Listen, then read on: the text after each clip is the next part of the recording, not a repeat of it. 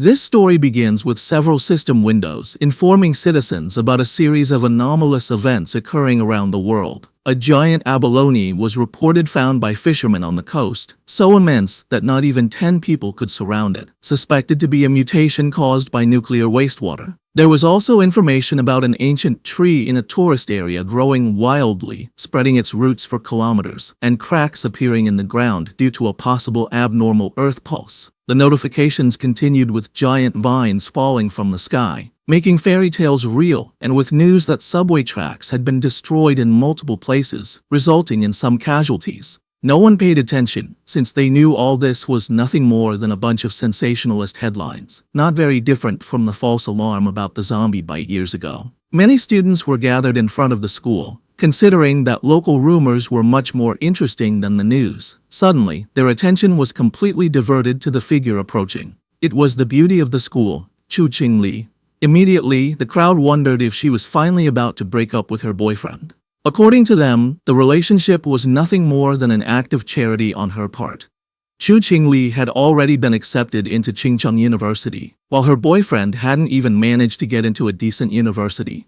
Because of this, their futures were on completely different levels. Chu Qingli approached Fang Yi and called his attention. Fang Yi turned around somewhat curious. With a cold expression, she explained that she had thought it over and their relationship wasn't realistic. School-time love always reached a point where one wakes up and realizes they are not meant for each other. A life together, according to her, required not only courage, but also compatibility. For all this reason, it was best to end things. She thought with disdain that no matter what he tried to win her back, it would be impossible. Fang Yi remained silent, and noticing this, people thought his lack of reaction was because he was so shocked that he had collapsed or lost his mind. After all, she was the beauty of the school. They expected him to be on his knees, begging for another chance. However, upon observing him, they simply concluded that he was no match for a rich and beautiful girl, a toad who coveted a swan. With a calm gaze, Fang Yi agreed to break up with her, leaving Chu Qingli and the others in shock. Seeing that she had nothing more to say, our boy turned his back on her and decided to leave. She panicked and called out to him. With a piercing gaze, Fang Yi turned around and asked what she wanted. While her eyes were shining with rage, she made it clear that she didn't care what he was thinking or what tricks he would use. She wasn't going back with him, and she wanted this to be completely clear. Fang Yi began to stare at her and asked her not to flatter herself, calling her the school beauty. Upon hearing this, her eyes widened in surprise, making her blush.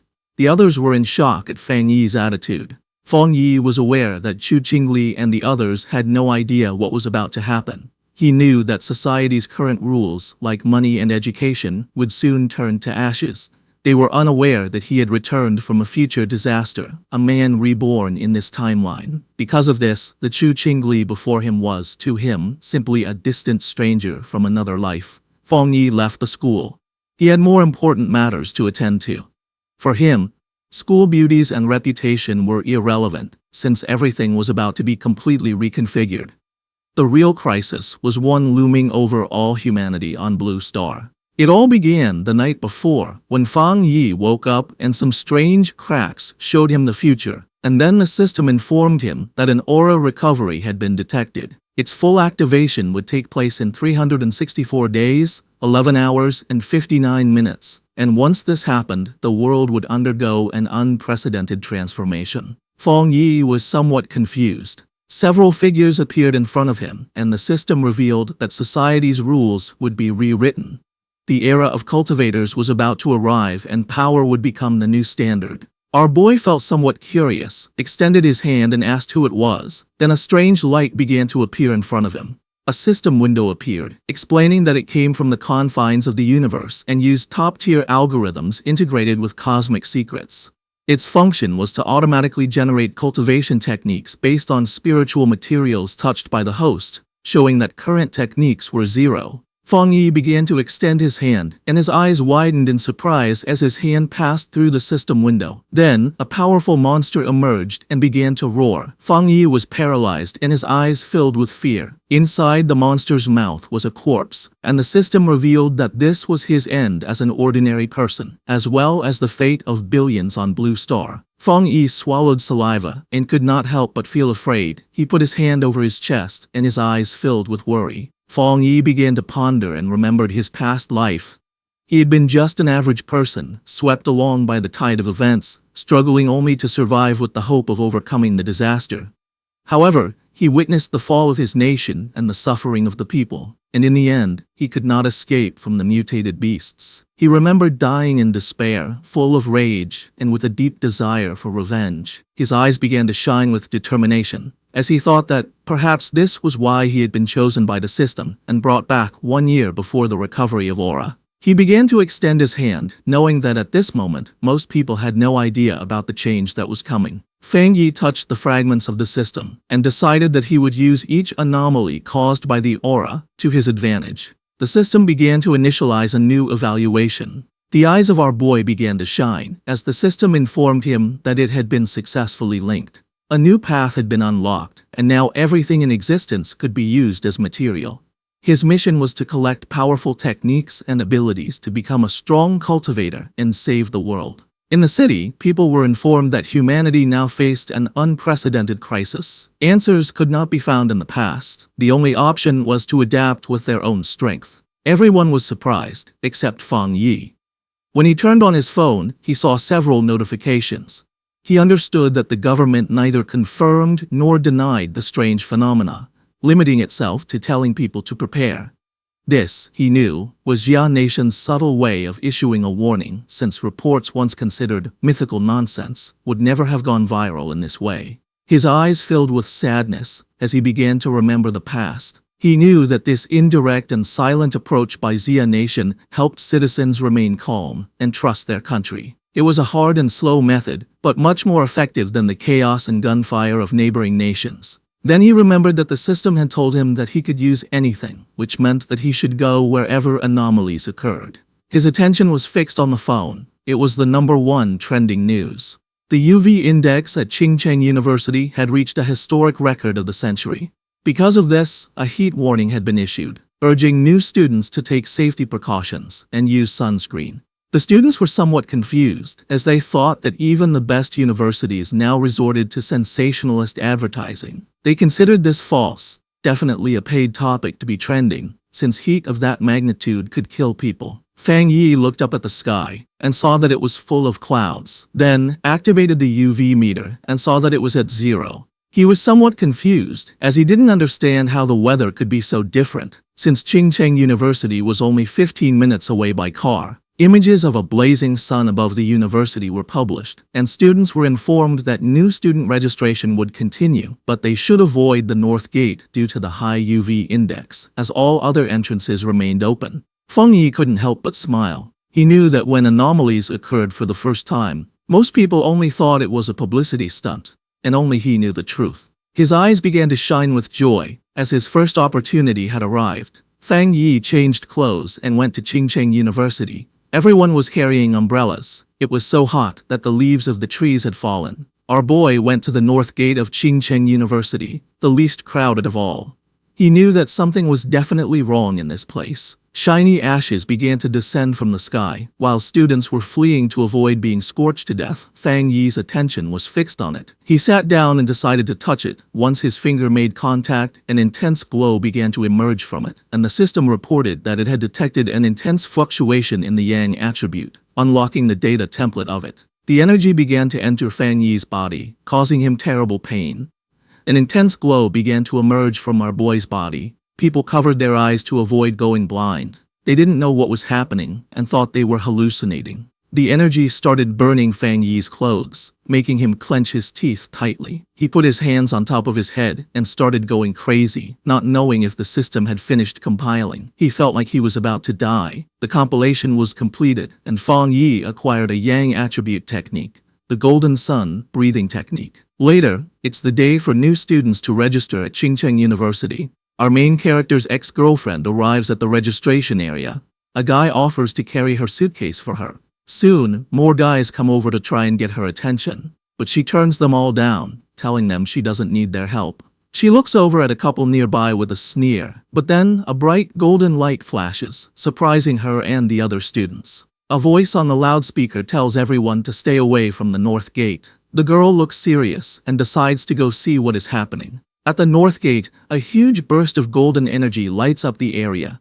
A dark figure appears from the smoke, giving off a powerful feeling. He takes a deep breath, and his eyes glow with a strong golden light. A screen pops up, telling him that he has created a new technique and earned 50 points. The guy looks at the screen and wonders what the points are for. He decides it's not important right now, but will probably be useful later. Time passes, and it is now night, with a strange-looking moon in the sky. The young man then starts to practice his new breathing technique. The next day, a bright sun is in the sky, and a new energy spreads through the university. Some students notice the sky get dark and cool for a second as they run to the north gate. A large crowd gathers there to see what is going on. The university's dean is angry and asks why no one listened to the warning to stay away. The group pushes through the crowd, which moves aside for them as they go to the center of it all. A hooded person with a serious look tells the dean to block off the north gate completely. At that moment, a system tells Fang Yi that he has cleaned a polluted area. He learns that the government already knows about these areas and wonders if there are other people like him. Hearing an alert about people not being allowed in the area, the young man knows things have gotten serious. The students see people in uniforms and wonder if they are from the army. From a rooftop, Fang Yi sees that the disturbance is getting a lot of attention. With his red eyes glowing, he decides it's time to leave and jumps off the building. Down below, the mysterious hooded person walks across the ground, which is cracked from the energy. The hooded figure looks carefully at the scene. This person kneels and touches the ground to feel for any remaining energy. Then, she picks up a piece of the ground to get a closer look at what happened. The hooded figure studies it and realizes a person caused the energy. Just then, officials begin moving the students out, while the person in the hood watches from far away. In the crowd, the guy's ex-girlfriend is shocked to hear that only one person did this. At that moment, she sees a figure jumping away and wonders if it was her ex. But she quickly pushes that thought away. With his grades, he could never get into this school. Far away at Fang Yi's house, the sun goes down and night falls. Lying on his bed, the young man complains that his body is still hot, even after a cold shower. Because of the heat, he's afraid he won't get any sleep. He also worries that because of what happened today, someone might have noticed him. He then picks up his phone and sees a popular news story about a cultivation association. The young man remembers that everyone used to think it was just a joke on the internet. Just then, he remembers the hooded people at the university and thinks they must be from the association. Curious, he opens the news story to read the whole article. It explains the different cultivation levels, from ghost acts to total transcendence. In the comments, people think it's a joke, but he wonders if the announcement is real. Fang Yi thinks about how he never knew any of this in his past life as a normal person. Sitting on his bed, he thinks about the cultivation association and decides to try his technique again. He closes his eyes and focuses to start his training. In that moment, he begins to sweat as a strong golden energy flows around him. He starts to float in his room, surrounded by a bright golden glow. A light shines on him. The first step is to strengthen his body to hold the power of heaven and earth. He successfully controls the energy and shapes it into a divine axe. His eyes glow brightly, and he smiles, feeling full of power. The system tells him he has reached the Dushui level and gives him 50 more points. The guy remembers the points and reads the screen, which says a new path is now open. The system explains that the points can be used to put the compiled data into any object. He thinks about the idea of putting power into an object and looks at his mug on the table. He holds his hand out toward the mug with a golden glow of power. The system asks if he wants to use 1 point to put the Yang attribute on the mug. He realizes this is like enchanting an item to give it a special power. The young man thinks that if he did this to a weapon, it would become his own special item for fighting. He decides that having a powered-up weapon will be very important for what is to come. The guy then finds a small sword on his shelf and decides to try the power on it. He thinks that if the test works, he will buy a real weapon to be ready for the monsters. Suddenly, a strange noise from outside the building gets his attention in the middle of the night. Outside, a dark creature with huge claws is watching Fang Yi's apartment. With glowing red eyes, the strange creature shows its sharp teeth in the darkness. It looks like a giant demonic rabbit and gets ready to attack the building. But inside the apartment, the guy has no idea that danger is coming. Lying in bed, the guy feels uncomfortable from his new cultivation technique. With his red eyes, he wonders where the sound, which was like a rat, came from. He thinks the sound is not from inside or from the pipes, and it might be a neighbor's pet. Walking through the living room, he thinks that with his better hearing, it is normal to hear the neighbors. Then the guy focuses his hearing to listen more carefully to the strange sound. But he soon realizes something is wrong and becomes alert. Fang Yi goes to the door and comes face to face with the scary creature right there in the dark hallway. In the hallway, the strange creature with red eyes appears and glares at him, ready to attack. He is startled and recognizes the mutated beast. A memory from his past life scares him. At the same time, a drone flies over the city at night, showing that others know about the danger. On top of a building, a girl complains that they still have not caught the rabbit that ate a rare fruit.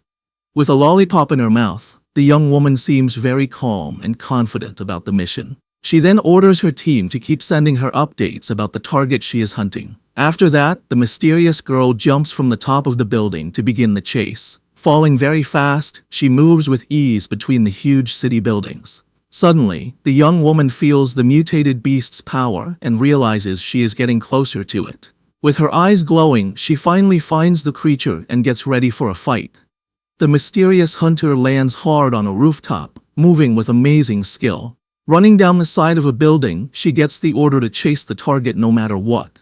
With a perfect landing, the young woman continues her chase without stopping. Jumping from building to building, she warns that the creature ate a special fruit and might evolve. Just then, a man working late sees something fast go by his window and is very confused. He wonders if he is seeing things, but his boss yells at him for just standing around. Meanwhile, the hunter stands like a shadow in front of the moon on the 65th floor. Back in the apartment, Fang Yi faces the strange creature, which screams at him. With his golden eyes, he knows his body has changed, and now he can fight it fairly. The creature then attacks with its claws, but the young man dodges with amazing speed. Fang Yi thinks that his body has really changed, and now he can see the attacks in slow motion. With sun energy in his hand, he wonders why a mutated beast is here so soon. He then remembers things from his past life and faces the monster. The guy knows the creature has not fully evolved yet, and the night makes it stronger and angrier. So he rushes forward to attack, because he has to stop it, or everyone in the building will die. Fang Yi manages to grab the creature with his hand full of energy. With surprising strength, the guy bites the strange creature without any fear. He holds the monster tightly, and his golden eyes shine with a cold, focused look. Then the young man spins the creature in the air and realizes its tail is its weak spot.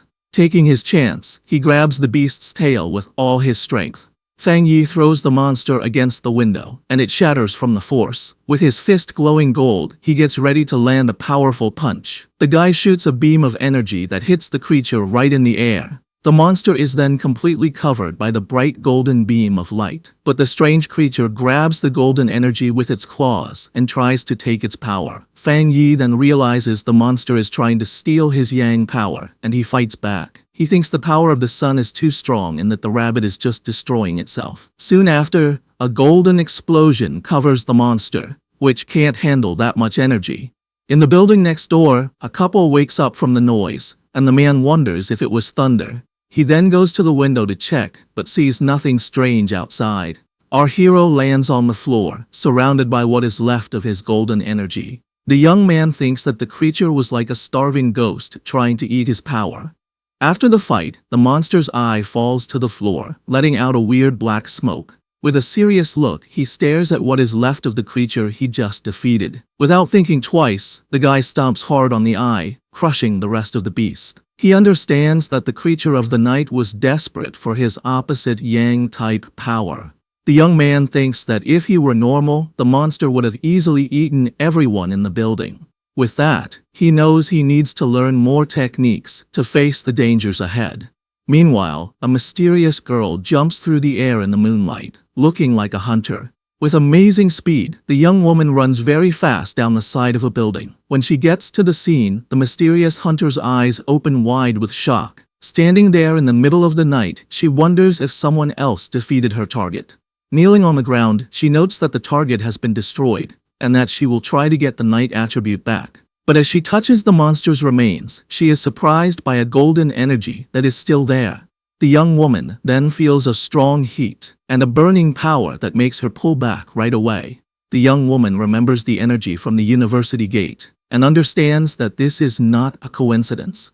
After this discovery, the girl turns on her communicator with a serious and determined look. She tells her base that the target was taken out by a powerful new forerunner with a special ability. A voice on her communicator asks if the same person cleaned the gate and killed the rabbit. A man confirms they have no information on this person, and that the association must recruit him. The silver-haired girl agrees with the plan. She then carefully puts the small flame of energy into a container on her clothes. Her boss tells her to stop her other missions and focus on finding the new forerunner. At that, the mysterious hunter calmly unwraps the lollipop she was holding. The young woman puts the candy in her mouth and says she understands the new order perfectly. But before she starts the mission, the girl says she first needs to get some milk tea to relax. A voice on the communicator wonders who this mysterious person with so much power could be. The young woman agrees that the president was right, and that she needs to meet this powerful master. Fong Yi's day starts with the sunrise.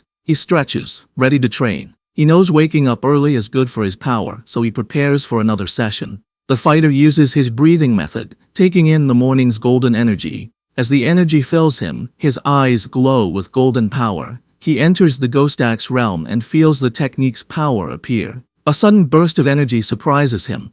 He realizes he's getting stronger again. Power flows through his body, and he focuses to control it. He makes a tight fist, feeling the energy now in his hand. He summons his key axe and sees that the weapon feels much lighter. He grips the weapon's handle firmly, ready to try out his new strength. The warrior lifts the golden axe over his head, preparing a powerful hit. He reaches the 2-star Ghost Axe realm, releasing his strength. His eyes now burn with golden flames, showing his new power. Fang Yi's body feels much stronger and tougher after this change. He grew stronger so fast because he used the extra energy from his last power-up. Fang Yi decides that from now on, he will level up slowly and carefully, one step at a time. But his growing power gets a lot of attention, so he needs a more private place. In the association's office, a man feels something strange in the air. He sees the change in the sun's energy and wonders if it's the new guy again. Fong Yi finds a quiet spot by a river to continue his plans. A system screen appears and he confirms he will add a special quality to his weapon. He remembers trying this with another item, but it couldn't handle the power. This time, the new blade works with his energy, making a strong connection. A system message confirms the item encoding worked. Excited by his new weapon, he gets ready to test its amazing power right away. The test result shocks him with the incredible power the sword let out. A huge golden beam of light shoots from the blade into the sky. The warrior lands with his sword in flames, feeling the power flow through him. He almost starts a fire with that swing and sees how dangerous his strength is. The smoke from the attack is big, so he knows he was seen and needs to leave. A girl is running fast toward the smoke he left. She complains that she stepped away for a moment and missed everything. Suddenly, the young woman stops. She sees that the river is actually boiling. The agent flies over the damaged area, wondering what the new guy did to the place. She can already imagine being told off since everything has gone wrong since he appeared. Just then, a golden flash in the distance catches her eye, and she becomes curious. The hunter is shocked by what she senses. This shouldn't be possible. His power level jumped from 1 star to 2 stars, and he even made a spirit weapon. The association only has 2 of those weapons, and the way to make them isn't fully known. The girl gets suspicious, wondering how he got this kind of power by himself. But she thinks she must be wrong, and decides to start cleaning up the mess he made. Far away, Fang Yi thinks about how his weapon now has the Yang attribute, but he wants more. The system can encode anything, so he plans to add more qualities to the blade. Suddenly, his phone buzzes. He has a message from someone he doesn't know. He completely forgot about being private, and now a stranger is inviting him to a pioneers group. He's shocked to learn that official members must be at least Ghost Axe realm level. The stranger talks about a new pollution zone and invites him to a group hunt. He asks for the location, and the stranger sends a file about the lava dragon of the Shadow River. The zone has lava, and the same Yang attribute he has, so Fang Yi decides to accept the invitation. Far away in the Binmu district, a group is waiting for old Li's friend to arrive. One member says the girl's map was so good, he got there easily. The blonde girl thanks everyone for coming and tells them they need to work together. She is from the Cultivation Association and is disappointed that the pioneers here aren't very strong. What many don't know is that the Cultivation Association is a government group. Getting into the group was hard and required her family to ask for favors, so she hates to fail. Just then, one of the explorers sees the newbie arriving and calls him by his name, Fang. Fang Yi makes a strong entrance with his new sword and introduces himself to the group. The agent is startled by his power, but sees his aura isn't scary, but warm. Since the team is all there, the leader gives the signal, and they go toward the cave entrance. Fang Yi decides to go first and asks the blonde agent to take care of the light. The group walks through the cave, and one of them warns Fang about the loose rocks. They think it's strange that the place isn't very hot yet.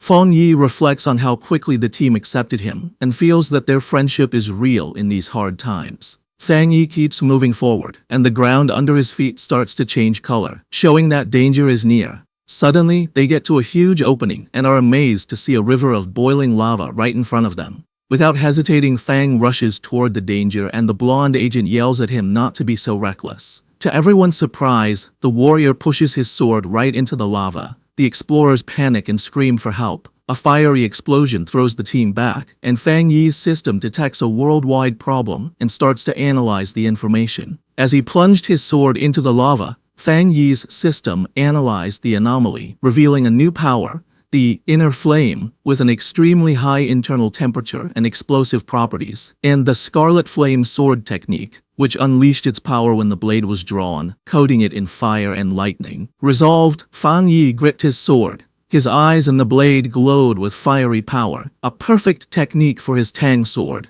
Below, the other explorers, thrown back by a previous explosion, watched in amazement as Fang Yi stood unharmed in a vortex of fire. Realizing his weapon was absorbing the lava's power, Fang Yi then used his script points to permanently embed the scarlet flame attribute into his sword, which now burned with energy. When the flame subsided, his teammates concluded he had suffered a small cultivation accident and had recovered. The group was euphoric, noticing the cave's spiritual energy had stabilized. One of them celebrated being able to absorb it smoothly, while another, on the verge of beginning his cultivation path, excitedly shouted Xiaoya's name.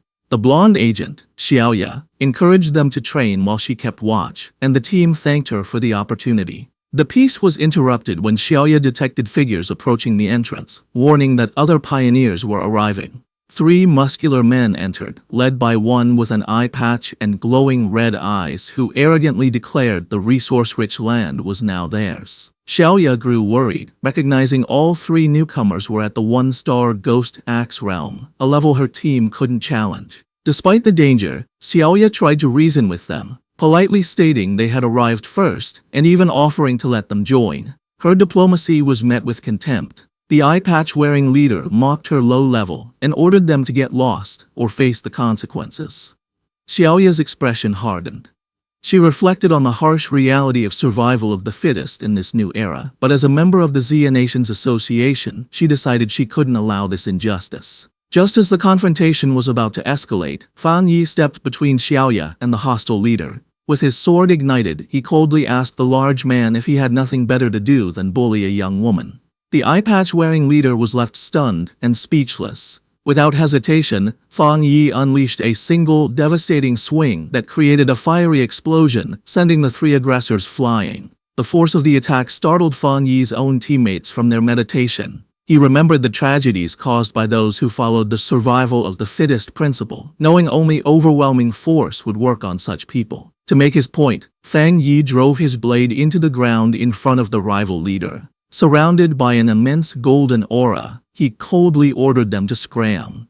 Terrified by this second display of power, the leader called Fang Yi a monster and screamed for his men to run as Fang Yi watched them flee. His teammates rushed over, buzzing with excitement over his incredible power. Fang Yi smiled, brushing it off and suggesting it was time to leave. As they left, Xiaoya contemplated the immense power Fang Yi had shown, realizing he had held back. Convinced he was a top-tier pioneer, she knew she had to report this major discovery to her organization immediately. The scene shifts to the Spiritual Energy Cultivation Association office, where a woman on the phone with Xiaoya repeated in surprise that another high-attribute pioneer had appeared. The office worker grew flustered, realizing she had said too much, especially with an imposing man standing behind her. She awkwardly hung up after confirming the report. The young woman cheerfully asked her gray-haired superior if they were lucky enough to have two high-attribute pioneers in a row. He, however, grimly corrected her that luck had nothing to do with it, explaining that every high-attribute individual is destined to become a new center of power, a responsibility that stressed him immensely. Under a sunny sky, Fang Yi returned to the city. He tried to disguise himself as a cosplayer, but his powerful presence and authentic sword only drew more attention. His walk was interrupted when he saw on his phone that news of the cave incident had already gone viral. He chided himself for his carelessness, knowing the eruption of his internal flame was too noticeable. Dismissing the idea that his teammates would betray him, he focused on a more urgent matter. The massive yang energy he had absorbed was pushing him toward a new breakthrough. He needed to find a secluded place immediately and headed for the back mountain. 5 minutes later, on that same mountain, a silver-haired young woman named Su Qingying, a garden restoration expert, felt a sudden, powerful presence. She saw an intense burst of light, like a miniature sun, and recognized the signs of a cultivator breaking through to the 3-star Ghost Axe realm. The scale of the energy astounded her. She'd never imagined a breakthrough of that realm could be so monstrous. Driven by a sense of duty and a flash of recognition, she raced toward the disturbance, vowing to catch the mysterious individual this time. High on the mountain, Fang Yi was focused on his breakthrough. He pulled in huge amounts of golden energy, which spun around him before forming a bright, sun-like ball above his head. As he meditated in the air, the power behind him formed a complex, star-shaped divine shape. Golden energy sparked across his skin, and his eyes glowed with great power as he tried to control the wild energy. Finally, the power came together, taking the shape of a giant divine axe made of pure golden and light blue energy, crackling with power. Meanwhile, Su Jingying arrived and stopped suddenly when she saw the amazing sight. She watched in total disbelief, seeing that the mysterious person was about to swing the divine axe he had just created. His level of control was incredible. She wondered how anyone could command so much spiritual energy with such perfect skill and steadiness, asking herself if this man had secretly been training for centuries. The sight brought back a painful memory. Su Qingying remembered her own attempt to break through to the Ghost Axe 2-star level. The pressure from her own divine axe had been too much for her, pushing back and making her cough up blood. It left her stuck in bed for a full week. She was naturally strong, but she had still failed badly. She couldn't understand how this monster could handle a breakthrough that was so much more powerful than hers. As she ran closer, she was even more amazed. The huge amount of spiritual energy, the perfect control in every move of the axe, and the way every bit of power seemed to have been purified thousands of times. It was all beyond anything she had ever seen. She decided that this person wasn't just an amazing monster. He was like a god who had come down from the sky. She also noticed his calm and steady way of doing things. Most pioneers, when they felt a breakthrough was about to happen, would rush to get it done. This person, however, moved with a deep sense of experience and a strong mind. Like a master from old times, her thoughts were stopped when the giant, fiery divine axe began to move. She watched the awesome sight as it swung with a purpose, heading east. At the peak of his power, Fang Yi's eyes burned with pure golden light as cracks of raw energy spread across his face. He floated inside a blinding storm of golden power, successfully controlling the huge amount of energy he had gathered to evolve. A system window then appeared, officially confirming he had succeeded. He had reached the Ghost Axe realm, 2-star. The new divine axe slammed down into the earth, releasing all of its power in one huge shockwave that tore across the mountain. Su Qingying was caught in the powerful blast and had to hold herself steady against the wave of golden energy. The leftover force cut a huge path through the forest before fading away, but when she looked up, the mysterious man had completely disappeared. Breathing hard from the effort and her frustration, Su Qingying couldn't believe she had missed him again, especially since she had arrived in only 30 seconds. A worrying thought came to her. He must have known that she was tracking him. She worried that if he stayed this hard to find, her mission to recruit him would be impossible. Just as she was about to give up, she paused. A sudden idea hit her. She looked away from the path of destruction and toward a giant old tree that was now glowing with a soft, leftover golden light. With a new feeling of certainty, she called out into the woods that seemed empty, calling him Senior and asking if he was still in the area. From the shadows of the forest, Fang Yi appeared, his hooded body giving off a cool confidence. His glowing red eyes were on Su Qingying. He immediately knew she was the person who had been looking into him for the past few days. Seeing she had been found, Su Qingying stood her ground and properly introduced herself. She said she was the captain of the Firefly Squad, a part of the Spiritual Practitioners Association of Xia Nation, and also one of the nation's first pioneers. On behalf of the association, she sincerely invited him to join them. She admitted she had been following him for 2 days and hoped her methods hadn't made him think badly of her. As she spoke, Fang Yi stayed quiet, and his face was hard to read under his hood. Su Qingying added that while the public didn't know yet, all the official papers for the association were ready. Inside, however, she was very nervous, choosing her words carefully, and worrying if she was bothering him or making the powerful man angry. She knew she had to sound soft and respectful. Her carefully planned speech was cut short by Fang Yi's simple, direct question. "Why should I join?" The direct question surprised her completely. She stuttered for a moment, panicking over what to say.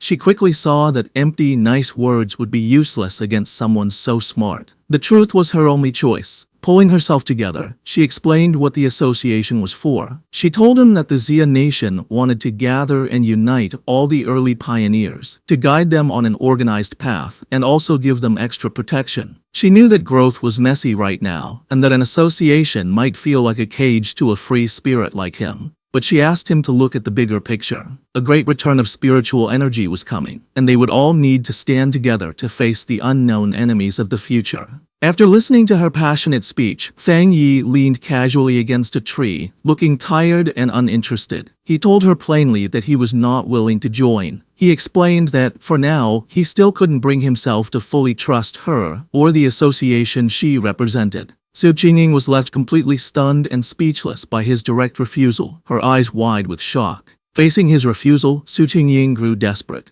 She quickly pulled out her identification card from her jacket. Holding it up for him to see, she quickly introduced herself again as Su Qingying, and mentioned she used to be a well-known athlete before the spiritual energy returned. She begged him to believe her, hoping her public identity would give him a reason to trust her. Fang Yi paused and thought about her words. He touched his chin thoughtfully, saying that he now vaguely remembered her. His mind remembered a framed picture of her celebrating a victory as the runner-up in the Xia Nation's long-distance championship. He realized her natural athletic skill was what made her such a fast and good pioneer. However, his face then became hard. A dark memory from his previous life came to mind, showing a vision of a ruined city.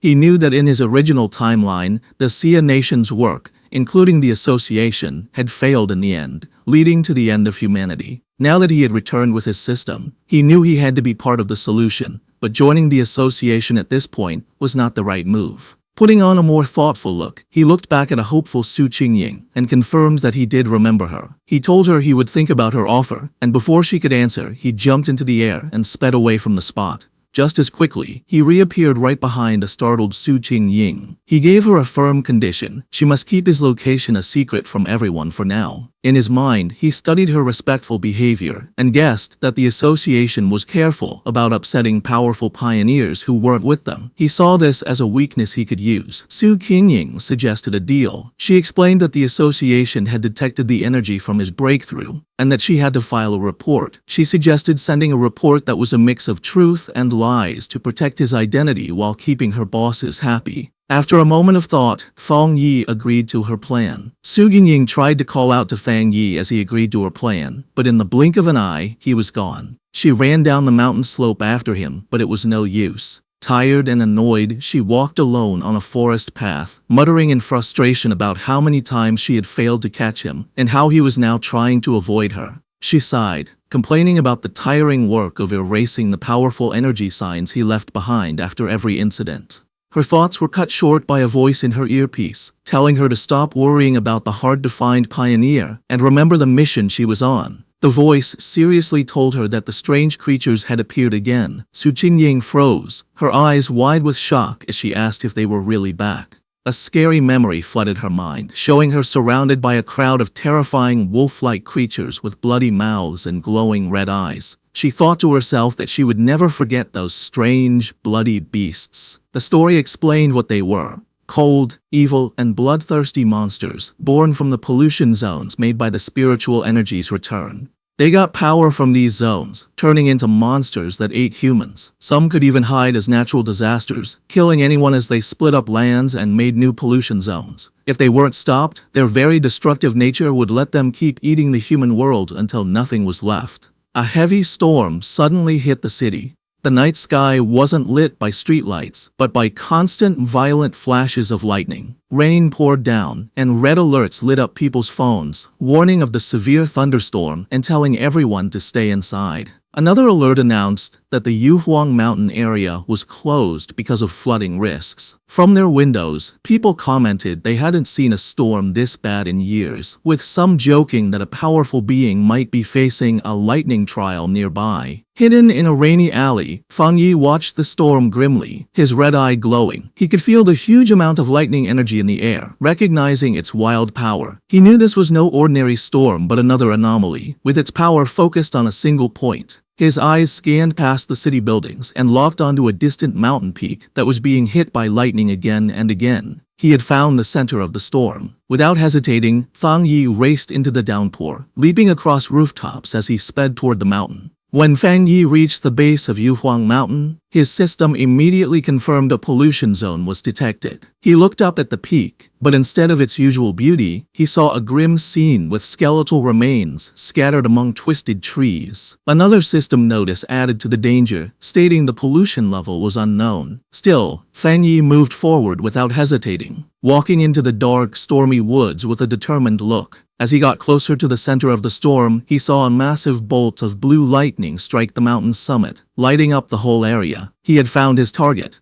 Inside the Spiritual Practitioners Association's command center, officials held a tense meeting. A large screen showed a vortex of blue energy over a mountain peak. An official reported that the danger on Mount Yuhuang was rising quickly, so they had to close it off and call it a new contamination zone. The grim-faced association leader said the situation was so critical, he had to pull Su Qingying from another important mission. He asked her to report on what was happening. Su Qingying told the officials that it was currently impossible to climb the mountain, as the unstable thunder energy was about to explode. Because of this, the area was officially classified as an A-level contamination zone. She continued with more worrying news. Based on how fast the energy was growing, the mountain would soon be an S-level threat, which would start their highest emergency plan. But she pointed out a major problem. Based on their data, no explorer they had could safely get near the area, admitting that not even she could handle it. A wave of shock went through the room, as calculations showed the mission would mean certain death, even for highly advanced explorers. Facing this impossible situation, a man in a security uniform ordered the foot of Mount Yuhuang to be completely sealed off, with patrols sent out 24/7 to stop anyone from trying to climb it. The association leader firmly agreed. He declared they had to stop the threat by sealing the mountain, and that no one could go near it until the energy concentration dropped.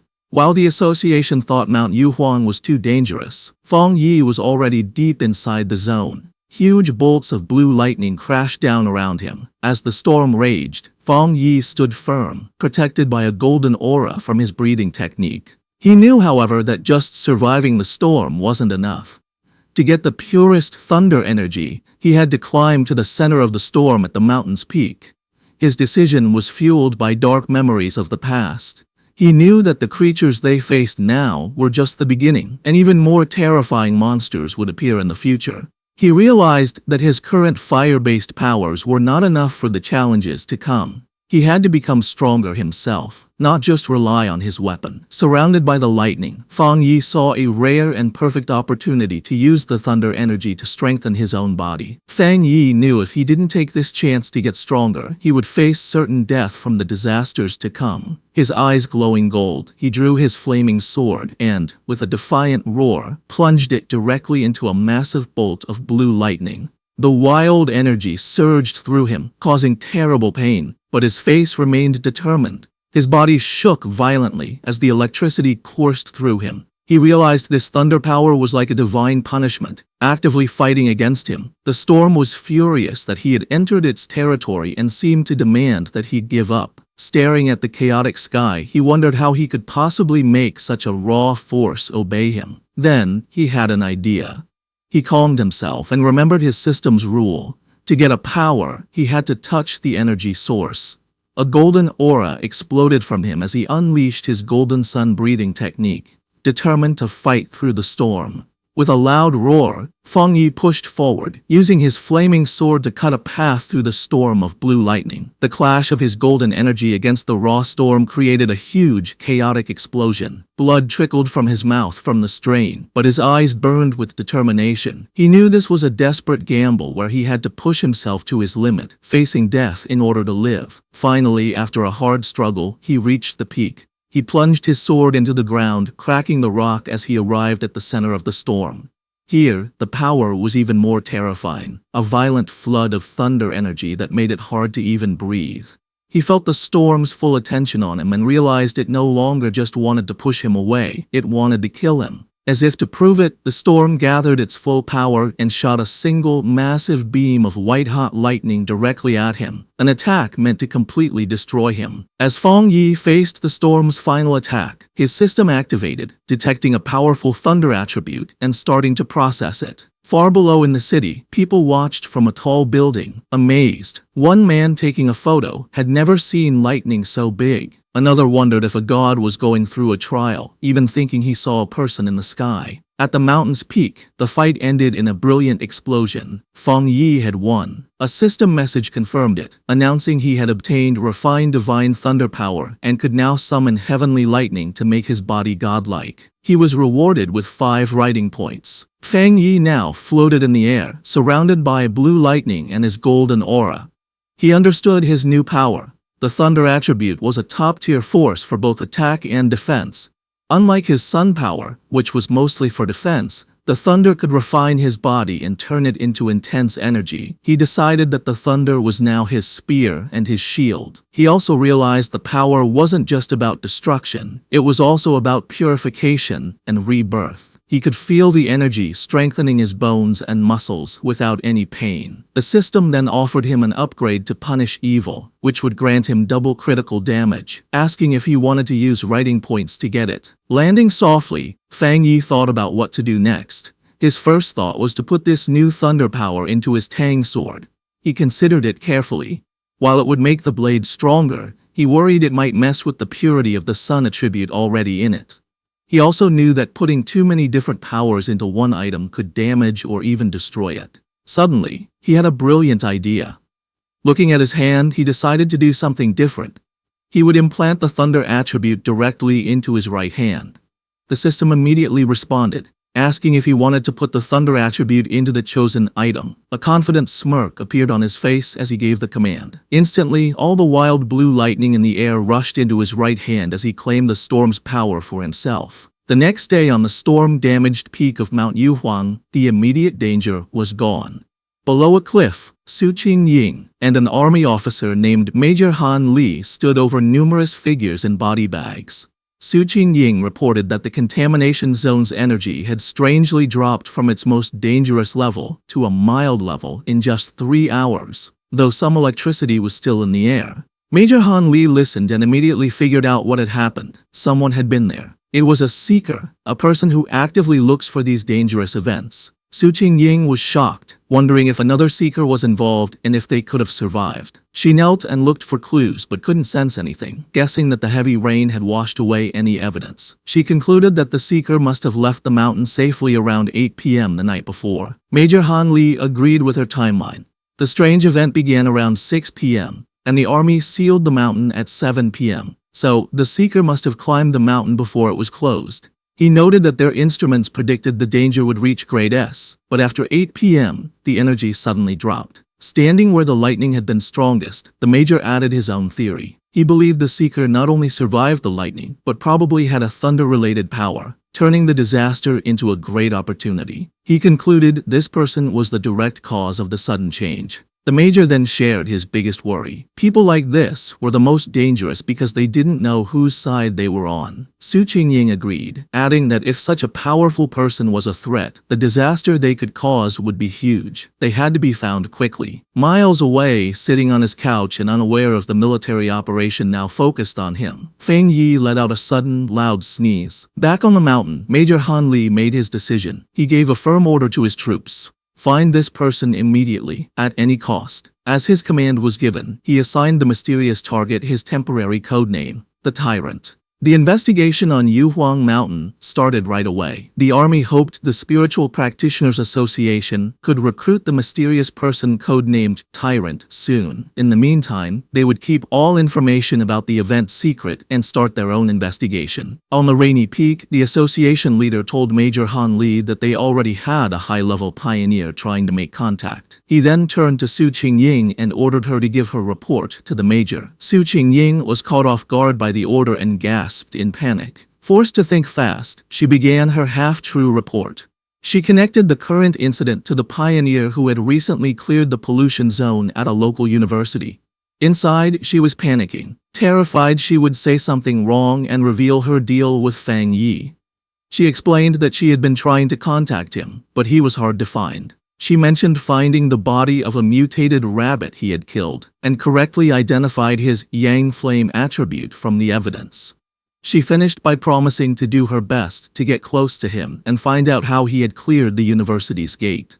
She silently prayed for help, knowing that mixing truth with lies was her only way to make her story sound real. Major Han Li listened closely, thinking about what a pioneer with a yang flame attribute meant. He seemed happy with her report and thanked her for her hard work, calling her a talented young pioneer. Su Qingying gave a sharp salute and replied that it was her duty. With the meeting over, Major Han Li mentioned they would release fake news about natural disasters to hide the event from the public. He also said he disagreed with posting spiritual energy information online where bad people could use it. As the officials talked, Su Qingying quietly sighed, relieved that the tough questioning was finally over. Back at his home, Feng Yi used his golden sun breathing technique to easily dry his white hoodie, making it glow with a warm light before holding it up, perfectly clean and dry. After putting it on, he checked the changes in his body. Even after adding the powerful thunder attribute, he could still feel a clear difference. He looked down at his right hand, which now sparked with blue lightning. It had completely changed, becoming the strongest part of his body and getting a huge boost. As he flexed his fingers, making small balls of lightning appear, he could feel that he was close to another upgrade. What surprised him most was how the once wild thunder attribute had become as calm as a kitten after being added to his body, letting him control it freely. He compared this to the terrible pain he felt when he first unlocked the yang attribute, and wondered if the energies got weaker during the process. Remembering the system told him this new power dealt double damage to strange and evil creatures, he was eager to test it. His thoughts were broken by a sudden alert from his phone on a nearby table. He picked it up, wondering what was happening now. He had set up special news alerts after the last incident, knowing that in these crazy times, the government would issue warnings to protect people. For a pioneer like him, however, these warnings were more than just notices of danger. In every crisis, there was a chance to grow stronger, even if it meant risking his life. As Feng Yi thought about what to do next, he looked at the major news alert on his phone. The report said a huge explosion had just happened inside a chemical plant, causing a lot of pollution in the city. The official story said no one was hurt and told people to stay calm, but Feng Yi was suspicious of an event this big. He checked online forums, where people who saw it happen gave a much scarier story. People who live nearby described a super creepy feeling they couldn't explain. One person asked if it was a cold, evil aura, and another quickly agreed. While many were doubtful, the overall feeling was one of dread and fear. The words, cold and evil aura, felt familiar to Feng Yi. Suddenly, a terrifying memory from his past life came back. A bloody hand, and a horrible monster. He remembered hiding in fear from a giant, red, demonic beast as it destroyed everything around it. The creature, a gross, multi-eyed rat-like monster, was a threat he knew too well. Back in the present, he looked serious. He remembered the nature of these creatures. They were plants or animals that changed in a strange way after becoming self-aware, their power going wild and giving them terrifying hunting and killing abilities. They loved to appear in the dark of night. Realizing this new threat was 100 times more dangerous than the mutated rabbit he had fought before, Fang Yi knew he had to do something. Clenching his fist, which sparked with his new blue lightning, he decided he would go out that night to stop these creatures from surviving and getting stronger. Standing up, he was surrounded by blue electrical energy. It was time, he decided, to test his new 200% critical hit ability in a real fight. On a dark and stormy night, rain fell on the empty city streets. As a traffic light changed, a blur of motion sped across the wet road, a squad of cloaked figures moving with amazing speed. These were the members of the Destroyer Squad, and they were hunting. One member reported to their headquarters that they were tracking Anomaly File Number 7, codenamed Candle Knight, but had lost the target. The creature's known ability was to blend into the darkness, making it very hard to follow. The squad member added new, scary details to the file. The anomaly made a faint sizzling sound when it was close and liked to eat humans. As lightning lit up the sky, the squad landed on a rooftop to look over the city. Their leader, a determined man with light hair and a scar on his face, knew the stormy weather was perfect for the creature's hunt. He said with grim certainty that they could not let that happen.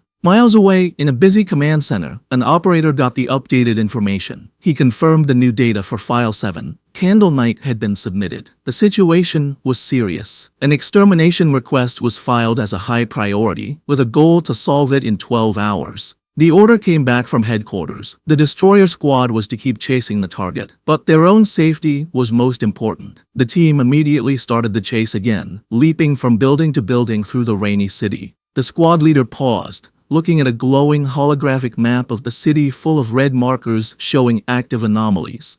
He knew that a 12-hour response time wasn't fast, but it was the best headquarters could do. The country was large, and with anomalies appearing everywhere, even their advanced resources were stretched thin.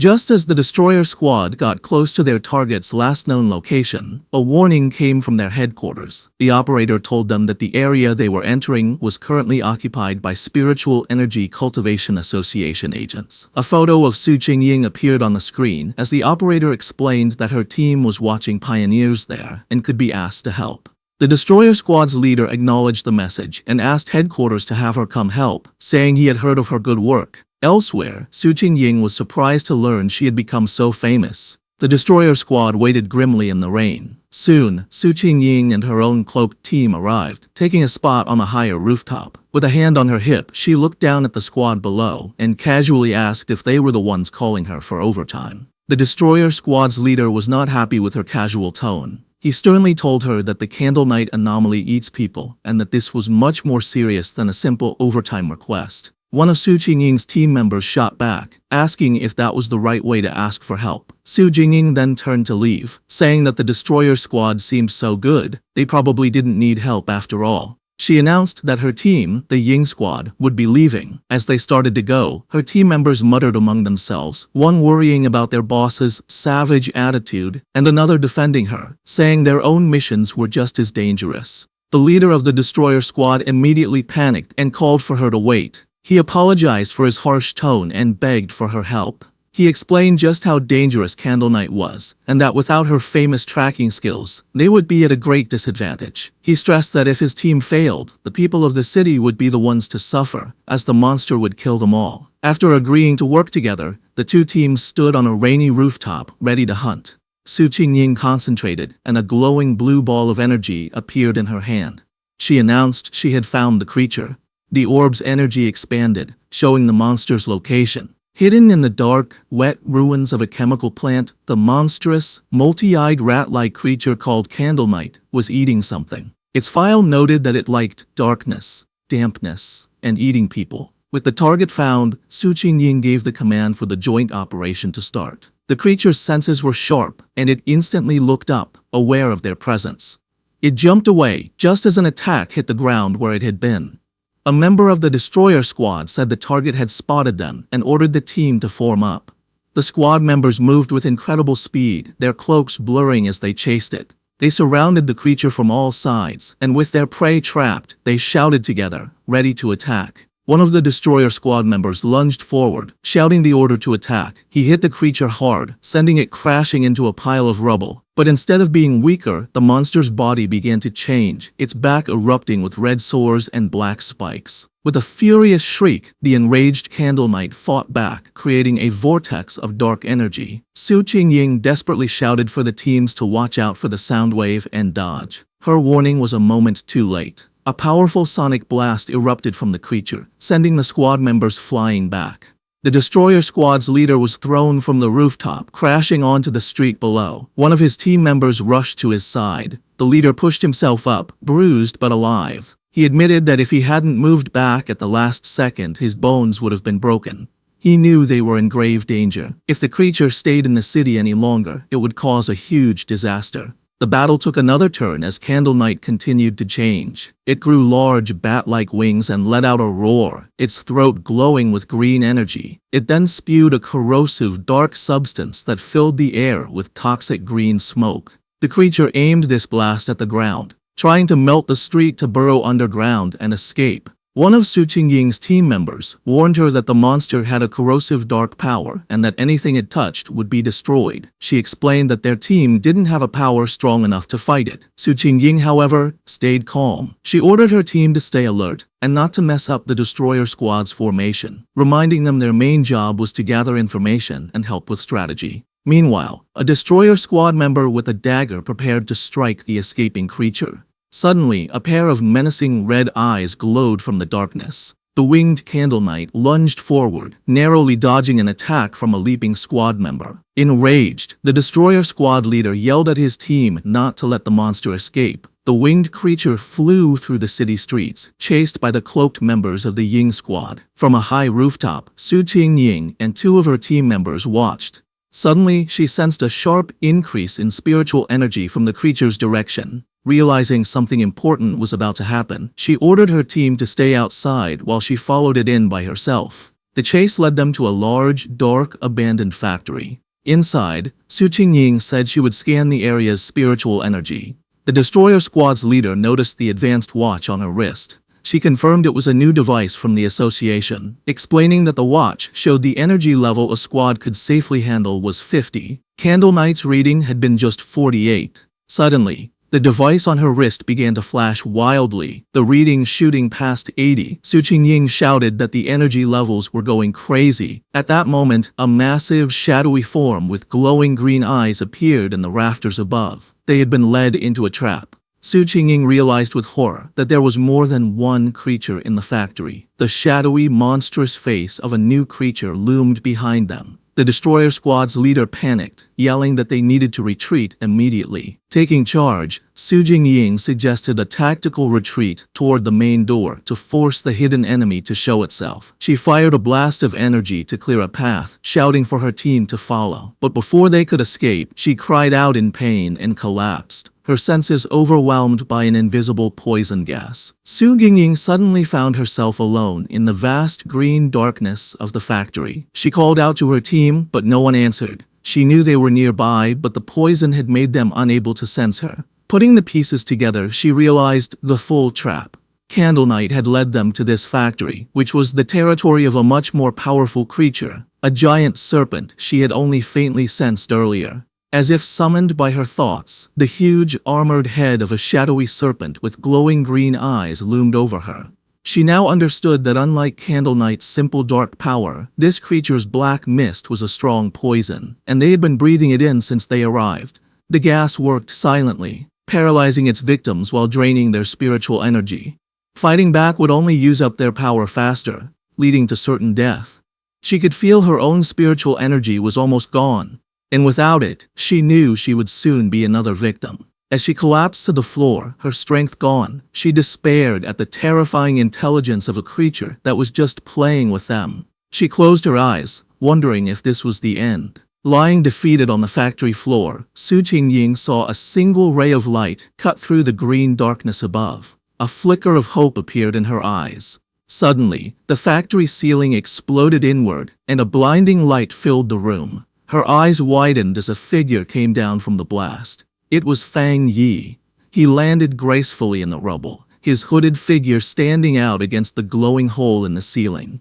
He stood before the giant serpent, immediately identifying it as a dark attribute creature. Without warning, the serpent lunged, its massive fangs aimed at him. At the same time, the Candle Knight monster burst from the shadows, attacking from behind. Fang Yi dodged the serpent's attack and came face to face with the growling rat-like beast. As the two creatures closed in, he finally understood the full trap he had walked into. In a shocking move, Fang Yi let the Candle Knight monster bite his shoulder. As blood splattered, he noted their surprisingly smart tactics. One creature for luring prey, the other for killing them. He taunted the beast latched onto him, asking if it enjoyed biting people so much. In response, he unleashed his new power. Bright blue lightning erupted from his body as he challenged the monster to taste his thunder property. At the same time, he fired a massive beam of golden solar energy from his free hand, which hit the lunging serpent head-on. Now, covered in crackling electricity and free from the stunned rat creature, Fang Yi turned his full attention to the serpent, unleashing a flood of golden flames as he challenged it to see how well it could handle fire. The giant serpent lunged with a furious roar, its huge mouth open to eat its prey. With amazing agility, Fang Yi dodged the attack, flipping through the air while swinging his glowing golden sword. As he landed, he coolly told the monster to look at his blade, a clear challenge to the giant beast. The serpent seemed to pull back, cautious of the glowing weapon. Seeing his chance, Fang Yi counterattacked. Leaping through the air, he delivered a powerful slash to the serpent's face, his sword covered in the crackling blue energy of his thunder power. The force of the blow was huge, but the result wasn't what he expected. Instead of crushing its skull, the creature's head split down the middle, revealing a second identical head underneath as if it were shedding its skin.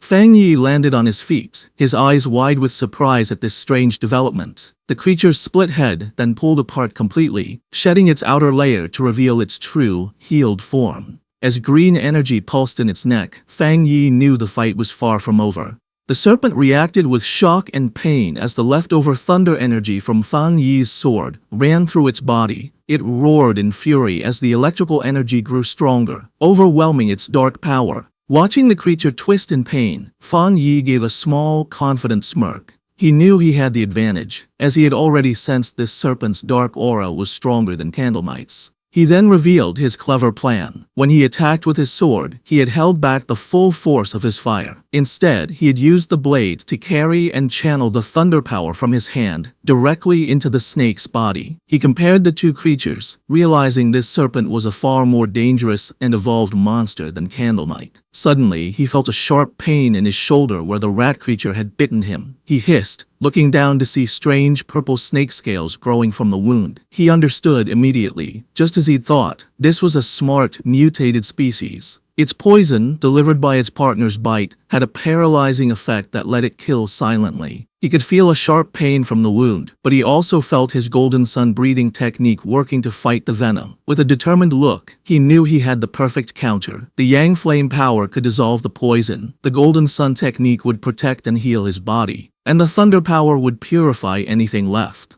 As the energy from his powers pulsed through him, Fang Yi recognized the benefit of his combined abilities. The mix of his yang flame and thunder powers now gave him a clear pain signal to any poison, acting as an early warning system. He knew he was lucky. For others, the serpent's sneaky poison would have been impossible to cure. He guessed that for the serpent to have grown so large, it must have relied on surprise attacks. He thought of the monster's den, filled with the skulls of its victims. With Candle Knight acting as the perfect bait, the two creatures had become a deadly trap even for top pioneers, which explained why so many had disappeared.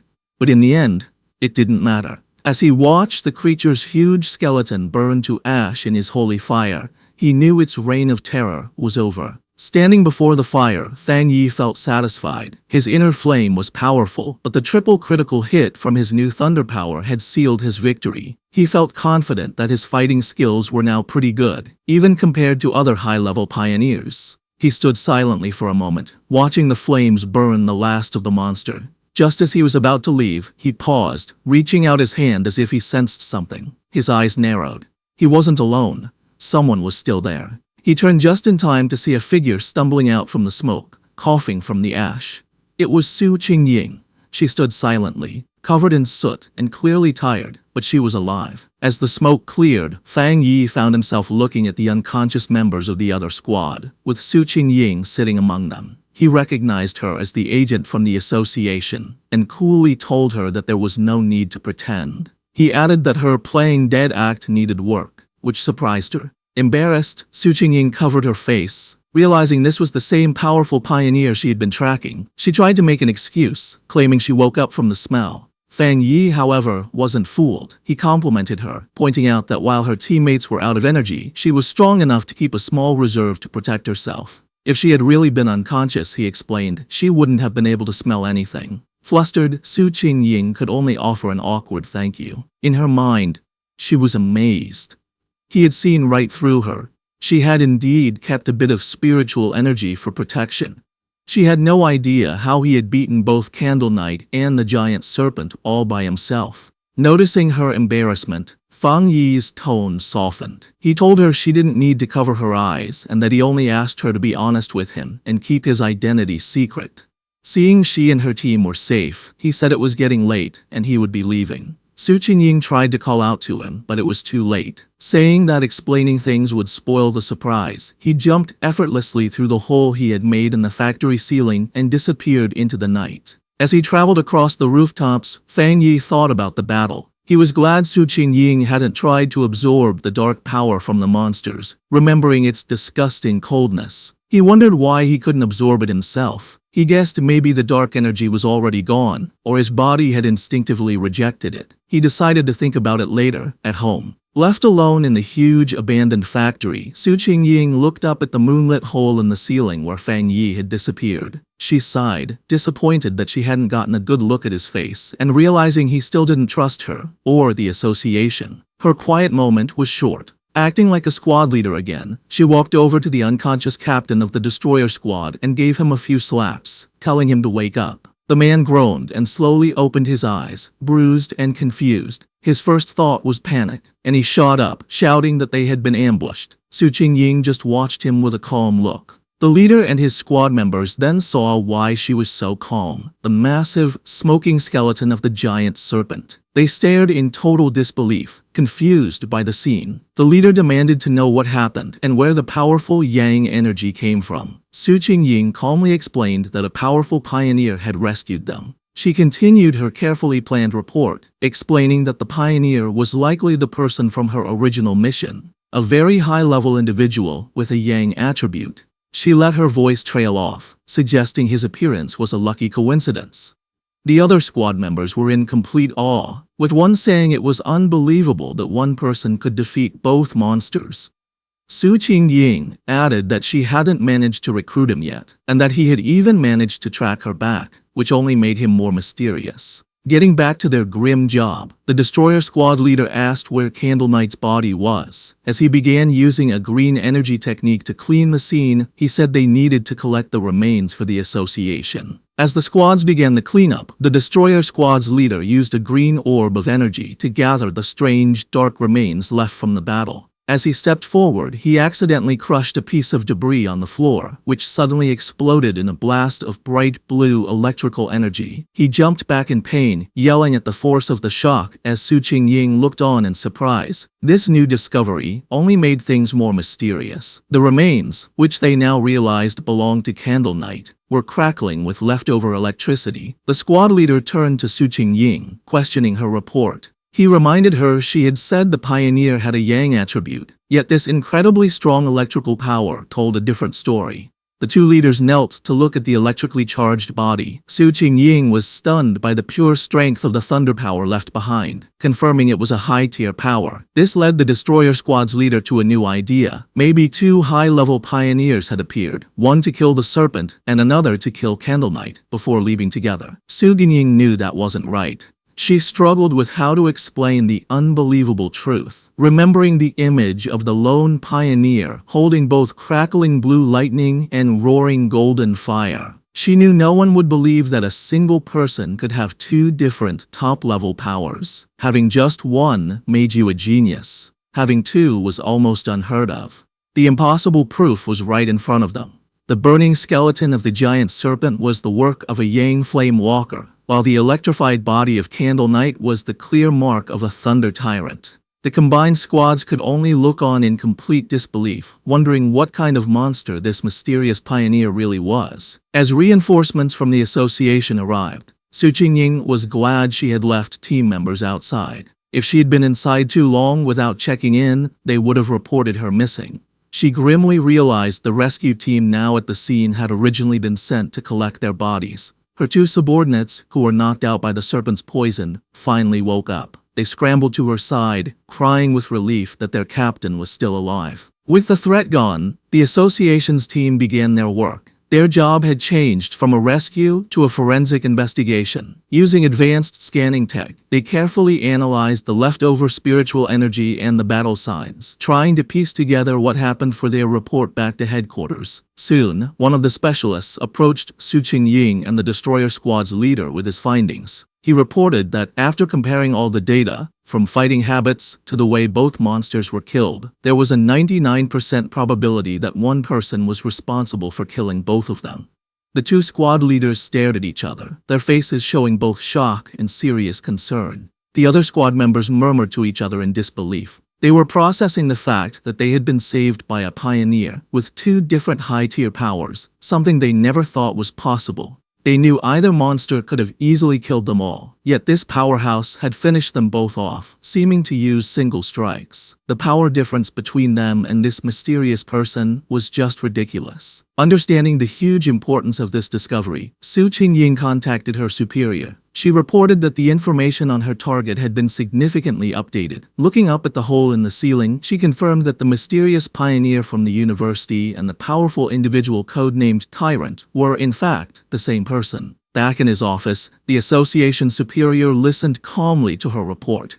After thinking about the information, he gave a new command, telling Xiao Su to pause her mission for now. He explained that the pioneer had saved her team, killed the monsters, and secured the area. These were not the actions of an enemy. He added that he and Old Han, Major Han Li, didn't agree on the matter, and for her own safety and to avoid leaving a bad impression on their powerful potential ally, she was to stop all contact with the tyrant for the time being. While on the phone with her boss Su Qingying, though she had agreed to pause her mission, couldn't help but add one more piece of information. She told him she had one more theory, based on what happened when she had tracked Tyrant to the back mountain where he was advancing his power. Her boss, interested, asked her to explain. She explained that during that encounter she had sensed an incredibly strong aura where he was active. At the time, she suspected he might have a spiritual weapon but thought it was unlikely. However, now that it was confirmed he had two high-tier powers, the possibility seemed much more real. The association superior was surprised by this new information, questioning if the pioneer really had a spiritual weapon. He quickly became skeptical, leaning back and saying it was highly unlikely. He argued that no matter how talented, a solo pioneer couldn't possibly have such a rare item without outside help.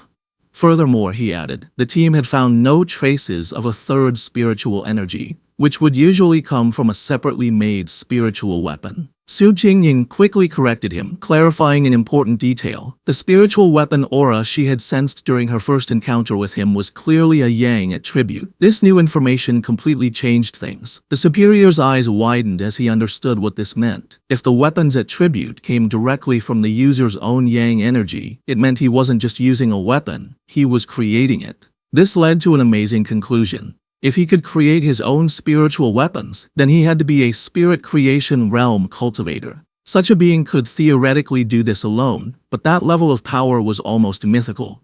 Su Qingying was floored by this idea, knowing that cultivators at that level were extremely rare, with barely more than 2 in the entire world. The superior then thought of an even more terrifying possibility. If this person did have a third, separate attribute, it would shift the balance of power and shake the entire pioneer community. He explained that according to all known research, different attributes clash inside the human body, making it nearly impossible for them to exist together. So far, no pioneer had ever been confirmed to have 3 different spiritual attributes. Therefore, if the pioneer truly had a spiritual weapon, the fact that they didn't detect a third energy signature from it might actually be a good thing. As the call ended, the superior was left with a single worrying thought. He could only hope that such a powerful pioneer would never become an enemy of humanity. Back at his apartment, Fang Yi stood thoughtfully under a hot shower, washing away the dirt and tiredness from his recent battle. As he dried off, he thought about the current state of the world. He knew there was less than a year until the official spiritual energy revival, but dangerous monsters and strange events were already happening more and more often. He used his yang attribute to easily dry his clothes, his hand glowing with golden energy, as he thought about how many pioneers, like himself, had already started cultivating on their own. He thought back to the aggressive men he had met at the lava river, realizing that once the connection between the body and the spiritual world was opened, people naturally became more sensitive to the world's changes. He recognized that even without the country's official approval, many self-trained pioneers had already reached the one-star Ghost Axe realm. The fact that the government, through agents like Su Qingying, was now reaching out to wild pioneers like him, showed that both sides were in a relatively peaceful phase of mutual exploration. Standing in his room, thinking about Major Han Li and Su Qingying, he concluded that for now, the monsters were still under control, and there was no serious conflict yet among the different pioneer groups. However, as he finished getting dressed, he knew this peace was fragile. The government had already created the Spiritual Energy Cultivation Association, but it still hadn't told the public about it.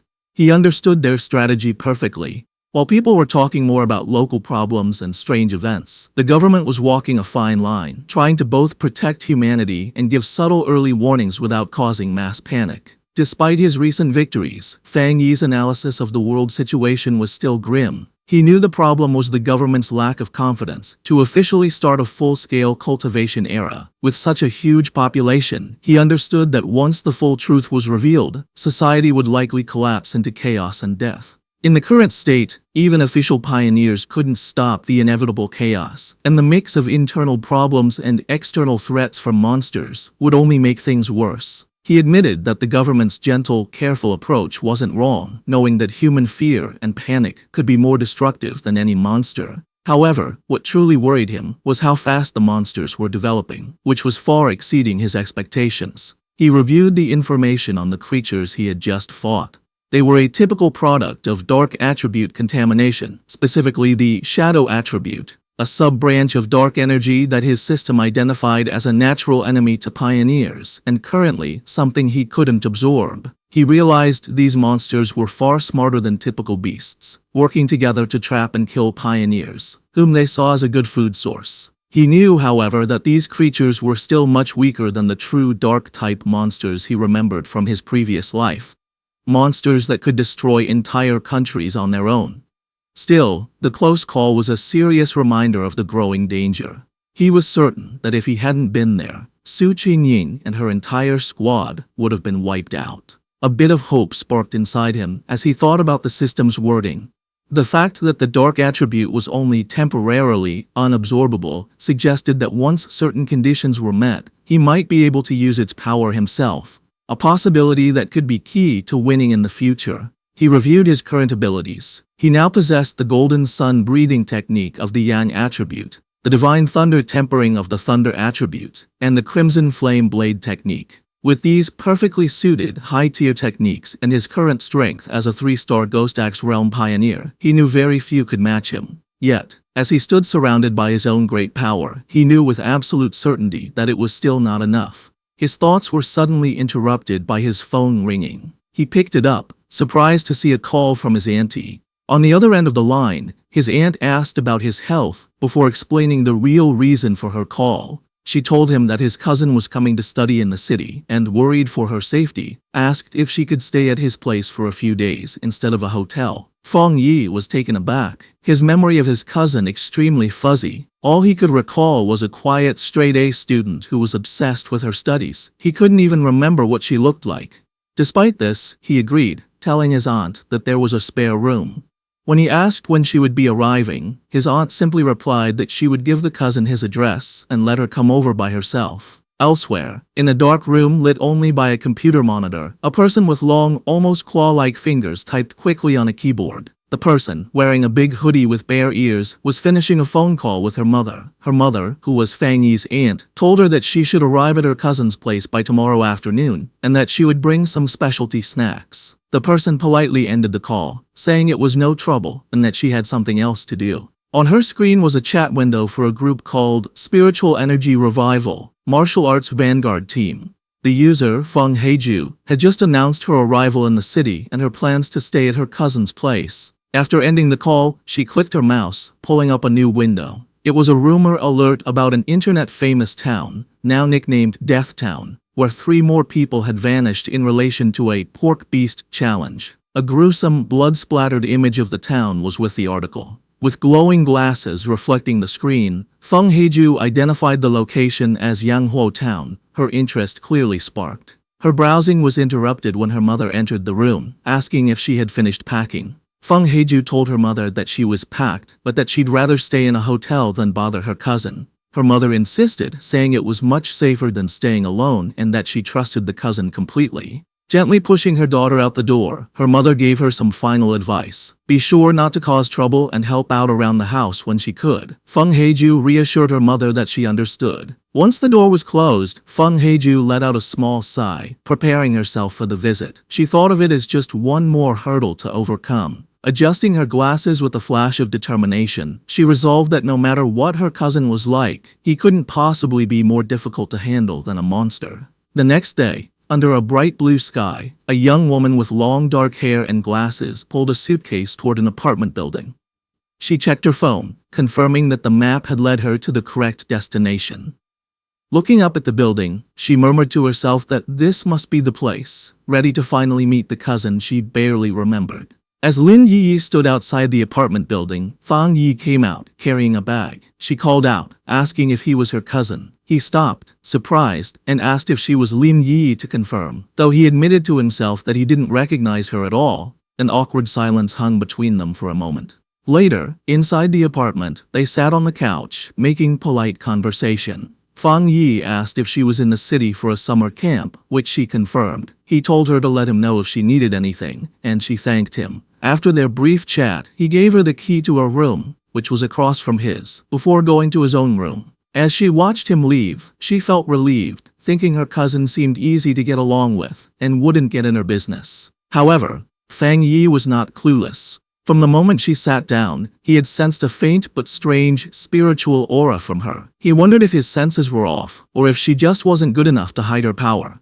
He immediately suspected that she was also a pioneer. The aura he felt was faint, but clear, and he realized her story about a summer camp was probably a cover for her real reason for being in the city. Meanwhile, in her room, Lin Yi was on her phone, confirming Feng Yi's suspicions. She messaged her pioneer group, the Martial Arts Vanguard Team, saying her cousin seemed nice and wouldn't interfere. The chat turned to recent events, with members talking about the powerful pioneer at the lava river.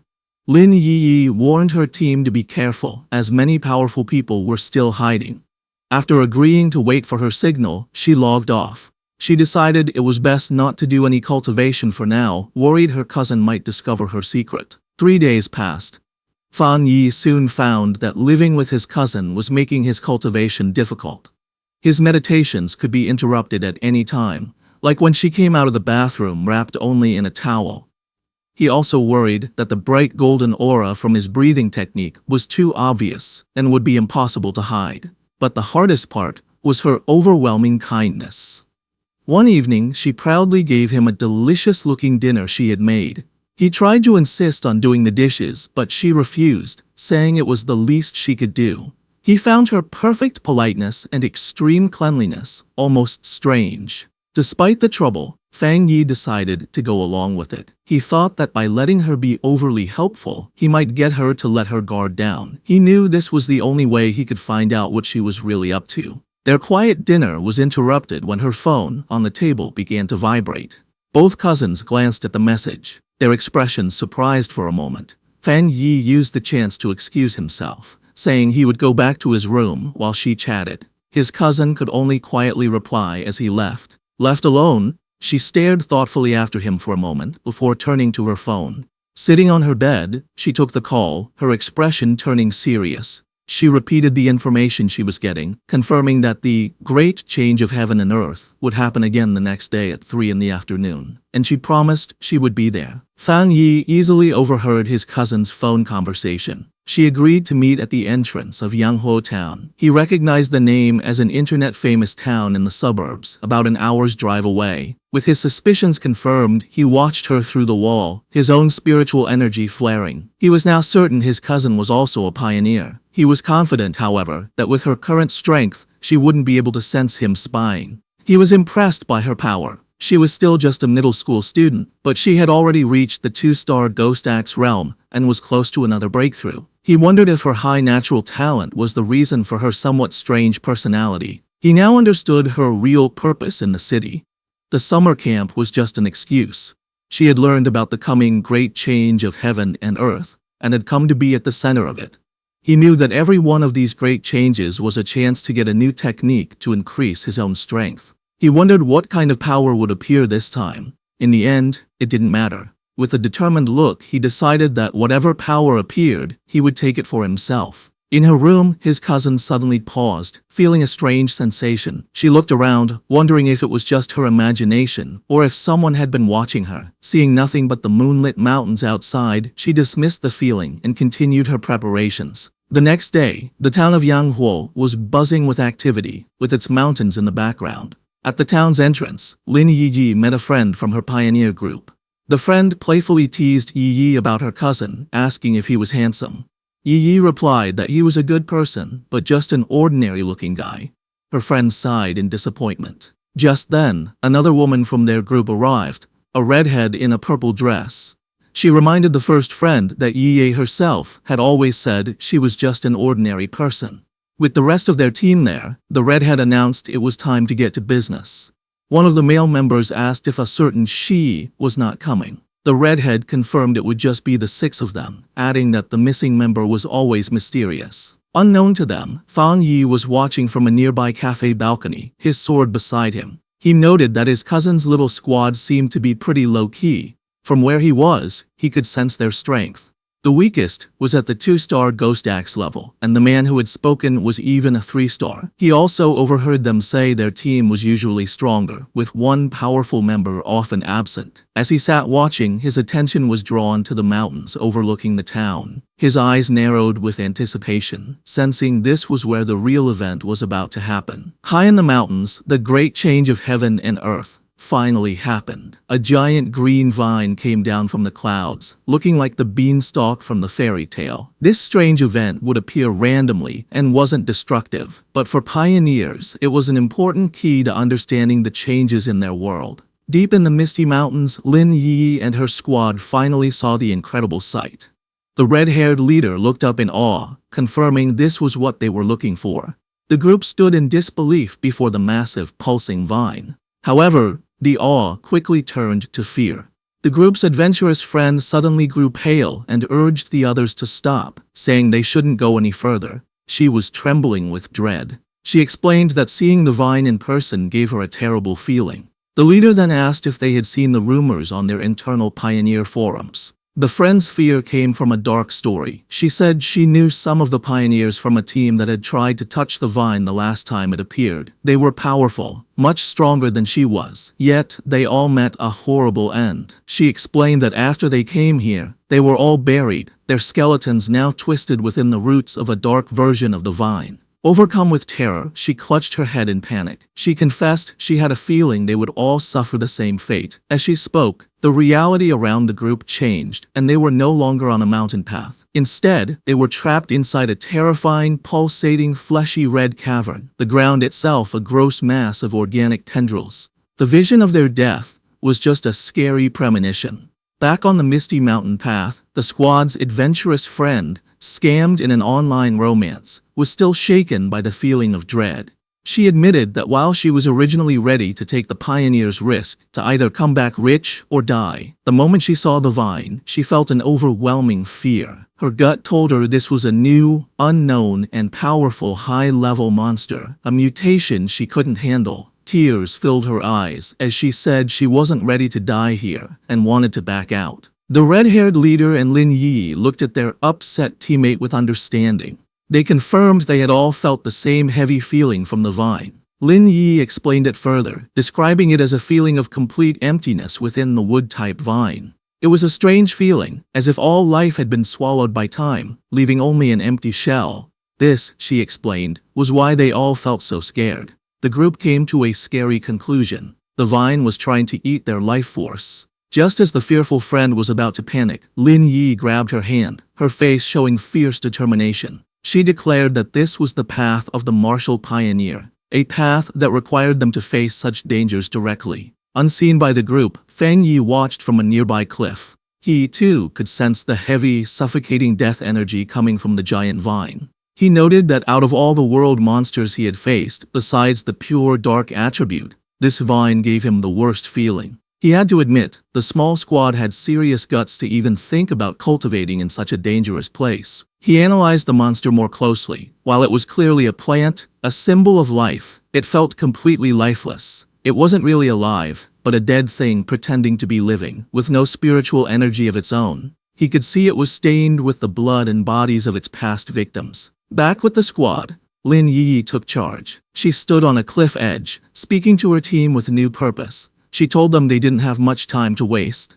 Knowing the danger, she suggested a new plan. They would carefully sense the energy around the area, checking out the monster without getting too close. Confident in her plan, Lin Yi believed that by sensing the monster's energy from a distance, her team would be safe enough. She found a spot high in a tree and began to meditate, surrounding herself in a protective bubble of blue spiritual energy. From a clifftop far away, Feng Yi watched them. He was impressed by their caution, noting they had chosen a distance that was both safe and good for cultivating. He gave credit to his top student cousin for correctly figuring out the best range, a position that was neither too reckless nor too timid. As Yi's cultivation grew stronger, the spiritual energy around her began to surge. Feng Yi watched in surprise, realizing she was about to have a breakthrough to the 3-star Ghost Axe realm. He was genuinely impressed. His cousin was truly talented. In a bright flash of blue light, she successfully broke through. Her teammates watched in awe, amazed that she had already reached such a high level of power. However, the huge energy disturbance from her breakthrough did not go unnoticed. Deep in the forest, the sleeping roots of the giant vine began to twist and glow with a scary green light. The pioneers felt the ground shake, and one of the men looked back in alarm. The whole group panicked as the monstrous vine began moving directly toward them, its tendrils bursting from the earth. The team's leader was shocked that the creature could have possibly sensed them from so far away. The vine's attack was fast and brutal. Vicious green tendrils shot up from the ground, trapping 2 of the male pioneers. The rest of the squad scattered in fear as their friends screamed for them to run, warning that if they didn't escape now, they would all die there. The team's leader quickly realized what caused the disaster. Yi's breakthrough had created too much of a disturbance, getting the monster's attention. As she shouted a warning, dark green tendrils began to wrap around Yi's protective bubble, which was still shielding her while she was weak after her breakthrough.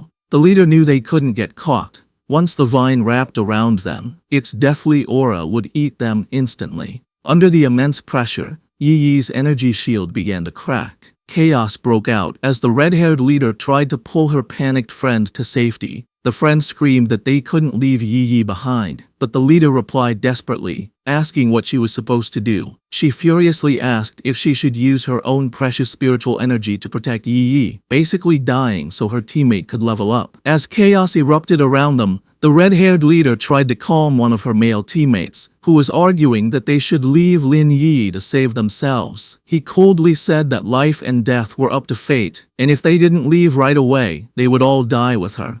He reminded her that they were all just people who had met by chance, and that she was being too emotional. This cold, practical view, however, only made the leader angrier. She shoved him aside, shouting that she would not leave her teammate, even if it meant going against the rest of them. From his clifftop spot, Feng Yi watched the scene. He knew his cousin, still just a student, was probably unaware of how much danger she was in as she remained weak in her meditative state. The vine's power was overwhelming, and he wasn't sure if even he could save her with his current strength. But he knew he had to act fast, as the tendrils were already starting to crush her protective barrier. He clenched his fist, a golden aura flaring around him. He had made a promise to his aunt to take care of her, and a promise made must be kept. The red-haired leader jumped into action, leaping through the grabbing vines to reach Yi. She landed a powerful kick against one of the tendrils, breaking it with the force of the hit. But her victory didn't last long. Dozens more vines shot out, wrapping around her and trapping her completely. Just as the vines were about to crush her, Yi's protective shield finally broke. But before the monstrous plant could grab its new victims, Fang Yi stepped in. Leaping through the air, he sent out 2 arcs of bright golden energy from his sword. The rest of Yi's squad could only watch in horror, screaming her name as they saw her shield break. A massive, fiery, phoenix-shaped blast of energy shot down from the sky, hitting the mass of vines with explosive force. Fang Yi landed gracefully in the now cleared area, a small pillar of golden flame rising from the ground where he stood, having saved both his cousin and her brave leader just in time. As Fang Yi floated in a bright aura of golden light, just his presence was enough to overwhelm the deathly vine.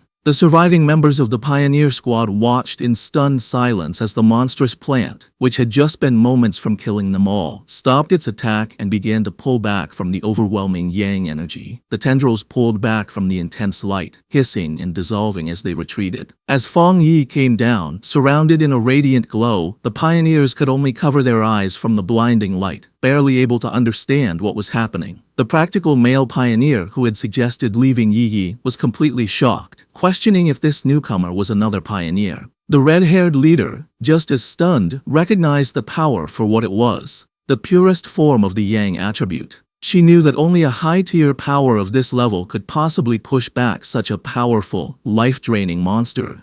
The male pioneer had a crisis of confidence. He had always thought of himself as extremely talented, having reached the 3-star Ghost Axe realm in a very short time, a feat few in the country could match. He knew that even the talented Lin Yi's skill barely matched his own, and yet this mysterious stranger was on a completely different level. He looked down at his own hands, then up at the glowing figure on the clifftop, feeling completely insignificant. If pioneers like that existed, he wondered, then what were they? The newcomer hadn't just beaten him, he had beaten all of them with his pure, overwhelming power. As Fang Yi stood bathed in the golden light of his power, his system activated. It had detected the extreme wood attribute from the deathly vine and had started the auto-writing process, quickly finishing a new technique. The system window then showed the details of his new ability. Endless Vitality, a technique that could instantly absorb all nearby life force to quickly heal injuries. As the power of the vine flowed into him, he was surrounded in a surge of green, life-giving energy. He was amazed at the incredible wood attribute technique he had just gotten, realizing that as long as there was life nearby, he now had what was basically a non-stop energy-absorbing engine. As Fang Yi absorbed the last of the anomaly's power, his system successfully extracted the vine's main attribute.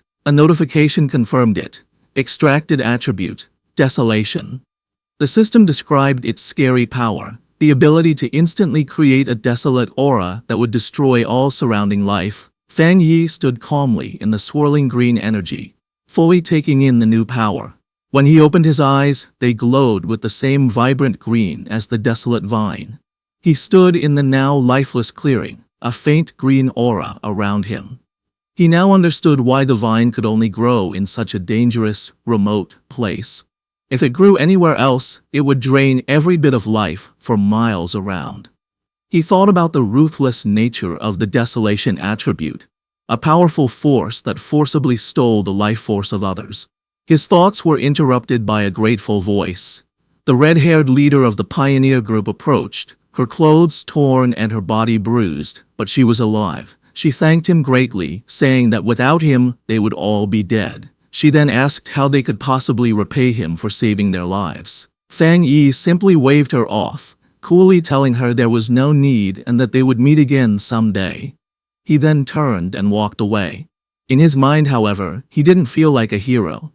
He knew that he had only found this opportunity because of their information. In his mind, he was the one who had benefited from the situation. As for the conflict he had seen among the pioneers, he wasn't concerned. With a final leap, he launched himself into the air, leaving the stunned squad behind. He knew that people's true characters are easily shown in a crisis, and a disorganized team like theirs would not be safe in the dangerous new era. Left in the empty clearing, the adventurous girl and the shaggy-haired man watched him go. The girl, still in shock, wondered aloud what they should do now. The man, however, answered her with a bitter, blaming tone, asking if she now regretted her earlier hesitation to save their teammates. With the immediate threat gone, and Lin Yi now at the third tier, the red-haired leader knew their best option was to stick together.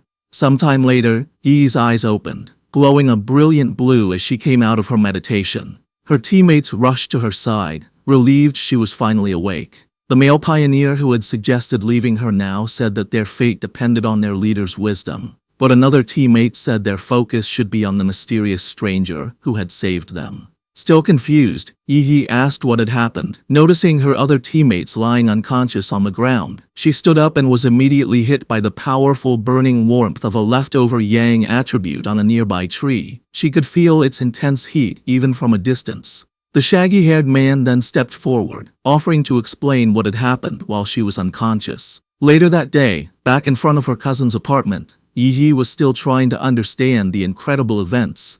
She couldn't believe that someone so powerful actually existed. Her teammates' words echoed in her mind. He had called the mysterious pioneer a monster.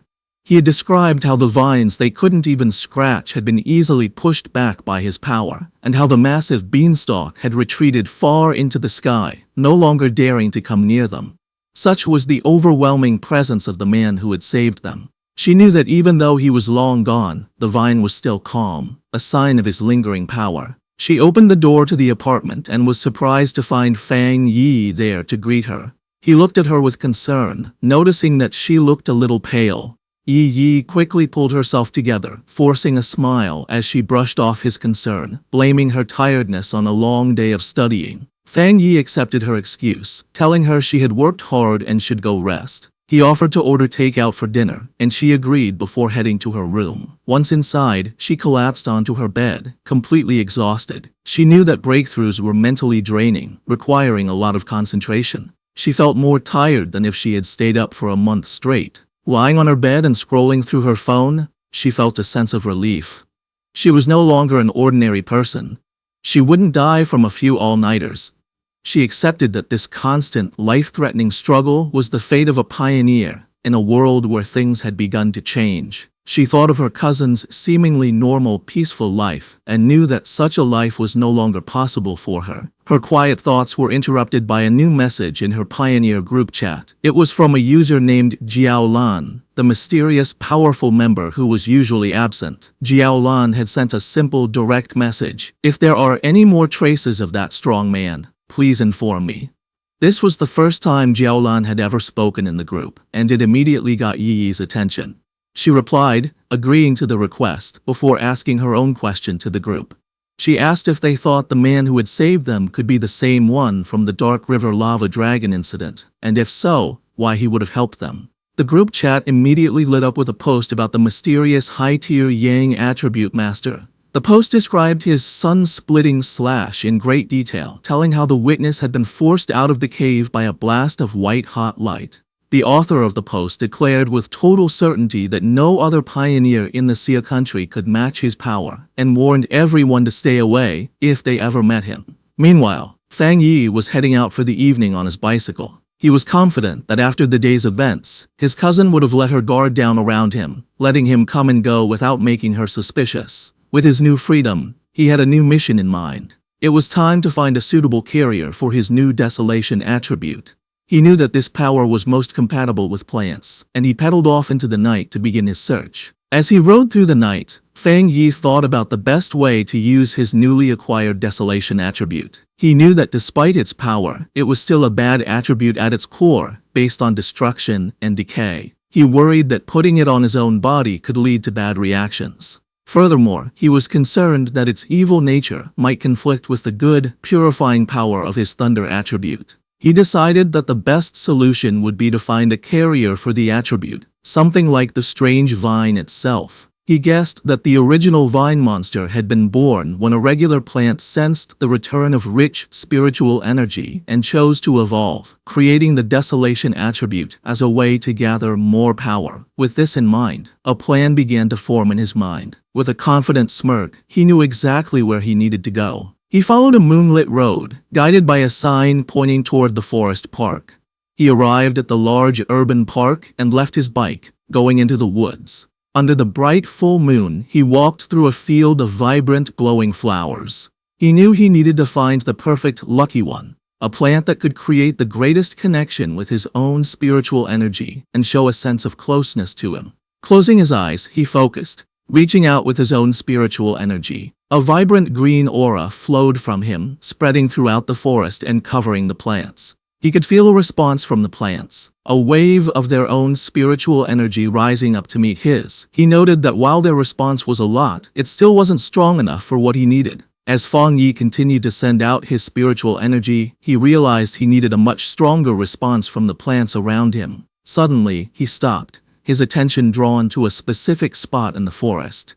There, in the tall grass, a single white flower with a glowing center gently swayed, as if calling to him. He wondered if this was the one he had been searching for. He approached it carefully and reached out his finger. As his fingertip touched it, the flower's petals closed around it, and he could feel it absorbing the spiritual energy he was giving off. The flower then bloomed again, seemingly happy, as if it had just had a good meal. Fang Yi knelt beside the flower, a small smile on his face. He noted its strong spirituality. Though it was just a plant, it had reacted to his touch like a greedy puppy, eagerly eating his spiritual energy and then rubbing against his fingers for more. He knew he had found his carrier. Out of the entire forest, this small flower had the strongest reaction to his aura, making it the perfect container for the desolation attribute. He told the flower that it was the chosen one and asked if it was ready. Without waiting for an answer, he unleashed a vortex of green spiritual energy, focusing it entirely on the small white flower. A system window appeared, asking for confirmation. Do you want to forcibly implant the desolation attribute into this plant? With his eyes glowing a vibrant green, he gave his consent. A brilliant light erupted from his hand as the flower began to transform, its petals opening into a much larger, more complex, and powerful form. The implantation process was finished in a bright flash of green light. Fang Yi was surprised for a moment by the sudden burst of power. The small, simple white flower had been completely changed. Its petals had opened into a beautiful, lotus-like flower, and its leaves had grown thick and bright, all of it glowing with a powerful green aura. The newly powered flower immediately began to show its influence. It released a massive wave of desolation energy, its roots digging into the ground as it drew power. The effect was instant and destructive. The green, healthy forest around Fang Yi was drained of its life in seconds, the trees dying and the ground turning to dust. He was amazed at the pure evil power of the desolation attribute. In just a few moments, the energy had eaten the entire section of the forest and was still spreading quickly. As the flower's light began to fade and its form shrank to a smaller size, Fang Yi knew he had to leave. If he let the process go on any longer, the huge energy disturbance would surely get the attention of the Spiritual Energy Association. He reached down and plucked the glowing flower from the ground, roots and all. He knew this park was a risky place for such an experiment. Being so close to the city center, it was certainly watched by the association, who were worried about how the spiritual energy revival could turn even normal plants into dangerous threats. He had noticed the increased number of security cameras and the lack of any other people in the park when he arrived. As he walked away, holding his new prize, he noticed something incredible. The flower was still absorbing energy from the air, surviving and even doing well without its roots connected to the earth. He looked at it more closely, a smile of wonder on his face. He found it magical that its spirituality hadn't weakened at all since being pulled up, especially since it had been just an ordinary wildflower moments before he chose it. This led him to a deep conclusion. By giving the desolation attribute to the plant, he had unlocked its evolutionary potential, setting it on a path to becoming something far greater than it was ever meant to be. Just as Fang Yi was about to leave the park, a loud alarm blared through the forest, its red light flashing. A loud robotic voice gave a serious warning. Abnormal value exceeded. Fang Yi immediately realized that even though he tried to be quick, he had still set off the park's monitoring system. With no time to waste, he grabbed his newly acquired desolation flower and quickly left. Miles away, in a high-tech control room labeled Spiritual Energy Revival Plant Research Department, the same alarms blared. Technicians scrambled, shouting that the anomaly value was going crazy and demanding to know what was happening. An order was quickly given. All staff were to put on their protective bracelets, enter the park, and immediately block off the area. stopping anyone from entering or leaving. A team in full protective gear entered the now lifeless section of the forest. One member checked the reading on his wrist device, which showed a dangerously high value of 30. He noted that this was terrifyingly high. For comparison, the incident at Xingqing University had only ranged between 8 and 10, and even the powerful Dark River lava dragon had peaked at 25. Another team member added that the park's original spiritual energy level had never even gone above 10. As one of the researchers took a soil sample, another reported his strange findings. The air humidity, surface temperature, and sunlight were all completely normal. Yet, all the plants in the area looked as if they had been drained of their life in a matter of seconds. The team leader decided they needed to get closer to the center to figure out what kind of spiritual attribute could have caused such an event. However, as one of the members stepped forward, another researcher with glasses, who seemed to be a senior member, shouted at him to stop and not get any closer. He warned them with serious authority not to touch anything, identifying the leftover energy as the desolation attribute. He then asked if any of them knew about the vine that had recently come down from the sky. The younger researchers were stunned into silence. One of them finally found his voice, realizing with growing horror that the senior researcher was talking about the infamous, devil-like vine that had already been classified as an A-level mutation. The senior researcher confirmed their fears. Standing before a ghostly image of the vine with the souls of its victims trapped at its base, he explained the source of its terrifying power. The reason it was so deadly, the reason it had killed so many pioneers, was its natural desolation attribute. A powerful parasitic ability that drained the life force from all surrounding creatures, making everything it touched its own. The young researcher who had been about to step into the dead area clutched his chest, sweating and gasping in terror. He thanked his superior, realizing that he had just been saved from certain death. The senior researcher explained that the area around any plant that had awakened the desolation attribute was a dead zone, where anyone who entered would have their life force eaten. He remembered seeing data on another such plant in the Xia country, a rotting ancient tree in a forbidden zone in Wan City that instantly destroyed any life that came near it. He looked around at the lifeless clearing with serious concern, noting that the mutation of plants in this new era could not be ignored. From what they knew, the desolation attribute was the strongest a plant could awaken, and now, in addition to the ancient tree and the celestial vine, a third had been born. His lecture was interrupted by a hand clapping him on the shoulder. The research team turned in surprise to see the stern face of Major Han Li, who had arrived with his own group of soldiers. The major had already been told about the situation. He ordered all the researchers on site to change into the advanced protective suits his men had brought, and to follow him into the contaminated area. With Major Han Li leading the way, the newly equipped team, now joined by Su Qingying, stepped firmly into the dead zone. As they moved forward with their scanners, they made a series of confusing discoveries. They couldn't find a source for the desolation energy, and the aura itself was quickly fading, the level having dropped to 25 in the few minutes since they arrived. This went against what they knew about the celestial vine, which was supposed to be able to move. Major Han Li turned to Su Qingying, suggesting they investigate the area more closely. She agreed, her expression serious. As Major Han Li and Su Qingying began their investigation, two members of the team with glowing blue auras started tracing the flow of the leftover spiritual energy. The energy trails led them from the outer edges of the dead zone back to a single starting point. As they got closer, they stopped, their faces filled with shock. The Major and Su Qingying realized the horrifying truth at the same time. The source of the desolation energy had been dug up and taken away. A researcher in a protective suit couldn't believe what he was hearing, questioning how such a thing was even possible. Major Han Li knew that if someone truly had the power to enter a desolation dead zone and steal its source, their identity was extremely important. Su Qingying, however, had another theory. She showed a glowing data pad to the Major, explaining that after running a big data analysis, they had found a person whose movements matched both this incident and another recent mutation.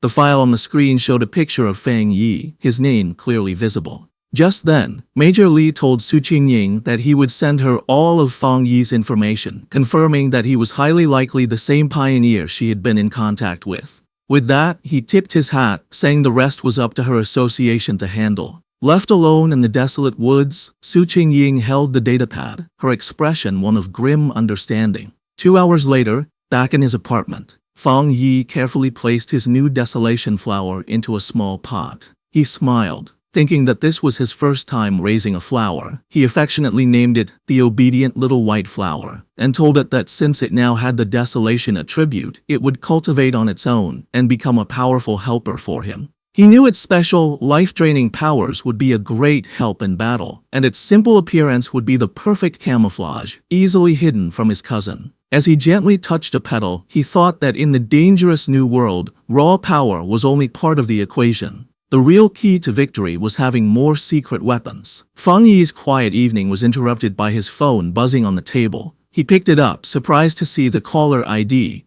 Old Wang. He immediately recognized the name as his childhood friend, Wang Liang, whom he hadn't seen in the 3 years since he'd left to join the army.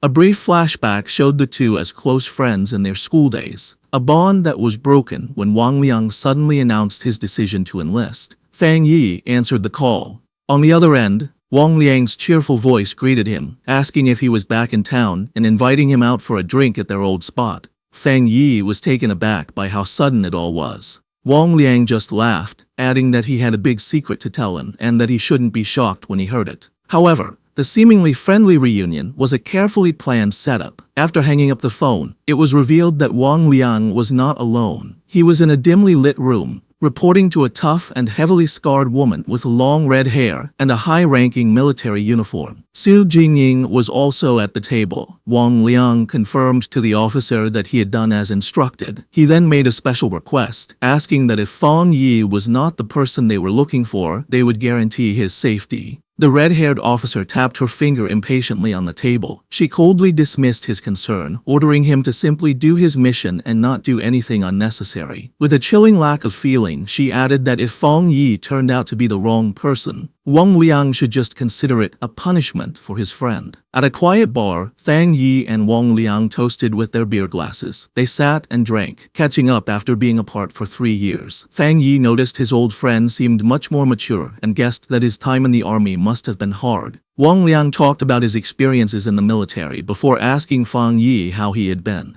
Fang Yi gave a simple reply, saying he was doing well and had gone to college. As he drank his beer, he thought back to his past life. In that chaotic time, he never had the chance to see Wang Liang again. He remembered that his friend, as a soldier, had probably died in some forgotten battle. He wondered if this time, in this new life, he could change his old friend's fate. Wang Liang then changed the subject, his tone becoming more serious. He asked Fang Yi if he had seen anything strange lately, like zombies or monsters from movies. Fang Yi was immediately on guard. He knew it wasn't surprising for someone in the army to know about the spiritual energy revival, but the direct question felt like a test to see what he knew. Playing dumb, Fang Yi asked what he was trying to say. Wang Liang sighed and explained that he wasn't trying to comfort him, but to warn him. He told Fang Yi that in the near future, everything they valued, education, wealth, status, would become worthless.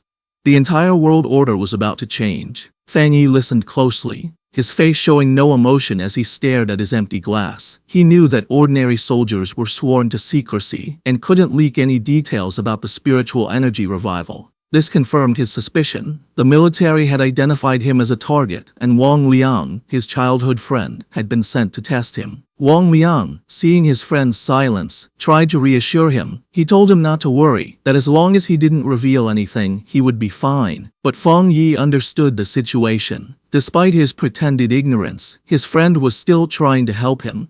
Even at the risk of breaking military rules, Wang Liang was kindly warning him to be careful of the coming changes. Their conversation was suddenly cut short when Wang Liang's phone began to vibrate urgently. He answered the call, and a furious voice on the other end ordered him to return to his team immediately and report to the target location within 10 minutes. Wang Liang snapped to attention, accepting the order as Fang Yi watched in silence. He immediately jumped up, apologizing to Fang Yi and explaining that he had an urgent mission and couldn't see him home. As his friend was about to leave, Fang Yi dropped his act. He asked if the mission was related to the spiritual energy revival and told his friend to take him along. Wang Liang stopped, turning back to look at Fang Yi with a mix of shock and confusion. Fang Yi stood up and grabbed his friend by the collar. He told Wang Liang to take him to see his superiors, letting him know that he was aware of the real reason for their meeting. He reassured his friend, telling him that while he didn't know exactly what his superiors knew, he knew Wang Liang would never hurt him. He explained that he was more interested in what the military was dealing with, knowing it had to be related to the great changes happening in the world. Since the Spiritual Energy Association was already handling the monsters, he was curious what the military's role was, and he wanted to see it for himself. Wang Liang agreed, and the two of them walked toward a massive, heavily guarded military base in a mountain valley, labeled Military Number 19 Spiritual Forbidden Zone. As they got closer, Fang Yi was struck by the incredibly dense spiritual energy in the area. He noted that the concentration level was so high it had likely surpassed a standard pollution zone. As they were met by a squad of soldiers, one of them ordered Wang Liang to return to his team. After a quick check, the soldiers allowed Fang Yi to enter the base, leading him through a brightly lit corridor. Inside the military base, Fang Yi and Wang Liang were led into a massive, cavern-like training ground. There, a large group of soldiers was in a desperate battle, using crackling blue energy to hold back a monstrous, spiky black creature with a single glowing red eye. The beast fought back with fierce power, shooting a devastating beam of red energy that tore through the soldiers' ranks, causing cries of pain and fear. Standing on a raised platform, the tough, red-haired officer watched the scene with a critical eye. Fang Yi, who had been brought before her, immediately recognized the creature's power as a mix of two different attributes. The officer confirmed his thought, saying the monster was a perfect mix of the dark and flame attributes, making it exceptionally fierce and cruel. She added that it had already seriously injured several of her soldiers. A caption identified her as a 3-star Ghost Axe Realm officer named Ji Royan. Spotting Wang Liang, she barked his name, and he immediately stood at attention. She furiously asked why he had brought an unauthorized person into a restricted area, but before he could explain, she cut him off. Her expression softened a little as she told him to forget it, explaining that the situation was urgent and they needed him to join the formation immediately. She then turned her attention to Fang Yi. She saw nothing special about him, noting that his spiritual energy was only slightly active. She briefly wondered if he was the powerful pioneer they were looking for, but dismissed the thought, knowing she had to focus on the battle. She gave him a stern warning. Since he was Wang Liang's friend, she wouldn't say much, but he was in a restricted area, and his life was now his own responsibility. He was also sworn to secrecy about anything he saw. Fang Yi simply replied that he understood. With that done, Ji Royan took command. She picked up a massive energy cannon and shouted the names of two of her soldiers. The two men immediately jumped into action, their bodies covered in blue energy as they fought the monster up close. Ji Royan then aimed her cannon and fired a massive blast of pure energy at the creature. The attack hit the monster head-on, creating a huge explosion. But the creature was far from beaten. It let out an angry roar as its shadowy form began to pulse with a terrifying red light, its fanged mouth growing larger and more threatening. It was clear that the attack had only made it angrier, causing its mutation to get worse. The enraged monster lashed out with its massive claws, and one soldier shouted a warning to his comrade. The other soldier managed to block the attack, but the force of the blow sent him flying backward. Ji Royan immediately took charge, ordering her team not to be careless and to keep their distance. She knew they had to finish the creature off before it could complete its evolution. Watching from the side, Fang Yi was impressed by the soldier's performance. He saw a well-trained team of comrades who trusted each other completely, with incredible discipline and coordination. He knew that every person was essential, and that when they worked together, they could unleash a power far greater than their individual strengths. This thought, however, was immediately broken when he realized the monster's power was increasing at a scary rate. He shouted at them to run, warning them that they were no match for the creature in its current state. But his warning was lost in the chaos. The monster shot out a massive blast of dark purple energy, sending the soldiers flying. Ji Royan refused to back down. She ordered her team to raise their alert level and upgrade the restricted area's mutation level. With a furious roar, she commanded that no one was to retreat. It was too late. The monster's transformation was complete. It now stood as a huge, demonic beast, covered in black and red flames, its eyes glowing with pure evil. One of the soldiers shouted a terrified warning. The evil dog had fully mixed with the dark attribute and completed its mutation. The creature's single eye, now a burning red orb, focused on a new target. It fixed its gaze on Wang Liang, who could only stare back, frozen in terror. As the monster prepared to strike, Ji Ruoyan and Fang Yi both reacted in horror, realizing with a jolt that Wang Liang was in mortal danger. Just as the monster completed its evolution, lunging forward in a blast of power, a soldier was violently thrown backward by a surge of energy. Ji Ruoyan immediately shouted for her team's attention, announcing that the C-level evil dog had fully mutated and was now reclassified as a B-level threat, requiring an immediate change in their battle plan. The soldier who had been thrown to the ground coughed up a spray of blood. Fang Yi rushed to his side, catching him and asking if he was all right. The injured soldier explained that he had been trying to send spiritual energy to the monster's restraining collar, but the creature's evolution had caused the device to violently explode. Despite coughing up a black, thick liquid, the soldier tried to be brave, telling Fan Yi not to worry about the officers of Restricted Area 19. Fan Yi could only look on with a grim, angry expression. Realizing her normal weapons were now useless, Ji Ruoyan dropped her heavy energy cannon to the ground. She stood before her remaining troops, her determination unshaken. She gave a final, desperate order. No matter what they had to do, even if it cost them their very lives, they could not let this B-level mutation escape the restricted zone. But just as she and her team were about to make their last stand, Fang Yi stepped directly in front of her, blocking her path. Ji Ruoyan demanded to know what he thought he was doing, but he ignored her. His eyes and hand began to glow with a brilliant blue light as arcs of raw lightning crackled around him, a clear sign that he was about to join the battle himself. Surrounded by crackling blue lightning, Fang Yi mocked the monstrous creature, his eyes glowing with power as he questioned how tough it was. He then charged toward the mutated beast, his arm a bolt of bright blue energy aimed right at the creature's head. The impact was huge, as a massive explosion of divine thunder erupted when he hit it, completely overwhelming the monster. The sheer force of the attack created a powerful shockwave that sent the nearby soldiers flying backward.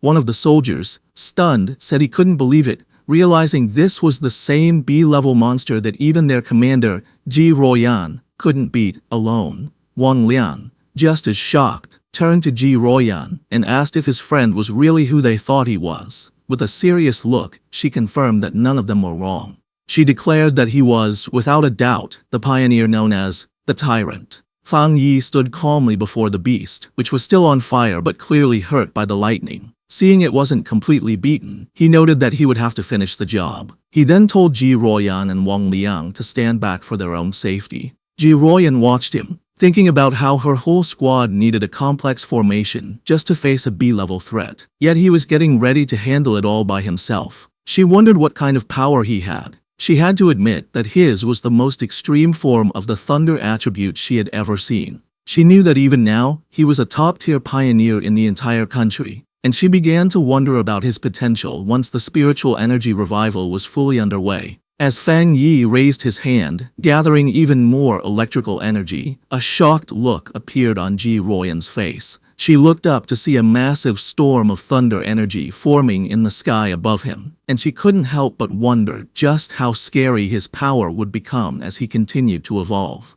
With a final step forward, Fang Yi unleashed the full power of his thunder attribute. A massive pillar of bright blue lightning erupted from the ground where the monster stood, a display of power that truly matched his codename, the Tyrant. His eyes, still crackling with leftover electricity, showed a calm determination as the blinding light from his attack began to fade. The surviving soldiers watched in terror. One commented to another that the sight made his whole body shake. While he could handle the monster's corrosive dark power, the pure, destructive force of the thunder was on a completely different level. Once the dust settled, Fang Yi casually gave a thumbs up to his friend, announcing that the threat was gone. Wang Liang rushed over, shouting with relief that Fang Yi had scared him to death. Overjoyed, Wang Liang playfully punched his friend on the shoulder, laughing that he never expected his old buddy to be so powerful. The mood then shifted as Wang Liang apologized, admitting he had suspected Fang Yi was a pioneer but had to follow orders. Fang Yi brushed it off, asking why his friend was being so formal after 3 years apart and telling him he understood. Their reunion was interrupted as Ji Ruoyan approached them. She formally thanked Fang Yi for his help, extending her hand as a sign of respect.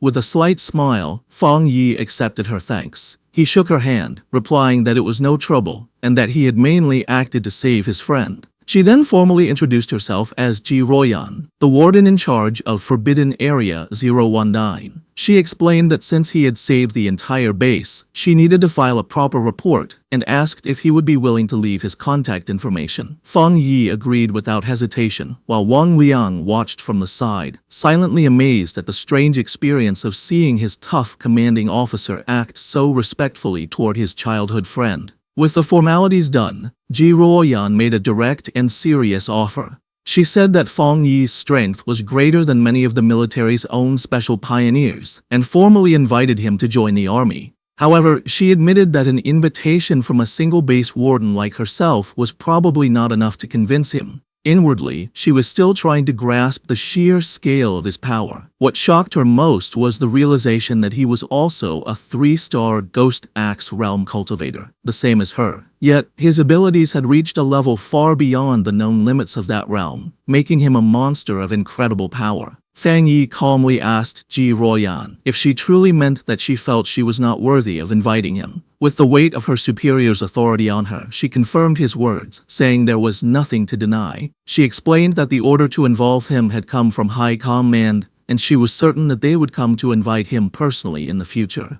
Feng Yi let out a small laugh, telling her it wasn't necessary to be so formal. He placed a hand on his chest and explained that he genuinely respected all of them, knowing that not everyone had the courage to sacrifice themselves for others. He admitted that he had never seen soldiers in combat before, and what he had just seen had truly moved him. Touched by his sincerity, Ji Royan could only offer a quiet thank you. He then made an offer of his own. He told her that if they ever ran into trouble in the future, they could call on him for help, just as they had always done for ordinary people like him in the past. However, he added one important condition. They could not interfere with his personal cultivation or restrict his freedom. His unexpected proposal left Ji Royan momentarily stunned. With their business concluded, Feng Yi announced that it was getting late, and he should be leaving. Ji Royan agreed, saying that she and Wang Liang still had to get rid of the mutated creature's body, and that she would arrange for someone to take him back. As he stood before the soldiers, Feng Yi finally understood the military's true purpose in this new era.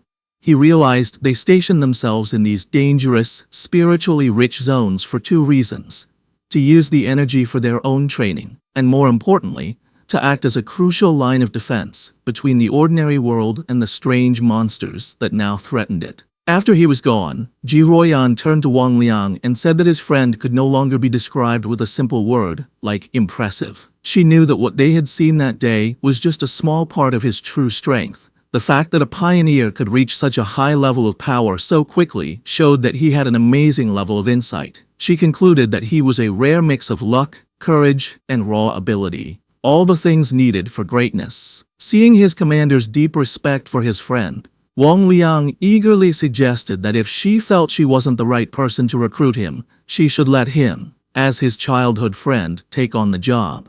Ji Royan, however, quickly brought him back to reality with a sharp tap on the head, ordering him to stop talking and help her clean up. He could only agree as he was dragged off to work. Later that night, back at his apartment building, Feng Yi meditated on the roof, surrounded by a brilliant golden aura. He thought about his meeting with the military. He knew that while the trip had revealed his identity, he had only shown them his thunder attribute, keeping his other powers a secret. Based on their respectful attitude, he concluded that this was likely a good thing. He now understood that his rare thunder attribute was a perfect counter to the dark monsters the military was fighting, making him a very valuable asset. He knew they would try to recruit him, not threaten him, which would give him access to the fastest ways to get stronger and the most advanced information. The day's events had also made clear the different roles of the nation's two main pioneer forces. The military, represented by Ji Royan, were the Night Watchers, the hidden protectors of the nation. The Spiritual Energy Cultivation Association, with agents like Su Qingying, was in charge of handling the threats that slipped into the cities, protecting civilian life as much as possible. He understood the government's two-part strategy, using the forbidden zones to contain the biggest dangers while slowly releasing information to the public about the coming changes. This careful approach was buying valuable time, preventing society from collapsing into chaos. As he continued his meditation, a bright orb of golden energy pulsed in his core. He noted that despite absorbing the rich energy of the Forbidden Zone, he hadn't felt an immediate need to level up. However, the feeling quickly changed. Golden energy surged through him, and cracks of power spread across his face. Having spent even a short time in such a spiritually rich place had filled him to the brim. He recognized the signs immediately. He was on the verge of another breakthrough. Meanwhile, on the streets below, his cousin Lin Yi was walking home with groceries, wondering if he had returned yet.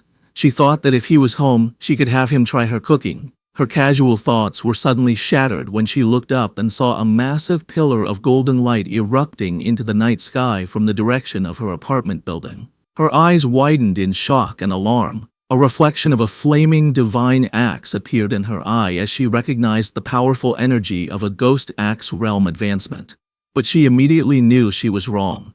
The sheer scale of the power, showing up as a massive fiery divine axe in the sky, was far too terrifying for an ordinary breakthrough. She could only stare in disbelief, wondering if another powerful pioneer was making their move in the city. On the street below, Lin Yi stared at the sky in complete disbelief. She recognized the immense power of the Ghost Axe realm, but this was something else, a force so powerful it was changing reality itself. As a giant, divine hand, made of pure golden energy formed in the clouds above, she realized the terrifying truth. This was the power of the legendary spirit creation realm. The realization that a pioneer of such incredible strength was living right next to her sent a wave of shock and fear through her. The massive energy surge did not go unnoticed. Miles away, in a high-tech command center, red alarms blared as technicians scrambled. An urgent warning flashed across their screens. The anomaly value had reached a catastrophic level of 99, its location pinpointed to the southeast of the city.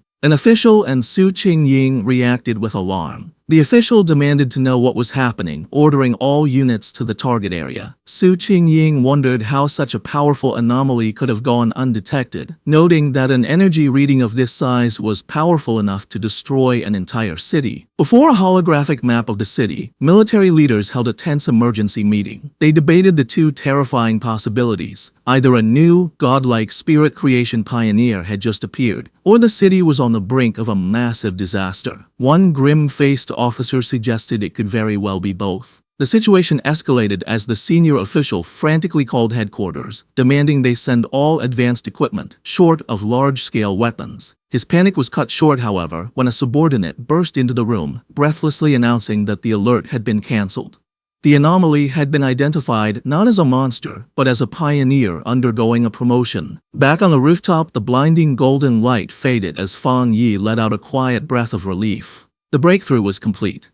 He casually noted that he had successfully reached the one-star spirit creation realm. Aside from his body feeling lighter and more agile, he didn't feel a significant difference in his raw power. His quiet moment was interrupted when his phone buzzed with a new message. It was from his friend, Wang Liang. The message was a warning. A new anomaly had appeared at Qingchen University's playground. Internal military sources had confirmed it was a pollution zone, and more worryingly, it was the second time this specific anomaly had occurred. Fang Yi texted back, saying he knew about the previous heat anomaly. Wang Liang confirmed it was the same one, back again, and playfully warned Fang Yi not to tell anyone he was the source of the intel. After Fang Yi jokingly threatened to report him, Wang Liang's tone turned serious. He told Fang Yi that he was genuinely worried for his safety and urged him to be careful. Fang Yi put down his phone, his expression thoughtful.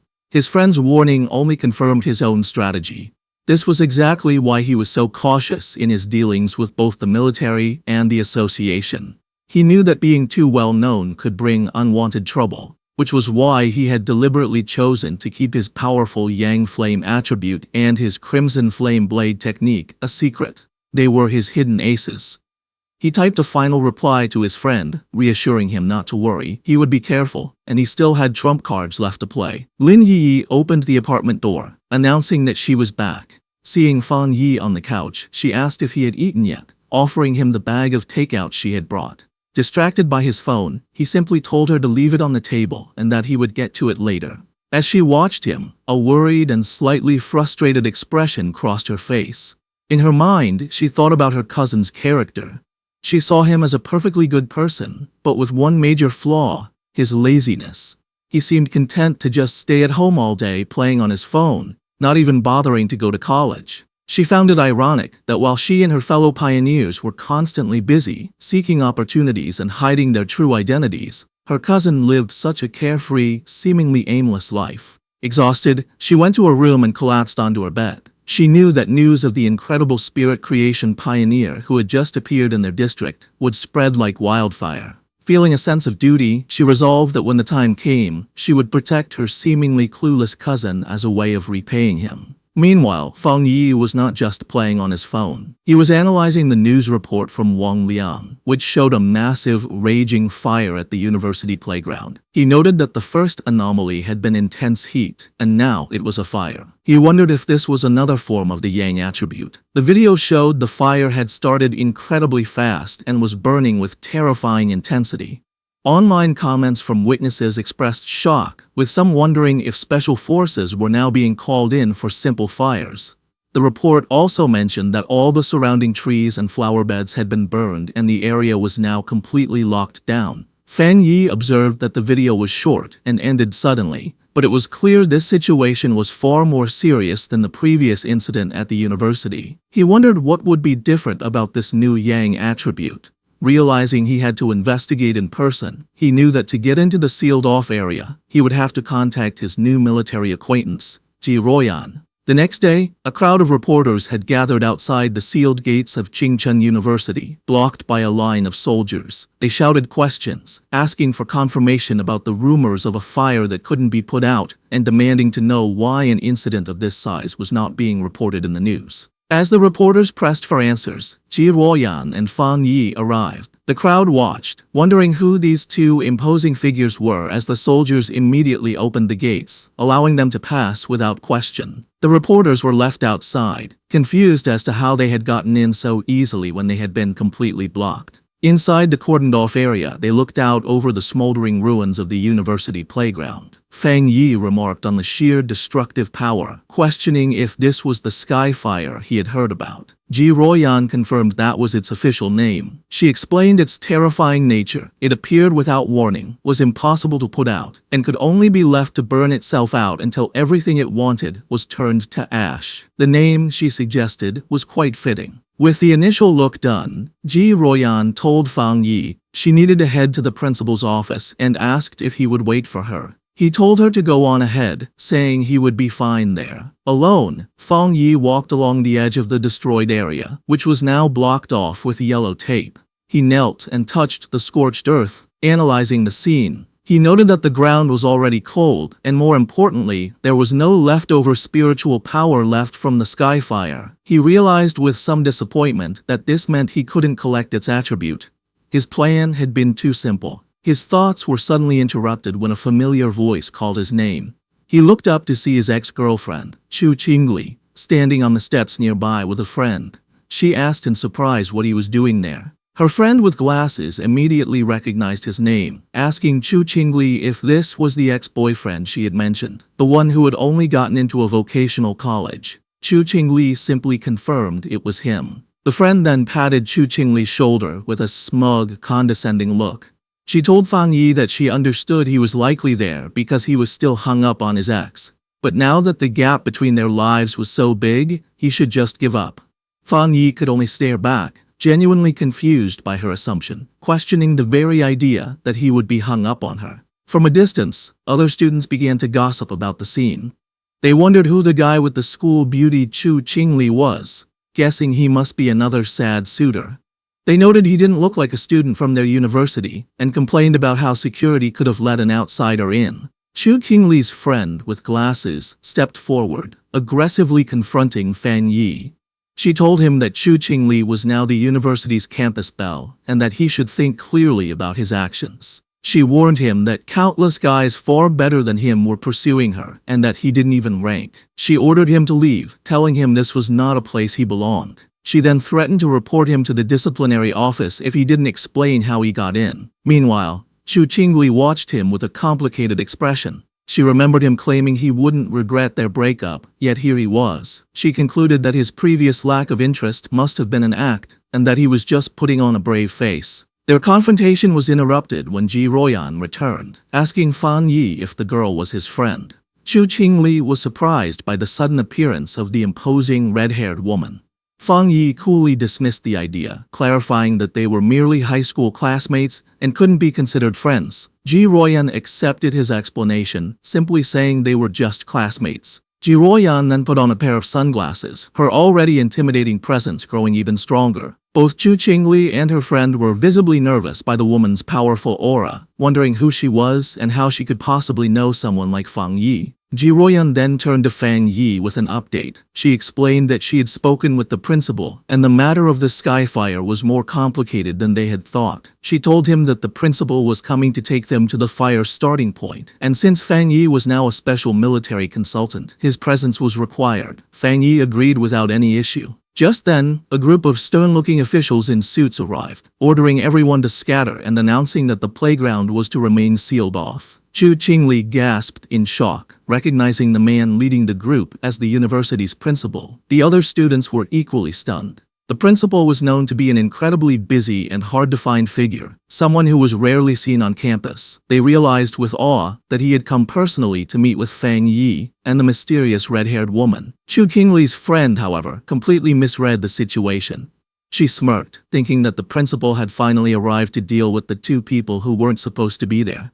Chu Qingli, however, remained silent, a look of uncertainty on her face.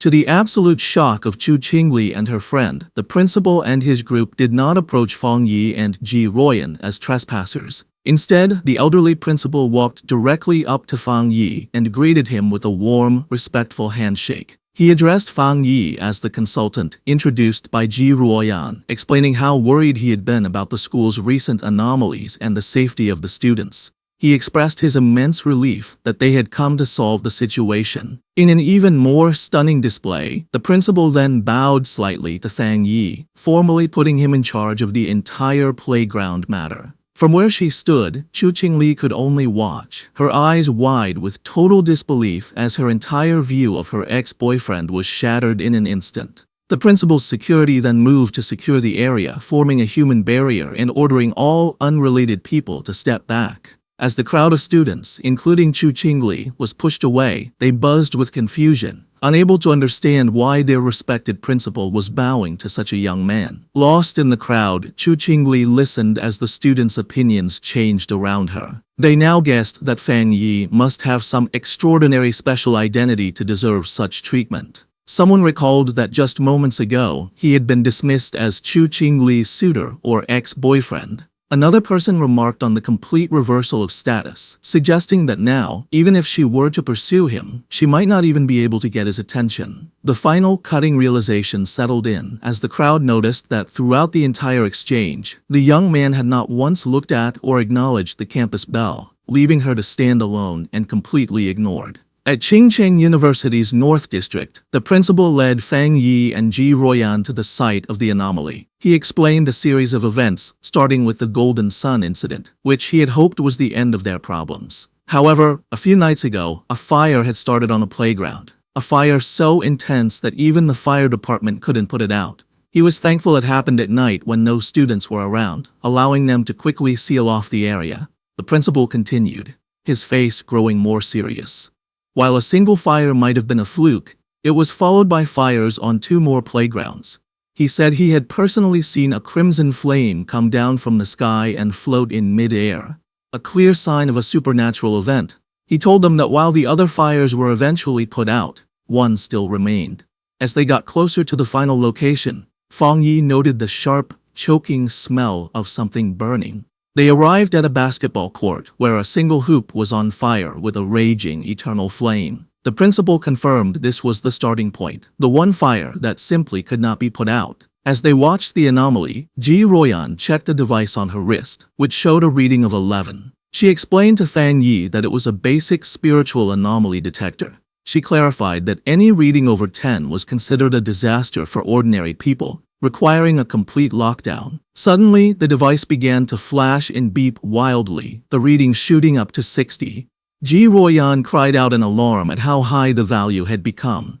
Panicked, she warned the principal that if the energy kept rising, it wouldn't just affect the university, but the entire city. She declared they needed to immediately send an elite squad of pioneers to contain the threat. Before they could act on the plan, however, Fang Yi took matters into his own hands. Without a word, he leaped over the chain-link fence, ignoring the no-entry sign and heading directly into the fire. He was instantly covered by the intense flames, as Ji Royan and the principal watched in shock. At that exact moment, the reading on Ji Royan's device jumped again, now showing an incredible 110. She shouted that the anomaly had just been upgraded to S level. The principal, panicked, asked what they were supposed to do now that Fang Yi was inside. Ji Royan could only stare into the fire, questioning his recklessness and muttering that even the strongest soldier from the Forbidden Zone wouldn't dare to enter such a dangerous area alone. Inside the fire, however, Fang Yi stood completely unharmed, his silhouette calm against the raging flames.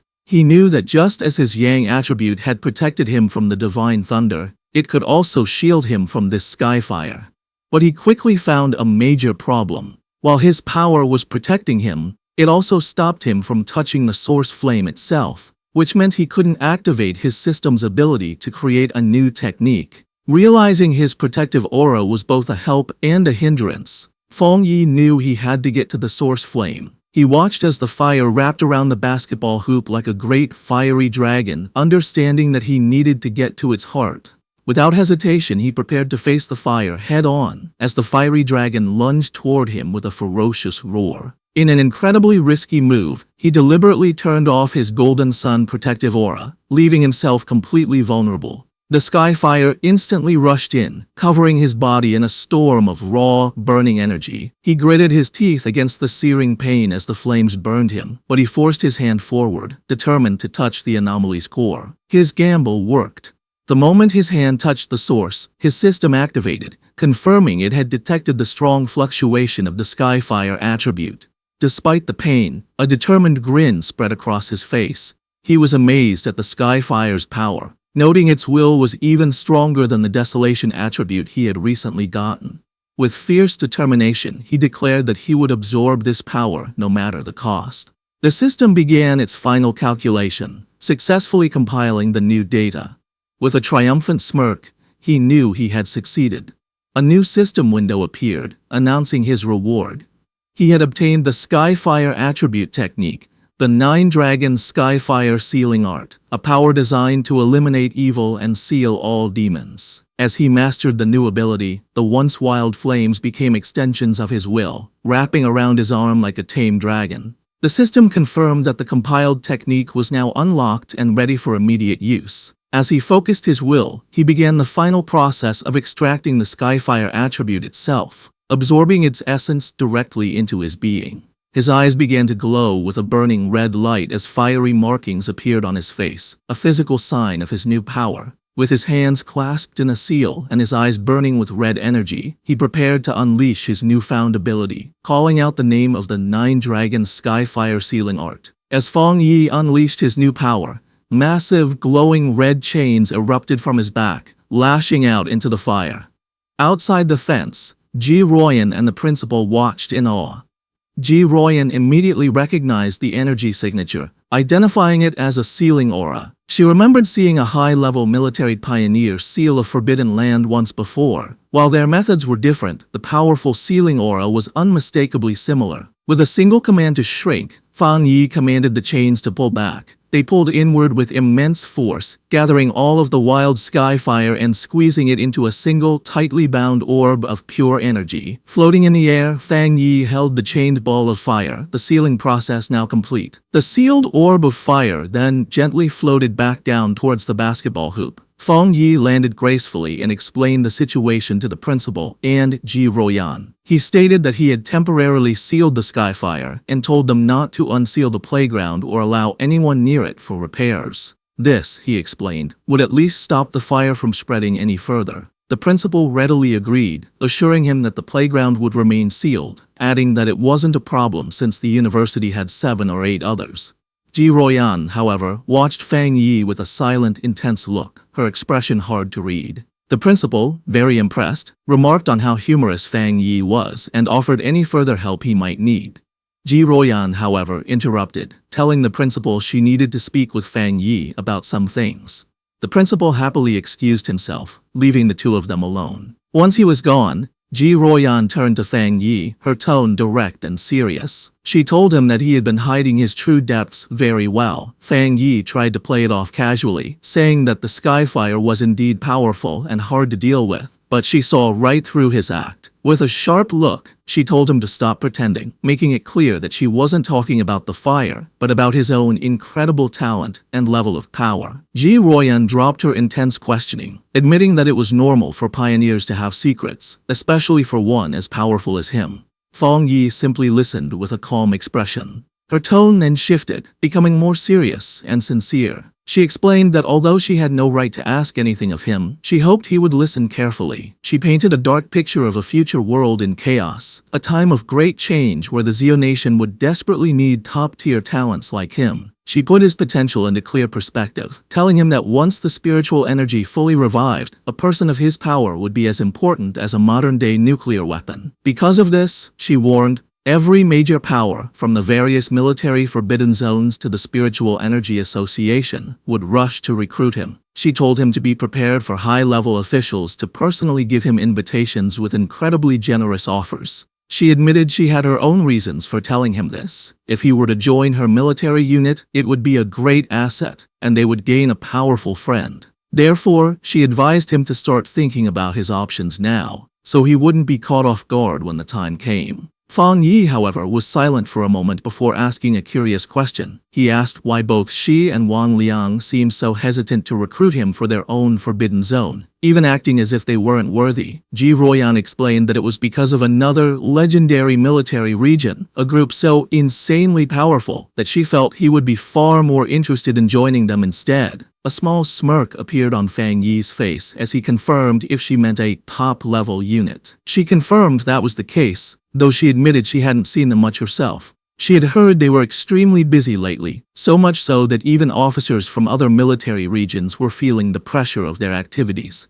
Changing the subject, she suggested they stop talking and go, as the principal had invited them to eat at the university cafeteria. As they walked, Fang Yi silently concluded that even the nation's most powerful forces were facing their own big troubles. His mind raced with the implications. Ji Royan's words meant that terrifying anomalies, with power far beyond the capabilities of current pioneers, had already begun to appear. He realized that the pioneers fighting these threats must include spirit creation realm cultivators like himself, and perhaps some who were even stronger. A new sense of urgency washed over him. He felt that the day of the full spiritual energy revival was fast approaching, and his preparations were still far from enough. His thoughts then shifted back to the immediate task at hand, how to best use the Skyfire attribute he had just collected. He analyzed its nature, an irregular, wild, and all-consuming flame that left nothing in its wake. He realized it would be the perfect weapon against anomalies that could reproduce or regenerate endlessly. Suddenly, an idea struck him. The wild and powerful nature of the Skyfire was a perfect match for his Crimson Flame Blade technique. He imagined enchanting his sword with this new power, realizing it would be an incredible enhancement to his fighting style.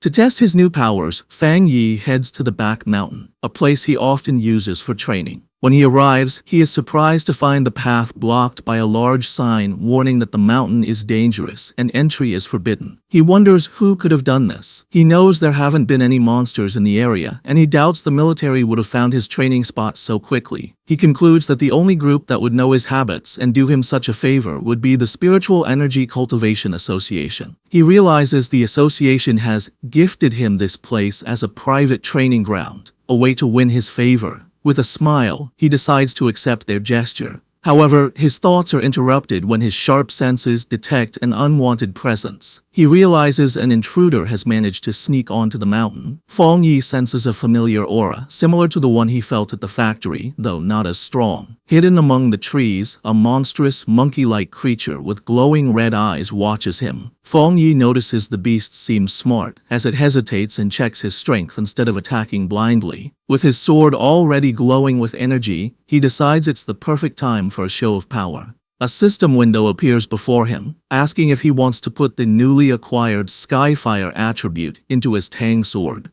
The system describes Skyfire as a powerful light attribute, perfect for destroying evil.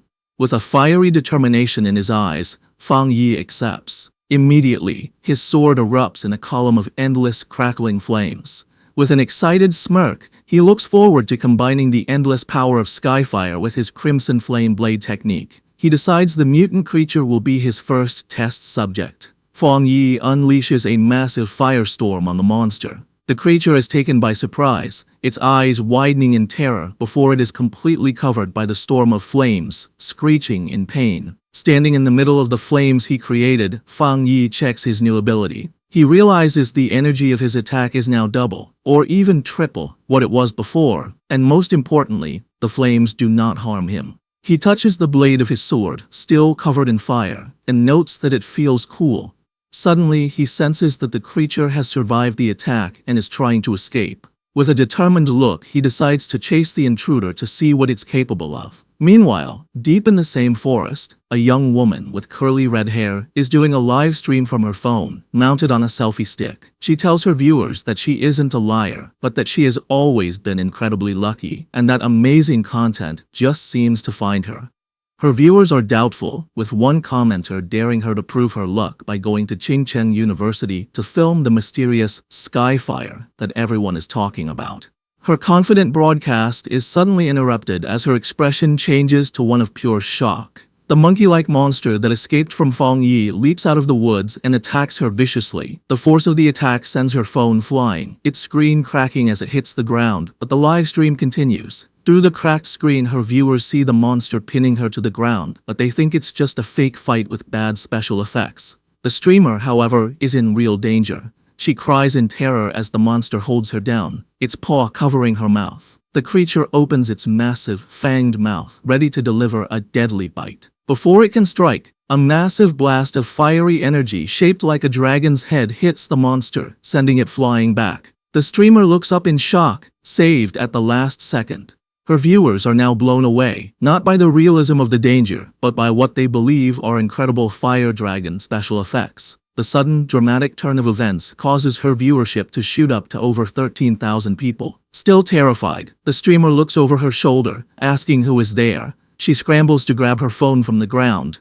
Getting to her feet, she aims the camera at the source of the attack. She stands before a raging fire and shouts to her audience that she has captured it on film, that there is a person standing inside the fire. Her camera captures the silhouette of Fang Yi standing completely unharmed within the flames. In her terrified and amazed mind, she concludes that she has just been rescued by a true immortal. The video of Fang Yi's rescue of the live streamer, Malala, instantly goes viral. It becomes the top trending topic online, with over 13.5 million views. The headlines are dramatic, calling him a mysterious man of Skyfire, the king of flames, and an immortal come down to earth to save the world. In an office, Chu Qingli's friend excitedly calls her over to look at the video on her computer screen. She is thrilled, telling Chu Qingli that this proves powerful cultivators are real and that the Skyfire at the university was no fake. Chu Qingli, however, is dismissive, telling her friend not to believe such things and that it's all just acting and special effects. But as she looks closer at the screen, her doubtful expression freezes into one of shock and recognition.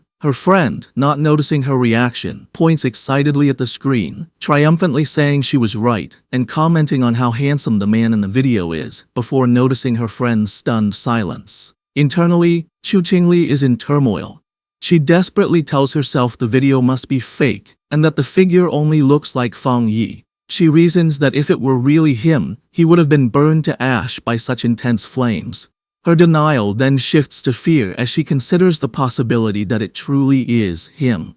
She worries that he might use his new power to get revenge on her for their breakup, but she stubbornly resolves that she will never bow her head to him, no matter what. Elsewhere, the red-haired leader of Ling Yiyi's pioneer squad shows the same video to Yiyi on her phone. The leader asks if the man looks familiar, suggesting he's the same person who saved them from the monstrous vine. Yiyi agrees that he does, and then adds a stunning piece of information. She recently learned that a powerful master who broke through to the spirit creation realm lives in her neighborhood. She begins to wonder if her quiet cousin and this incredible pioneer could possibly be the same person.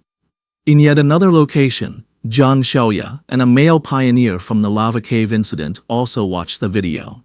The man recognizes Fang Yi's fighting stance and points out how much stronger he has become, while his companion notes that the way he wields his blade is identical, realizing they were incredibly lucky to have had such a powerful figure on their side. The news of Fang Yi's public display of power reaches the highest levels of the nation's two main organizations. Inside a sleek, modern skyscraper, likely the association headquarters, the city's crisis seems to be getting worse, with the current pioneers struggling to keep up. In a high-level meeting room, Su Qingying addresses a group of officials. She informs them that the military has already been in deep communication with Fang Yi, and she expresses her firm belief that he will agree to help them. Meanwhile, in a military command center, Ji Ruoyan, Major Han Li, and other officers discuss the new intelligence. They are astounded by his rapid progress, calling him a monster for reaching the spirit creation realm so quickly. They debate how many high-tier attributes he could possibly possess, with one officer concluding it must be 3 or even more. They agree that trying to intimidate him was foolish, and that their only option is to recruit him. Major Han Li asks if the High Command has decided to approach him personally. Ji Ruoyan confirms they have, but adds that the top brass is still hesitant to humble themselves, as all previous top-tier pioneers have come from within the military's own ranks.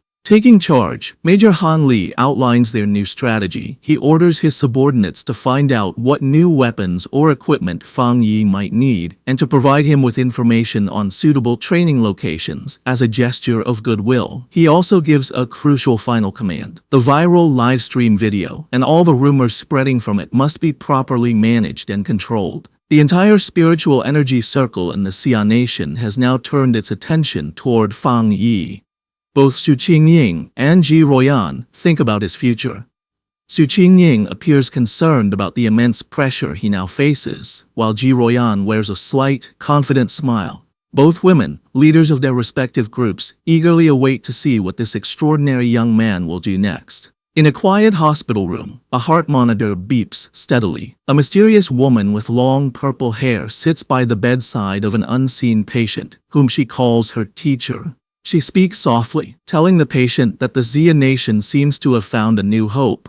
With the appearance of a person as powerful as Fang Yi, she adds, the chances of her teacher finally waking up have become a little higher. One day later, back at the apartment, Fang Yi is having breakfast and thinking about the previous day's events. He reflects on how the news of his battle in the back mountain went viral, all because a daring live streamer had managed to sneak into the restricted area for views. As he eats, he notes that the video has since been completely removed from the internet and the live streamer's account has been banned, correctly assuming it was the work of the military or the Spiritual Energy Association. His casual thoughts are suddenly interrupted as he realizes something is wrong. His cousin, Lin Yi, never came home the previous night and hasn't sent him any messages. He finds this very unusual, even if she was out on a mission. A feeling of unease grows as he tries to call her, but the call goes directly to an out-of-service message. Now genuinely worried, he knows something must be wrong and decides he has to go find her. Meanwhile, deep in a dark and misty forest, Lin Yi and the red-haired leader of her pioneer squad are lost and trapped.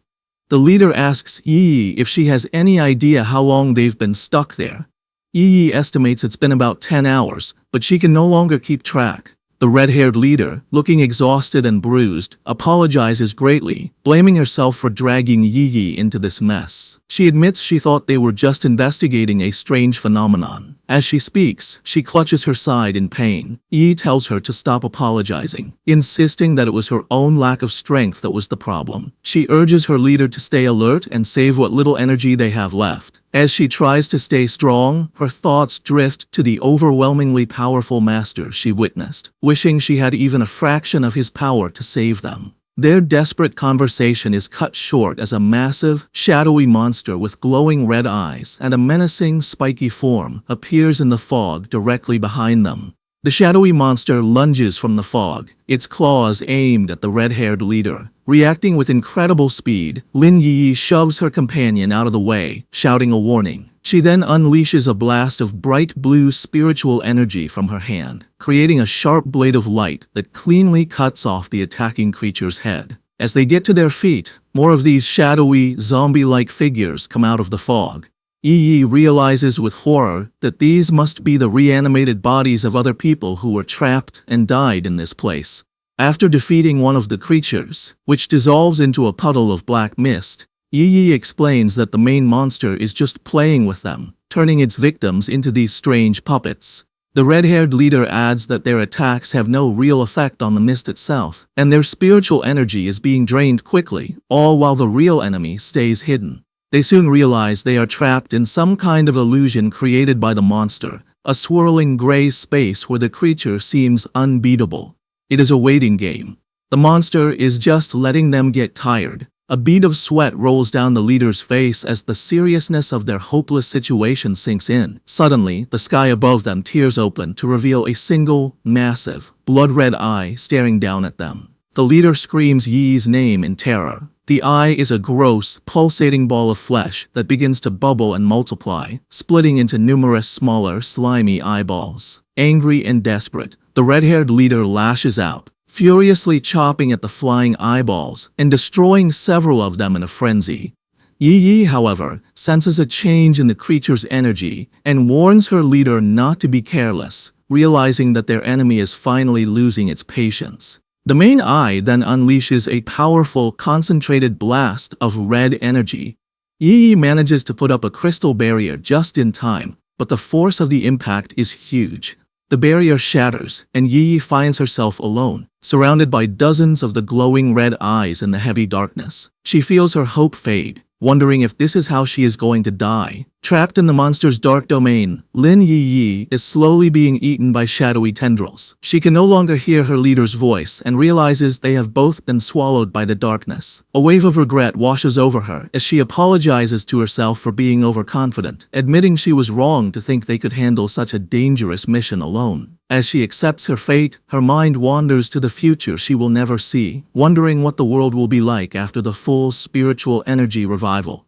With a final thought of despair, she laments that she will never see the magnificent era to come as she reaches out a hand, sinking into the abyss of glowing red eyes.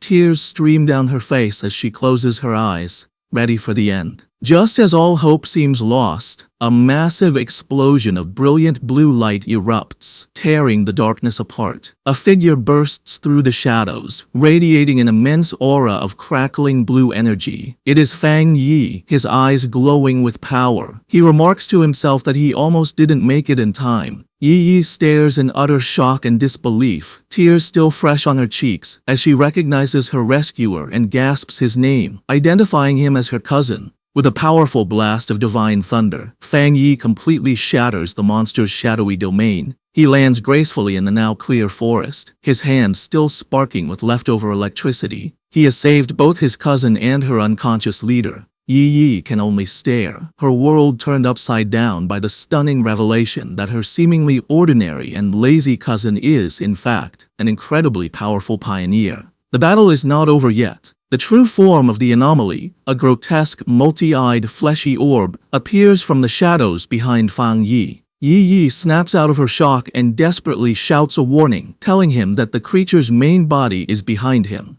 Fang Yi, however, is not worried. His hand ignites with the golden red energy of Skyfire as a confident smirk spreads across his face. He sees this as the perfect opportunity to test the effect of his new power on a dark attribute creature. He leaps into action, unleashing his Crimson Flame Blade technique. The attack, now strengthened by the inextinguishable power of Skyfire, completely engulfs the monster in a raging fire. The creature lets out a final, agonizing shriek as it is burned by the divine flames. In the aftermath, the red-haired leader slowly regains consciousness. She finds herself and Yi Yi sitting safely on the ground, surrounded by a protective circle of fire. Confused and terrified, she asks Yi Yi if they have died and been dragged to hell along with the monster. Yi Yi, now much calmer, reassures her leader, telling her to look closely and that they are still alive. Still trying to process what has happened, the leader repeats Yi Yi's words in disbelief before asking who saved them. Fang Yi casually walks towards his cousin and her leader, a small smile on his face as the protective flames die down. He tells them the problem is solved and, noticing the time, remarks that they must not have had breakfast yet. The red-haired leader stares at him, her eyes widening in sudden, dawning recognition. She springs to her feet, her expression one of pure excitement and awe. She points at Fang Yi, confirming that he is the one who saved them before in Yanghuo Town from the monstrous death vine. Fang Yi looks slightly surprised, thinking to himself that he was recognized so easily. Lin Yi is completely stunned by this new revelation. She asks her leader if she's saying that the powerful fire attribute master who saved them from the vine was also her cousin. The leader turns to Yi, equally shocked by the connection, and asks how this supermaster could possibly be her cousin, reminding Yi that she had described him as a completely ordinary person. Fang Yi can only scratch the back of his head with an awkward smile. The leader, still buzzing with excitement, grabs Yi's shoulders. She reminds her that this is the same savior who defeated the Desolation Vine with a single, incredible slash. Yi's mind races, trying to connect the dots. She realizes her cousin is indeed the high-level fire user, but she is still confused, as she just witnessed him use an incredibly pure and powerful thunder attribute to destroy the monster's dark mist. Her thoughts spiral as she fully grasps the implications. The immense power of both his fire and thunder abilities means he is a super genius with dual high-grade attributes. Then, another, even more shocking realization hits her as she remembers the immense spiritual disturbance in her neighborhood, the one that signaled a breakthrough to the legendary spirit creation realm. She wonders if that incredible display of power was also her cousin's doing. Tired of the confusion, Fang Yi cuts in and confirms that yes, it was all him. He then changes the subject, asking them about the dark attribute anomaly. He says that they should have known this type of creature was not to be taken lightly, and asks why only the two of them came, and where the rest of their teammates were.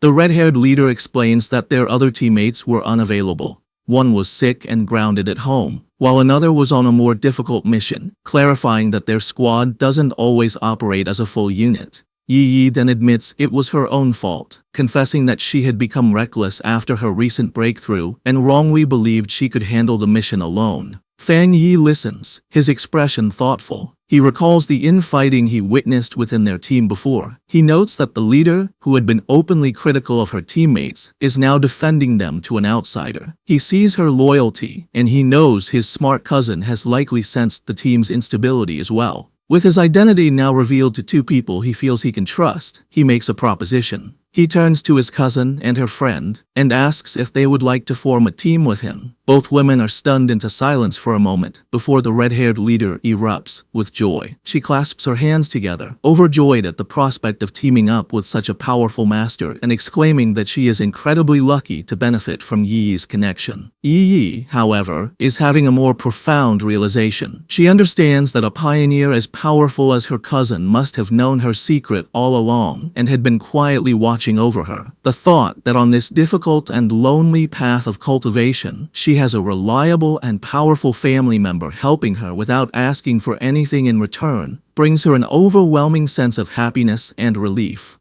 A single tear of gratitude rolls down her cheek. Wiping it away, she flashes a bright, happy smile and a peace sign at her cousin, thanking him greatly and promising to make him 2 extra eggs for dinner. Just then, Yiji's phone buzzes with a notification. She announces that Sister Jiaolan, the mysterious and powerful member of their pioneer group, has just posted a new mission. The message is an alert for a high-risk collection task in a place called the Extreme Dark Zone, which is explicitly stated to be related to the dark attribute. Jiaolan's message ends with a stern warning for everyone to think very carefully before signing up. Fang Yi asks if they know about this zone. Yi explains that it is a border area that is strictly forbidden by the Xia nation. The dark attribute energy there is so overwhelmingly powerful that most pioneers make it a point to avoid the area entirely. She adds that most of the strange anomalies that have been appearing in their city are actually energy leakages from this forbidden zone. Because of the extreme danger, even the government has been unable to explore it deeply, as past attempts have resulted in severe accidents. Intrigued, Fang Yi suggests they should give it a try and asks Yi to message Jiaolan for more specific details about the mission's content. Yi replies that it's useless, as Jiaolan is famously mysterious and rarely says more than a few words at a time. Fang Yi considers this information. He deduces that for Jiao Lan to be able to issue a mission in a top-secret government-controlled area, she must either be an incredibly bold rogue going against the authorities, or she holds a high-ranking position within the military or the Spiritual Energy Association. He concludes that the latter is far more likely. Despite her doubts, Yi, using her online handle Feng Heiju, sends a message to Jiao Lan, stating her interest in signing up and asking for more details. To both her and the red-haired leader's surprise, Jiao Lan replies with uncharacteristic detail. The mission is to collect something called a shizai flower.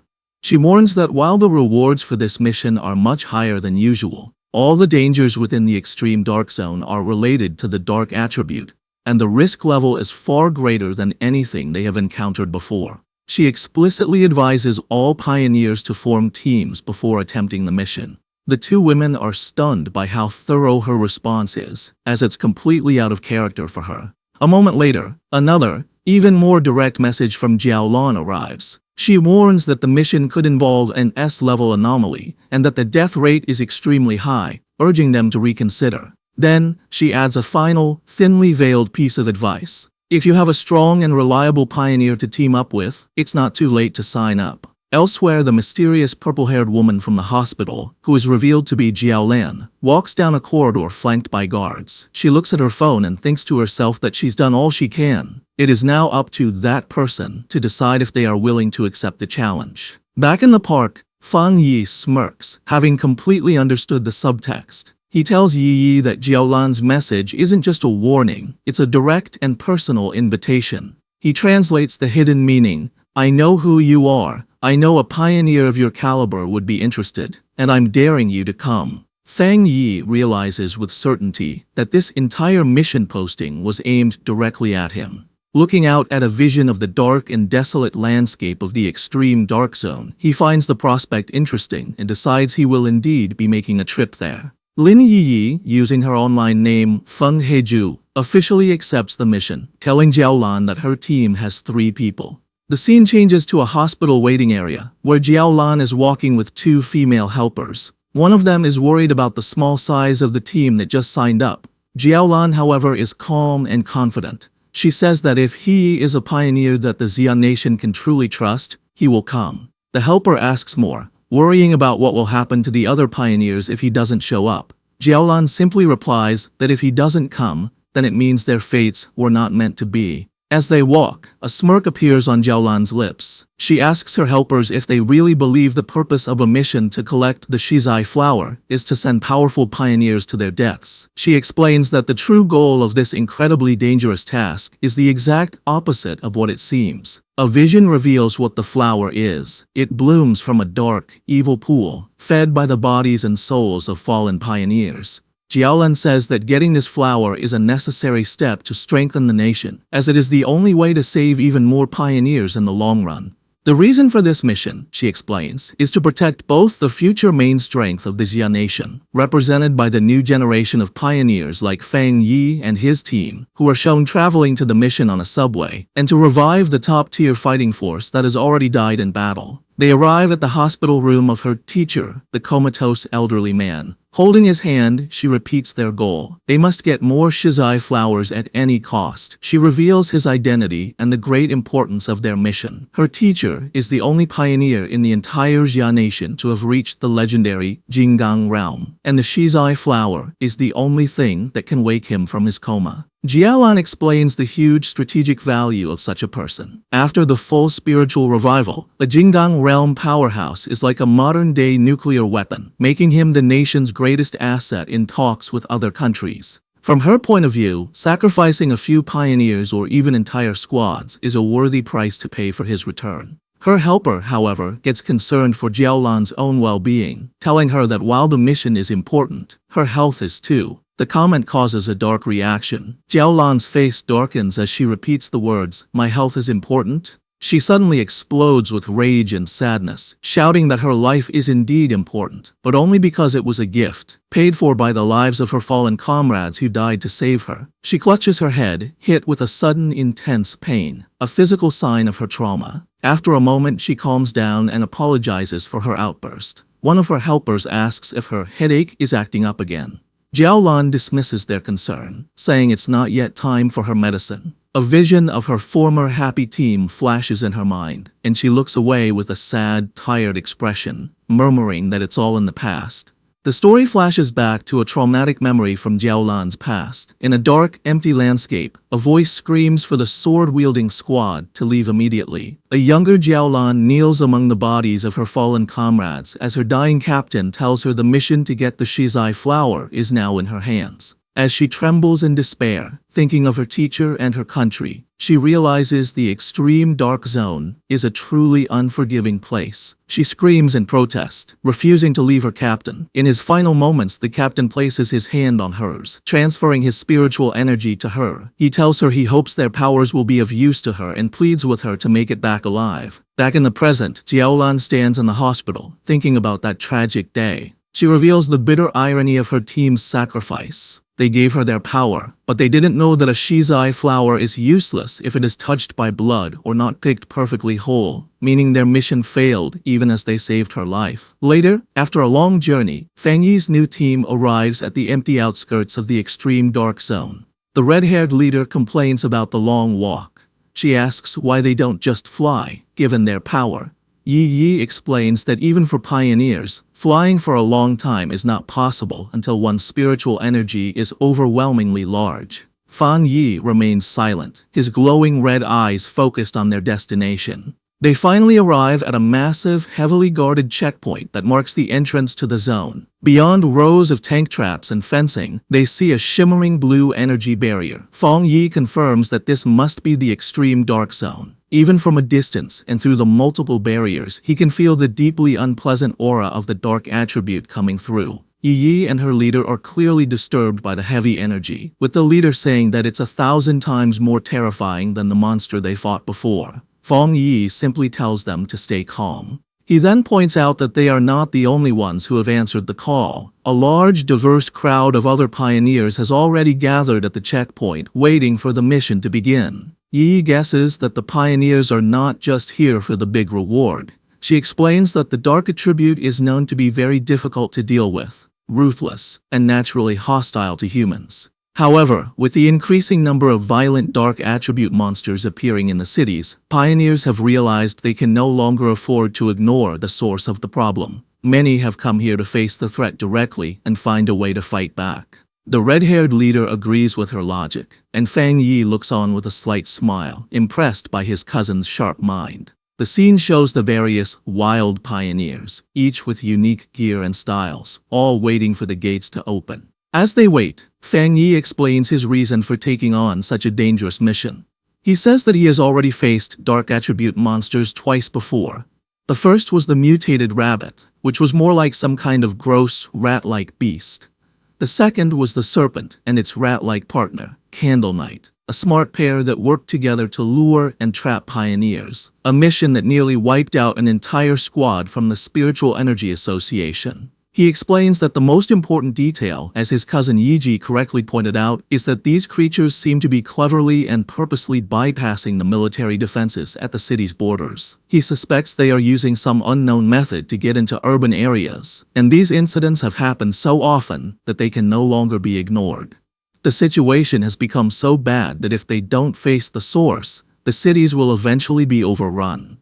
Therefore, he concludes, they have no choice but to go to the extreme dark zone. At the checkpoint, a military officer watches as Su Qingying briefs a group of pioneers before the energy barrier. She stands with a grim and serious expression, ready for the dangerous mission ahead. Her focus is broken when she spots a familiar group approaching. She is completely shocked to see Fang Yi walking up with Lin Yi and the red-haired leader. Her green-haired subordinate, Zhang Xiaoya, is equally surprised and calls out to her, but Su Qingying is frozen, covering her mouth in a panic. She silently prays that the great master won't notice her in the crowd, but her hopes are crushed when Fang Yi looks directly at her, a questioning look on his face as he calls out her name, identifying her as Captain Su. Resigned, Su Jingying walks over with her cloaked squad members, having already received military information about Fang Yi's team. The red-haired leader, always mischievous, sizes up the beautiful silver-haired girl and asks Fang Yi if this is Yi Yi's sister-in-law, a teasing term for a potential girlfriend. The suggestion sends both Yi Yi and Su Qingying into a panic. Su Qingying blushes and waves her arms, exclaiming what a huge misunderstanding it is. Fang Yi calmly clarifies that she is not, explaining that she is Captain Su from the Spiritual Energy Association who helps him out with miscellaneous tasks. This explanation, however, only seems to make Su Qingying more flustered, as she finds the description even more annoying than the romantic idea. Their conversation is interrupted by a loud, arrogant voice. An imposing older man in heavy red armor with two other armored pioneers steps forward and calls them a bunch of shameless brats. He complains loudly that the new generation of pioneers is younger and more disrespectful, not even greeting their elders. He scolds them for talking casually in such a dangerous place. He finishes with a sarcastic comment, saying he hopes they can all rely on each other inside the extreme dark zone. The red-haired leader gets angry, but Yi Yi holds her back, trying to calm the situation. Fang Yi calmly steps between them, signaling for his teammate to calm down. Not intimidated, the red-haired leader points a finger at the arrogant man, telling him to mind his own business and warning him that it's anyone's guess who will be scared to death inside. The man's expression turns into an angry glare. Just then, the sound of an approaching vehicle breaks the tension. The man smirks, seeing that their car has arrived. A large armored transport with police lights pulls up, and its back doors open. The mysterious Jiaolan steps out, and her presence immediately gets the attention of every pioneer there. The crowd gasps, recognizing the infamous Sister Jiaolan. She walks forward with an air of authority, with her guards on either side as the pioneers murmur in awe, wondering who she is to deserve such a grand entrance.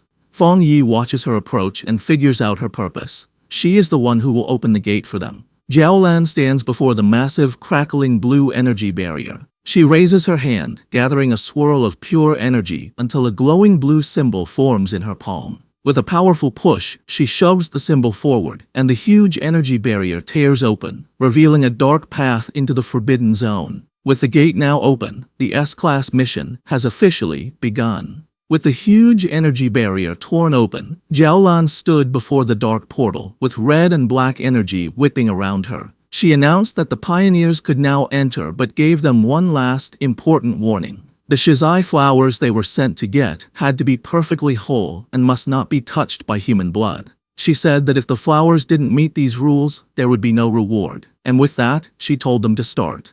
A large group of pioneers began to walk into the scary portal. As they walked, a member of the arrogant pioneers group grumbled to his leader, complaining that Jiaolan was sending them to their deaths without going in herself. The arrogant pioneer's teammate told him to be quiet, reminding him that if they died, the government would pay a lot of money to their families. As Fang Yi's group watched the others enter, Su Qingying analyzed the strength of the various teams for him. She identified the arrogant pioneer as a one-star spirit creation realm cultivator, the same level as Fang Yi. She also noted that there were several other powerful people who were hiding their auras, making them hard to judge, while the rest were solid pioneers at the 1-star or 3-star Ghost Axe realm. She concluded that the teams were all about equal in strength. Fang Yi was surprised to hear that the arrogant man was also at the spirit creation realm, as he hadn't sensed a high level of spiritual energy from him. He thought to himself that the mission must be very difficult to have attracted so many elite teams. Back outside, one of Jiaolan's helpers gave her a final report from a tablet. She confirmed that a total of 37-star Ghost Axe Pioneers, 7 1-star Ghost Axe Pioneers, and 3 1-star Spirit Creation Pioneers had entered. The mission involved monsters ranging from B level to S level in danger. Jiaolan calmly told her helper to get the monitoring equipment ready, assuring her that she was prepared. Inside the portal, the pioneers found themselves in a deserted, dark, and misty place filled with dead trees. As Fang Yi's group stepped into the extreme dark zone, they were immediately surrounded by shadowy black tendrils of energy. Fang Yi warned everyone to stay close, explaining that the overwhelming dark attribute in the area would block their vision and that they could easily get separated and lost. His warning was followed by the red-haired leader suddenly kneeling over, feeling sick. She apologized, saying she couldn't stop herself from throwing up. Su Qingying calmly went to her side and told her it was a normal reaction. She explained that the terrible smell was a mix of rotting bodies and brain fluid, a scent that most people couldn't handle. She then pointed to another group of pioneers in the distance who were also on the ground, vomiting from the bad air, showing that even those of similar strength were affected. Su Qingying continued to explain that the dark attribute was a natural counter to pioneers, acting as a form of pollution that weakened them. She also warned that the monsters in this zone were extremely active. Fang Yi listened closely as she explained the known threats. She explained the official monster classifications. B-level monsters were a threat to pioneers of the same level. A-level monsters were powerful enough to attract spirit creation realm cultivators, like the extreme dark zone itself. And S-level monsters were disaster-class threats, powerful enough to challenge even those at the legendary Jinggang realm. However, she added a final grim warning. The dark attribute in this zone acted as a power-up for the creatures. A monster that would normally be a B-level threat would be at least an A-level threat inside this zone. The red-haired leader expressed her surprise at this new information. Lin Yi, worried, asked Su Qingying if she and her team were unaffected by the pollution. Su Qingying chuckled, explaining that she was not affected because she and her team were used to dealing with similar monsters and were not bothered by the smell. She also revealed that she had recently broken through to the 3-star Ghost Axe realm and was working hard to evolve her water attribute into an ice attribute. Lin Yi then spoke up, addressing Su Qingying. She noted that since they were both at the same level, she wondered if she also felt her spiritual energy being heavily suppressed, even more so than during her previous missions.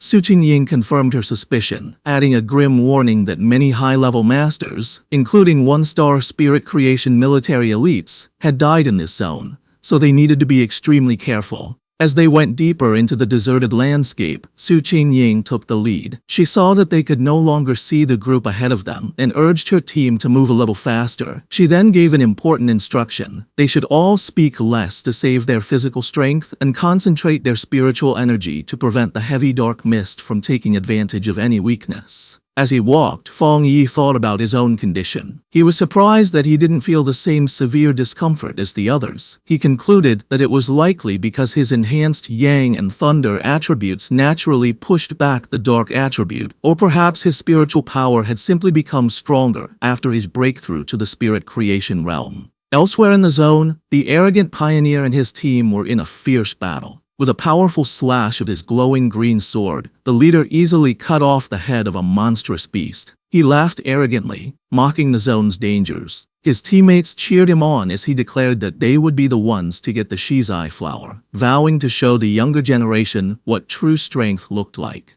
Back with Fang Yi's group, Lin Yi was still struggling with nausea, making small gagging sounds. Fang Yi noticed her distress and thought to himself that despite her power, she was still just a child.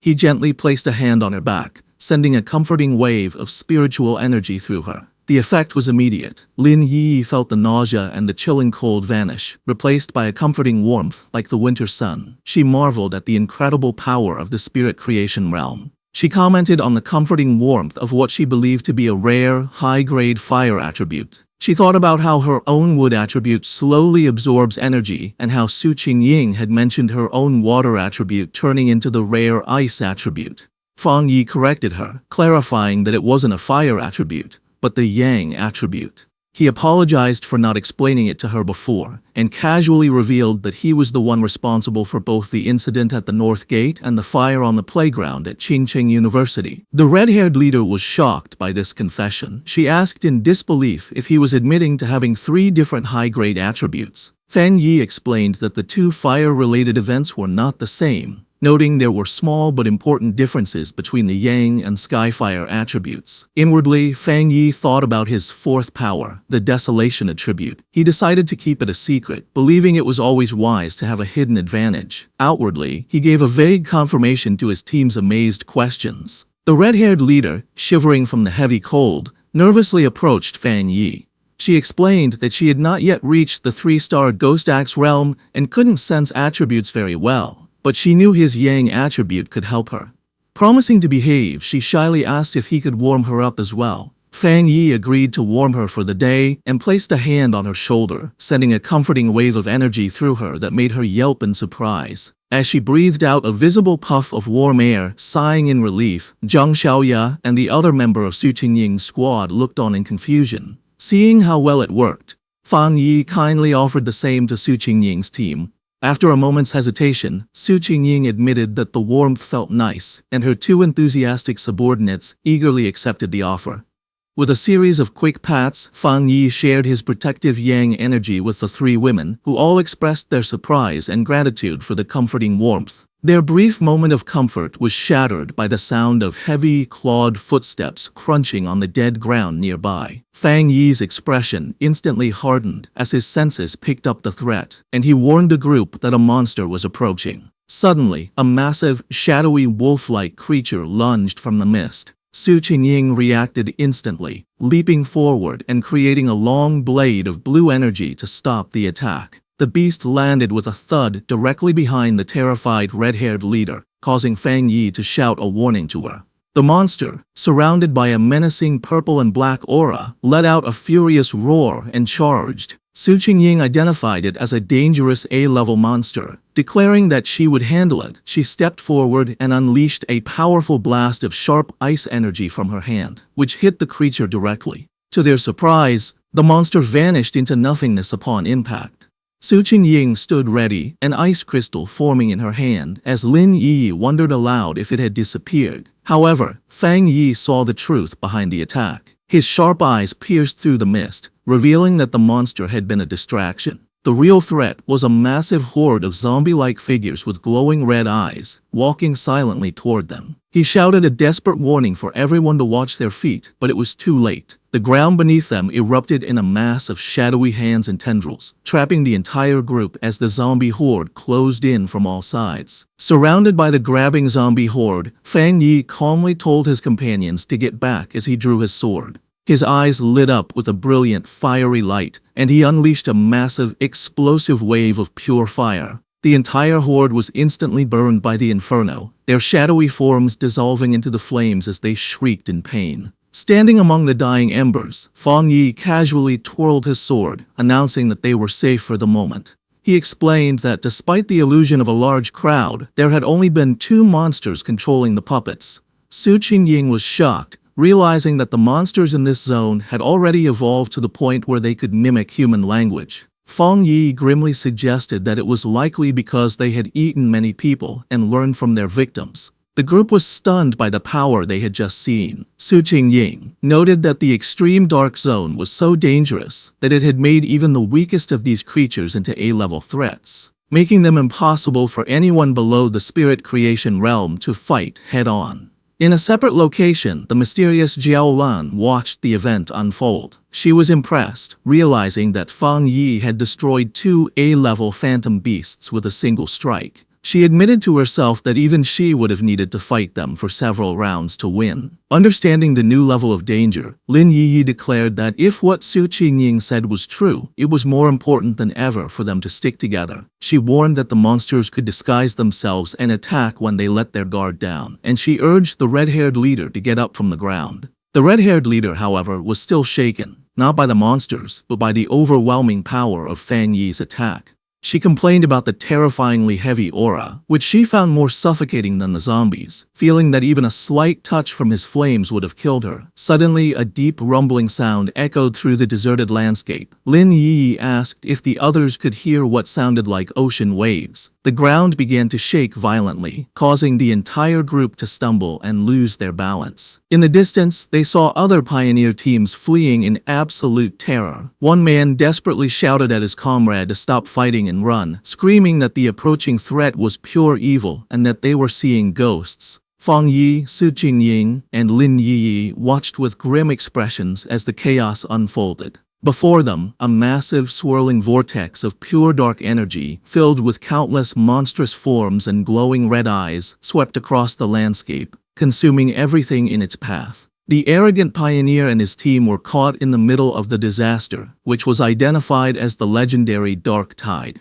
As the terrifying Dark Tide swept across the land, eating pioneers who screamed for help, the arrogant pioneer scoffed. He dismissed the threat, proudly declaring that if the regular troops couldn't handle it, it didn't mean he couldn't. With a defiant roar, he summoned a huge barrier of green energy with his sword, proclaiming that everything inside the zone was his to take. He then charged recklessly into the heart of the swirling red and black storm. His confidence was instantly broken. The moment he entered the tide, he was covered by its suffocating dark tendrils. He realized with horror that the monsters inside were far more powerful than he could have ever imagined, far beyond A level or even S level. Full of terror, he knew he couldn't let himself be caught, but it was already too late. He and many other pioneers were swallowed by the overwhelming darkness, their screams echoing as they were pulled into the deep. From a safe distance, Fang Yi's group watched the horrifying sight. The red-haired leader, shaken, wondered if the others were all dead and if they had any chance of escaping.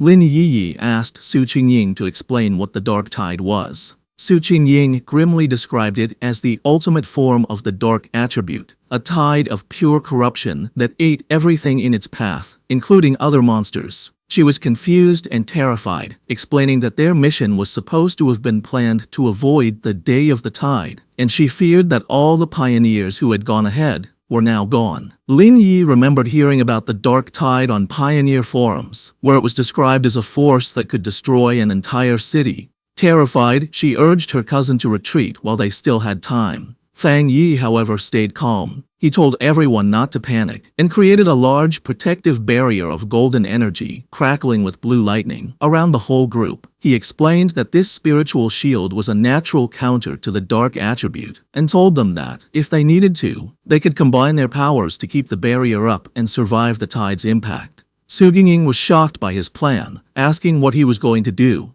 She warned him that the Dark Tide was a concentrated state of the dark attribute, and that their combined power couldn't possibly stop it, reminding him that the powerful spirit creation pioneer had just been swallowed whole. Fang Yi was not bothered. With his sword erupting in golden flames and his other hand sparking with blue lightning, he confidently declared that he would go and destroy it. Before anyone could react, he leaped forward, becoming a streak of pure fire and lightning that shot directly toward the massive wave of darkness. His teammates could only watch in stunned disbelief, with Su Qingying wondering if he really meant to destroy the Dark Tide itself. He plunged into the heart of the storm, his light cutting a path through the swirling chaos. Inside the eye of the tide, Fang Yi floated calmly, completely unharmed inside a protective golden aura as the monstrous dark energy swirled around him.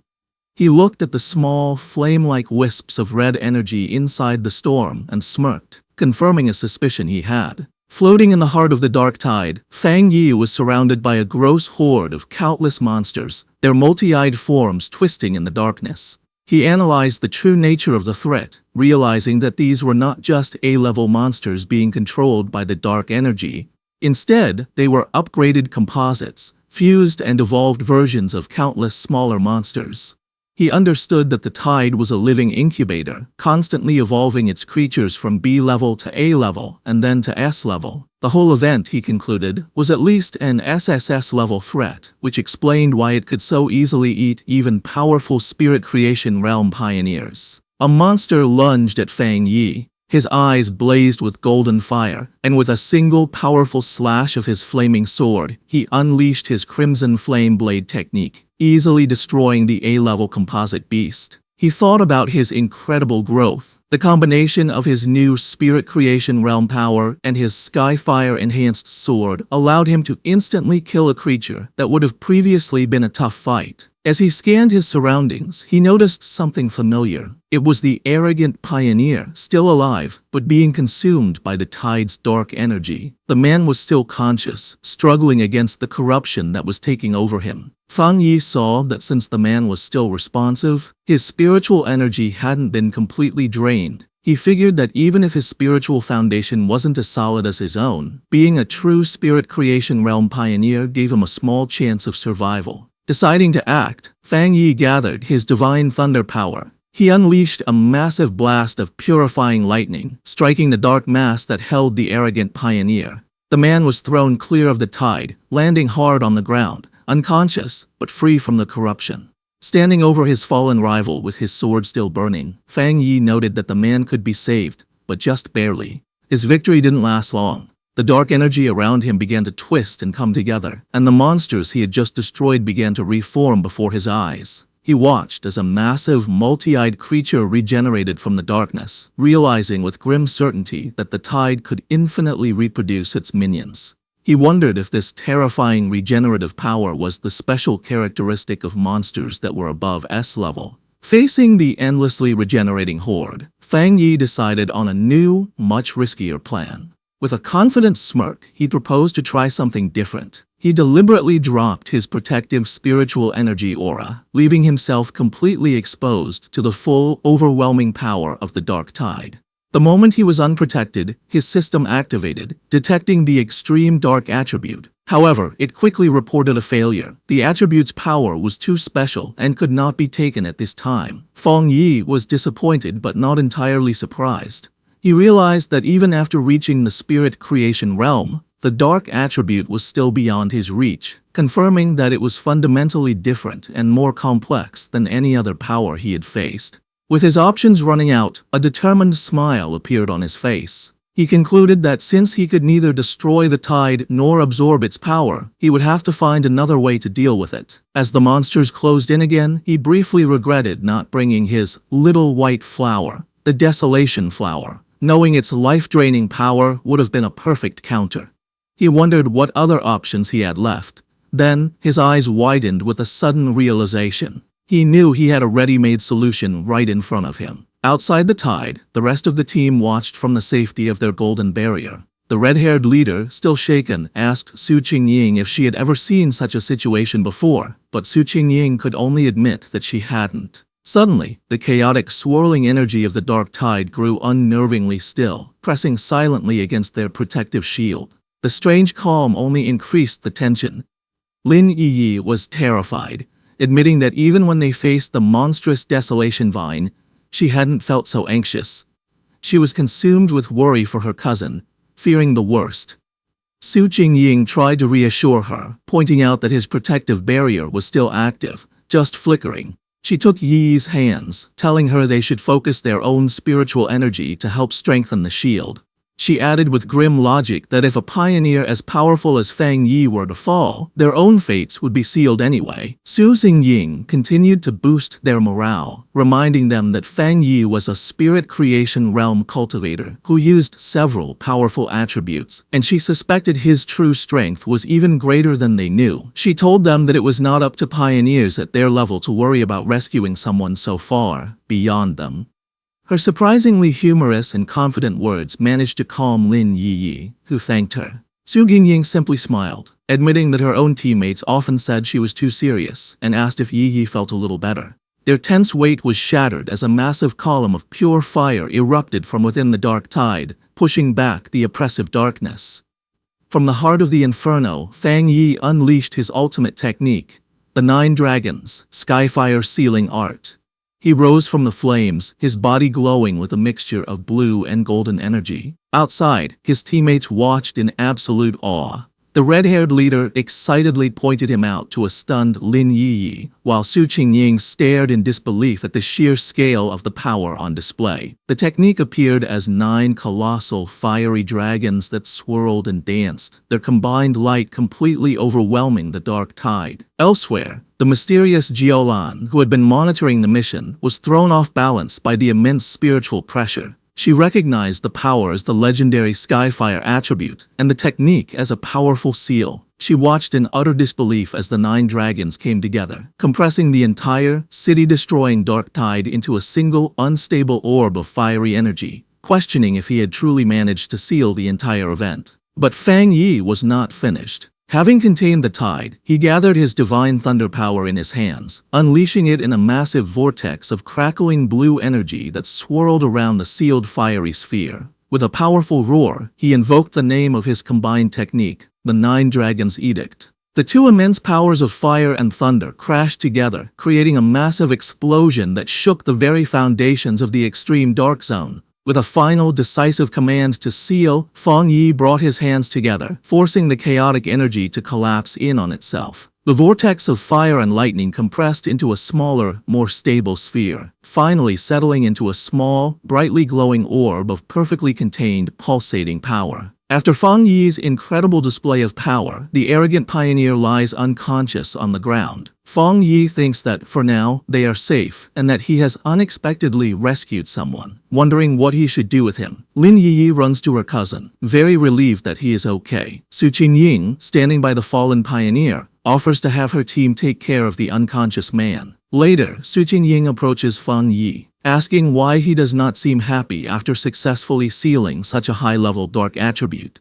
In her mind, however, she is completely amazed, thinking that he truly kept his word to destroy the dark tide, and that he is a truly incredible person. Fang Yi explains to the group that they must move quickly. He says that the seal he used is only temporary, and that the overwhelming dark attribute energy in the area is still strong. They must hurry to find the Shizai flower before the seal wears off. Su Qingying understands and confirms that her team will take the man back to the association for treatment, while her teammates carry the unconscious pioneer on their shoulders. The group stops at a cliff, looking out over the empty landscape.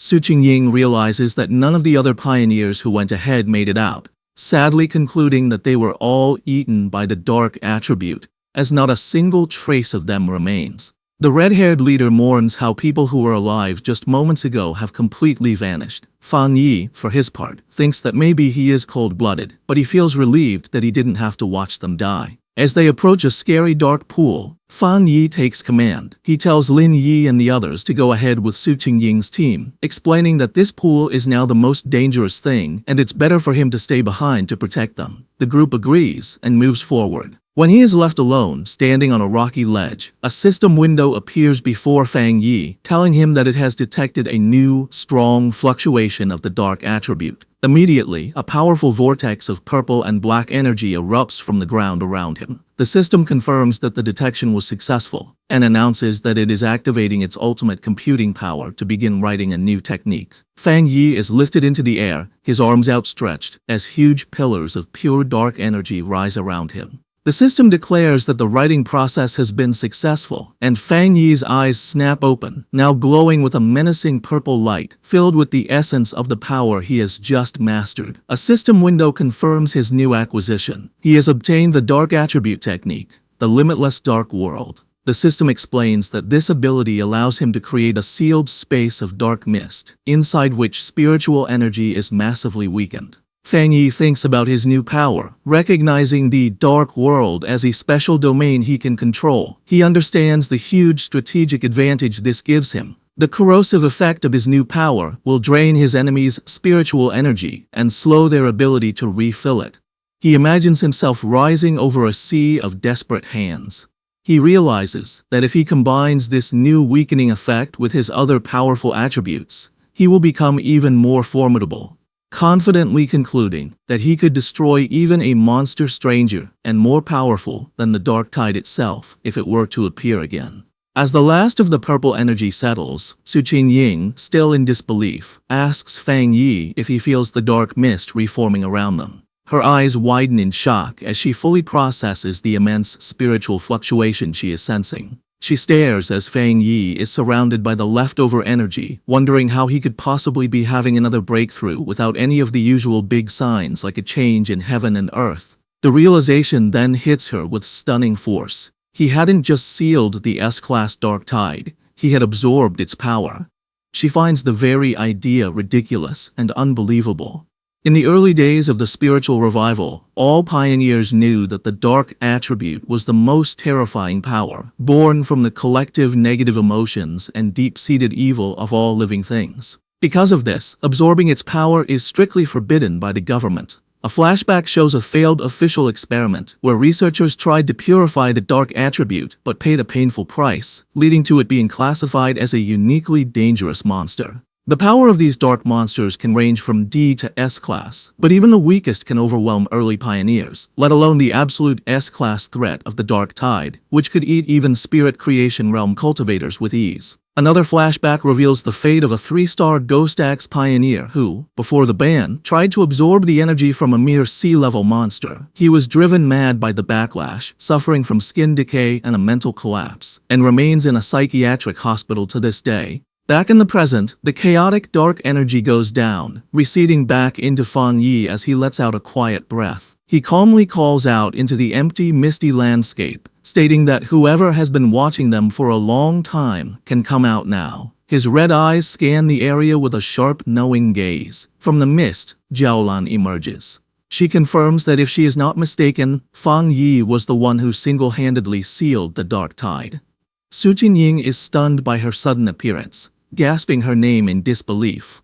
Jiaolan floats down, landing before Fang Yi, and asking what he was just doing, specifically questioning if he was absorbing the dark attribute. Fang Yi calmly confirms that he was. The directed mission sends another wave of shock through Su Qingying. In a swift and shocking motion, Jiaolan draws a pistol and aims it directly at Fang Yi's head. The red-haired leader shouts Jiaolan's name, demanding to know what she is doing, while she and the terrified Lin Yi can only watch in confusion and fear. Su Qingying immediately leaps into action, placing herself between Jiaolan and Fang Yi and blocking the gun with her arm. She confronts Jiaolan fiercely, reminding her that if she recalls correctly, Fang Yi is the military's highest priority recruitment target. She then challenges Jiaolan, pointing out that the association had also wanted to recruit him before the military intercepted him, and demands to know the meaning of this hostile action. Ignoring Su Qingying's defense, Fang Yi calmly places a hand on her shoulder and addresses Jiaolan directly. He finds it strange, asking if their mission wasn't to find the Shizai flower. He points out that while she seems eager to complete the mission, she also appears very unhappy that they did not die there. Jiaolan remains silent, her expression unreadable as she continues to aim her weapon, the light glinting off the barrel. The red-haired leader, however, is not so calm.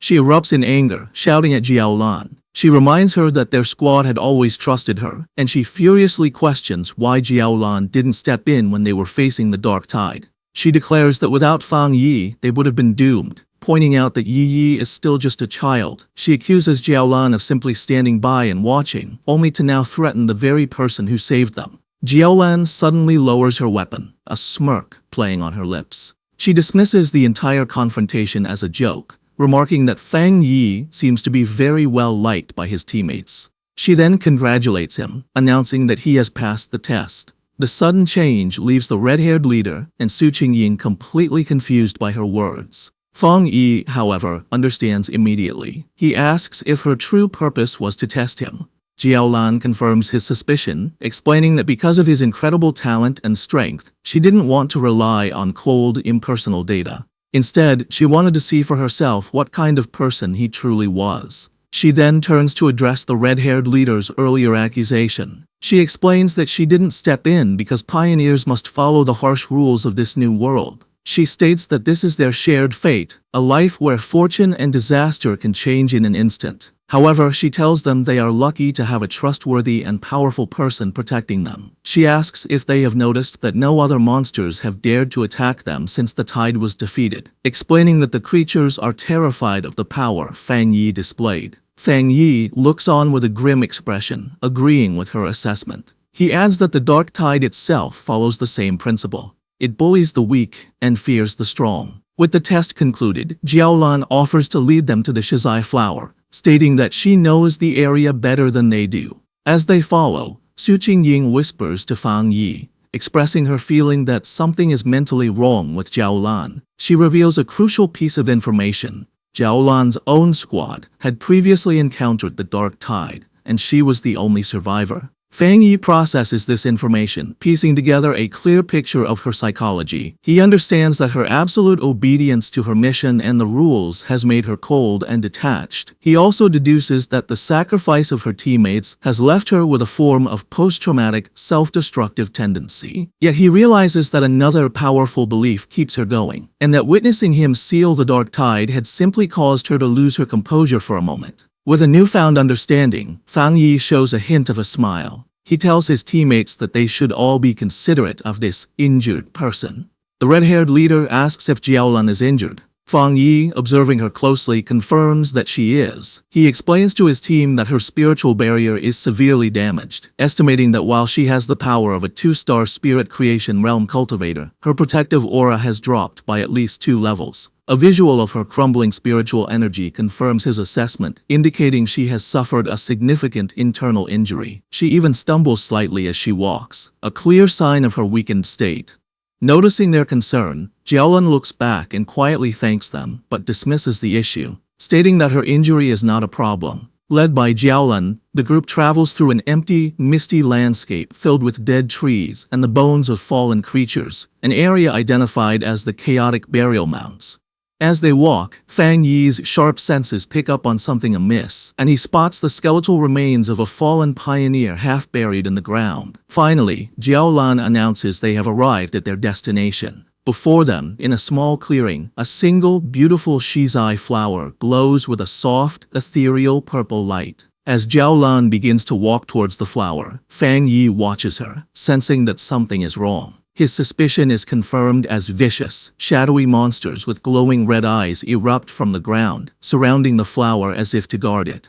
The sudden appearance of the monsters does not stop Jiaolan. Instead, her expression becomes one of intense and unnerving obsession. She reaches out a hand, whispering that she can finally see it again, her face shadowed, as if she is in a trance. Fang Yi's expression becomes serious and urgent as he realizes the immediate danger, knowing she is not in her right mind. Reacting instantly, he summons a ball of golden red flame in his hand, shouting a command to awaken her spirit. He then hurls the fireball directly towards the entranced Jiaolan, intending to snap her out of her dangerous state. The fireball flies towards Jiaolan. Snapping out of her trance at the last second, she recognizes the attack as a very rare and powerful Yang attribute. With surprising speed, she knocks the blast away with her arm, and the impact sends out a shockwave. She and Fang Yi now stand facing each other in a tense silence, as golden energy crackles around his hand. Jiaolan, now fully awake, is shaken.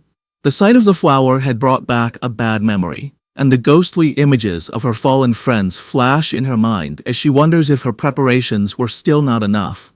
Seeing that she has returned to her senses, Lin Yi and Su Qingying rush to her side. Yi asks if she is all right, while Su Qingying wisely notes that Jiaolan is being badly affected by the dark attribute, and suggests it would be safer for them to all stick together. Ignoring them, Fang Yi steps forward confidently. He states that for the shizai flower, it is enough if he goes alone, deciding to handle the situation himself. He calmly walks through the empty, misty clearing, approaching the glowing flower. Suddenly, the ground begins to shake. A massive, ugly, wolf-like monster with glowing red eyes bursts from the earth, lunging forward. Its mouth opens wide, showing a terrifying storm of smaller, screaming faces and dark red energy as it roars in hunger. Unfazed, Fang Yi summons crackling blue energy to his fingertips, saying a single word: divine thunder. He lets out several massive bolts of lightning that go through the monster's body. The creature roars in pain, its body filled with electricity, but it does not fall. Fang Yi watches it, realizing that this fox demon must have eaten countless other monsters to change so much, identifying it as yet another S-class threat. Knowing that the seal on the dark tide is temporary and their time is running out, he realizes he must end this quickly. Seeing the monster's amazing strength, a confident smirk appears on his face. He decides that if it won't die, he will use it as a test subject for his new power, gathering the scary purple energy of the dark attribute into his hand. With a confident look, Fang Yi unleashes his newly acquired power, the limitless dark world, on the S-class fox monster. A massive storm of swirling purple energy erupts from him, completely trapping the surprised creature. The energy hardens into a large, dark purple sphere, enclosing both Fang Yi and the monster inside its area. Inside this new reality, shadowy purple tendrils whip out from all directions, wrapping tightly around the S-class beast. The monster struggles and whimpers in pain, its massive form beginning to shrink under the immense pressure of Fang Yi's area. A system window then appears, confirming the devastating effect of his technique. Under the influence of the limitless dark world, the S-class anomaly has been forcibly downgraded by 2 full levels to a B-class threat. Standing before the now weakened creature, Fang Yi notes that the S-class anomaly must have had a very weak foundation to be downgraded so easily. With the monster now manageable, his sword ignites in a blaze of golden red fire. He declares that the fight is over and delivers a single, massive fiery slash, completely destroying the creature in a fire. Outside the sphere, Su Qingying and Lin Yi watch the massive orb of dark energy. Su Qingying finds it strange, noting that while it is clearly a dark attribute, it feels different from what she's used to. Lin Yi agrees, confirming that she doesn't feel the usual disgusting and heavy coldness from it. Jiaolan provides the explanation. She states that this is because they are witnessing Fang Yi's personal domain, a space he created himself after mastering the dark attribute without a teacher. Jiaolan thinks about the immense importance of this achievement. She explains that creating a domain is an incredibly difficult ability. Before this moment, the only person she knew who could create a spatial domain with their spiritual power was her teacher. She guesses that, besides him, there are at most 3 other people in the entire world with this power. A painful memory flashes in her mind, showing a vision of a massive, citywide disaster. She recalls how her teacher had tried to use his own domain to stop the disaster, but had ultimately failed. Their thoughts are interrupted as the purple sphere disappears, revealing Fang Yi standing alone in the clearing. Jiaolan and Su Qingying are stunned at how quickly he finished the battle. With a casual wave and a reassuring smile, Fang Yi announces that the chaotic burial mounds should be safe from any more trouble now. With the area now secure, Fang Yi calmly walks towards the glowing shizai flower. He carefully cups his hands around the plant, gently pulling it from the ground with its roots intact to preserve it. Holding the glowing prize, he examines it for a moment, concluding that this should be enough to complete their mission. Jiaolan watches him with a tense and nervous expression as the mission reaches its critical point. Fang Yi returns to the group and presents the flower to Jiaolan, who remarks on its small size. He confirms that their mission is complete and urges them to leave immediately, explaining that the sealed dark tide is unlike other monsters and could become a problem at any moment. He adds that they also have to deal with the unconscious, arrogant pioneer and his team. Her tense mood melts away, replaced by real gratitude. Holding the glowing flower, she sincerely thanks Fang Yi, admitting that his overwhelming power was the only reason for their success. She then thanks the rest of the group and announces it is time for them to leave. As the others begin to walk away, Jiaolan pauses for a moment, looking back to thank Fang Yi one last time. She then reveals the full, critical importance of their mission. She explains that Elder Wu, the Xia Nation's only Jingeng realm pioneer, is on the brink of death, and the shizai flower is the only life-saving medicine that can save him. With a slight, grateful smile, she tells Fang Yi that he has just saved the life of the nation's most powerful protector. Fang Yi listens intently, his expression thoughtful, as he processes this new, important piece of information, quietly repeating the name of the legendary Jingeng realm to himself. As the group finally emerges from the dark portal of the extreme dark zone, they are met with a sky filled with swirling red clouds. The red-haired leader throws her fists up in triumph, shouting with immense relief that they can finally see the light and have made it out alive. Lin Yi agrees, grateful to see the daylight again. Their return is met with a wave of cheers from a large crowd of officials who had been waiting anxiously. They celebrate the successful retrieval of the shizai flower, admitting they didn't quite believe it when Jiaolan had first informed them. As the team walks through the path cleared by the crowd, the red-haired leader is surprised by how many people are there. Someone in the crowd wonders aloud who the person was that actually managed to get the flower. Suddenly, Lin Yi's expression becomes one of surprise as she notices something ahead of them. Parked directly in their path is a massive, heavily armored military vehicle, flanked by elite soldiers. The red-haired leader immediately recognizes the vehicle and the symbol of the legendary Star God War Zone, the most powerful and famous military force in the entire Xia Nation. A wave of realization and embarrassment washes over her as she understands that Jiaolan is a member of this elite unit, making her regret having yelled at her earlier. The Star God War Zone is ranked as the #1 military district in the nation.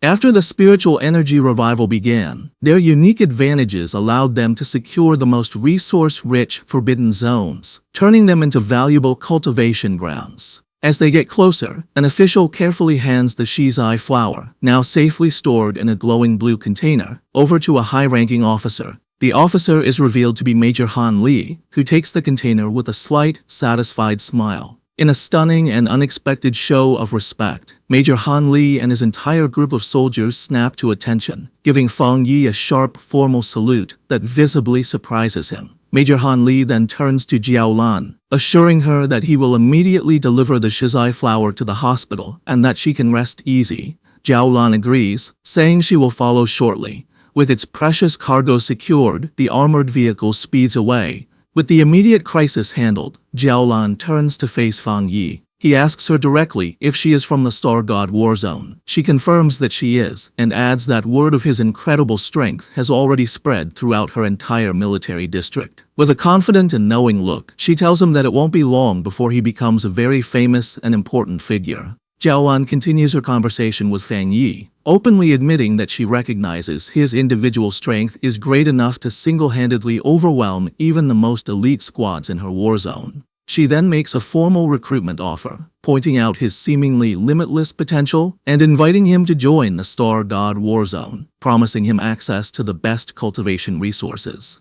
She also reassures him that the rewards for this mission for his team and for Su Qingying's squad will be delivered soon. Fang Yi listens with a slight smile but seems to be considering his options. Her tone then becomes much more serious as she explains the true seriousness of their situation. She tells Fang Yi that with the world changing so rapidly, the nation's most urgent concern is the threat of dark attribute anomalies. A vision of a city being consumed by a massive, ominous cloud of purple and black energy illustrates her point. She warns that the number of these anomalies is growing at an alarming rate. She explains that the influence of these dark zones will continue to expand like a deadly tumor, capable of causing catastrophic consequences at any moment. Because of this immense danger, she says, they have no choice but to establish forbidden zones and have organizations like the Spiritual Energy Association strictly guard them. She clarifies that she is not telling him this to pressure him into joining, but because she believes that an outstanding and powerful pioneer like him has earned the right to know the truth of the world's situation. Understanding her sincerity, Fang Yi smiles and gives her his assurance. He tells her that he understands, and that if he encounters any anomalies in the future, he will not stand by and do nothing. He tells her she can rest easy on that point. Hearing his promise, Jiaolan's stern and weary expression finally softens into a genuine, relieved smile. Formally introducing herself, she says it's a pleasure to meet him and offers him a small, dark token. Fang Yi takes it, revealing a black tablet with a dragon symbol and the characters for Star God War Zone. Jiaolan explains that this token will grant him unrestricted access to any forbidden zone for his cultivation, and that the gates of the Star God War Zone itself will always be open to him. She then makes one final, important request, asking if he would like to come and see Elder Wu. Fang Yi asks if she meant the Jingyang Realm Pioneer. She explains that this person is her teacher, and she thinks Fang Yi should meet him, though she says this is just a personal wish, as she would like to be his friend. Fang Yi accepts her offer and the token she gave him, putting it in his pocket. He agrees to go with her, saying it's always good to have more friends.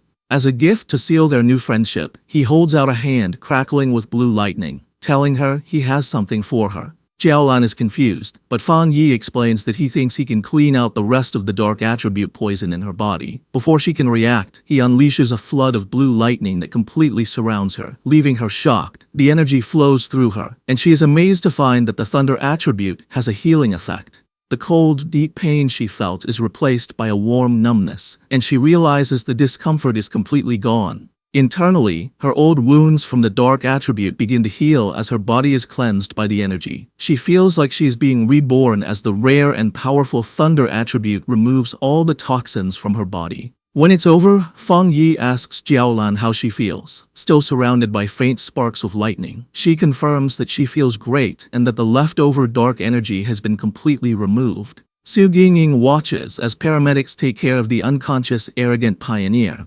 Wondering if it's possible to save someone so badly injured, she turns and is surprised to see Fang Yi and Jiaolan still there. But she immediately notices that her aura seems different and her injuries appear to be gone. Jiaolan explains that Fang Yi used his rare pure thunder attribute to completely clean the dark attribute poison from her system. Su Jingying is amazed by this, realizing that this is the true nature of our boy's power. It can be used to destroy enemies and to save people. She points at Fang Yi in amazement, who just asks her what she's looking at. A brilliant idea strikes Su Jingying, and she excitedly waves over the paramedics. She goes to Fang Yi and suggests a partnership, explaining that if they could combine his spiritual power with their advanced medical equipment, they could save many more pioneers suffering from dark attribute corruption. To show she is serious, she bows deeply, begging him to show his power just one more time.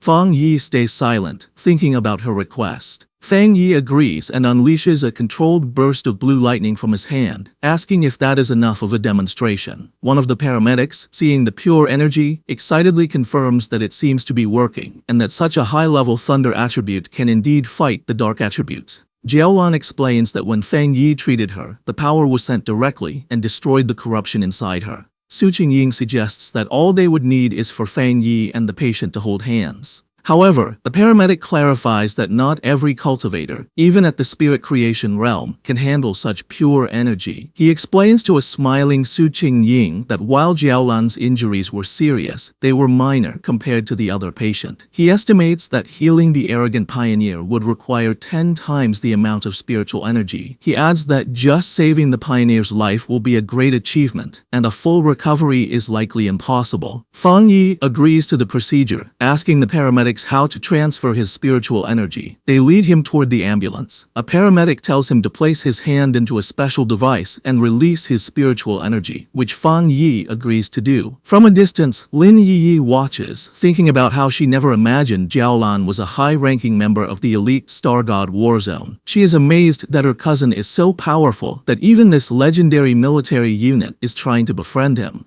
She remembers how the normally cold Jiaolan personally asked to be her cousin's friend and even gave him her personal token. After a while, Fang Yi turns to Lin Yi and the red-haired leader, checking on them. Lin Yi confirms they are feeling fine. She then explains that she and the red-haired leader have decided to go out for more training and take on some missions by themselves. They feel they can't always depend on him and need to grow stronger on their own. Having finished transferring his energy, Fang Yi agrees with their decision, simply telling them to be careful.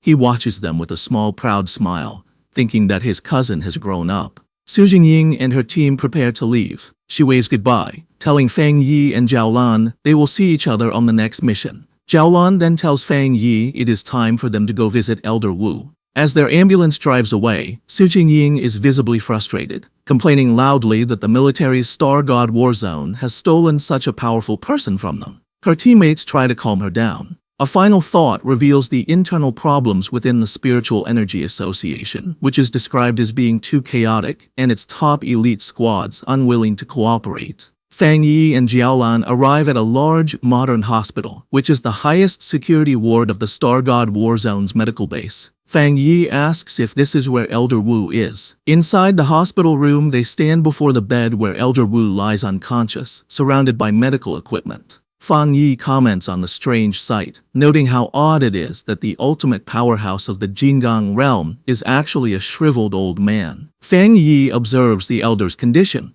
The old man's face and neck are covered in red veins, and he breathes through a respirator. Jiaolan explains that his condition was much worse before, saying he looked like a corpse.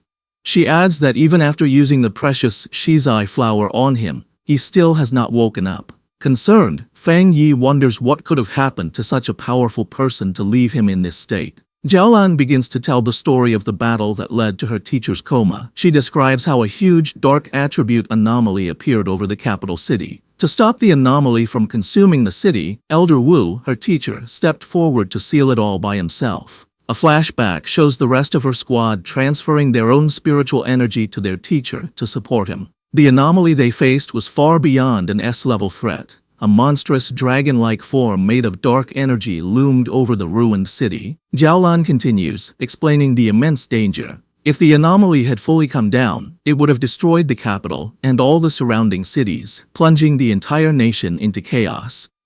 In a desperate last stand, Elder Wu used his own personal domain to seal the S-level anomaly. But the disaster was even more powerful than they expected. The overwhelming power of the dark attribute backfired on him, corrupting his body. Jiaolan concludes that if he hadn't been a master of the Jinggang realm, he would have been instantly turned to ash. Back in the present, Fang Yi looks down at the comatose hero with new respect. He acknowledges that to stop the destruction of a city, Elder Wu is truly a great pioneer. As Fang Yi looks at the comatose Elder Wu, his thoughts go to his past life. He remembers that many pioneers had sacrificed themselves, so he could be the last human to survive.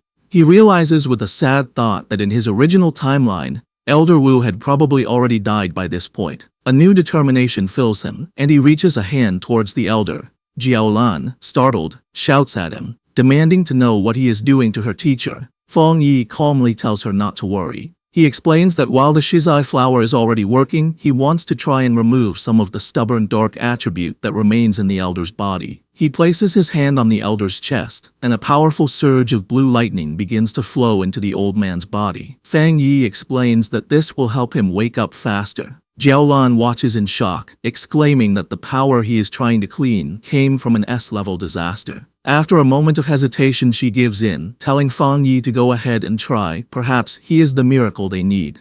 The room is filled with the crackling of Fang Yi's power as he pours his energy into the elder. Jiaolan warns him to be careful, explaining that the dark attribute inside her teacher is far more terrifying than the dark tide. She adds that without the Shizai flower, the elder's recovery would not have been so slow. Fang Yi, his face serious, confirms that he understands. He can feel the immense power of the darkness within the elder's body. He knows that even though the Shizai flower's purifying power has weakened it, the dark energy can still exert an immense and oppressive force. Suddenly, a powerful wave of dark energy erupts from the bed, pushing both Fang Yi and Jiaolan back. Jiaolan shouts a warning, telling Fang Yi to be careful and focus his mind, as the dark energy is beginning to affect him. In response, a brilliant golden aura erupts around Fang Yi as he activates his own spiritual protection. His eyes glow with a golden light, but he realizes with a start that the dark energy has pulled his consciousness into a vision of the past.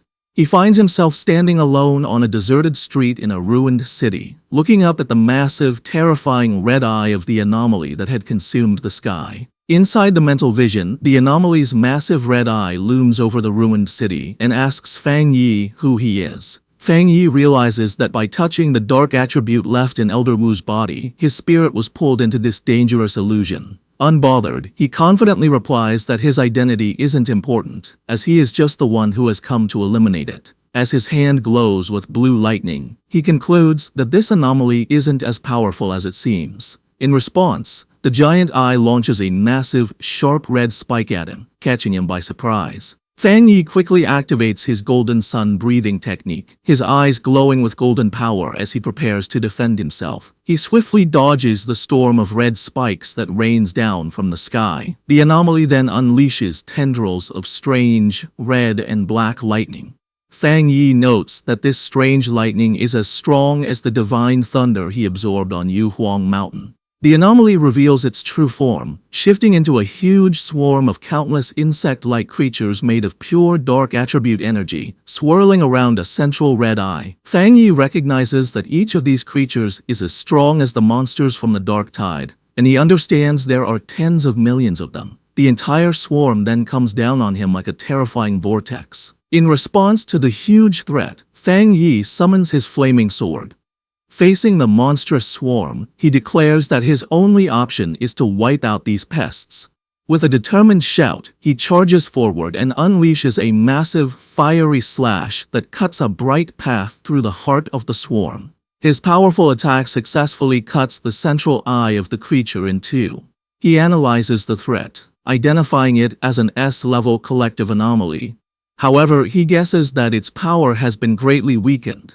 Maybe because it's an illusion, or because of the purifying effects of the shizai flower that was already used on Elder Wu. The two halves of the swarm fall to the ruined city below, exploding on impact. Feng Yi lands on a rooftop, looking over the remains. He guesses its current power is around A level, and reflects with awe that this is the city-destroying disaster Elder Wu faced alone. Feng Yi realizes the threat is even greater than he first thought. Gathering dark, swirling energy in his hand, he unleashes his own dark attribute technique, the limitless dark world. A massive vortex of pure darkness erupts from him and begins to absorb the insect-like anomaly. The creature is shocked, realizing its opponent is not human. With a confident smirk, Feng Yi simply replies, "Guess so." He shouts a command to open, and his dark vortex fully absorbs the rest of the S-level anomaly. As the last of its energy fades, a final warning message echoes through the void. "We will be back soon." Feng Yi floats inside a sphere of his own dark energy, thinking the final message must have been a piece of the anomaly's consciousness. He considers the warning use of the word "we" and wonders if this means other similar disasters are waiting to appear. As the illusionary world roars and begins to fall apart around him, he decides it's best to leave and think about it later. His consciousness returns to the real world with a jolt. He immediately reaches into Elder Wu's body and begins to pull out the corrupting dark attribute energy. A mass of dark purple energy, crackling with his own blue lightning, is pulled from the Elder's chest. To contain the dangerous substance, Feng Yi uses his 9 Dragons Skyfire sealing art, trapping the energy inside a sphere of red, fiery chains. Holding the sealed orb, he explains to a stunned Jiaolan that this is the dark attribute remnant left in Elder Wu's body. He concludes that this must be the last piece of the city-destroying anomaly. He explains that while the sealed orb of dark energy is still powerful, its influence has been greatly reduced thanks to the shizai flower and Elder Wu's own seal. He praises the Elder, noting that he is truly the nation's #1 pioneer for using his own body to hold back the dark power. He knows anyone else would have died many times. As Jiaolan looks at her teacher, she sees the red veins on his face have faded, and his breathing seems more peaceful. She tells Feng Yi that he has truly saved the Elder's life. Feng Yi, however, humbly says that it wasn't all his own ability. He explains that without the shizai flower weakening the corruption first, he wouldn't have been able to remove the stubborn dark attribute. Jiaolan agrees, saying that while the flower saved the Elder's life, Feng Yi's power has now given him a chance for a full recovery. With a final surge of power, Feng Yi clenches his fist and completely crushes the sealed orb of dark energy, turning it to dust. He announces that the remnant is now completely useless. He then tells Jiaolan he has one more thing to tell her. He reveals that in the mental illusion, the remnant of the dark attribute anomaly warned him that it would return. He concludes that they must always be prepared, as they can't let an old man who has just recovered from a serious illness fight on the front lines again. Jiaolan confirms that she knows, as she has heard the rumor before. When Feng Yi asks her what she means, she explains that the monitoring departments of the military and the association collect data on spiritual energy changes. She reveals a rumor based on this data. With the current power of the Xia nation, they might not survive the first year after the full spiritual energy revival. Of course, she adds, no one believed it. Feng Yi remarks that monitoring spiritual energy changes sounds very official. Jiaolan then asks if he also believes the rumor could be true. A shadow crosses Feng Yi's face as he wonders if his own rebirth has somehow changed the future. He recalls that in his original timeline, he lived for 3 years after the spiritual energy revival, and by that time, the entire planet had been nearly destroyed. Coming back to the present, he puts a comforting hand on Jiaolan's shoulder, telling her not to overthink things and that Elder Wu should wake up soon. He looks at her with a serious expression and makes a solemn promise. If the disaster does return, he will stand with them and fight. He knows that the final battle against the great disaster will come, sooner or later. He declares with fierce determination that this time, he will change everything. Later that night, Feng Yi is back at his apartment. He sits meditating on his couch, surrounded by the swirling energy of his new dark attribute. He thinks about his recent battles, feeling that after his 2 fights with S-level anomalies, he is close to breaking through to the 2-star spirit creation realm. However, he knows the full spiritual energy revival is coming fast, and even with his new dark attribute, his current strength is not nearly enough. He thinks about the terrifying power of the anomaly he faced in the mental illusion, realizing that even when it was weakened, its true power was immense. His thoughts are interrupted when he notices the potted plant he had left on his table, the obedient little white flower. He speaks to the glowing flower, telling it that it's not easy to carry around, and admitting it was his mistake for not bringing it with him on his last mission. Smiling, he picks up the plant, which seems to brighten up, and tells it that he regrets not giving it a chance to level up. He then decides to take it out for a walk. Fang Yi heads to the back mountain, his private training ground. As he walks along the moonlit path, he notes how skilled the association's plant research department must be. He observes that in the short time since the area was last damaged, the forest has already begun to recover, a sign of nature's improved self-healing in this new era. He finds a good spot in the woods and kneels down, taking the flower from its pot to plant it in the rich soil. He makes a mental note to thank Su Qingying and her team for securing this place for him. As he prepares to plant it, he holds the flower and gently warns his new companion to take it easy and only absorb a little at a time, reminding it that if it becomes too greedy, not even all the forests on the planet would be enough to feed it. Once in the soil, the obedient little white flower immediately takes root. A massive vortex of green, life-draining energy erupts from the plant, spreading quickly through the forest and absorbing the life of all the nearby trees. After a few moments, Fang Yi stands with his arms crossed in the now dead and empty section of the woods, deciding that the flower has absorbed enough for now.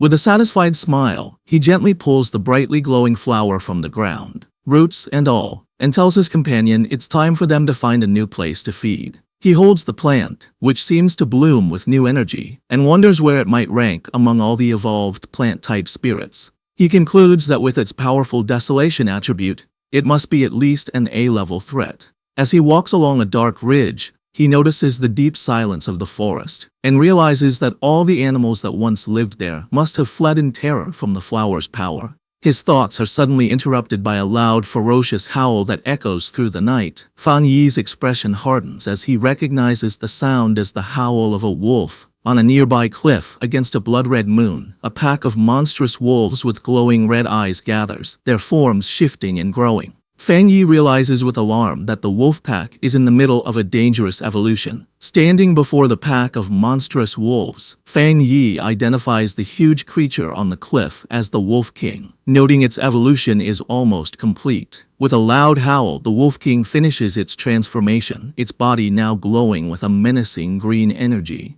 Fang Yi, holding his potted flower, is surprised by the immense spiritual power coming from the creature, realizing with alarm that it is about to become an A-level anomaly. The newly evolved wolf pack quickly surrounds him, cutting off any escape.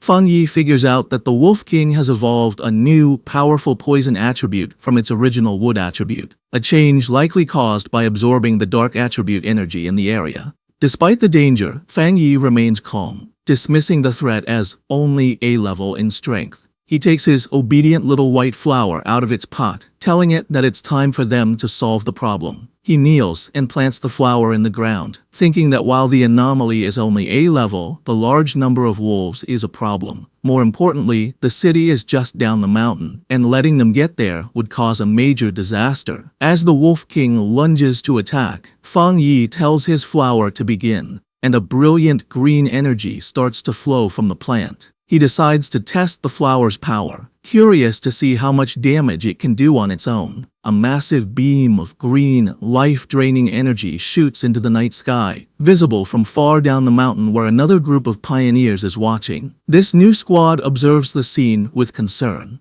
One of the men notes that the Wolf King has successfully evolved and is incredibly strong. He asks about the contamination level, and a cloaked figure replies that it has reached 90. The man and his companion are stunned by the dangerously high reading. The squad's blonde-haired leader grows tense, realizing the danger is still increasing. He identifies the Wolf King's wood attribute as being at least at the 3-star Ghost Axe realm, maybe even reaching the Spirit Creation realm, while the rest of the pack is also powerful. He worries that his team doesn't have enough people to handle the threat, admitting that even he has only recently broken through to the 3-star Ghost Axe realm. Suddenly, the leader notices the massive beam of green energy and the clear presence of the dark attribute. He now understands why the contamination level is so high. He shouts in alarm, explaining to his team that the Wolf King has evolved dual attributes, something he knows is extremely rare among anomalies. The contamination reading on the squad leader's watch suddenly spikes to 100.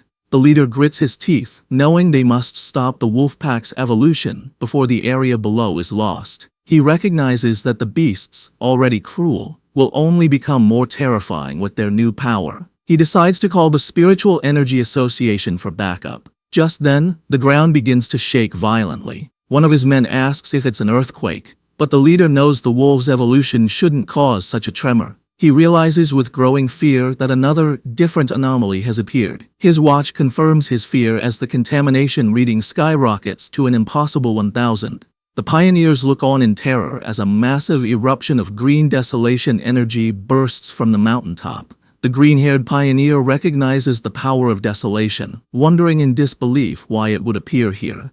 As the life-draining energy rushes toward them, the squad panics.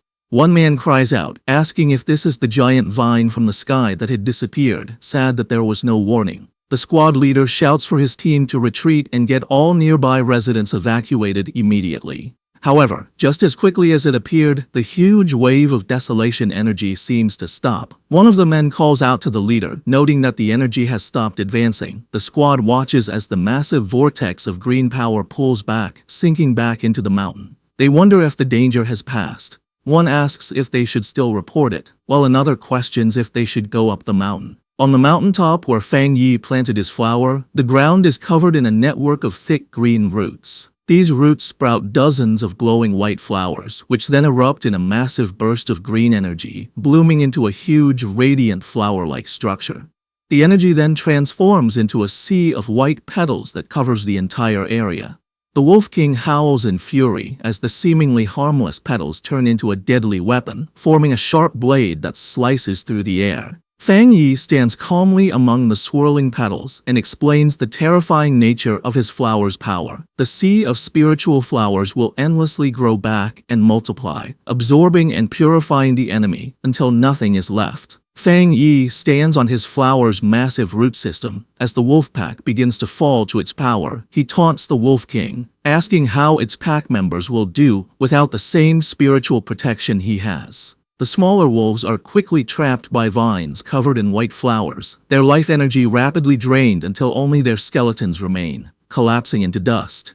Having absorbed the life force of the entire pack, the flower and its petals turn a deep, menacing red. In a last, desperate attempt, the Wolf King gathers its energy and fires a powerful green blast from its mouth. The red flower, however, easily forms a protective barrier, absorbing the full force of the attack. Hidden among the swirling red petals and vines, Fang Yi tells the beast that its attack is useless. He explains that the desolation attribute of his spiritual flower has already taken root deep within the mountain itself. The Sea of Flowers, he says, draws its power from the mountain and uses it on the mountain, creating an endless cycle of power. The Wolf King, now smart after its evolution, seems to understand its hopeless situation, but still refuses to give up. It identifies the main red flower as the source of the power and charges directly at it. Fang Yi watches with a small smile, mockingly asking his little flower what it will do now that it has been discovered. In response, the central red flower grows to an immense size and lunges forward to meet the charging Wolf King. It opens its massive petals and traps the beast within its grasp. The Wolf King howls in agony as its life force is drained away by the powerful desolation attribute. The massive red flower continues to absorb the Wolf King, its green energy being eaten by the desolation attribute. Fang Yi watches with a serious expression, surprised that his flower is allowing the dark attribute to invade it. The Wolf King is completely consumed by the flower's pulsating red petals. Fang Yi is amazed by this development, marveling at the formidable power of the desolation attribute. He realizes that he never expected the flower to be able to create its own technique without his direct input after he implanted the attribute. As the giant flower shrinks back down, he understands the terrifying nature of its new ability. Once an enemy is trapped within the Sea of Flowers, there is no escape. The flower then spits out the clean, bleached skeleton of the Wolf King. Fang Yi concludes that even if the spiritual flowers are destroyed, they can endlessly grow back and use their desolation power to reduce any enemy to bones. Standing before the massive red flower, which is now surrounded by a field of smaller red flowers, he decides to give this new technique a name, the endless spiritual sea. A system window appears, confirming his creation and announcing that the spiritual flower has successfully written the desolation attribute technique, endless spiritual sea. Having finished its battle, the flower's petals close up, glowing brightly from within. Fang Yi looks on, a bit tired from the battle, as a single red petal gently brushes his cheek. The flower then erupts, with a massive surge of energy, and Fang Yi realizes with surprise that his little flower is also about to evolve. In a high-tech control room, alarms blare as an analyst reports an A-level anomaly. He explains they are detecting two different spiritual powers in the same area. Just as the Wolf King was evolving and creating a dark attribute, a separate and powerful desolation attribute appeared. The Association Superior, listening with Su Qingying, demands to know the location. A technician points to a map, explaining it was an area Su Qingying's team was previously in charge of. The Superior questions this, asking if the Destroyer Squad wasn't already sent to deal with the Wolf Pack. His question is cut short by a call from the squad on the ground. The squad leader reports that a powerful wave of desolation energy appeared and wiped out the A-level wolf pack. However, he adds that the desolation power moved back into the mountain, where a large number of unusual flower anomalies have since appeared. The pioneers stand before the mountain, which is now glowing red from a sea of flowers, unable to get closer. The Association Superior and the squad leader continue their talk.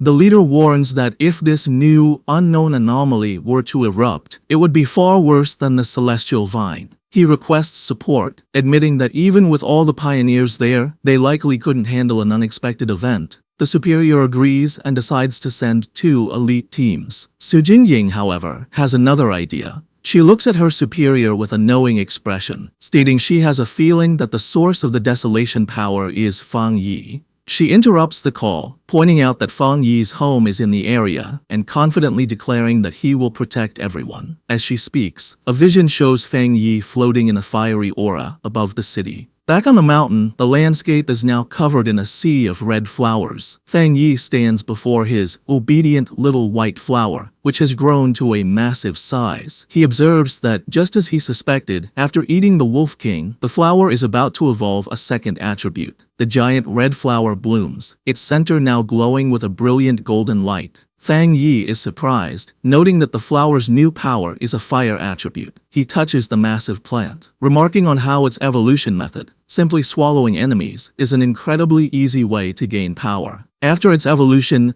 the massive flower shrinks back to its original handheld size, its petals now a deep red. A system window appears, confirming the spiritual flower has completed its evolution. It is now classified as an A-level anomaly named the Desolate Fire Spirit Flower, and has dual desolation and fire attributes. The notification adds that the flower has a strong desire to eat spiritual energy and can be placed in the limitless dark world to be nurtured. Fang Yi reads the notification, confused by the mention of the limitless dark world. A new idea strikes him. He realizes he can place the flower inside his personal dark domain. He understands that the domain contains a large amount of dark attribute anomalies and a good environment. He thinks that if the spiritual flower eats the energy inside, it could even evolve a third, dark attribute. Just as he holds the orb of his dark domain, a massive storm begins to gather in the sky. His eyes glow with golden light as he realizes he is about to have another breakthrough,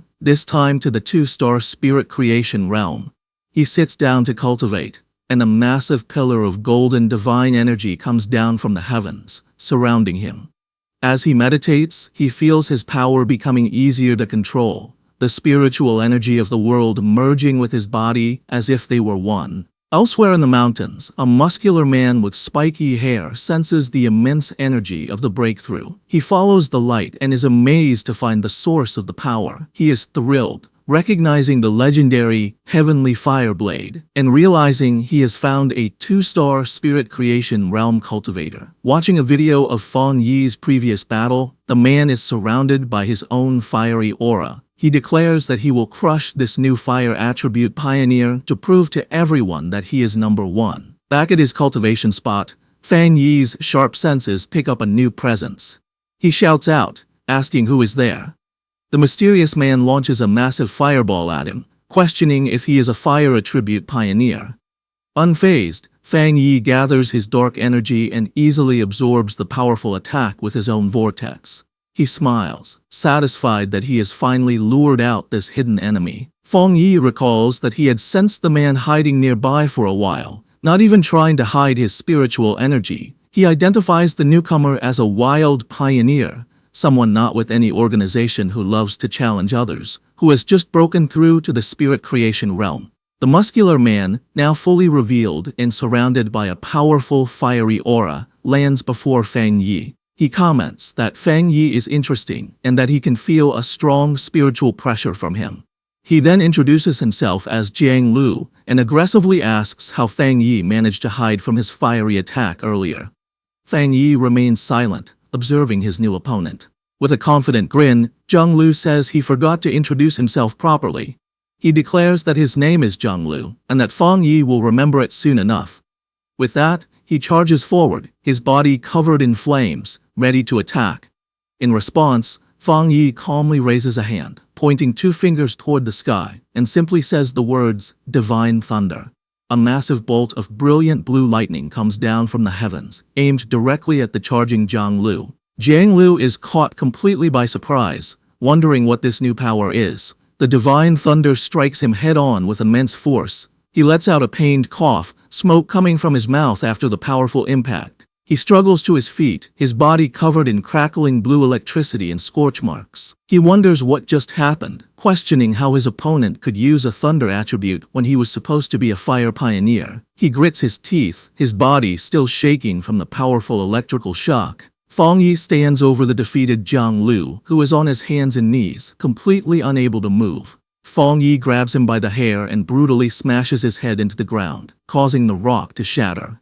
With crackling blue lightning still surrounding him, Fang Yi mockingly asks his opponent to repeat his name, saying he didn't hear it the first time. Jiang Lu can only stare in silent shock, his face pressed against the broken ground. Jiang Lu is filled with disbelief, wondering how he could have been so easily defeated. He had just reached the 1-star spirit creation realm and had always been the fastest cultivator he knew. He couldn't understand how he lost, especially when he hadn't even had a chance to use his ultimate move. His mind flashes back to a time when he was celebrated by his peers, his rare and powerful fire attribute making him a true powerhouse. He had believed that everyone would eventually have to submit to him. A small, dismissive sound escapes Fang Yi's lips as he sends another surge of electricity through Jiang Lu's body, causing him to scream in pain. Jiang Lu wonders how his opponent can have a thunder attribute when he was supposed to be a fire user. Fang Yi, his eye glowing with blue energy, looks down with disappointment, remarking that he had expected his opponent to be much stronger.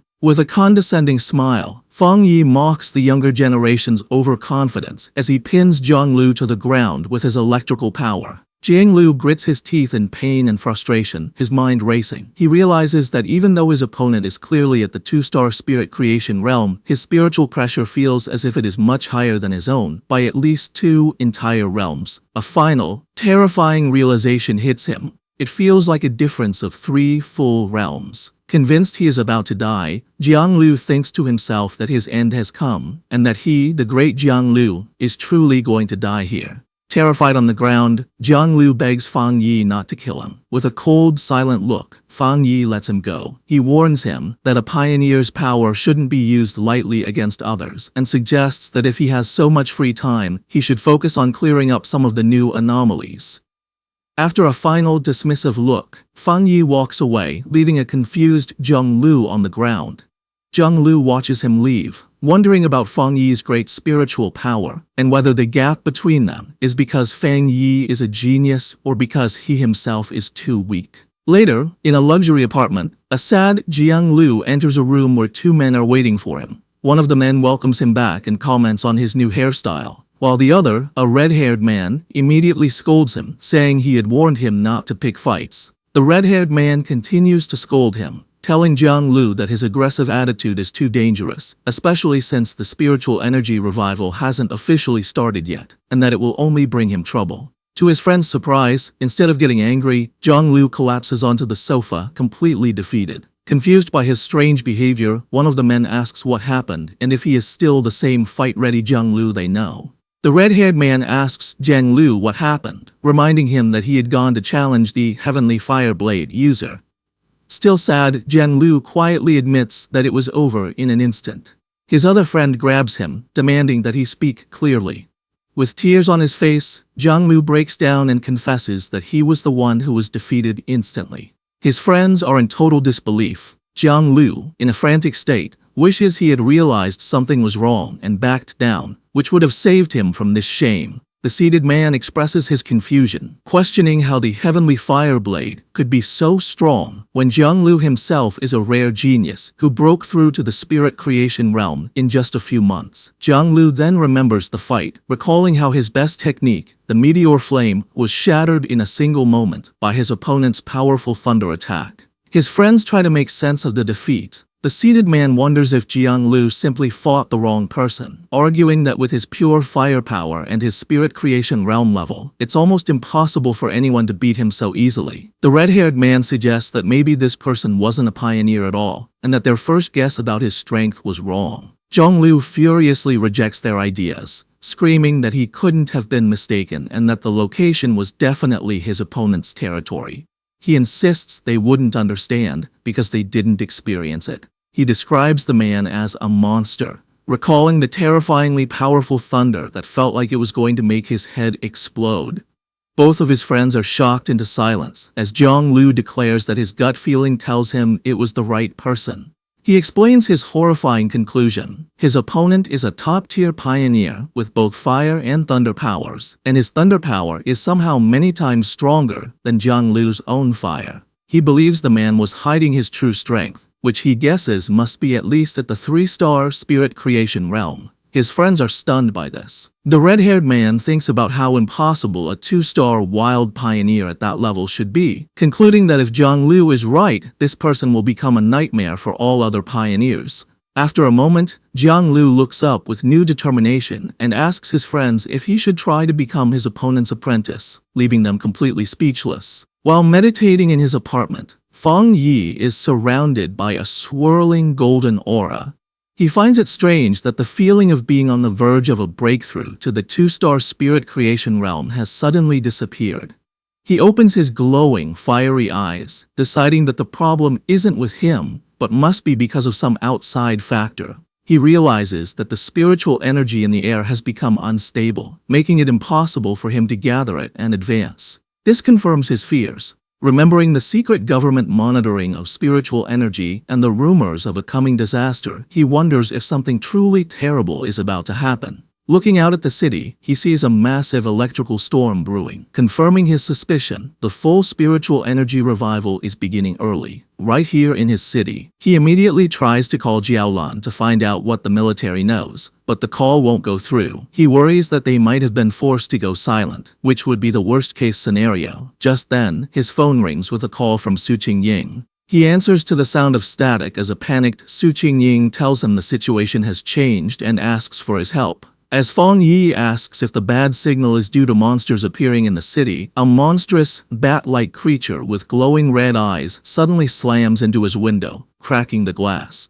Through the static, Su Qingying confirms the problem is huge and that she is in the city. With a final crash, the creature wreathed in dark energy shatters the window and charges toward the still-seated Feng Yi. Unimpressed, he calmly remarks that the creature is overestimating its own strength. Reacting instantly, Feng Yi summons a blade of pure blue electrical energy from his hand. He leaps into the air and throws it at the charging beast, piercing it completely and destroying it in a flash of light. The noise brings Lin Yi rushing from her room, shouting a warning to her cousin about the bat-like monster that has just appeared. She stops, staring in shock at the destroyed window and her cousin, who stands calmly amidst leftover lightning. She asks him what's wrong. Looking through the shattered window, Feng Yi explains that while monsters usually appear randomly, it's worrying that they are now appearing directly in their home, and more than one. He believes the situation is still under control for now.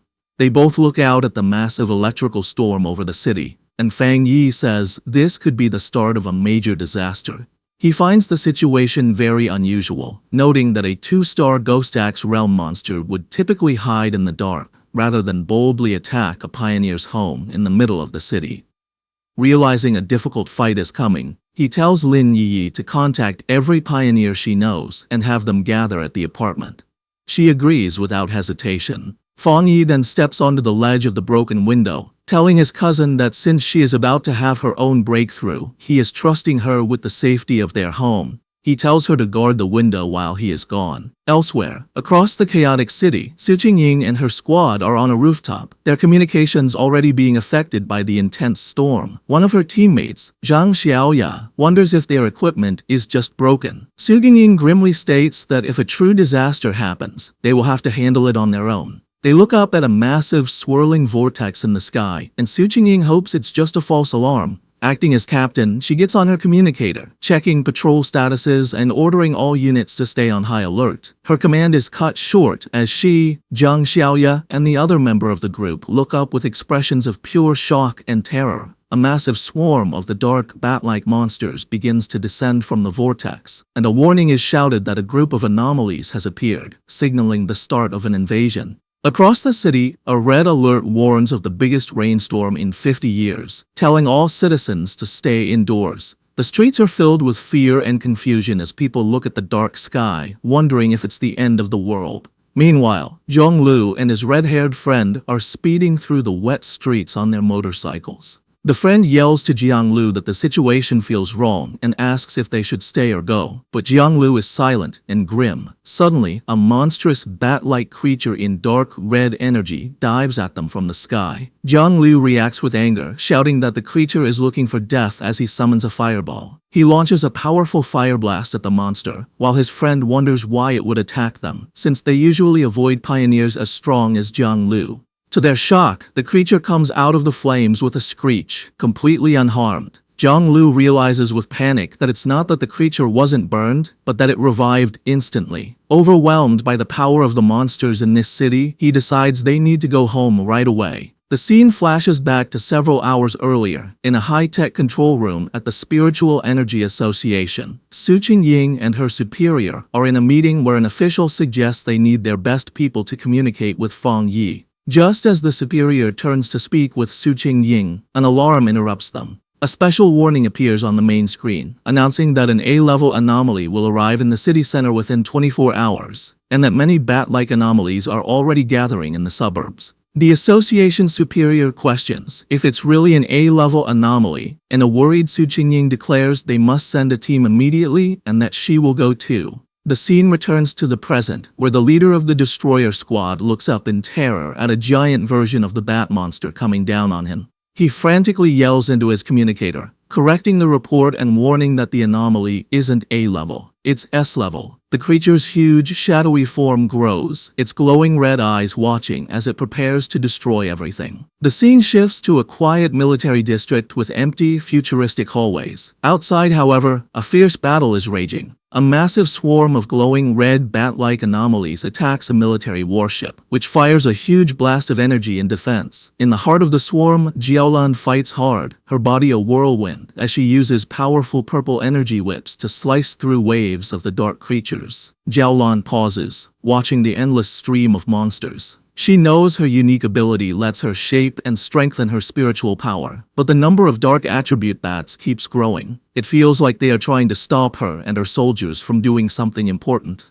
Just then, a young blonde man, crackling with yellow lightning, lands beside her. He smiles, complimenting her on her power. He then explains their bad situation. The entire military district is being held by only a few high-level officers. He asks for her orders. Jiaolan tells him that their communications are being jammed, making it impossible to contact anyone outside. She assumes the other military districts are facing the same problem. Facing a sky turning black with the swarm, Jiaolan makes a hard decision. She shouts her commands, ordering 2 squads to stay and defend the restricted zone no matter what. She declares that everyone else will follow her to break through the enemy lines and try to connect with other military forces.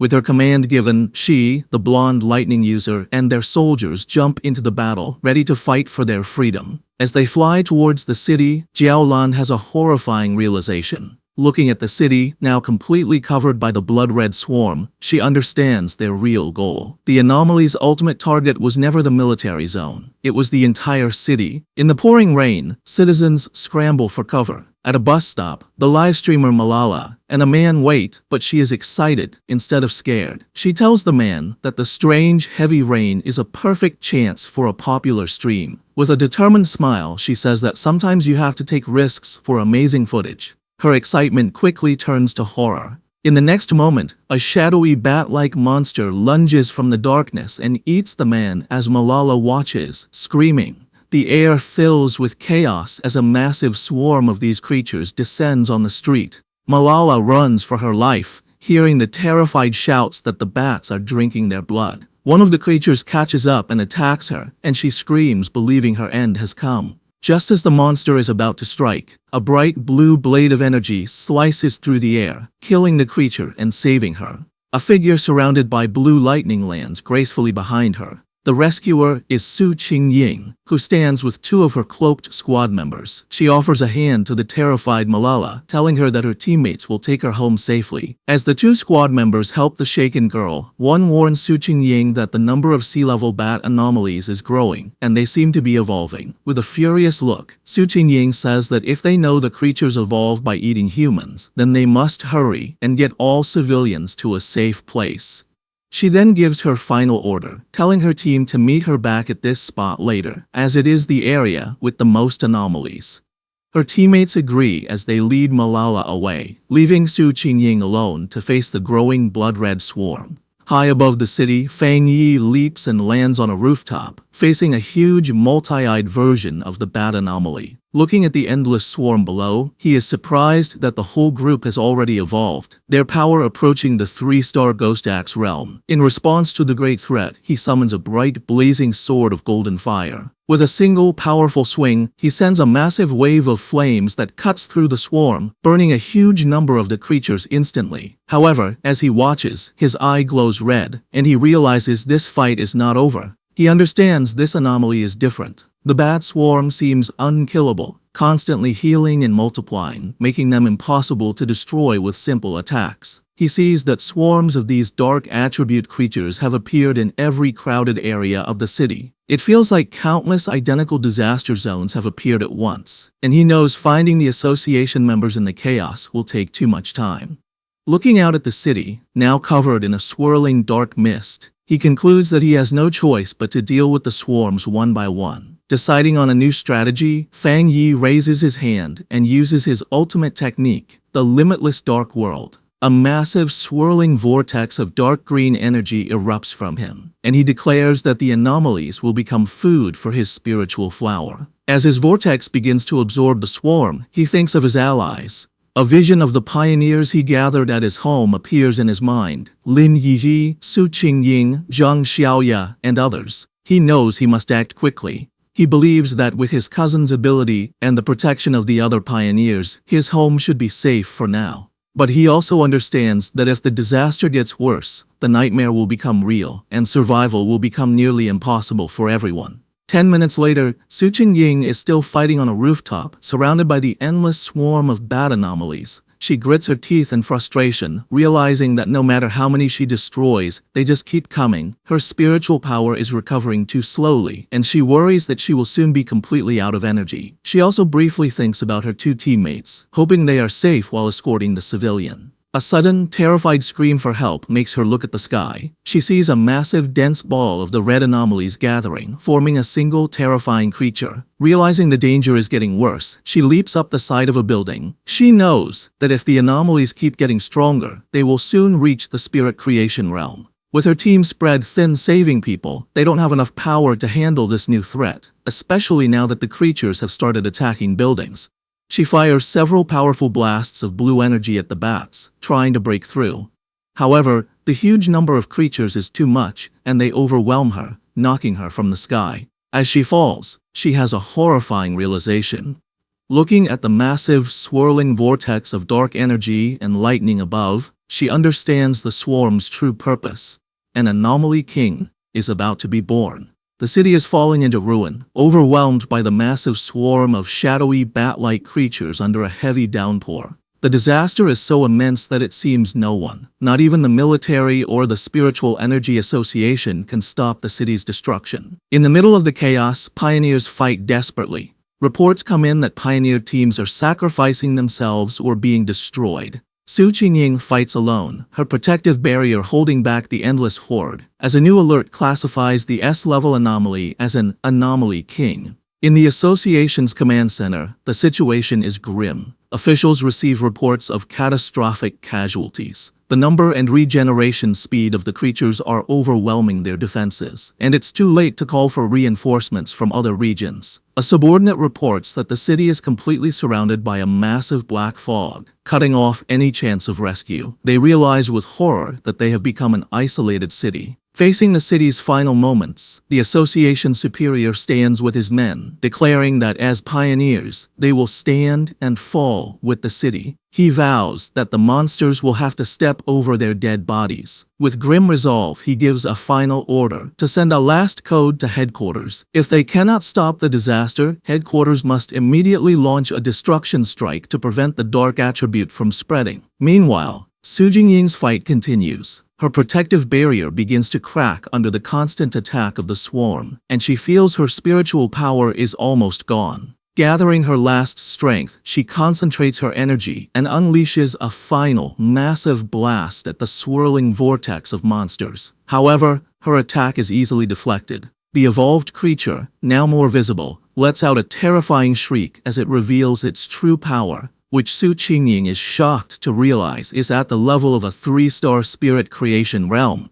The creature attacks her barrier, shattering it completely. Defeated, Su Qingying grits her teeth in despair, her spiritual energy nearly gone. The creature's power shatters Su Qingying's protective barrier. Defeated and injured, she falls through the air as the massive creature descends upon her. Realizing this is the end, she gathers her last energy for a final, desperate attack. Just as she's about to attack, a streak of brilliant fire flashes past her, exploding and stopping the monster. Through the fading light, Su Qingying is shocked to see Fang Yi standing before her, his sword still blazing. He turns to face the threat, his eyes glowing with great power, one fiery orange, the other electric blue. He declares his power is divine thunder and charges forward, channeling both fire and lightning into his blade. He meets the creature head-on and with a single, devastating swing, slices the massive creature completely in half. The two halves of the monster erupt in a series of fiery explosions that light up the dark city sky. After the battle, Fang Yi and Su Qingying land on a rain-slicked road. He calmly apologizes for taking so long to find her, explaining there were too many identical swarms of monsters. Still weak, Su Qingying warns him to be careful, as the creatures can revive. As she speaks, the scattered remains of the monster begin to reform in the sky.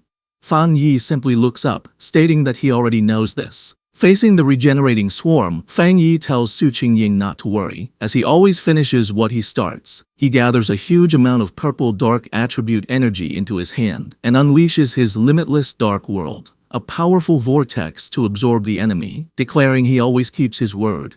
Watching this incredible display, Su Qingying is filled with new hope, realizing she had forgotten the city still has a peerless pioneer like Fang Yi. The massive purple vortex spreads across the street, pulling in the entire swarm of bat-like creatures. With a single command, Fang Yi causes the vortex to shrink, squeezing the countless monsters into a single, stable orb of pure dark energy. He turns to Su Qingying and asks if she is all right. She thanks him for saving her and says she is fine, having medicine that can help her recover. Noticing her injuries, Fang Yi's expression is serious. He places a hand on her shoulder, and a surge of blue lightning immediately covers her, causing her to cry out in surprise. He explains he has cleansed the dark attribute from her system and tells her to bandage the wound. Su Qingying is amazed by his powerful thunder attribute, noting her wound's pain has lessened and it's healing faster than the association's advanced medicine. Meanwhile, in the association's command center, an operator shouts in excitement that the number of monster groups seems to be decreasing.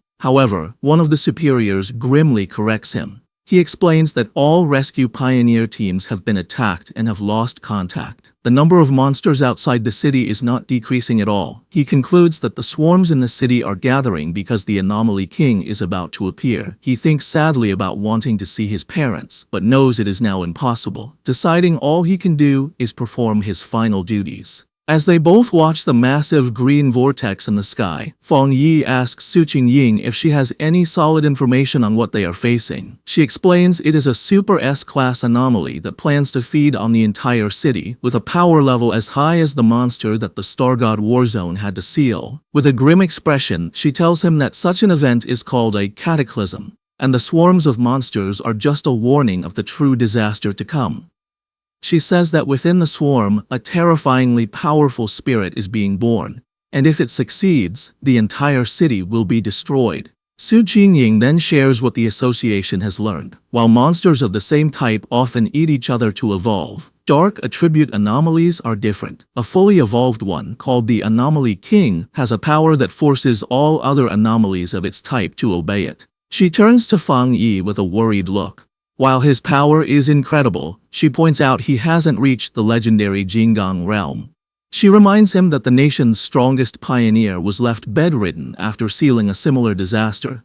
Pleading with him, she says they can't afford to lose another genius and urges him to escape, break through the monster's blockade, and tell the military to abandon the city. Fang Yi interrupts her desperate plea with a gentle tap on her head, playfully asking if she has forgotten everything she learned in school. His expression then turns firm as he declares that this city is his home, and he will pay any price to protect it. Su Qingying is left speechless by his determination. Without another word, he walks away and leaps to a high rooftop, standing before the massive green vortex from which the Anomaly King is emerging. Surrounded by a brilliant golden aura, he grimly notes that it seems the city is being offered as a sacrifice for this king's birth, and he activates his golden sun power. He turns back to Su Qingying, who has followed him, and asks to borrow her wrist device, explaining that he needs it to detect anomalies and contact the association. She hands it over. With the device in one hand and his blazing sword in the other, Fang Yi declares that he must go up there and destroy the creature before it can fully form. He stands ready as the monstrous Anomaly King continues to emerge from the swirling vortex high above the city. Back in the association's command center, the tense mood is broken when an operator shouts that they've reconnected with a lost pioneer signal. It's Captain Su. The operators are shocked to see her tracker moving at an incredible speed, flying directly toward the center of the storm, the most dangerous area. They yell at her to come back, knowing that going in alone is a suicide mission. An official grabs a communicator and desperately tries to reach her, ordering her to stop immediately and wait for backup from headquarters and the military. On the rooftop, Fang Yi holds Su Qingying's wrist device, which crackles with static.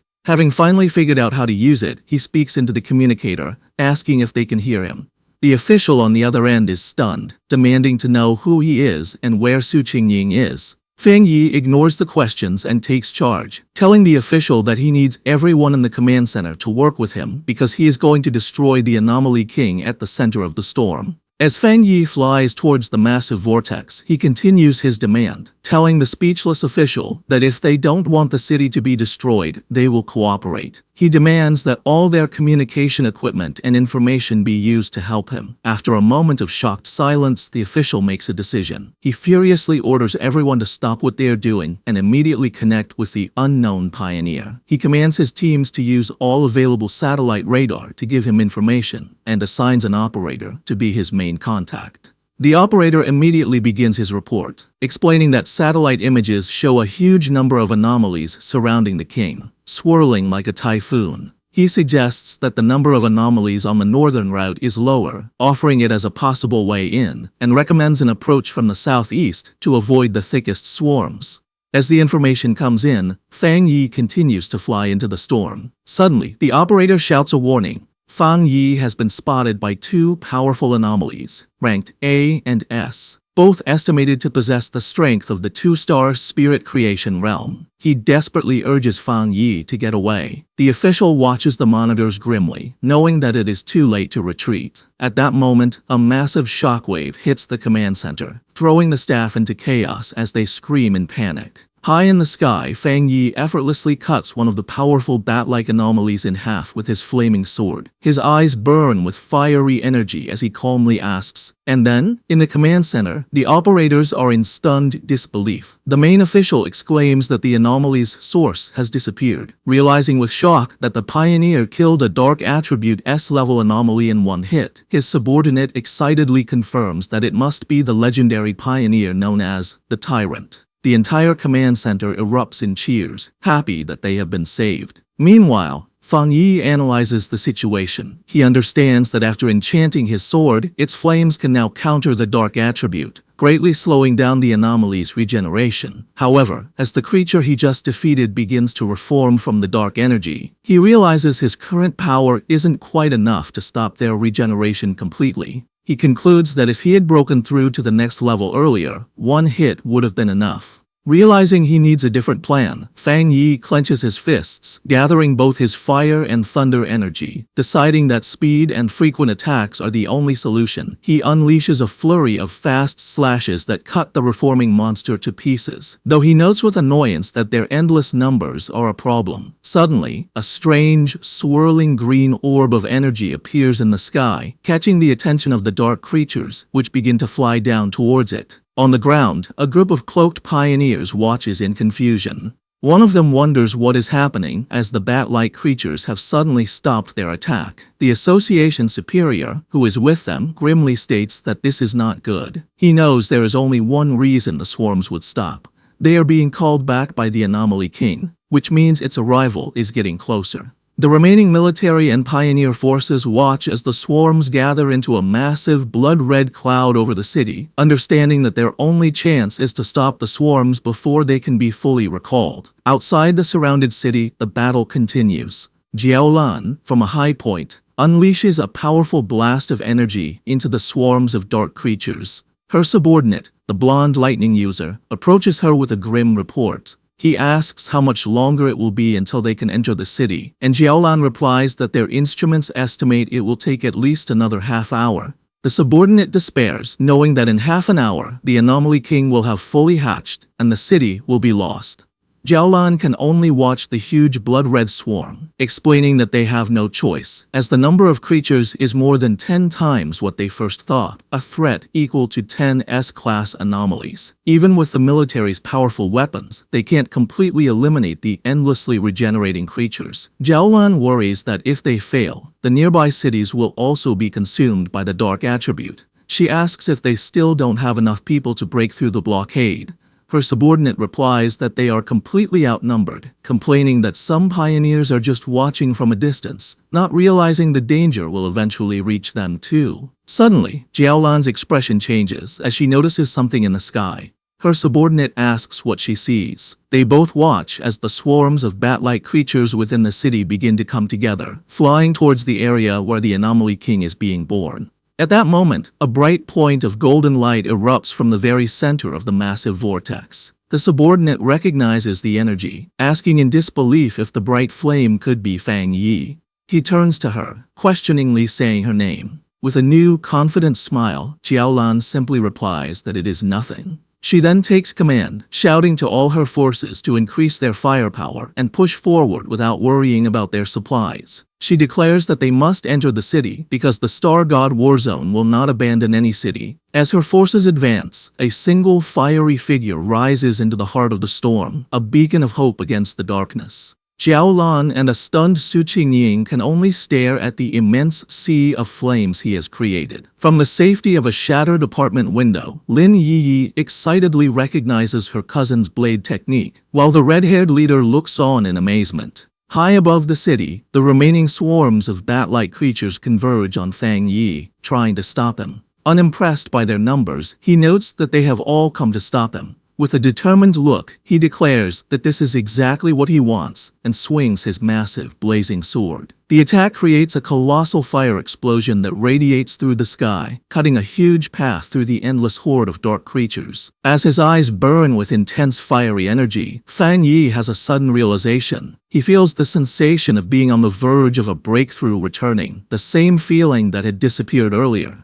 He understands that despite the thin spiritual energy in the air, he has found the conditions to break through again. With a confident smile, he decides to speed up the process. He raises a hand and calls forth a swirling vortex of purple energy, unleashing his limitless dark world, which opens like a massive dark eye in the sky, with him as a shining star at its center. Reaching out his hand, he calls for his spiritual flower to emerge. A glowing red orb appears, with cracks spreading across its surface. From within it, the massive red, desolate fire spirit flower emerges, crackling with dark energy. It immediately begins to attack the swarms, draining their life force as Fang Yi commands it to absorb them and help him achieve his breakthrough. The newly summoned desolate fire spirit flower immediately starts to act. The red flower erupts with great power, sending out a lot of dark tendrils toward the swarm of bat-like creatures. The tendrils pierce through the monsters easily, and the flower begins to eat them, using their dark energy to help Fang Yi's breakthrough.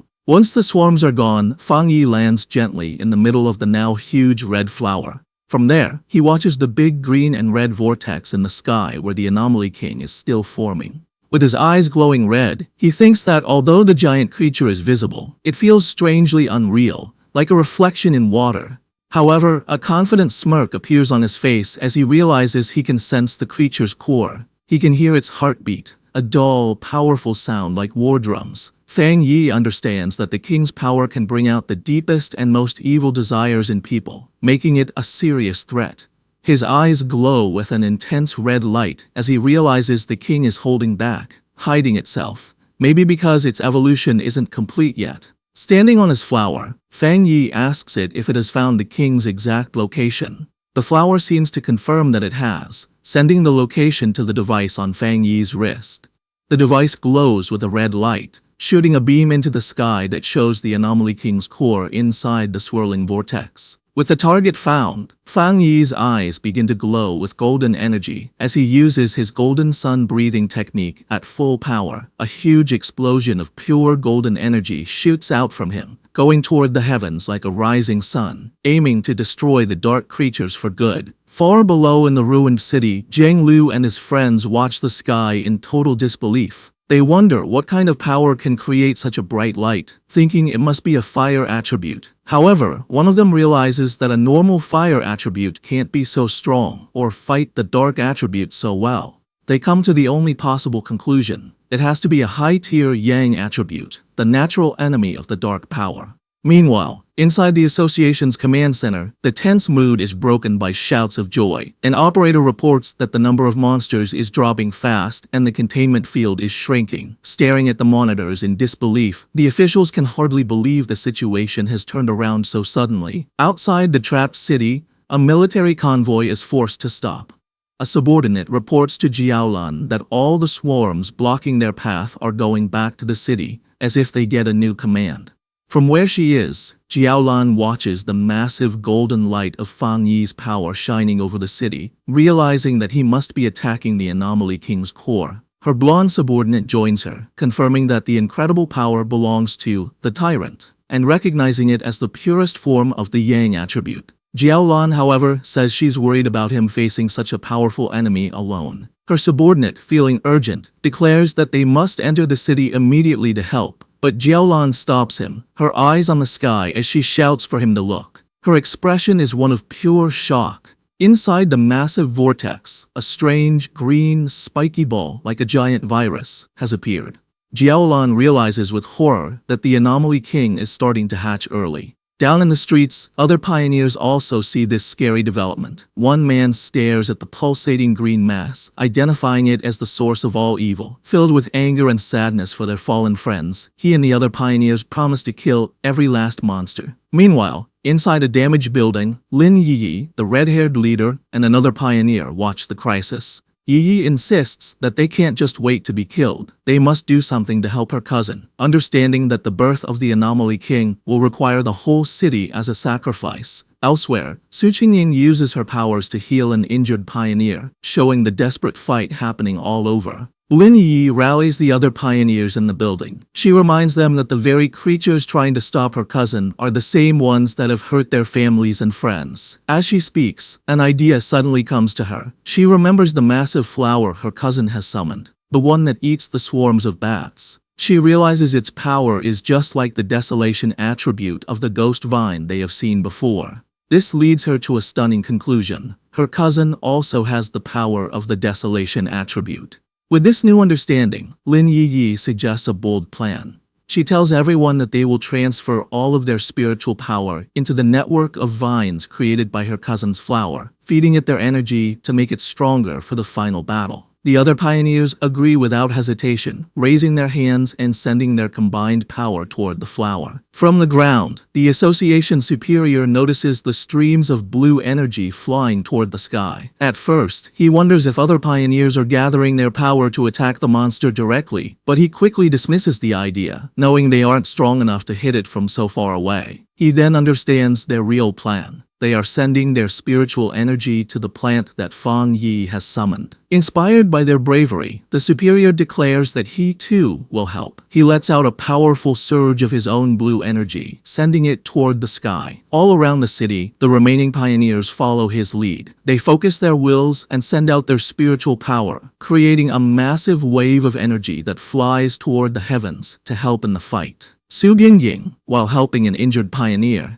suddenly senses the huge shift in power. Looking up, she sees Fang Yi's spiritual flower, now glowing with the combined energy of every pioneer in the city. Realizing this is humanity's last stand, she gathers her own remaining power and sends it to join the others, supercharging the flower for a final powerful strike against the Anomaly King's core. The monster lets out a final pained scream as the attack hits its target, followed by Fang Yi delivering a quick, decisive slash that cuts through its body. After the huge battle, Fang Yi floats in the air, wiping blood from his face. A voice from the communicator urgently warns him that all the bat swarms from outside the city are now coming to his position.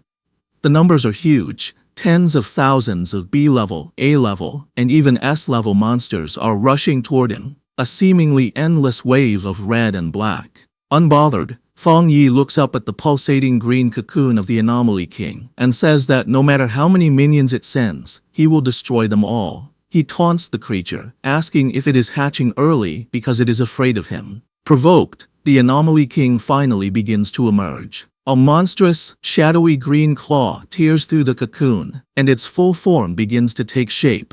With his hand covered in golden flames, Fang Yi watches with a serious expression as his true enemy reveals itself. The fully formed Anomaly King, a terrifying beast with a single, menacing green eye, lets out a final horrifying scream, ready for the final battle. The fully formed Anomaly King swirls in the sky, a terrifying vortex of dark green energy and shadow, with a glowing green orb of power at its center. Its immense power immediately shakes the city. The ground cracks and splits as a violent earthquake rocks the streets, sending the remaining pioneers running. They cry out in despair, realizing that the king can destroy them all just by appearing. From outside the city, Jiaolan and her subordinate watch with grim expressions, their hopes resting only on Fang Yi. Deep within the city's ruins, Su Qingying also looks toward the sky, her face a mix of worry and hope as she silently prays for him to succeed. From the safety of the apartment building, Lin Yi clenches her fists, her expression fierce and determined, sharing the same desperate wish. Floating high above, surrounded by a bright golden light, Fang Yi faces the monster. He speaks to the creature, identifying it as the king of the dark anomalies and the cause of the city's suffering. As his own spiritual flower blazes with fiery energy around him, he explains that he grew up in this city and loves his life here, making his reason for fighting clear.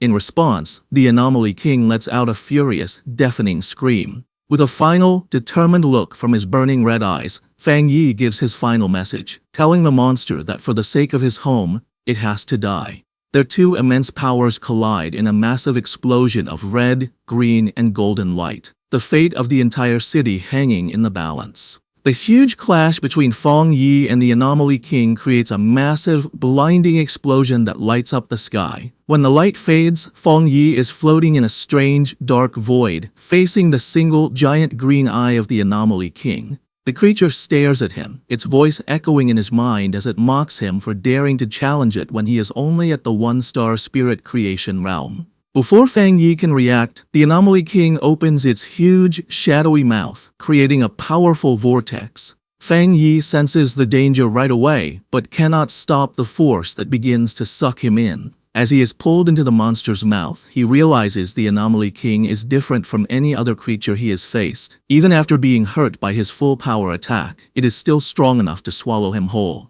He lands inside the monster's gross interior, a cave of pink flesh and thick, slimy purple digestive fluids. He knows the liquid is not only very corrosive but also has a huge amount of the dark attribute. He thinks any normal pioneer would be dissolved instantly. He finds it strange that such an evolved and smart creature would make the mistake of swallowing him alive. With a determined look, he realizes the monster has made a deadly mistake. He wonders if it is not afraid of an attack from the inside, knowing a creature's interior is always its weakest point. To test his idea, he gathers fire in his hand and slams his fist into the fleshy floor. The inner walls of the beast sizzle and burn. Fang Yi checks the situation, noting that while the corrosive liquid weakens his powers, he can still do a lot of damage. He decides that as long as his attacks work, he can solve this problem. With new confidence, he calls his desolate fire spirit flower to help him. He is surprised to realize that the Anomaly King's attack has not only eaten him, but has also pulled his spiritual flower inside with him.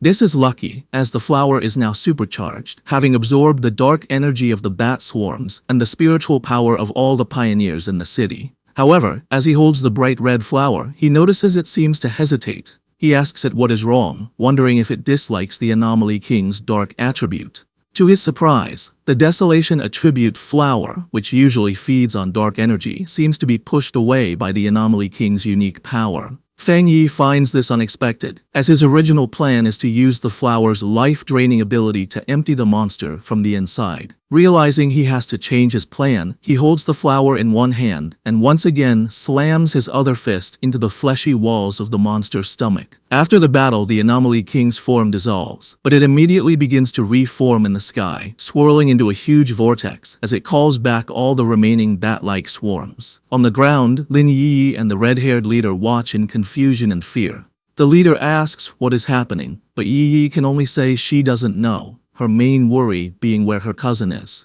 Elsewhere, Su Qingying bravely leads the evacuation of civilians, telling them to move in an orderly way and promising the pioneers will do everything to protect them. When asked where Fang Yi is, she explains with a look of pure panic that he is still fighting the Anomaly King from inside its body. The military, led by Jiaolan, arrives with a large force. An officer reports that the swarms and the Anomaly King are attacking the city randomly and orders a quick evacuation to reduce casualties. Jiaolan stands on a military vehicle, giving firm commands to her soldiers, but she cannot help but look at the terrifying creature in the sky with a look of dread. The Anomaly King begins to absorb all the swarms, pulling them into its swirling form to get its power back.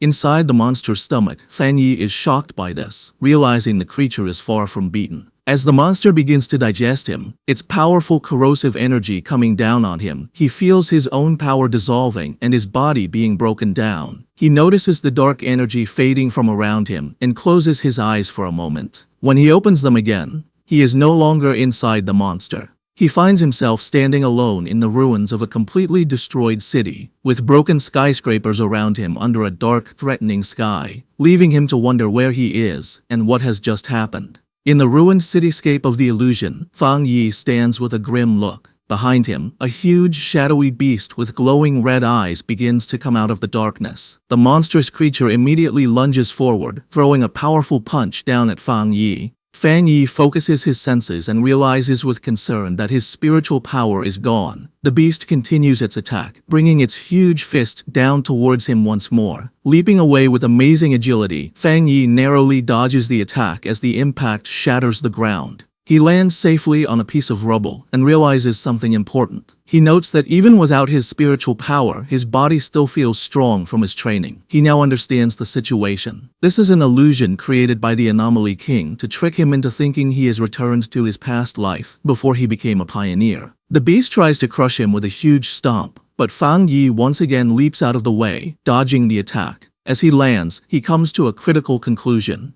The Anomaly King is not powerful enough to completely take his strength. Its power is not actually greater than his own. He understands that his abilities are not truly gone. Now, he just needs to figure out how to break through this mental block. He figures that every illusion must have a flaw, and that this flaw will be the Anomaly King's own weakness, which it will accidentally show. Just as he is planning, the beast moves with blinding speed, trapping him in its huge hand. The monster brings him close to its snarling face, its voice echoing as it tells the foolish human that once he enters this place, he will never be able to leave. Held in the monstrous beast's hand, Fang Yi's situation seems hopeless. However, a confident smirk appears on his lips as he realizes he has found the key to breaking the illusion. The Anomaly King's fake form begins to merge with his own, showing him a mocking, monstrous smile. The creature then opens its huge jaws, declaring that it is all over and that this is the unavoidable fate of him and all of humanity. To break his spirit, it shows him a horrifying vision of his defeated friends, Jiaolan, Su Qingying, and the others, lying lifeless, reinforcing its belief that humans are nothing more than food for its evolution.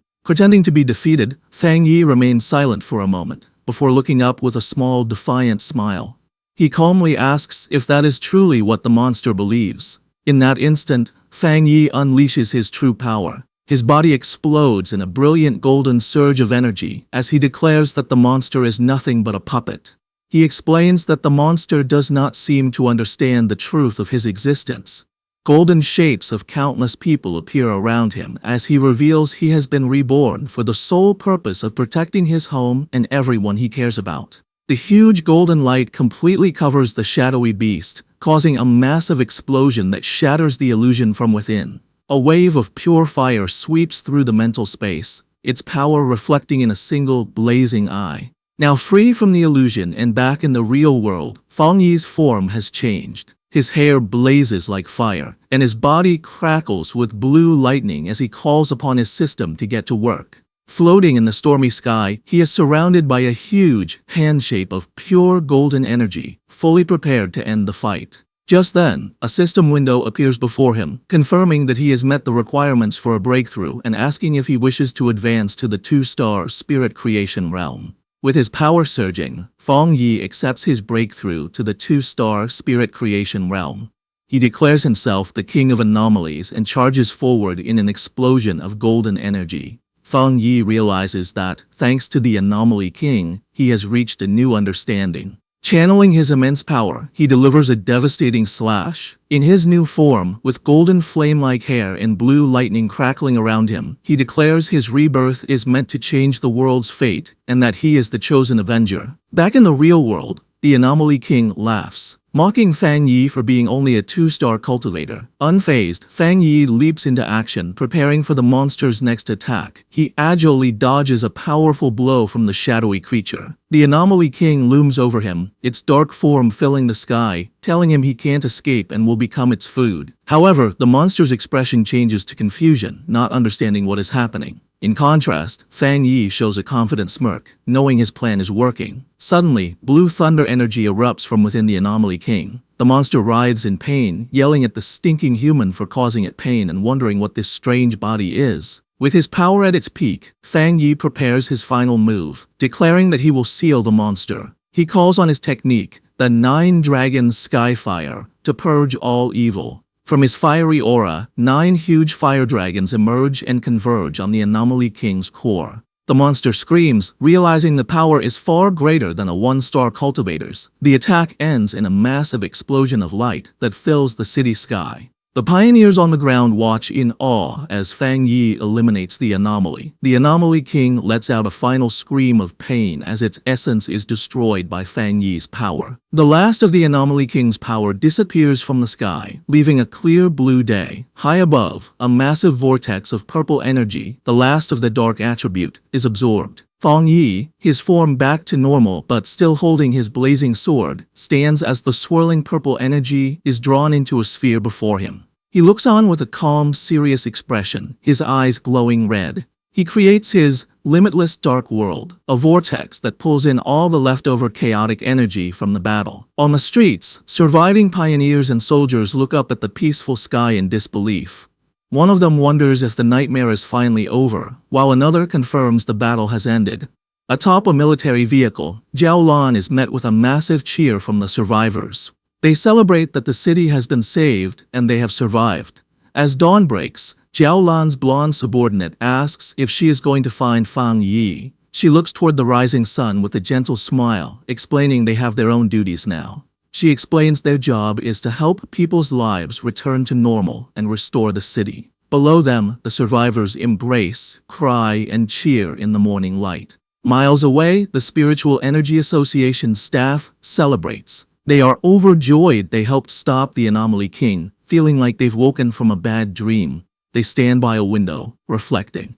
They are relieved Fang Yi appeared and defeated the king, thinking that without him, they would have carried the shame of the city's fall. Elsewhere, Su Qingying and the association superior watch as paramedics carry injured pioneers. Su Qingying asks if the pioneers are still alive. The superior places a reassuring hand on her shoulder, confirming their medical centers were not destroyed and they can be treated. Su Qingying knows that without Fang Yi, they would have no chance to be treated. She wonders about his true identity and incredible power, always doing what others think is impossible. The superior agrees, saying the event they all saw makes it clear Fang Yi has reached the 2-star spirit creation realm. He is sure headquarters will act now and someone else will try to contact him first. Su Qingying thinks about how much Fang Yi has grown. She once thought she could compete with him, but now he has completely surpassed her. She concludes he is a top genius in the entire Xia nation. The superior recalls the golden light and fire dragons that sealed the anomaly, an event everyone saw. He knows it will spark a lot of discussion and decides they must act quickly. A confused Su Qingying asks what he means. The superior suggests a new title for Fang Yi, the Sealer, thinking it's a fitting name. After the great battle, Lin Yi and the red-haired leader rush through the ruined streets, with Yi calling for her friend to wait. Panicked, Yi asks where her cousin could be, while the red-haired leader tries to calm her. Suddenly, Yi notices something in the distance. Her expression changes to relief, and with tears in her eyes, she joyfully calls out her cousin's name. She has found Fang Yi, who stands calmly in the rubble, holding his sword. Fang Yi asks why they came to look for him. Yi rushes to him, asking if he is alright after the battle. She tells him she knew he would need them, but Fang Yi is silent, looking exhausted. He finally tells her he is fine and says she did a good job. He then puts his arms around both his cousin and the red-haired leader for support. Internally, he thinks about how hard the fight was, admitting he used all the energy from his recent breakthrough for the final attack. He feels a little embarrassed that they are worrying about him. Overhearing this, Lin Yi suddenly notices something. She exclaims in shock, asking if he really broke through to the 2-star spirit creation realm. She is amazed by his fast advancement and incredible talent, while the red-haired leader is also stunned that the big shot has broken through again. Meanwhile, news of the battle has spread. Online forums are filled with talk about the man who saved the city, the pioneer they now call the Sealer. People wonder who this mysterious person is, asking if he's a god for beating the Anomaly King with one slash when the association and military couldn't. They guess he might be part of a hidden organization, a secret weapon of the Xia nation. Elsewhere, Zhang Lu's red-haired friend points at a computer screen, sure that the person in the video is the one who defeated Zhang Lu. Zhang Lu watches the footage, filled with excitement. He declares he is honored to have lost to someone so powerful. He leaps from his chair, announcing he's going to find this man and ask to become his student. His friend, however, advises against it, suggesting that many people will be looking for him right now. The scene shifts to the great Xia capital city. In a dark, secret room, shadowy figures gather around a glowing table to discuss recent events. One man, smoking casually, says he's disappointed he didn't get to see the military and the association destroy each other in the disaster. Another member suggests they find a pawn or assassin to deal with this new powerful figure. But a mysterious woman with long, sharp fingernails dismisses the idea. She says such a simple approach isn't worthy of the so-called chosen one and savior of the world. She holds up a photo of Fang Yi, scornfully noting his new title, the Sealer.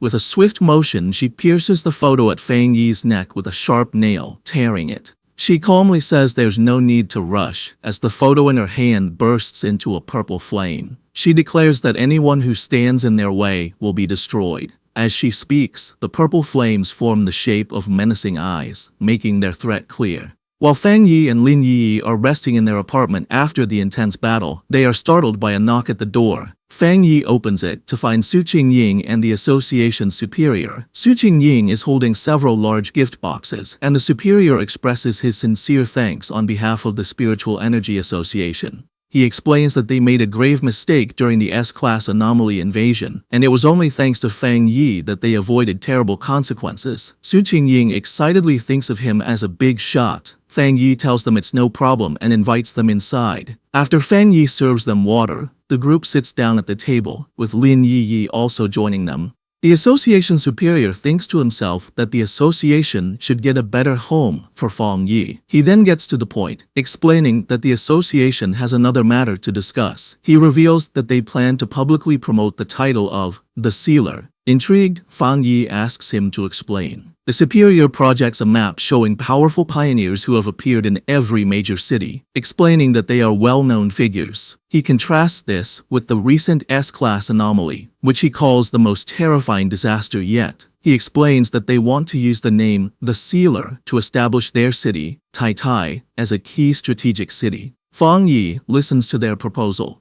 The superior clarifies that after the disaster, they have decided that their city needs a powerful pioneer leader. Su Qingying adds that in the future, anomalies will become more frequent, and they can't risk their city being nearly abandoned again. When Fang Yi questions the term, abandoned city, Su Qingying explains that without him, everyone in the city would have died. Fang Yi tells his cousin that he understands now, admitting his knowledge of the world is still lacking, but reassures her that they don't need to be so negative. He realizes that by focusing only on his own training, he has ignored the city's broader development. Looking out at the city, he understands that while Tai was a major city before, its importance doesn't match the top-tier cities. He recalls that among over 100 cities, the top 3 are Dushan, Tian, and Kang, with other major centers also being important. He concludes that this recent disaster is also an opportunity for Tai City to become more important. The superior confirms this, explaining that cities are now judged based on the number and strength of their pioneers, with higher-rated cities getting more resources. He concludes that everyone needs a symbol of hope. He proposes that the association will protect Fang Yi's identity while creating a mysterious public image for the Sealer, letting others build his legend.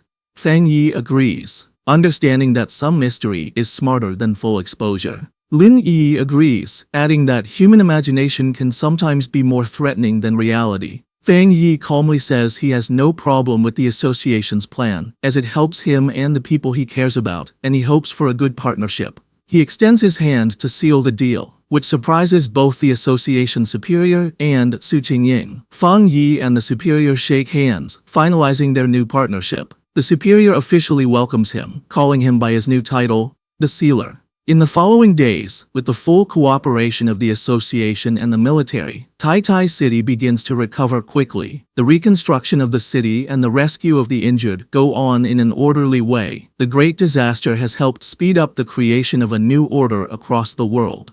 The scene then shifts to the modern headquarters of the Spiritual Association in Dushan City, where news of Fang Yi's actions has already arrived. Officials wonder if the Sealer is the pioneer who solved the S-class anomaly in Tai. Inside an office, several men discuss the reports. One notes that Fang Yi is the most prominent among the newest pioneers, with another adding that his high-grade Yang attribute makes him a chosen one and a natural enemy to the dark attribute. An official, pointing at a monitor showing footage of Fang Yi, reveals that the data indicates he has more than just one high-grade attribute. He reminds them of the viral Skyfire video, which showed a high-grade fire attribute, and the military's codename for him, the Tyrant, which came from his high-grade thunder attribute. His colleagues are stunned, but the man with glasses insists there is something even more incredible about him. Their discussion is interrupted by a woman with wavy blue hair and glasses, who asks if they are talking about the Sealer. She confidently asks to see the data they have on him. The men immediately recognize her and comply, pulling up his file on the main screen. As she studies the information, she thinks that with more pioneers emerging, and with someone like Fang Yi taking the lead, there will inevitably be many who will challenge his authority. Her glasses gleam with a determined light as she admits that even she wants to see his power for herself, thinking that she and the Sealer will probably meet very soon. The scene shifts to a modern library in Kong City,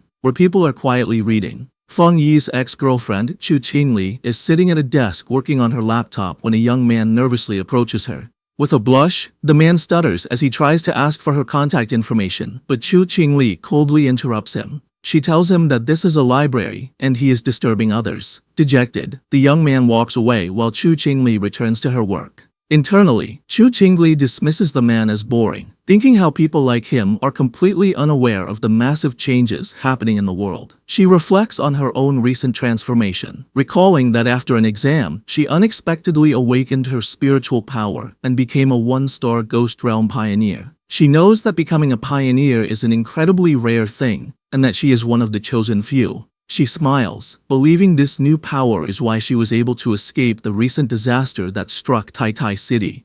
She scoffs at the idea of ordinary people trying to fight against anomalies. Her thoughts then drift to certain inferior guys, wondering what they could do in this dangerous new era. A flashback reminds her of Feng Yi telling another girl that he and Chu Qingli were just classmates. Chu Qingli grimaces, convinced that the old Feng Yi would have been quickly killed by the monsters during the invasion. She questions how she could have ever seen a similarity between a useless man like him and the incredibly talented sealer. On her laptop, she looks at an article about the sealer, thinking that he is 10,000 times better than her ex-boyfriend. With a confident expression, she decides that only a strong and handsome pioneer like him is worthy of being her partner. Meanwhile, Feng Yi is looking at a real estate brochure. He and his cousin Lin Yi, both dressed in stylish new outfits, stand ready for a day out. Feng Yi announces that they will be taking a break from training to find a new house. Lin Yi playfully asks if they are really not going to train, but Feng Yi explains that they need to balance their training with rest.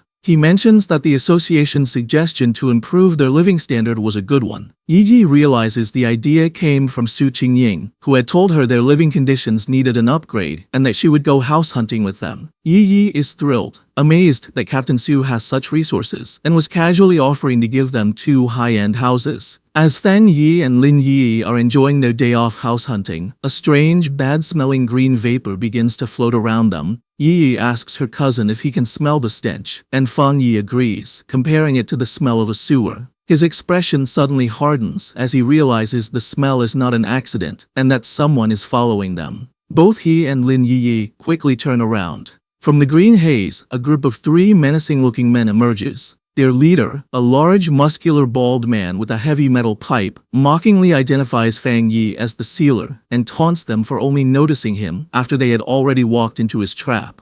The leader dismisses Feng Yi as a hyped-up pretty boy with no real strength, while one of his companions releases more of the strange gas. Another scoffs that Tai City must be full of trash to have chosen a young kid like him as their captain. The men charge forward, demanding that Feng Yi hand over all the benefits he has received from the city. Lin Yi leaps into action, firing a powerful blast of blue energy from her hands. The attacker with the axe easily jumps over her attack. He then powers up his massive weapon with his own spiritual power. As he brings the glowing axe down, Lin Yi creates a protective barrier, grunting from the force of the blow. Meanwhile, the bald leader attacks Feng Yi with his metal pipe. Lin Yi shouts a warning, telling her cousin to be careful as these men also have spiritual power. However, Feng Yi effortlessly catches the weapon with his bare hand, stopping the attack completely. The bald leader stares in shock, unable to believe his powerful strike was caught so easily. With a look of complete contempt, Feng Yi's hand ignites in a brilliant burst of fire. He questions what kind of stinking fish and rotten shrimp would dare to rob him in the middle of the street. Without hesitating, Feng Yi punches the bald leader in the face, his fist covered in flames. The man flies backward, screaming in disbelief that he was beaten so easily. His friend with the gas tank watches in shock, confused why Feng Yi is not affected. He thinks his special, universal permeating potion should have paralyzed his opponent. Feng Yi just stares back, his hand still flickering with fire. The green gas is described as a potion made from the sweat of a wood attribute pioneer, designed to break an enemy's spiritual barrier, but it has a terrible, lasting smell. Angry about his defeat, the bald leader gets up, shouting he was just careless, and that since they are all at the spirit creation realm, they have nothing to worry about. He charges forward again, his body glowing with a purple aura. Feng Yi smirks, identifying his attacker's powers as mutated earth and wood attributes. He remarks that their sneaky tactics fit their crooked style. He confidently thinks that while a normal spiritual barrier might be weak to such tricks, they are useless against him.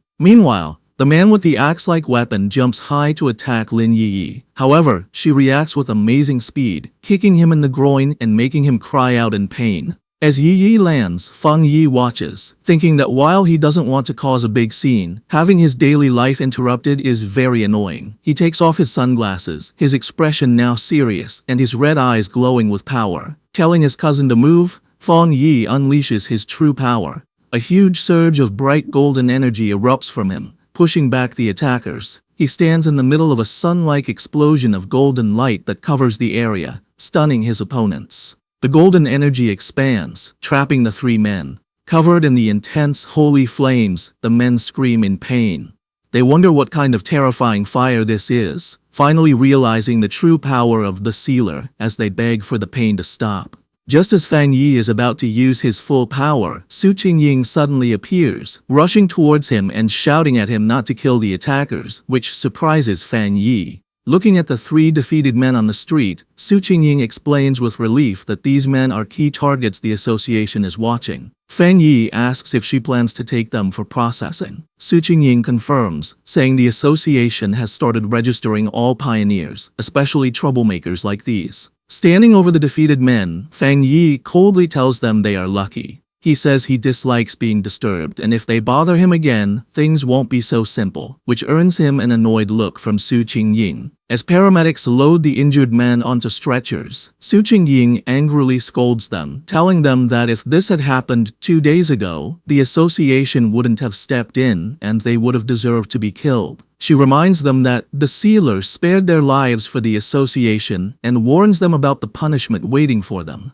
As the ambulance drives away, Su Qingying watches with her arms crossed, muttering about the bunch of idiots who would dare to challenge the #1 pioneer. Lin Yi timidly asks Su Qingying what punishment the men will face. Su Qingying explains that because all three have criminal records, they will face life in prison even though they are at the spirit creation realm. They will lose their freedom and rights and will have to serve as pioneers in prison. Overhearing this, Feng Yi thoughtfully comments that this method is not a bad idea. Su Qingying turns to Feng Yi with a frustrated look, calling him the association's sweet bun and the future of the Jia nation.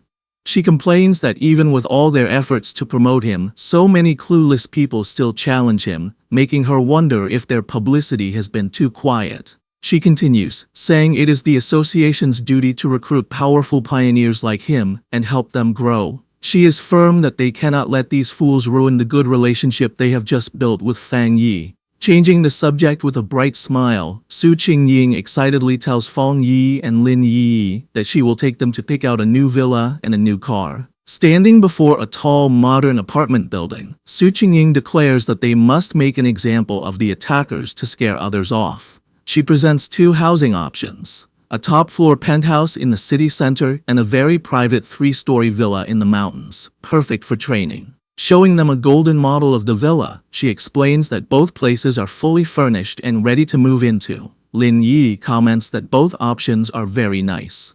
With a confident smile, Feng Yi simply holds up 2 fingers and says he will take both. His decision leaves both Lin Yi and Su Qingying speechless. Feng Yi playfully asks if it's possible, saying he trusts Captain Su's sincerity. Flustered but happy, Su Qingying quickly agrees, assuring him it's no problem. Afterward, the 3 of them visit a luxury car dealership. Su Qingying explains that the association has a partnership with the showroom, and they can choose any car they like. While looking at cars, people comment on Lin Yi's fair skin and elegant look. From outside, a group of men watch them, noting that even though his clothes are ordinary, it is Feng Yi who stands out. They wonder if he is the son of someone important. Inside, Chu Qingli's friend is also present, and the others guess that Feng Yi is buying a car for his girlfriend. Chu Qingli's friend is shocked when she recognizes him. She remembers he is Chu Qingli's ex-boyfriend, the same young man the university principal had personally greeted.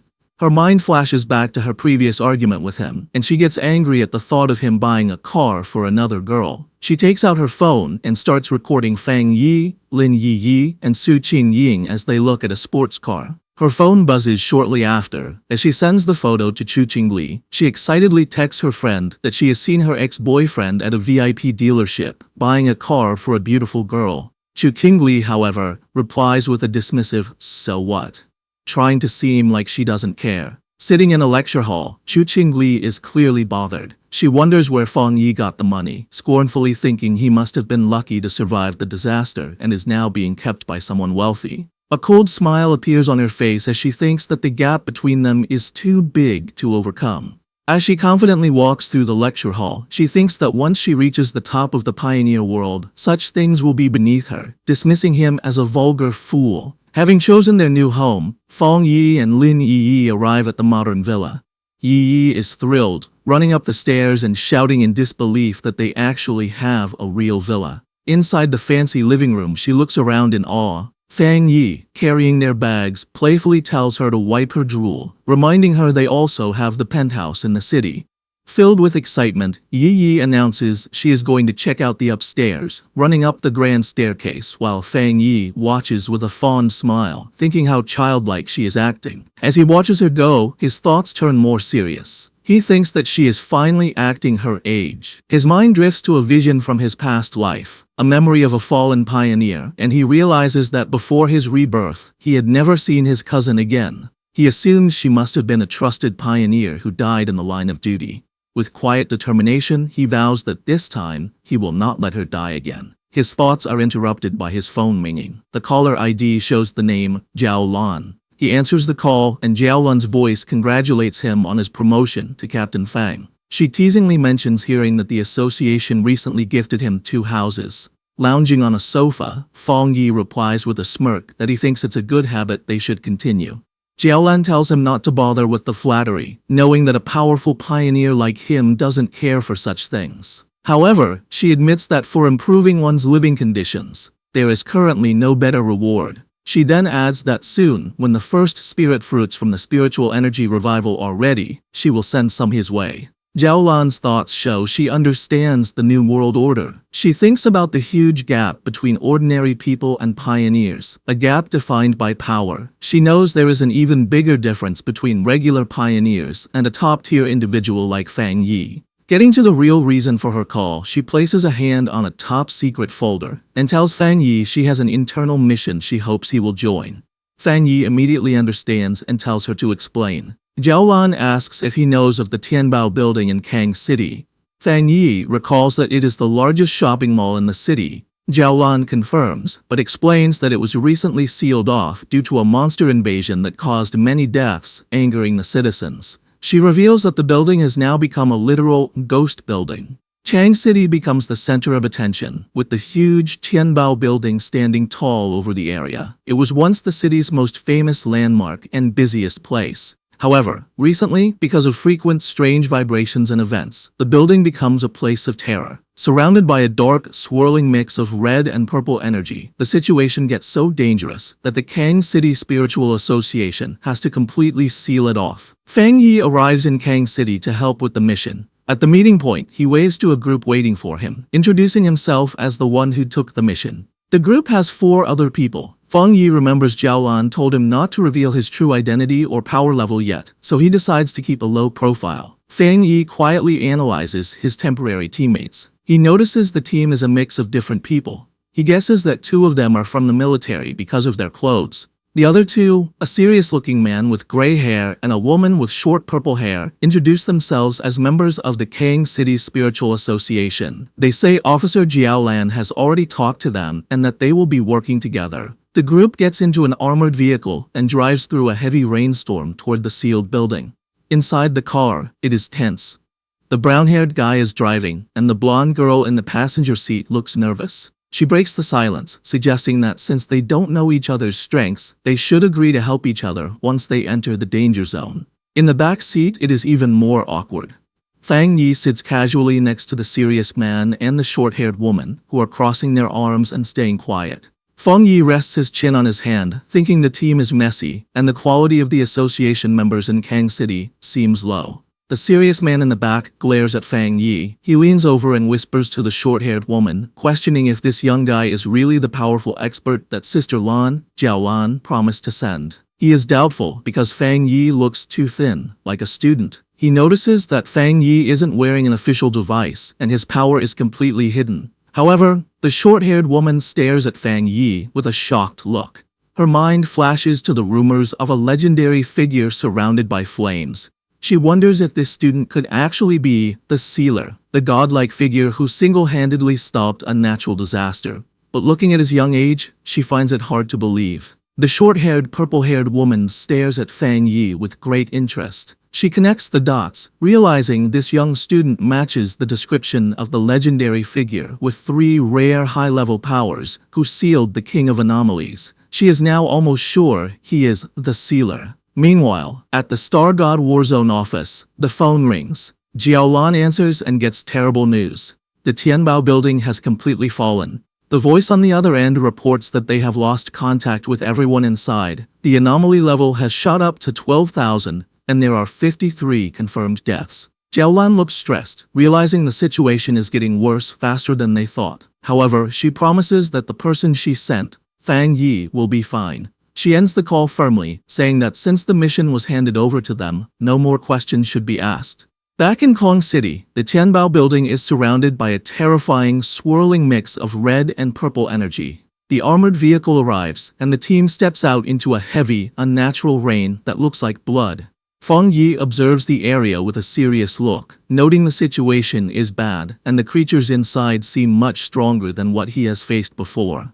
The group looks up at the massive skyscraper. The outside is covered in dark stains. Fang Yi points them out, and the team realizes the entire side of the building is covered in huge splashes of blood. The short-haired woman tells Fang Yi that the building has 40 floors and is the tallest in the city. While many were evacuated, the narrow inside makes it hard. Fang Yi realizes that some people didn't cooperate before the lockdown, meaning many civilians are still trapped inside. Fang Yi asks if there is a way to contact the people inside.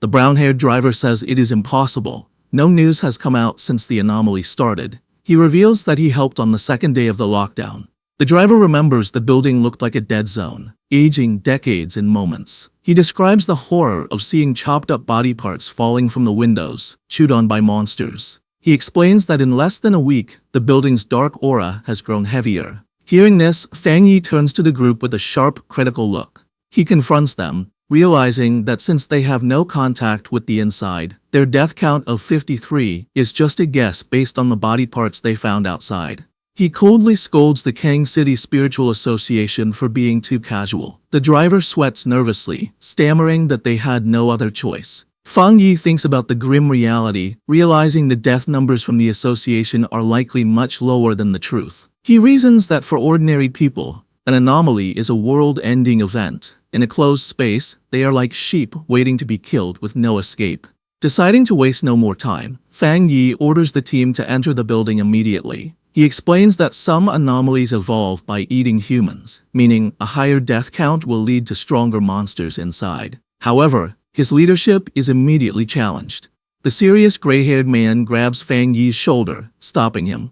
While acknowledging the military's order to follow Fang Yi, the man demands that Fang Yi first explain his plan before they rush in. Fang Yi turns to look at him coldly, asking what plan there is to discuss when they are blind to the situation inside. He insists they have to go in to investigate first. The gray-haired man is not satisfied. He argues that everyone there has experience with anomalies, and that, as the commander, Fang Yi should at least know their abilities. He starts to criticize Fang Yi, pointing out that he hasn't even joined the official organization and lacks training. The argument is cut short when the short-haired, purple-haired woman steps in, looking angry. She pushes past the men, telling the gray-haired man to be quiet because they are short on time. She reminds him that Fang Yi took this mission because Officer Zhao Lan recommended him, meaning questioning Fang Yi is like questioning a high-ranking officer. Fang Yi watches, silently, thinking to himself that fighting among themselves is the worst thing to do before a mission.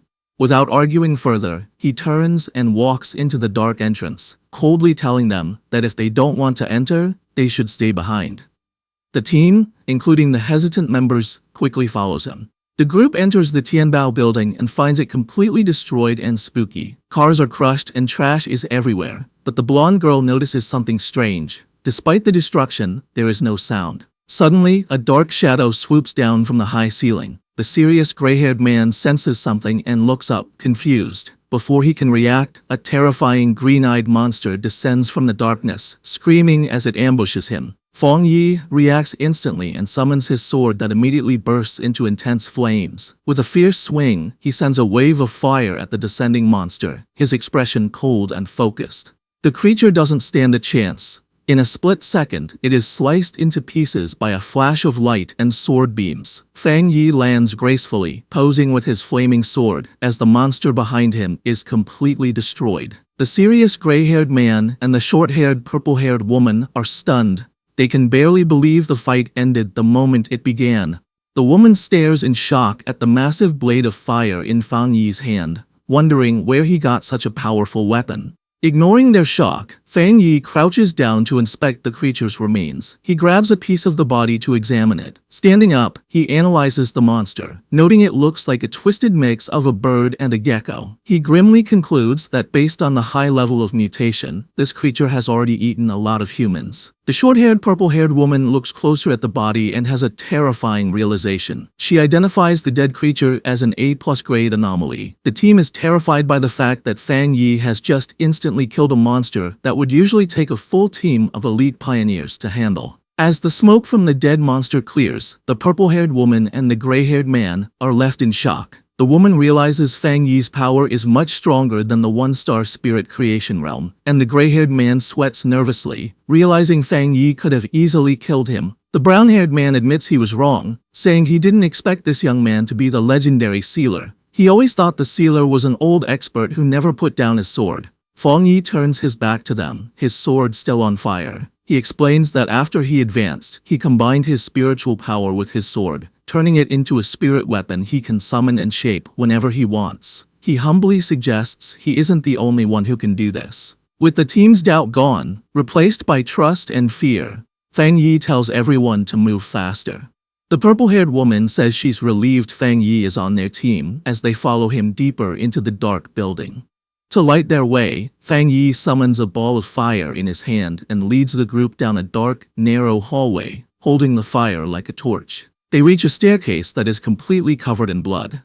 Looking at the horrible scene, Fang Yi grimly figures out that the situation is much worse than the official report said.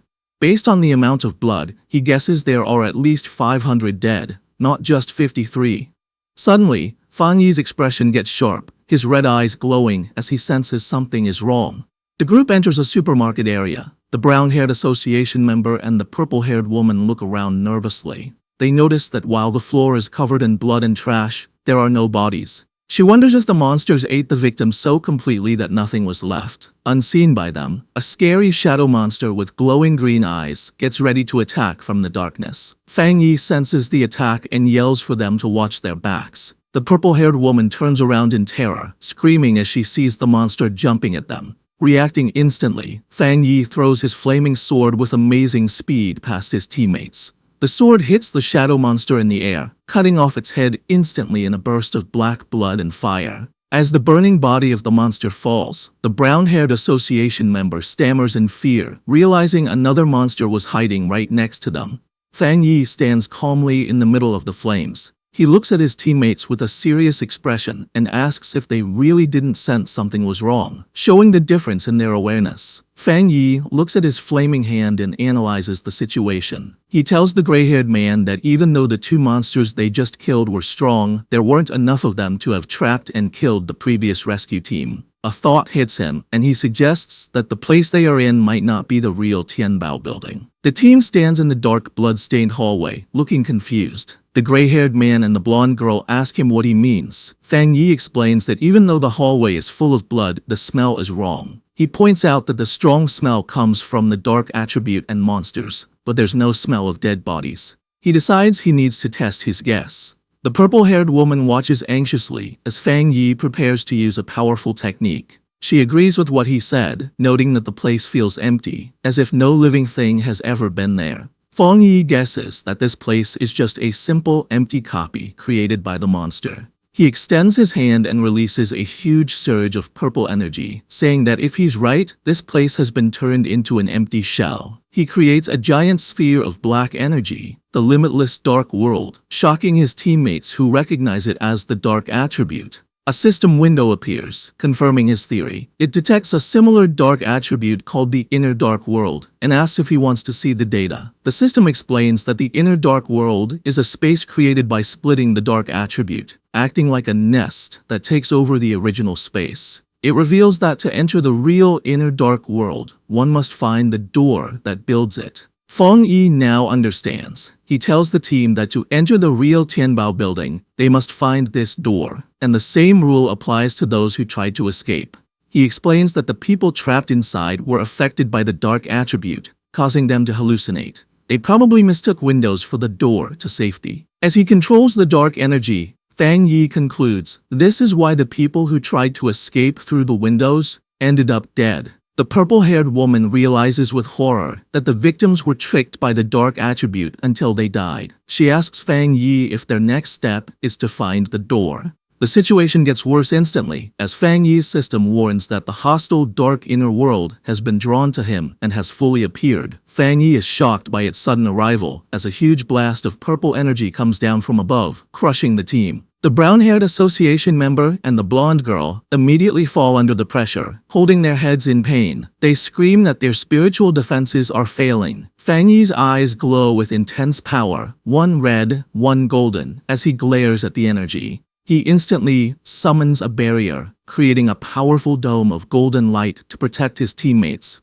Inside the barrier, the blonde girl and the brown-haired association member gasp for breath, relieved the pain has stopped. They look up at Feng Yi in awe, realizing that while they were almost knocked out, the sealer is completely unharmed. They admit to themselves that the dark energy nearly killed them without even hitting them directly, and without Feng Yi, they wouldn't have survived. Feng Yi suddenly focuses on a point in the empty air, his sword lighting up with intense flames as he declares he has found it. He unleashes a technique called Fire Dragon, pulls out his blade, and swings it violently at the invisible target, shouting that the entrance is right here. The force of the attack causes the space itself to break like glass. The gray-haired man and the purple-haired woman watch in shock as the hallway breaks apart before their eyes. Feng Yi steps forward onto the new ground, his expression dark and serious. The broken illusion reveals a huge, scary gateway swirling with dark green mist and shadows, the true entrance to the dark inner world. Feng Yi takes the lead, his sword blazing with fire to light the way, and orders everyone to follow him closely. As they walk deeper into the real building, Feng Yi keeps up a golden barrier to protect the team from the gross, red fleshy veins that now cover the walls. The blonde girl suddenly looks sick, covering her mouth as she says she can smell something terrible. Feng Yi looks ahead with a grim expression, identifying the smell as the smell of dead bodies and blood from their own kind. The group finally finds a horrible scene. The floor is covered with the dead bodies of the previous pioneers who had gone missing, confirming they had been trapped and killed in this dark space. The group is immediately ambushed as a swarm of shadowy bat-like creatures descends from the ceiling, surrounding them. Looking up, the team sees a terrifying swirl of monsters above them, trapping them. Suddenly, a massive A+ grade demon-like monster with glowing red eyes dives down from the swarm to attack. The gray-haired man and the brown-haired association member are shocked, shouting that it's crazy to find another high-level dark monster so soon. Feng Yi reacts instantly, summoning his flaming sword. He throws the sword, and it pierces straight through the descending monster's chest in a burst of fire. The monster roars in pain as Feng Yi rushes forward to finish it. He drives his sword into the ground and grabs the hilt. With a series of incredibly fast swings, Feng Yi unleashes a storm of fiery attacks against the swarm and the large monster. He lands gracefully, setting off a massive explosion of holy fire that burns the enemies around him. The blonde girl and the purple-haired woman shield their faces from the intense heat, shocked that the dark monsters melted instantly when they touched his flames. They realized that since the mission started, they haven't had to do anything. Feng Yi walks through the destruction, his sword glowing like lava. He reaches his hand toward the floor, where the bodies of the previous victims lay. Feng Yi uses his fire to cremate the bodies of the innocent victims, giving them a proper burial. The brown-haired association member and the blonde girl watch the flames in awe, saying that his title as the Sealer is well-deserved. Feng Yi turns to the group and gives his orders. He tells them that since they entered the building, they should help out. He instructs them to search the first floor for survivors, while he goes upstairs to handle the remaining monsters. The team, including the gray-haired man and the purple-haired woman, stands ready to follow his orders, their doubt now replaced by respect. Fang Yi continues to clear the building floor by floor. On the 10th floor, he battles a swarm of flying shadow creatures, swinging his flaming sword to keep them away. He analyzes the enemies, realizing they have evolved to at least the 1-star spirit creation realm, but he easily cuts them in half, noting their abilities haven't changed much. Fang Yi then leads the team up the escalator to the 15th floor, his sword leaving a trail of fire. The air becomes even heavier. The blonde girl complains that the cold dark power is getting through her protective barrier as they find a hallway filled with bodies. The gray-haired man notices something strange about the bodies. He warns the others that something is moving inside the corpses and that they are corrosive, telling the team not to breathe in the spores. A drop of liquid falls into a puddle, and a massive spiked shadow rises behind Fang Yi and the brown-haired association member. The monster reveals itself to be a terrifying, multi-eyed creature that looks down at them.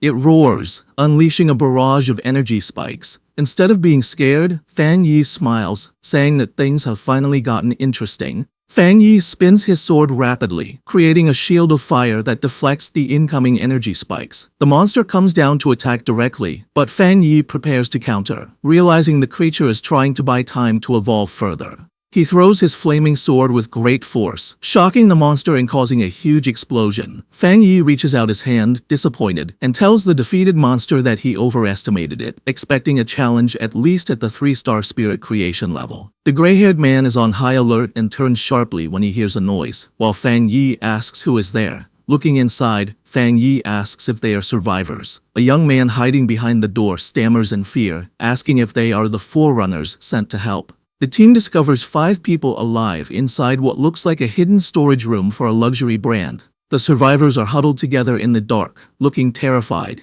Fang Yi realizes they must have hidden here to escape the attack. Seeing their fear, Fang Yi smiles gently to calm them. He reassures them that everything is fine now and that they have come to rescue them. The brown-haired association member steps forward with a friendly smile, introducing the team as the Kang City Spirit Association. He tells the survivors that the monsters outside have been killed and that they should come out quickly. The young male survivor stares at Fang Yi in disbelief, stammering as he tries to understand. He shouts in shock, asking if it's true that Fang Yi killed all those terrifying monsters with just a single slash. Meanwhile, outside the Tianbao building, a monitoring team watches the situation. The building is covered in a red, ominous energy, but the monitors are hopeful, noting that this time is different. They track Fang Yi's spiritual energy, observing the fire of his spirit weapon on every floor. Suddenly, an analyst shouts that the latest reading is from the 40th floor. The analysts are stunned. They report that the sealer cleared the Tianbao building from bottom to top in only 9 minutes and 56 seconds. They realize this news will shock the entire Pioneer Circle in Kang City. However, the celebration is cut short as a red alarm goes off. The monitor warns that it's not over yet, as they have detected an S-class monster eruption at the very top level. Back on the top floor, Fang Yi stands among the rubble, looking up with a serious expression. He realizes he has found the main target. Looming over him is a massive, skeletal creature with glowing green energy and black feathers. Fang Yi identifies the terrifying monster as the anomaly king of this location, the Bonebird. Fang Yi charges directly at the massive anomaly king, the Bonebird, leaping into the air with his sword. As he gets closer, he analyzes the creature, realizing the strange worms on it are not parasites, but part of its main body. With a powerful swing, Fang Yi unleashes a golden strike, but the Bonebird blocks the attack with its thick, cage-like bones. Fang Yi is surprised for a moment as his attack is stopped. The monster glares at him with glowing green eyes. Below, his teammates watch in despair, worrying that even the powerful sealer can't defeat this anomaly king, and they feel helpless because they are too weak to help. Fang Yi makes a sound of annoyance. Realizing he has spent enough time testing the creature, he decides it is time to end the fight and stops holding back. He calls forth the divine thunder, covering his sword with crackling blue lightning. With the added power of thunder, he swings again, this time easily cutting through the bone defenses that had stopped him before. The Bonebird roars in pain and rage, but Fang Yi, surrounded by blue lightning, just tells it to stop making so much noise. He unleashes a massive vertical slice of blue energy that cuts straight through the monster's giant body. Staring coldly at the creature, Fang Yi notes that even though this monster turned the building into a feeding ground, it is much weaker than the bad anomaly king he fought before. Fang Yi moves with incredible speed, delivering a flurry of quick slashes to the monster before landing gracefully on the ground. The gray-haired man and the blonde girl watch in complete shock, realizing that Fang Yi is not just fighting the monster, but completely dominating it by himself. The purple-haired woman watches closely, realizing that every cut is perfectly calculated, dissecting the monster with terrifying precision. Fang Yi realizes that he hasn't even needed to attack the bone bird's skull directly. As he dodges its attacks, he understands that the monster can't fight back, because the power gap between them is too big. He concludes he has become even stronger than the anomaly king. The monstrous bird lets out a desperate broken roar as it tries to recover. Fang Yi looks at the creature with a cold, glowing red eye, and asks if it still thinks it can heal, asking if it really thinks he is just playing around. He begins to gather a huge amount of spiritual energy, causing bright blue lightning to crackle around him. With the energy fully charged, Fang Yi leaps high into the air. He unleashes the power directly into the Tianbao building, sending a massive pillar of lightning through the structure that lights up the dark, red sky.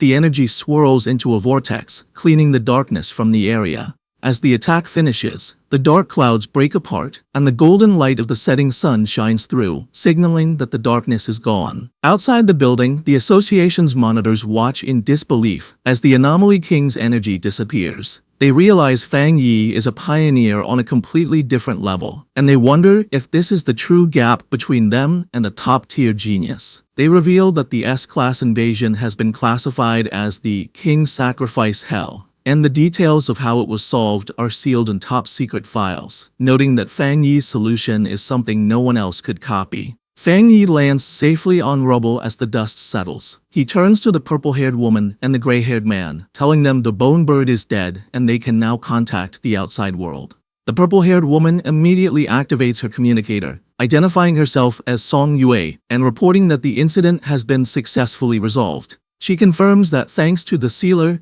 they completed the mission smoothly. As she speaks, Fang Yi walks away toward the exit. She expresses hope that the Kang City Spirit Association will cooperate and be grateful for his help. Suddenly, the purple-haired woman looks shocked by what she hears on the communicator. She asks about a Kang City captain who was just elected, angrily asking why he is coming now that the mission is finished. A streak of light flies through the city toward them. The voice on the communicator explains that the captain learned the sealer was there. They tried to stop him, but he is too arrogant to listen. The purple-haired woman is furious, arguing that the mission was given to the military zone, and they are responsible for the Tai captain. She declares they need to send Fang Yi away immediately, seeing the new captain's arrival as a challenge.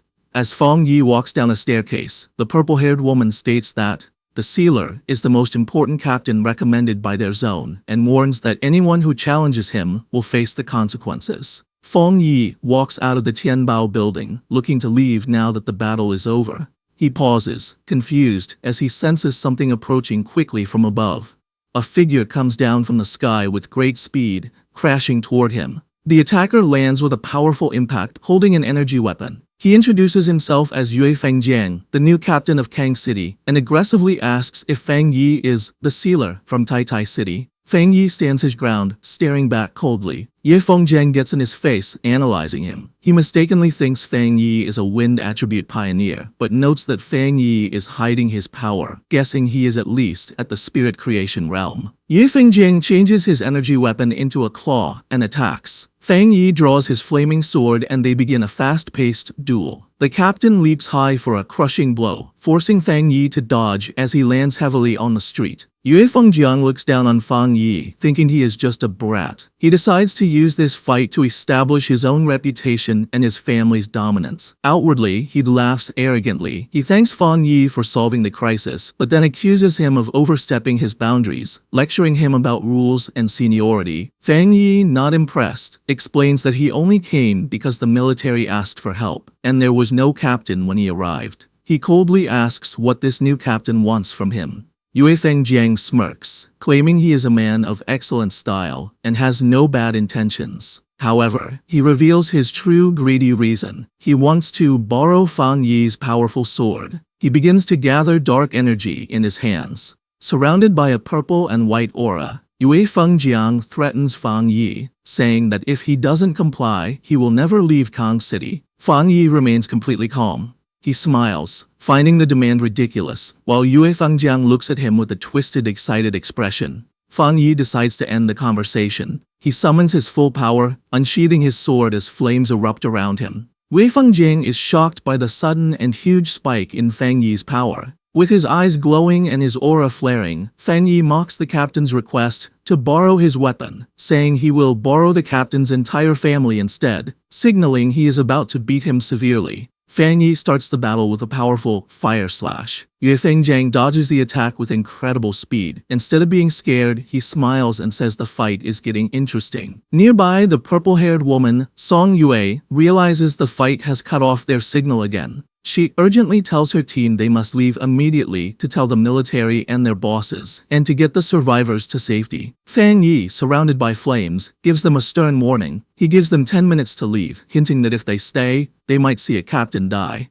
The brown-haired association member tries to warn him, but Song Yue quickly covers his mouth. She shouts that she understands and drags him away to keep them safe. As the group runs away, Song Yue complains angrily that Yue Fengjiang is causing trouble right after he got elected. Her teammates agree that it might be good for the Sealer to teach their arrogant captain a lesson. With the others gone, Fang Yi glares at his opponent and holds out his hand. He unleashes a powerful thunderbolt at Yue Fengjiang. The captain deflects the lightning with his weapon, but the force is huge. Yue Fengjiang shouts a challenge, telling Fang Yi that if he wants to kill him, he should stop holding back and use 100% of his power. Fang Yi responds by landing a heavy attack that sends shockwaves through the area. A massive explosion erupts behind Yue Fengjiang, destroying the nearby buildings. Yue Fengjiang slides backward to regain his balance, thinking the sensation he just felt was terrifying. Sweat runs down his face as he looks at Fang Yi. He realizes Fang Yi's yang power is incredibly strong and explosive. For the first time, the arrogant captain admits to himself that his body feels fear. Fang Yi stands in the raging flames, his figure dark with glowing red eyes. He smirks at Yue Fengjiang's earlier taunt about using full power. He coolly replies that if he were to use 100% of his power, he is afraid Yue Fengjiang wouldn't even last 10 minutes. Yue Fengjiang smiles confidently. He laughs like a maniac, convinced the power is in the sword itself. He believes it is a new secret weapon from the Spirit Association, and that Fang Yi is just lucky to have it. Fang Yi stays silent, staring at him with a cold, unimpressed look. In Yue Fengjiang's mind, he imagines the weapon in a containment tube, believing it holds terrifying power. He is jealous that such a special prototype was given to this kid. He grabs his chest, deciding his trip to the city was worth it, because he has found a treasure to steal. Filled with greed, Yue Fengjiang tears off his shirt with a surge of purple energy. He arrogantly calls Fang Yi a mere 2-star cultivator and demands he hand over the knife. He threatens to kill him to take it, shouting that Fang Yi still hasn't shown enough power to impress him. Meanwhile, at the Tai Tai Spirit Association headquarters, the mood is tense. The superior slams his hands on the table, furious to learn that the Kang City captain has started a fight with their captain, Fang Yi. Su Ying looks worried as the superior sweats, realizing how serious the situation is. She points out that the Sealer was invited by the Star God War Zone, meaning this conflict involves high-level military politics. The superior is confused when his assistant whispers an update, asking him to repeat the absurd news. The assistant explains that they contacted Kang City, but the other side arrogantly replied that if the fight isn't stopped in 10 minutes, the situation will be irreversible, thinking Fang Yi is the one in danger. The Kang City officials believe that since they are the third-ranked city, their captain is better and will not lose. The Tai Tai officials are shocked and insulted that Kang City is looking down on them.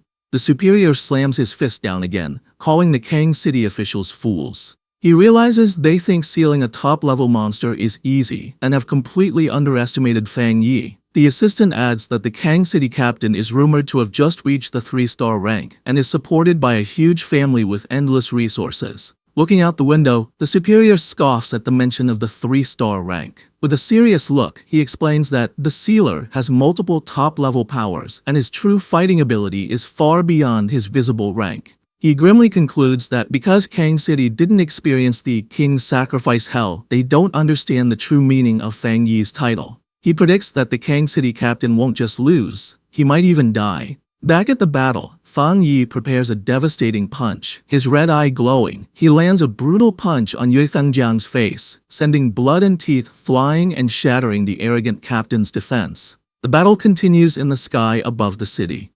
Yue Fengjiang is confused because his attacks have no effect on Fang Yi's flames, wondering why the fire blade is endless.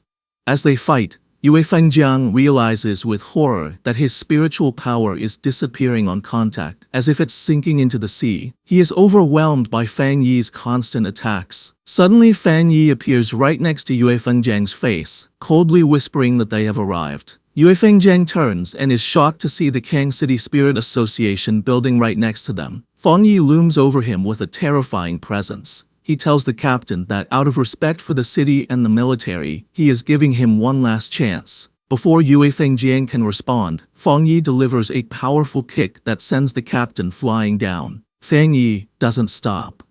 He unleashes a massive barrage of fire/attacks towards the building, shouting that he fears some people are hiding inside, so he has decided to make his presence clear. Yue Fengjiang is caught in the blast, his face twisting in shock and pain. The resulting explosion is massive, lighting up the city skyline. On the ground, people look up in confusion, wondering if a fire has broken out. The crowd begins to panic as the temperature suddenly rises. A man with glasses screams, pointing out that he can see two people fighting in the sky. High above, Fang Yi, surrounded by his golden fire, prepares to clash again with Yue Fengjiang, who is covered in dark purple energy. On the ground, a civilian recognizes the fire from the news and excitedly tells the others that the rumors about the spiritual energy revival are real. Fang Yi looks down at his opponent with a cold gaze. He checks the time and calmly tells Yue Fengjiang that he has 5 minutes left. He then throws the captain's own words back at him, asking if he didn't want to see 100% of his power.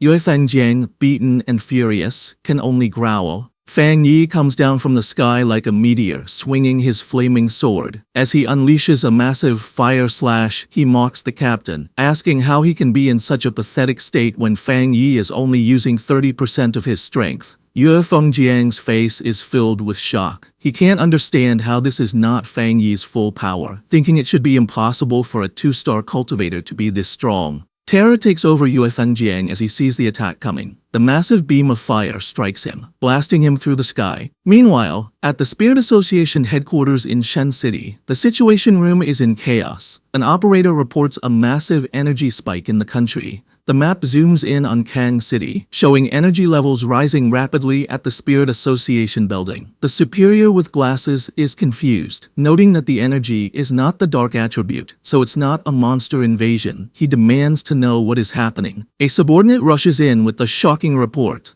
The new Kang City captain, God Blade, is fighting the Tai Tai City captain, the Sealer. The report explains that God Blade tried to steal the Sealer's weapon after he helped save the city, and when refused, he attacked with the intent to kill. The superior explodes with rage, screaming that Kang City must have a death wish. He orders his staff to warn Kang City immediately and make them stop the fight, threatening to remove every high-level official in the Kang City Spirit Association if they don't. He declares they must send someone over to handle this major incident. Just then, the doors to the conference room open, revealing a silhouette. The blue-haired woman enters, volunteering for the task. She is the Spirit Association headquarters forerunner, Gu Yaru, codenamed Sea Mystic. A young girl looking out the window shouts to her mother that she sees a shooting star, her eyes reflecting the bright light of the fight. Her mother quickly grabs her daughter to protect her, watching in horror as a huge explosion of light reflects off the skyscrapers, and she tells her family to run. Inside their apartment, the family quickly packs their bags. The father decides that Kang City is no longer safe and that they must leave for Shen City right away. As they look out the window one last time at the smoke rising from the city, the mother cries in fear, but the father tries to comfort them, promising they will find a way out as they leave their home. Back in the sky a minute earlier, Yue Fengjiang screams in pain as he is covered in a huge wave of fire, fighting against the intense heat. He bursts out of the flames, shirtless and hurt, and furiously threatens Fang Yi, warning him that his powerful Yue family will never let him go. Feng Yi hovers calmly in the sky, ignoring the threats, while Yue Fengjiang continues to scream that the Kang City Spirit Association will not let him get away with this. Inside the glass-walled headquarters of the Kang City Spirit Association, a group of officials watches the battle in a panic. Seeing the bright light of the attacks, they realize their captain, Yue Fengjiang, cannot last much longer and shout for someone to help him. They demand that the Tai City captain stop his attack, but Feng Yi just stares silently with a cold, annoyed look. Looking down at the officials in the building below, Feng Yi listens as they declare that Yue Fengjiang is their captain and that attacking him is a direct challenge to their association. One of the officials slams his fist against the glass, shouting angrily that they will not accept this behavior. Feng Yi glares at them with his glowing red eyes, not impressed that the Kang City Spirit Association is so arrogant even when facing a stronger force. He creates a huge swirl of fire around him, mocking them by suggesting they didn't care about the other captains because they thought their own captain was stronger, or maybe they just didn't want to get involved. Deciding to teach them a lesson, Feng Yi unleashes a massive fire slash directly at the Spirit Association building. The officials inside hide in terror as the holy flames crash through the windows, burning the office and proving that their threats mean nothing to him. Feng Yi turns his back on the destruction with a look of disgust. As he floats above the defeated captain, he mocks Yue Fengjiang, asking if he really thought he could take the sword from his hand with such poor skill. The battle reaches its peak as Yue Fengjiang, the arrogant captain, is left tired and bleeding, breathing heavily as he reaches his limit. High in the sky, Feng Yi challenges him to see if he can handle his attack and throws his flaming sword straight down at him like a meteor. Instead of dodging, Yue Fengjiang smiles with greed and rushes forward to catch the blade, mocking the local association for being useless while believing that only he deserves such a powerful treasure. His face twists into a crazy expression as he screams that this treasure belongs only to him. Feng Yi watches him with a cold, glowing red eye, thinking that he will never understand pioneers who use their power to rob and kill for things that don't belong to them. He thinks that these types of people are just like common criminals, and that their existence is one of the reasons humanity faces destruction. With a final glare, Feng Yi decides that he must end this situation for good, while Yue Fengjiang rushes toward his death with pure excitement.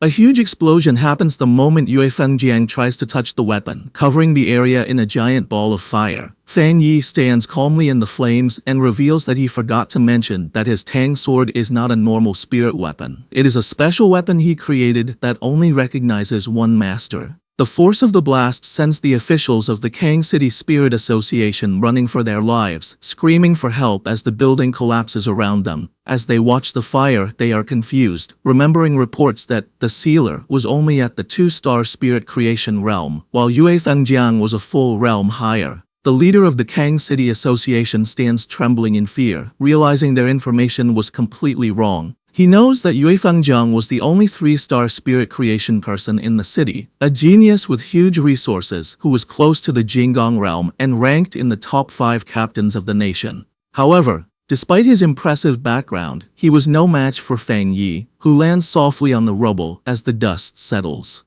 Standing silently with his burning sword, it is clear that Feng Yi has far surpassed the level of a captain, and now has the power to destroy an entire city. Wang Zheng, the leader of the Kang City Spirit Association, trembles in complete terror, asking himself what he should do now. He looks at the destruction and wonders if Feng Yi really plans to make the entire Kang City Spirit Association be buried along with the defeated captain. Overcome with fear, Wang Zheng collapses to the ground among his terrified team. He begs the Tai City captain for mercy, screaming that this whole incident was their fault. Suddenly, the sound of a helicopter approaching breaks the tension. Inside the cockpit, the pilot reports to his boss that there is a pure and extremely strong Yang attribute ahead, but notes that the flames near the Spirit Association seem to be weakening. Gu Yuru, standing at the open door of the helicopter, gathers a massive amount of blue water energy in her hands, wondering if the fire is really dying down. Fearing they have arrived too late, Gu Yuru unleashes her power, sending streams of blue energy raining down from the sky to put out the remaining fires.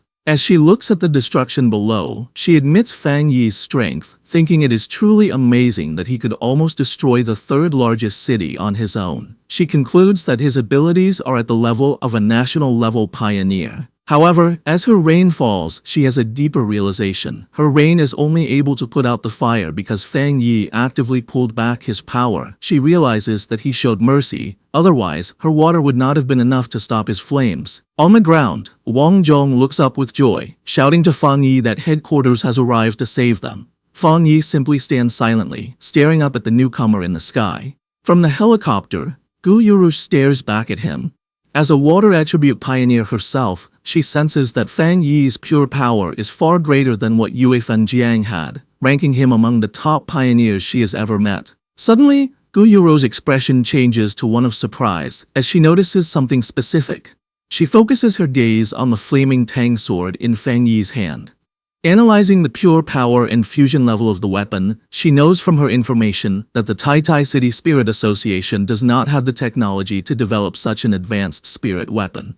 As Fang Yi calmly puts his sword away, absorbing the flames back into his body, Gu Yuru comes to the only possible conclusion: that spirit weapon was created by Fang Yi himself. Wang Zhong, feeling brave with the arrival of the helicopter, points an accusing finger at Fang Yi. He demands to know if the sealer really needs to be so ruthless, and asks how he plans to explain his actions now that someone from headquarters has arrived. Fang Yi glares at him with terrifying intensity. He coldly reminds the official that he gave them 10 minutes to solve the situation, but they failed to give him any explanation. Turning away, Fang Yi concludes that their silence means they agreed that their own captain deserved to die. Suddenly, Fang Yi releases a massive surge of fiery energy that surrounds the terrified officials. He warns them that if they dare speak to him in such a disrespectful way again, he will kill them all along with their fallen captain. Just then, Gu Yuru comes down from the sky, surrounded by swirling blue water energy. She calls out to the Tai City captain to stop his aggressive behavior.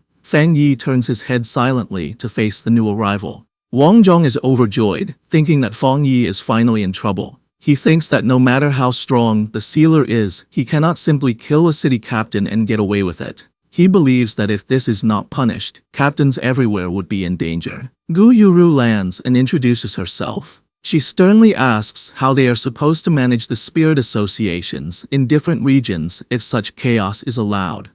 Wang Zhong smiles wickedly, thinking she is on his side. He eagerly waits for her to punish Fang Yi for destroying their headquarters. However, to everyone's surprise, Gu Yuru does not attack. Instead, she stands respectfully before Fang Yi and admits that this incident was a failure of duty on the part of the Spirit Association. She bows her head in apology, promising Fang Yi that headquarters will give him a proper explanation for what happened. Fang Yi's expression softens into a small smile, and he simply hums in agreement, accepting her apology. Wang Zhong is left completely frozen, his face a mask of pure shock and disbelief, as he realizes headquarters has sided with Fang Yi over him. Wang Zhong trembles, unable to understand what is happening. He watches as Gu Yuro bows to Fang Yi, realizing this is the headquarters' respectful way of dealing with the sealer. She explains their goal is to support and reward him to prevent more conflict. Wang Zhong is terrified, wondering if this is the end of it. He thinks about how his captain was burned alive and can't believe the headquarters isn't treating this as a serious issue or blaming Fang Yi. Fang Yi stands calmly, thinking the local association's opinion doesn't matter. He reflects that the Kang City captain, Yue Fengjiang, tried to kill him for his weapon and was ungrateful for his help, so his death was deserved. Gu Yuru walks over to the scared officials. She coldly asks why they did not stop the fighting, calling them arrogant fools. She then asks who is in charge of the Kang City Spirit Association, and Wang Zhong nervously raises his hand. Wang Zhong tries to smile as Gu Yuro gives him his orders. She tells them they have 3 days to calm the public in Kang City and come up with a good excuse to cover up the news of the battle. Her face then turns icy as she gives them their punishment. She announces that after 3 days, all of them will be fired, and headquarters will send new people to take over Kang City. The officials are shocked. Gu Yuru gives a final warning that if they fail, they will face the full consequences. Fang Yi watches from a distance, surprised. He admits he didn't expect the Spirit Association headquarters to fire the entire staff of Kang City just to please him. Gu Yuru returns to Fang Yi, explaining that headquarters must make their position clear. She declares that anyone who challenges the sealer, again, will end up like the Kang City Spirit Association and Yue Fengjiang. She asks Fang Yi if he is satisfied with how they handled the situation, promising it will never happen again. Fang Yi, looking relaxed, tells her that anyone challenging him is challenging the headquarters. He says he doesn't care about the officials, but is more interested in how she plans to control public opinion about the supernatural events. Gu Yuru understands his question. She addresses the doubt about whether the news of the spiritual energy revival can still be kept secret in major cities. She explains that supernatural events are happening often, and disasters caused by anomalies are always appearing. She admits that many people have already guessed the truth, but the government can't make it public yet because the time isn't right. She warns that if they made it public now, the world would change instantly. Chaos would start within society, destroying the order they are trying to keep. She implies the situation is delicate, noting that if Fang Yi hadn't been there to save Tai Tai City, the results would have been terrible for the whole world. Fang Yi thinks about the results of his recent battles. He realizes the era of spiritual energy recovery might have officially started when the Anomaly King was destroyed. He considers that without the sacrifice of powerful people like Elder Wu, this new era would have come even faster, and humanity would have been unprepared. He finally understands the government's plan. Chaos among a small group of pioneers is better than total chaos for everyone. He pictures the powerful leaders of this new world, people like Ji Ruoyan, Jiao Lun, and Su Qingying. He realizes that to keep the appearance of peace for normal citizens, the country needs these top-tier pioneers to face the crises. Fang Yi looks at the ruins, understanding why the Xia nation is so strict about controlling public opinion. By managing information, they prevent weaker pioneers from causing trouble and stop panic from spreading, letting ordinary people adjust to the new era. However, he knows this plan depends on the cooperation of powerful pioneers. With a smirk, he realizes the situation is becoming urgent. As Fang Yi gets ready to leave, he admits to himself that while his current power helped him solve the disaster in Tai Tai City, it's not enough for what's coming. Gu Yuro interrupts his thoughts. She respectfully tells him a special plane is ready to take him back to Tai Tai City, but she asks for a moment for a personal request. Adjusting her glasses with a smile, Gu Yuru expresses her genuine admiration. She tells him she envies Tai Tai City for having a talent who is so young, yet has the power to destroy a city and the character to handle it. Fang Yi looks at her with interest, telling her not to be so polite. Gu Yuro extends her hand toward him warmly. She asks if, just as Gu Yuro and not as the sea mystic, she can be friends with him. Fang Yi is surprised by her humble and sincere request. At the Star God War Zone headquarters, Jiao Lan listens to her blonde subordinate report the details of the incident in Kang City. Jiao Lan slams her hand on her desk in anger, shouting that the situation is ridiculous and calling the Kang City Spirit Association fools. She looks at a chart showing the strategic rankings of cities. She notes that Kang City, currently third, is losing its position. She predicts that if this continues, Kang City will fall out of the rankings. She concludes that the Spirit Association headquarters needs to take over Kang City immediately. Jiolan's blonde subordinate remarks that the Spirit Association headquarters is reliable, especially Sea Mystic, who might be trying to get Fang Yi on their side. Jiolan agrees, saying their reward for the sealer must be better than the association's. She decides to double the original reward for his help in Kang City. The subordinate expresses his admiration for Fang Yi's strength, saying his balance of ruthlessness and control makes him fit to be a city leader. He then suggests a specific reward that he thinks suits him best. He places a folder labeled Top Secret Restricted Area on the desk. Jiaolan goes silent, understanding the seriousness of this suggestion. She remarks that if she didn't know he admired Fang Yi, she would think he was trying to make things hard for him. The subordinate smiles, arguing that crisis and opportunity go together, and only Fang Yi is worthy of going there to train. He adds that another genius from their war zone is already training there. He explains that in the future, things even scarier than the king's sacrifice hell will appear, and they need Fang Yi to get stronger quickly to face the unknown. Jiaolan agrees, pulling out the documents and thinking that maybe their restricted area is too simple for him. Suddenly, a staff member bursts into the room, shouting for Sister Lan. She delivers the shocking news to a stunned Jiaolan and her subordinate. Elder Wu has woken up and wants to speak with her. Several hours later, back in Tai Tai City, the sun shines over Fang Yi's new luxury villa.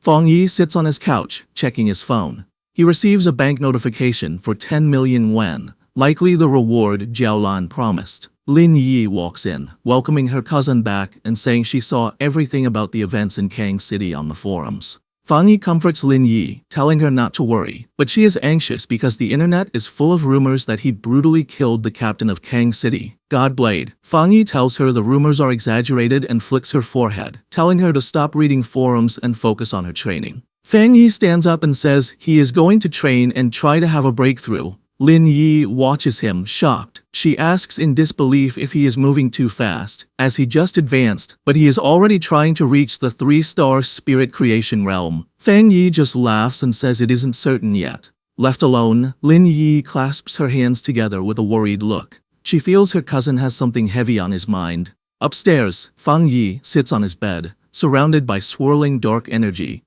He holds a ball of golden energy containing the purest dark attribute from the Bone Bird, the anomaly king he defeated. He decides to merge this energy into his limitless dark world to make it more powerful. As he activates the energy, the spirit of the Bone Bird appears. A system window asks if he wants to embed the dark attribute. He agrees, and a golden sphere of energy surrounds him as the process begins. The system confirms the fusion is successful and his limitless dark world is upgraded. Now, when enemies are pulled into his dark domain, the Bone Bird and other anomalies inside will attack them. Fang Yi floats in his meditation, his body glowing with power. Inside his mind, he sees the shapes of the countless monsters he has absorbed. He wonders if this means they can actively fight for him. He realizes that, like the Anomaly King, he can now command these anomalies. With this new understanding, Fang Yi unleashes his full power. A massive, multi-armed golden avatar made of fire appears in the sky, towering over the dark energy. Suddenly, a golden system notification appears. It detects he has met the requirements for another advancement and asks if he wants to break through to the 3-star spirit creation realm. The huge energy from Fang Yi's cultivation manifests physically over the city, creating a giant golden image of a fiery god in the sky. The people below look up in amazement. A photographer excitedly points it out, recognizing the figure as the immortal who saved them from the bat monsters, believing their savior has come down again. Inside the villa, the power becomes too much to hold, and a blinding explosion of golden light bursts from Fang Yi's bed, filling the room. Meanwhile, inside Fang Yi's spiritual world, the scene changes to a dark, purple void. The spirits of the powerful monsters he has defeated and absorbed, including the huge Bone Bird and the giant serpent, rise from the darkness, towering over him. Fang Yi looks at these reborn monsters with a confident look. He thinks that these creatures have become like servants to a king, and their presence makes his limitless dark world stronger. He sits on a throne made of dark energy, looking down as the terrifying army of monster spirits bows to him, accepting him as their ruler. A system window confirms his progress, announcing that the limitless dark world has been upgraded and he has a new ability. The system explains this new skill, called Anomaly Warfare. It says that once Fang Yi pulls enemies into his dark world, he can summon these monsters to attack them. However, it warns that the stronger the enemy, the more spiritual power it will cost to keep the summons. Fang Yi holds a swirling ball of dark energy, which holds the essence of the Bone Bird. He smirks, welcoming the newcomer to his limitless dark world. He praises the bird's spirit for being extremely pure, noting it will be a big boost to his own strength. He tells the spirits to work hard for him, promising to treat them well. As he looks at his new army, he realizes he must increase his spiritual energy to use this new ability to its fullest. In the real world, the energy buildup reaches its peak. A giant beam of golden light shoots up from the city, piercing the clouds and lighting up the sky, signaling his success to everyone. Fang Yi floats in his room, surrounded by a golden aura. The system confirms he has successfully broken through to the 3-star spirit creation realm. He thinks about the change, feeling that all his abilities are now perfectly part of his body, and his power feels clean and purified. His eyes open, glowing with a sharp red light. He notices a major improvement. The uncomfortable feeling he used to get when using the dark attribute is completely gone. Fang Yi steps off his bed, his feet still glowing with leftover golden energy. Standing in his room, he summons flames into his hand with a confident look. He decides he will need to explore the rest of his new powers through real fights. Later at the headquarters of the Star God War Zone, Elder Wu, now fully recovered, stands by a huge window with Jiaolan, looking out at the city. They talk about Fang Yi's amazing progress, noting he has advanced in rank again very quickly. Elder Wu asks how much time has passed since Fang Yi got the Shizai flower to save his life, and Jiaolan confirms it has only been half a month. Jiaolan thinks about how in just over 10 days, Fang Yi has done things that would be a lifetime achievement for any other pioneer. The elder admits that Fang Yi did not just save him, but helped the entire future of the Xia nation's pioneers. He humbly admits that even he, a Jinggang realm pioneer, cannot completely control the dark attribute like Fang Yi can. Looking at their reflection, Elder Wu lists Fang Yi's achievements, clearing the anomaly kings of 2 cities, solving disasters, and leveling up twice in a few days. He expresses a strong desire to meet this favored son of heaven. Meanwhile, at the Taitai City Spirit Association, Su Qingying and the staff are alerted to a huge energy wave coming from Fang Yi's new home. Su Qingying realizes with shock that he has advanced again. The energy wave from the sealer, Fang Yi, is even bigger than when the Anomaly King appeared. The association staff immediately starts an emergency plan to make sure Fang Yi's upgrade isn't disturbed. Later, Su Qingying looks at her phone, thinking about the impact Fang Yi has had. She notes that since the disaster, he has gained immense respect, and even regular people feel safe knowing his spiritual power is protecting them. She reads online discussions where she anonymously tells people how strong the sealer is. She makes fun of the pioneers of Kang City for looking down on him and mentions that their captain was completely embarrassed. She feels good that she helped build his reputation to prevent future trouble. Meanwhile, in an office in Kong City, Chu Qingli sits at a computer, looking frustrated. She complains that cultivation is extremely hard, and that she has been stuck trying to advance to the 2-star Ghost Axe realm. She tries to find information about the sealer on the Pioneer Network, but finds her messages are ignored, causing her to call the other pioneers mediocre. She bitterly thinks she just doesn't know the sealer well enough. She wishes she could meet him in person, confident in her beauty. However, she worries that in this new era, her current status might not be enough to get his attention. Looking out at the ruined city, she reads online that Kang City has thoroughly offended the sealer, and is no longer a good place to stay. She decides she must return to Taitai City immediately. With a determined look, Chu Qingli walks out, resolving to grab her future and any opportunities she can find. The sun shines on the modern home, as Lin Yi asks her cousin if he has finished his advancement. Inside, the two sit at a large table for a meal. Lin Yi asks if he feels any changes. Fang Yi casually replies that it's just okay. Besides his spiritual energy flowing better and his efficiency doubling, there are no huge changes yet.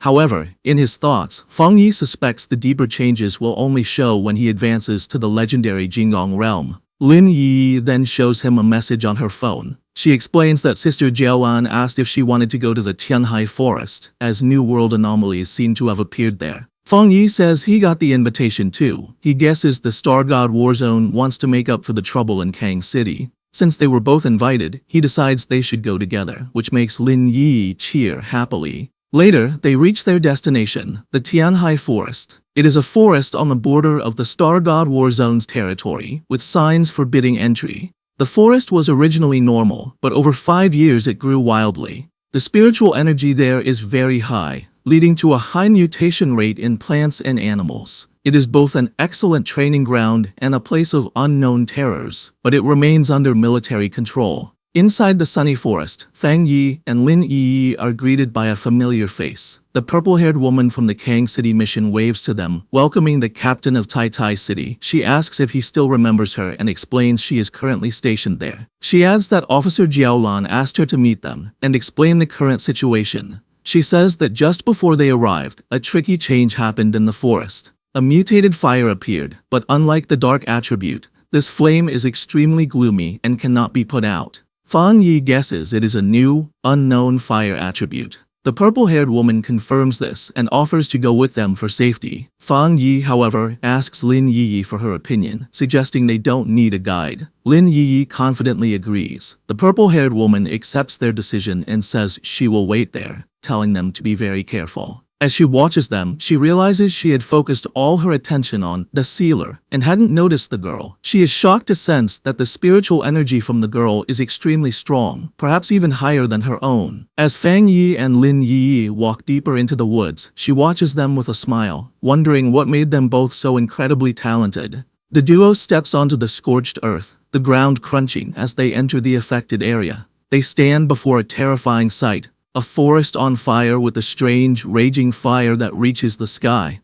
Fang Yi asks if this is the place. Fang Yi extends his hand to sense the energy. He is shocked by the crazy aura of death, noting the gloomy, cold energy is just as strong as the dark tide. He remembers the warning that this fire cannot be put out and only spreads. Suddenly, Fang Yi activates his golden sun breathing technique. A huge surge of golden energy explodes from him, and he urgently tells Lin Yi to step back.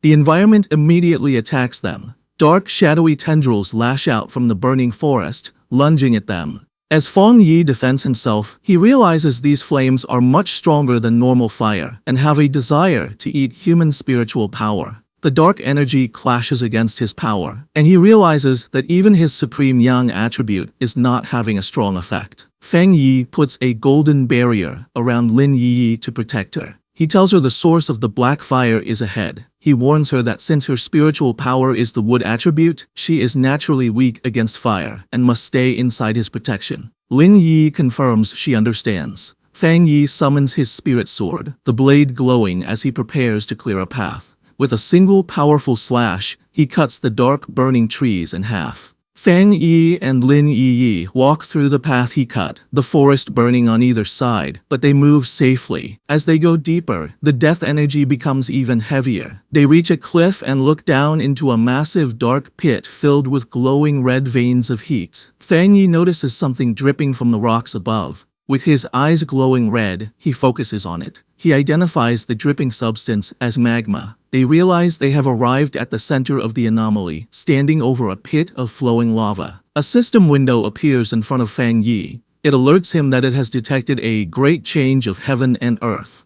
The system identifies the power as the Twilight Fire attribute and announces that it will automatically begin acquiring data to write a new technique. Fang Yi reaches his hand into the flowing magma. As he touches the strange energy source, a system window appears, announcing he has obtained the Twilight God domain.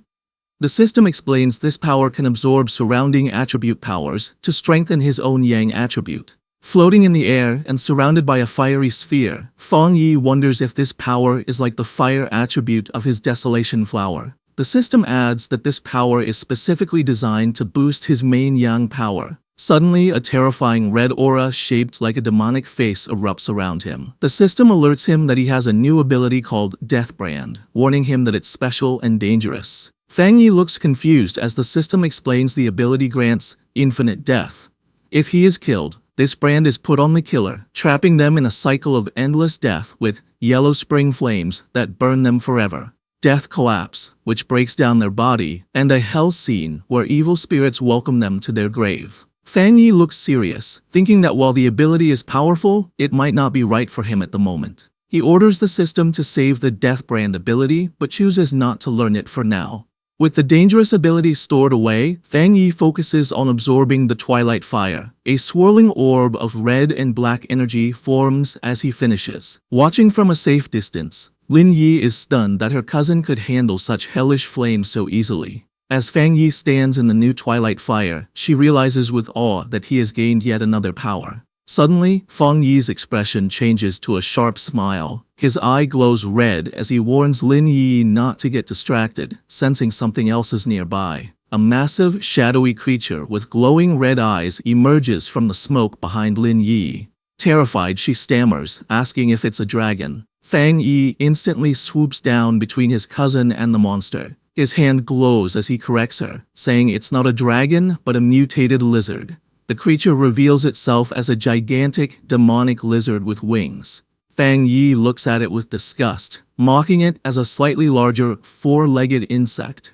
He decides this creature is the perfect target to test his new Twilight Fire domain. The massive demonic lizard opens its mouth and shoots a stream of molten lava at Fang Yi. He reacts instantly, his eyes glowing red as he leaps into the air to dodge, a blade of fire extending from his hand. With a powerful swing, his golden slash collides with the monster's dark energy, creating a huge shockwave. The force of their battle is so great that the ground cracks, with red energy bursting from the openings. A blinding light erupts as the unstable energy in the volcanic pit explodes. A massive explosion rips through the forest, looking like a volcanic eruption. At the edge of the forest, the purple-haired woman, Song Yue, and Fang Yi's friend, Wang Liang, are knocked back. Wang Liang shouts in panic that they need to request backup immediately. Meanwhile, at a monitoring station, a red warning screen flashes, alerting the staff that a new mutated life form has been detected in the Tianhai forest. The data shows the spiritual energy has spiked by 1000%, classifying the danger as S-level.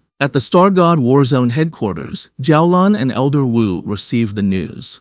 Jiaolan finds it strange that the energy in the forest, which had been stable, suddenly went out of control when the sealer went in to train. Elder Wu, in his combat armor, says that although he trusts Fang Yi's strength, they should go check to be safe. Without wasting a moment, Elder Wu and Jiaolan fly through the air at incredible speed. As they approach, Wang Liang and Song Yue are running from the danger zone.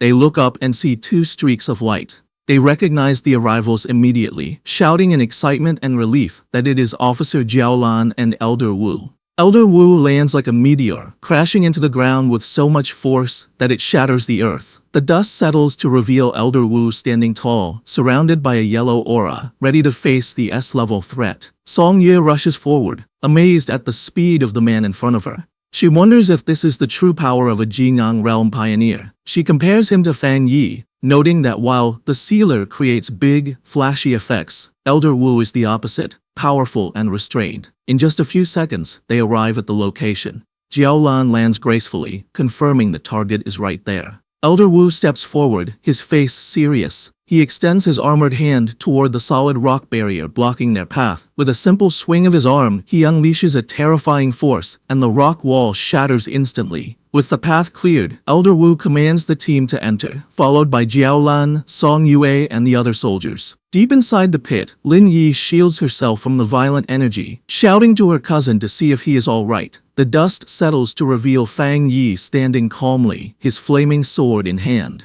Behind him lies the massive corpse of the mutated lizard. He reassures Lin Yi that he is fine, but says it seems someone has come to find them. Fang Yi looks toward the entrance with a glowing red eye, sensing the powerful people approaching. He quickly hides some of his power, and the dark energy around him vanishes. Elder Wu emerges from the tunnel, his yellow aura fading. He and Fang Yi stand facing each other, two generations of top-tier powerhouses meeting for the first time. Elder Wu breaks the silence, recognizing Fang Yi as his savior and calling him the sealer. Song Yue and the others catch up, looking shocked and worried. Elder Wu ignores them, his focus on Fang Yi. He looks at the massive carcass of the S-level mutated lizard and asks if the sealer really grew this powerful all by himself, clearly impressed. Elder Wu figures out that the mutated lizard was about to have a perfect evolution. He realizes that once it became a dragon, its power would have been equivalent to the legendary Jingang realm. Analyzing the body, he is amazed that Fang Yi killed such a terrifying creature in a single slash. He then senses the twilight fire aura on Fang Yi's body, noting it is similar to the half-dragon's power, but much purer. He wonders if the warning signal they received was actually detecting Fang Yi's power, not the monster's. Jiaolan steps forward, looking at the dead beast in disbelief. She asks if he has solved the problem again, shocked that he just killed it without waiting for backup. She realizes that if the half-dragon had succeeded in breaking through, it would have had Jinyang realm abilities. Since they hadn't detected it before, she shudders to think what would have happened if the sealer hadn't been there.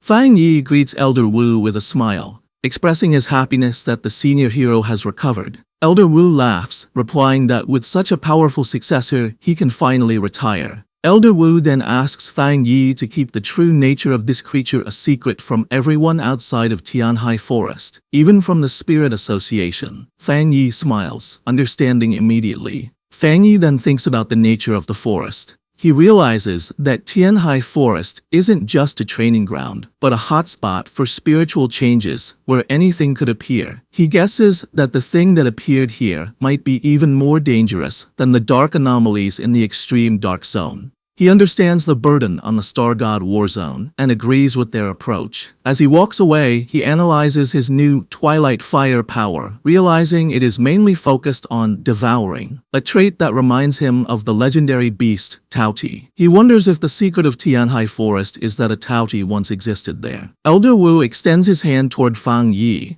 thanking him and noting that it seems Fang Yi already understood the need for secrecy. As the group gathers, Elder Wu says they should not hope for the birth of high-level anomalies, and there is no need to put unnecessary pressure on the people. Fang Yi agrees. Suddenly, a strong gust of wind sweeps through the forest. Fang Yi's expression sharpens as he sniffs a distinct aura carried by the wind. The aura washes over the group. Lin Yi closes her eyes and smiles, saying it feels incredibly refreshing. Jiaolan, however, has a different reaction. Her eyes widen in shock as she recognizes the spiritual power, exclaiming at its intensity. High above in the forest, a figure is flying through the trees at incredible speed. Jiaolan questions in disbelief if that monster, a term for a top genius, has already broken through to the Jinggang realm. The figure stops and reveals himself. It is a handsome young man with long blue hair and piercing blue eyes, wearing a confident smirk. High in the bamboo forest, Bai Su, the wood attribute pioneer and ace of the Star God War Zone, descends gracefully, stepping onto a falling leaf in midair. On the ground, the group of pioneers looks up in excitement. They sense his powerful aura and speculate he has broken through to the legendary Jinggang realm, believing their war zone finally has a supreme expert. However, Fang Yi observes with a sharp, analyzing gaze, his eye glowing red. He realizes the man's spiritual power isn't what the others believe it to be. Bai Su lands and tells Elder Wu and Jiaolan that he has finished his training. He looks around with glowing blue eyes, and noticing Fang Yi, he asks who the stranger is. Elder Wu introduces Bai Su as their zone's ace, who had been in seclusion to reach the next level. Bai Su greets them but clarifies he is only at the half-step Jinggang stage and hasn't truly broken through. Fang Yi smiles confidently and introduces himself as the captain of Tai City and the sealer. As Fang Yi observes the green energy from Bai Su, he notes that unlike others, Bai Su's power feels clear and comfortable. Fang Yi realizes their strength is similar, confirming the Jinggang realm is very hard to fully enter. Bai Su looks skeptical of Fang Yi's title, but Elder Wu corrects him, explaining that Fang Yi saved his life and solved the Tai City disaster, making him a vital partner. He sternly tells Bai Su to be respectful. Bai Su is surprised to hear how much happened while he was away. Elder Wu explains to Fang Yi that Bai Su was a prodigy who awakened early with the nation's best resources, matching Fang Yi's own speed of improvement.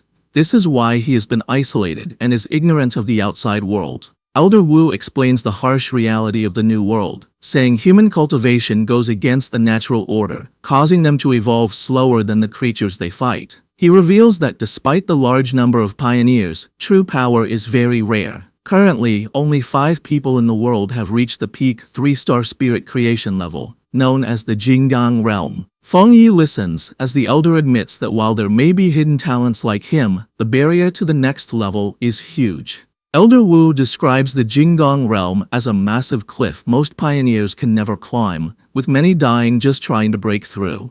However, he explains that once someone breaks through, their body transforms completely, becoming almost like the immortals of legend. Elder Wu then turns to Bai Su. He smiles proudly, noting that Bai Su has reached the half-step Jinggang stage, and that his energy is calm and pure, a great achievement. Fang Yi remains silent, observing the interaction. Suddenly, Bai Su steps closer to Fang Yi, staring him down. He reveals that while in seclusion, he felt the shockwave from Fang Yi's breakthrough. He explains this energy wave helped him reach his current level, and because of this connection, he is eager to test his skills against Fang Yi. The two powerful pioneers face off, unleashing their auras. Fang Yi is surrounded by a golden fire dragon, while Bai Su creates a green nature dragon. Bai Su comments that despite their differences, he feels they are the same kind of people. Fang Yi accepts the challenge with a confident laugh, his body glowing with golden energy as he agrees to the fight. Seeing a battle is about to happen, Elder Wu steps in as the referee. He orders the others to step back to a safe distance and warns the two fighters to stop before they seriously injure each other. Fang Yi and Bai Su lock eyes, their gazes burning with energy as they prepare to strike. In a split second, their powers collide, creating a massive explosion that tears through the forest. Song Yue watches in shock, amazed to see a battle between two such monsters, while Jiaolan observes silently. Elder Wu watches intently, wondering who will win, the rising star of Taitai City, or the longtime ace of the Star God Warzone. With the duel underway, Bai Su clasps his hands, focusing his energy for his signature technique. As a wood attribute pioneer, he commands nature. The ground shakes as massive green vines erupt, surrounding Fang Yi like a wave. Fang Yi reacts instantly, concentrating blue spiritual energy in his hands. Moving with blinding speed, he dances through the chaotic vines, slicing them apart with energy blasts, noting that Bai Su can use the whole forest as his weapon. More vines appear from the shadows, trying to catch Fang Yi, but he just grins, saying all this wood is perfect kindling for him. He summons his sword, and flames ignite around his hand. With a powerful swing, he unleashes a massive slash of fire that cuts the giant roots, expecting the fire to burn them. However, the vines glow with green light and instantly heal the damage before the fire can spread. Fang Yi's expression turns sharp as he realizes his fire isn't working. Standing before the wall of vines, he asks if Bai Su's plants are immune to fire, noting wood should be weak against it. Bai Su touches the massive trunk and confidently explains that while that's normally true, his plant army is special and can no longer be suppressed by the fire attribute. Fang Yi glares at him, his red eye glowing. Suddenly, the vines erupt from the ground beneath Fang Yi again, giving him no time to react. The massive roots swarm over him, wrapping around his body and sealing him inside a giant spherical cage of wood. With Fang Yi trapped, Bai Su stands calmly outside, asking how he likes the move and noting that if they were real enemies, this prison would have been inescapable. Inside the dark prison of vines, Fang Yi remains calm, his red eye glowing as he checks the situation. He touches the cage wall, his hand glowing with energy. He notices the wood energy here is very pure, but as he makes contact, he feels a corrosive poison on his skin. Outside, Bai Su looks on confidently. He warns Fang Yi not to touch the wood for long, explaining that the giant tree naturally has toxins, and now that it's filled with his spiritual power, the poison is even more deadly. Instead of being afraid, Fang Yi smiles, his eyes burning with golden light. He challenges Bai Su's claim, deciding he wants to test how strong the poison really is. Suddenly, a blinding light erupts from the cracks in the wooden sphere.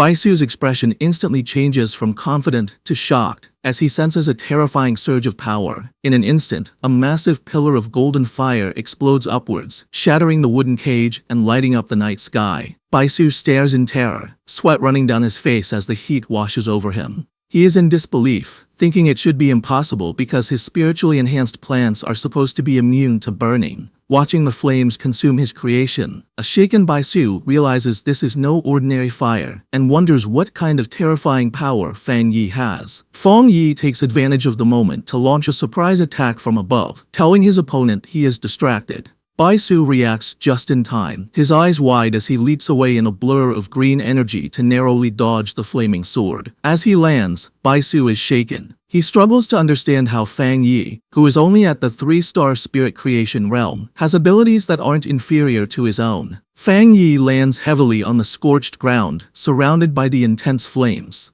Looking at the burning landscape, Bai Su realizes Fang Yi's strategy. He understands that Fang Yi knew he would try to use the forest's energy again and planned his retreat perfectly. Standing amidst the destruction, Bai Su accuses Fang Yi of burning the forest on purpose to remove his advantage. Fang Yi smiles with dangerous confidence, admitting he did it on purpose. He explains that since Bai Su is so strong, he had to think ahead and cut off his retreat. He adds that if he hadn't, Bai Su could have drawn endless energy from the forest, making him harder to beat. Bai Su looks down, trembling with anger. He thinks about his status as a genius and how he's being cornered in his own territory. However, his expression shifts from anger to a crazed determination. He refuses to accept defeat, telling himself that as a half-step Jingang, he cannot lose. Laughing wildly, Bai Su challenges Fang Yi to survive his next move. He slams his hands into the ground, causing massive jagged roots to erupt violently, shattering the ground. Fang Yi watches with a serious expression, sensing the danger. Seeing this reckless display of power, Elder Wu and Jiaolan rush forward in panic. They scream at Bai Su, asking if he wants to die and warning that trying to recreate the forest with his own body will drain all his spiritual energy. Ignoring his senior's warnings, Bai Su pushes his power to the absolute limit, causing massive roots to erupt from the cliffside. His face twists with strain as he screams, his eyes glowing with intense green light. Elder Wu and Jiaolan watch in a panic, with the elder shouting Bai Su's name, fearing what will happen. Bai Su unleashes his technique, recreating heaven and earth, forming a giant avatar of vines that sends Fang Yi flying back with a gust of wind. However, Fang Yi remains focused. He summons a fireball, noting the density of the wood energy. Instead of backing away, Fang Yi charges into the wave of vines, telling the worried onlookers that the match isn't over and he will handle it. Elder Wu stares in silence, unable to step in. Suddenly, Fang Yi's eye ignites with a golden flame, showing a shift in his power. He slashes through the dense plants with waves of fire. High above, Fang Yi summons a massive sword of energy. Bai Su looks up in surprise, realizing he is open to attack. Fang Yi brings the giant blade down in a crashing slash. Bai Su barely manages to dodge the strike as it cuts through the vines behind him. The strain of the battle finally catches up to Bai Su. He covers his mouth and coughs up blood from overusing his power. Despite his injuries, he refuses to lose. With a wild look in his eyes, he clasps his hands together again, screaming that he can still fight and will recreate the entire forest once more. Fang Yi looks down with a faint mocking smile, asking if this is really all the strength he has. Without waiting for an answer, he closes the distance in a flash, launching into the air to deliver a powerful punch. Bai Su reacts desperately, crossing his arms to summon a green barrier of energy to protect himself. The impact creates a huge explosion, shaking the ground. Song Yue is stunned by the incredible power. She is shocked that Bai Su has been pushed so far. However, beside her, Lin Yi smiles confidently. She watches her cousin float down from the smoke, thinking to herself that Fang Yi hasn't even used his full strength or his other elements yet. She mocks the so-called genius for losing so easily. Elder Wu and Jiaolan watch with grim faces. Elder Wu notes that Bai Su's mind has broken under the pressure and admits the gap between him and the sealer is too big. Jiaolan explains that Bai Su is a pure fighting addict who has never been defeated like this before. Fang Yi thinks the fight is over as Bai Su kneels in the dust. Blood drips from Bai Su's mouth, and he quietly whispers a thank you, as if accepting the lesson. However, Bai Su suddenly screams that he can still continue. Green energy surges around him as he refuses to give up, shouting that his spiritual power isn't gone yet. Fang Yi, standing calmly, sighs, thinking it's time to end this. Bai Su clasps his hands together with intense focus. He commands all living things to listen, and multiple glowing green avatars of himself appear in the air, preparing for a final, desperate attack. Fang Yi analyzes the situation, admitting that Bai Su's ability to create clones proves he's a top-tier pioneer, and the strongest opponent he has faced so far, as he has used up a lot of Fang Yi's energy. However, as the green clones fly down to attack, Fang Yi stands his ground. With incredible speed, he unleashes a storm of fire slashes, cutting the clones in half and destroying them instantly. The flames grow into a massive fire that burns the illusions. Bai Su is left confused, losing sight of his enemy, only to realize too late that Fang Yi is right next to him. Fang Yi launches a surprise attack that catches the wood pioneer completely off guard. Bai Su is immediately trapped in a vortex of golden fire. He looks paralyzed with shock, unable to move his body. Sweating and amazed, Bai Su looks up and sees the true gap in their power. Fang Yi stands on top of a massive dragon head made of golden fire, pointing his sword at Bai Su. He calmly asks if they can finally end the match. Elder Wu watches the amazing scene, knowing Bai Su's defeat is certain. He can only marvel at how the sealer keeps surprising him. Jiaolan comments that while she expected Bai Su to lose, she didn't think it would be such a complete defeat. Behind her, Lin Yi simply smiles, saying she knew this would happen. Song Yue and Wang Liang agree that the result isn't surprising, since Fang Yi is the man who solved 2 anomaly disasters alone. The duel ends with Fang Yi landing gracefully, while Bai Su stands across from him, breathing heavily. Bai Su looks at the man who beat him, muttering in disbelief about whether he is a half-step Jinggang or just a monster. A look of bitter disappointment crosses Bai Su's face as he admits his strength was nothing more than this compared to Fang Yi. Humbled, Baisu clasps his hands and bows respectfully to Fang Yi. He thanks the sealer for the lesson but suddenly apologizes, saying he has urgent business and must leave. Before anyone can stop him, Baisu bursts into a streak of green light and flies away. Jiaolan shouts after him, but Baisu's voice echoes back that he is going back into seclusion to train. Jiaolan turns to Elder Wu in frustration, complaining that the war zone still needs him.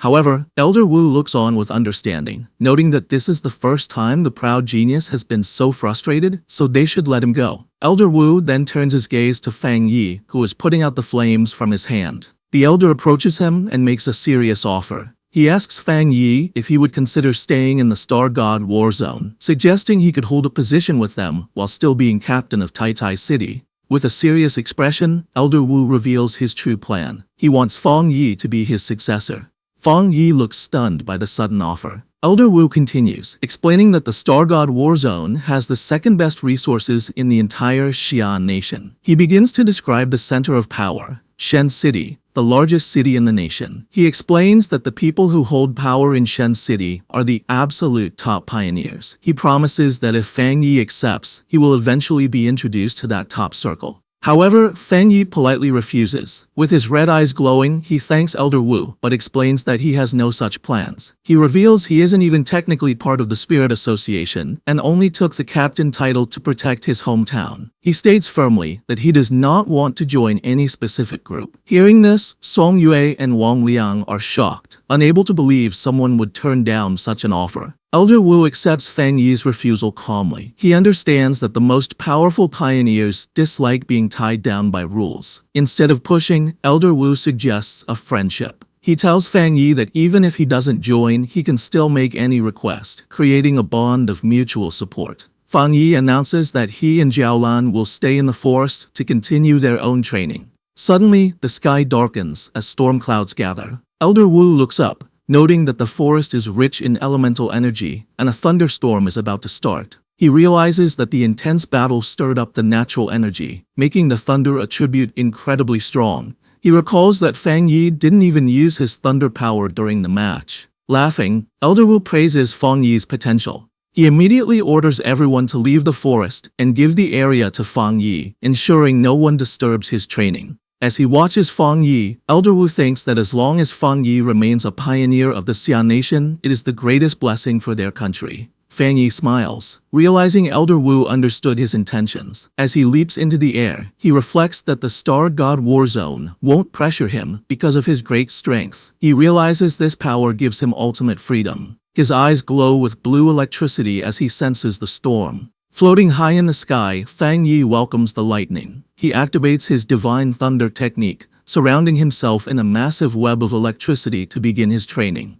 In the Tianhai forest, as the sky darkens, Fang Yi flies into the raging storm of lightning. On the ground, Bai Su, still recovering from their fight, creates a protective barrier. He watches in disbelief, thinking it's crazy for Fang Yi with his powerful fire attribute to touch an equally pure thunder power. Baisu knows that two such strong opposing powers would clash and cause self-destruction. He knows that even pioneers with two attributes always have one that is stronger and one that acts as support, never two extreme conflicting forces. As he watches Fang Yi get covered by the electricity, he wonders if the sealer doesn't know this basic rule. Just then, a huge bolt of lightning strikes Fang Yi. However, instead of being hurt, a confident smile appears on Fang Yi's face as his eye glows with blue electrical energy, and he absorbs the power. From a safe distance, a panicked Song Yue shouts at Elder Wu and Jiaolan, asking why they aren't stopping him. She warns that the thunder power is too strong for any living thing to get near. To her surprise, both Elder Wu and Jiaolan stay calm.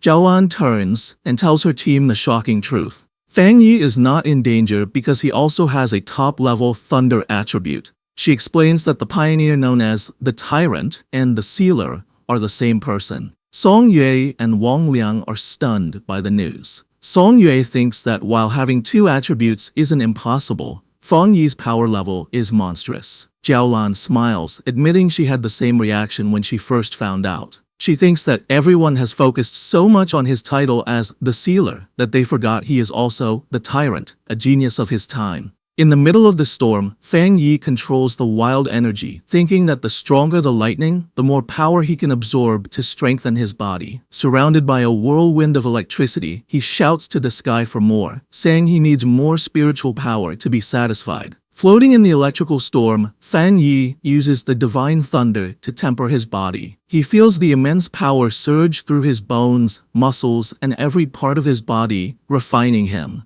As the process continues, his different attributes, fire, yang, and even dark, begin to blend and become more balanced within him. A series of system notifications confirm that each of his attributes has been tempered. Finally, a message announces the completion of the divine thunder tempering, stating that his body and spiritual power are now better fused and his energy has been restored. With a confident smile, Fang Yi feels like he has been completely reborn. To test his new power, he casually throws a bolt of thunder at a distant mountain, shattering its peak in a huge explosion. Looking at the destruction, he realizes the thunder in this forest is truly special. From the ground, Bai Su watches in awe. He notes that the spiritual stones in the forest are fed by that same thunder, yet Fang Yi destroyed a mountain with a single strike, and he senses Fang Yi didn't even use a third of his full power. He concludes that no other pioneer could do such a thing from a distance. As the storm calms down, Bai Su watches Fang Yi descend, knowing the training is over. With a determined look, he thinks that he and the sealer will definitely fight again in the future. Nearby, Elder Wu smiles, thinking how this young talent keeps surprising him. His desire to have Fang Yi stay with their war zone is stronger than ever. He thinks about Fang Yi's amazing achievements and recognizes that his talent is almost limitless. He believes having such a person as his successor would leave him with no regrets. As the storm ends, Elder Wu laughs while Jiaolan says that the truth is the Star God War Zone needs the sealer's help, not the other way around. Elder Wu then turns to Jiaolan, commenting on how much she has grown, which makes him more confident in their future. A flustered Jiaolan asks if that's really true. Elder Wu's attention then shifts, and seeing Lin Yi meditating peacefully, he gets a new idea. Maybe they can invite her instead. Fang Yi, his training done, lands gently near his cousin, who is still absorbing the rich spiritual energy from the storm.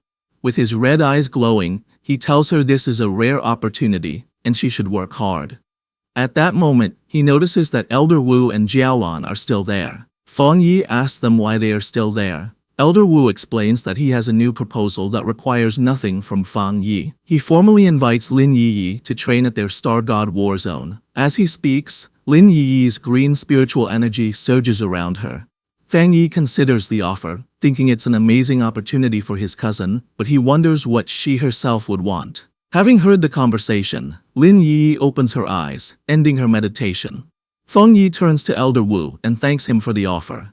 He explains that as her guardian, he finds it hard to refuse, but he can't decide for her. Just then, Lin Yi stands up, and, after being asked by Fang Yi if she has finished her training, she turns to Elder Wu and says simply that she will not go. Looking directly at the elder, she thanks him for the generous offer but repeats firmly that she does not want to go. Surprised, but calm, Elder Wu asks for the reason for her refusal. Lin Yi explains that her way of thinking might be a bit childish. She says that if her reason was just not wanting her cousin to be used, it would be disrespectful. However, as a pioneer, she has her own pride. With a determined look, she declares that she wants to get everything she deserves through her own abilities, not because of her cousin. Fang Yi is momentarily speechless, surprised that his cousin has finally grown up. Elder Wu, not at all offended, laughs and gives her a thumbs up. He apologizes for being one-sided and tells her they will continue to watch her, encouraging her to do her best. A very happy Lin Yi promises that she will. Later, the scene shifts to Fang Yi's villa at night. As he and Lin Yi walk up the stairs, Fang Yi thinks about his recent power-ups. He considers his spiritual energy reserves solved and now needs to figure out how to best use his new Twilight Fire attribute.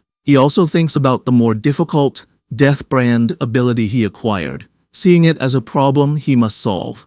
As they reach the upper floor, Lin Yi suddenly stops and points, asking her cousin why someone is squatting in front of their door. The person looks up, revealing herself to be Su Qingying. She looks tired as she stretches, telling them they are finally back. Surprised to see her, Fang Yi asks Su Qingying why she is there. Su Qingying explains that a major incident has happened on the border, and the captain of Yue City came to their spirit association in Tai City, urgently asking for help. Feng Yi asks where the captain is now. Su Qingying replies that the captain is seriously injured and being treated at their medical facility. She explains that the captain fought hard to escape from the disaster in Yue City just to deliver a message. With no other options, she specifically asked for help from the sealer. At the Tai Spirit Association Medical Center, Feng Yi and Su Qingying came to meet the injured captain.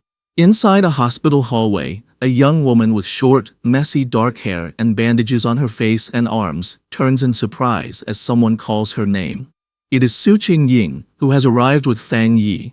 The young woman greets Su Qingying happily, then notices Feng Yi and asks who he is. Su Qingying introduces him as the captain of Tai City, the sealer, and then introduces the young woman as Chen Ruo, the captain of Yue City. Chen Ruo immediately greets Feng Yi and, in a desperate moment, grabs his hands, begging for his help. She explains that the anomaly in Yue City is much more dangerous than reported, definitely above A+ rank, and she heard he has experience with such major disasters. Feng Yi remains silent, calmly studying her. Realizing she was too forward, Chen Ruo lets go and apologizes, explaining her desperation. She says the anomaly was only supposed to be B-level, but many pioneers have disappeared. Her entire team was lost, reinforcements vanished, and even her powerful sister was among the missing. Feng Yi listens intently, his expression serious. He thinks it's very suspicious for a B-level anomaly to cause so many disappearances, as even a border city should have capable pioneers. He turns to the upset captain and asks a direct question. Are the pioneers, including her sister, truly missing, or are they dead? Chen Ruo cannot give a clear answer. Su Qingying tells her to calm down and speak slowly, then has her sit down.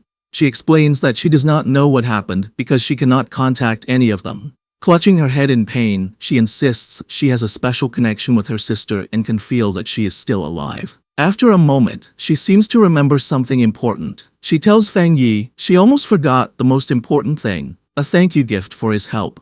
She pulls a small, dark brown box from her bag and offers it to him, pleading that she has no other options. Feng Yi takes the box, sensing its contents are heavily sealed, but he can feel a familiar Yang attribute energy coming from inside. He asks her what it is and why it is sealed. Seeing his interest, Chen Ruo looks hopeful, thinking her plan might work. Chen Ruo explains the gift. It is a spirit crystal that was condensed from a high mountain in Yue City that had a massive eruption of Yang energy. She reveals that it contains immense spiritual power and is a treasure of their city. Opening the box to reveal a glowing yellow crystal, she says they had hoped to use it to cultivate a Yang attribute pioneer, but no one could absorb its power. Some were even burned just by trying. Su Qingying, standing beside Feng Yi, is shocked to see a real spirit crystal. She explains to Feng Yi that they are very rare and valuable because pioneers without a specific attribute can absorb them to awaken a power, making them highly sought after.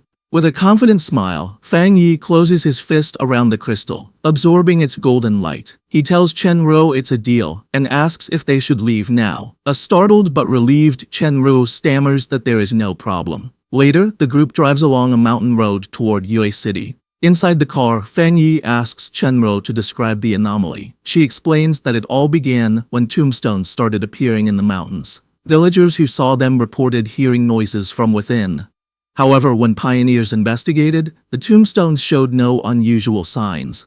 They sealed off the area, but that same night, skeletal arms erupted from one of the tombstones and dragged a villager inside. As Chen Ruo finishes, the car stops in the pouring rain. They arrive at a village now surrounded by a vast field of gray tombstones. Chen Ruo tells Feng Yi this is the place and asks for his opinion. Feng Yi looks at the eerie scene but finds it strange, noting that he can't sense any abnormal aura. As they walk through the field of tombstones, which now glow with a faint purple energy, Chen Ruo explains that more tombstones have appeared randomly all over Yue City. At unpredictable times, skeletal arms reach out and drag people into the graves. She looks around in shock, realizing the number of tombstones has increased dramatically in less than a day. She then tells Feng Yi and Su Qingying to follow her to the rest of her people. As they walk, Feng Yi thinks about how strange the situation is.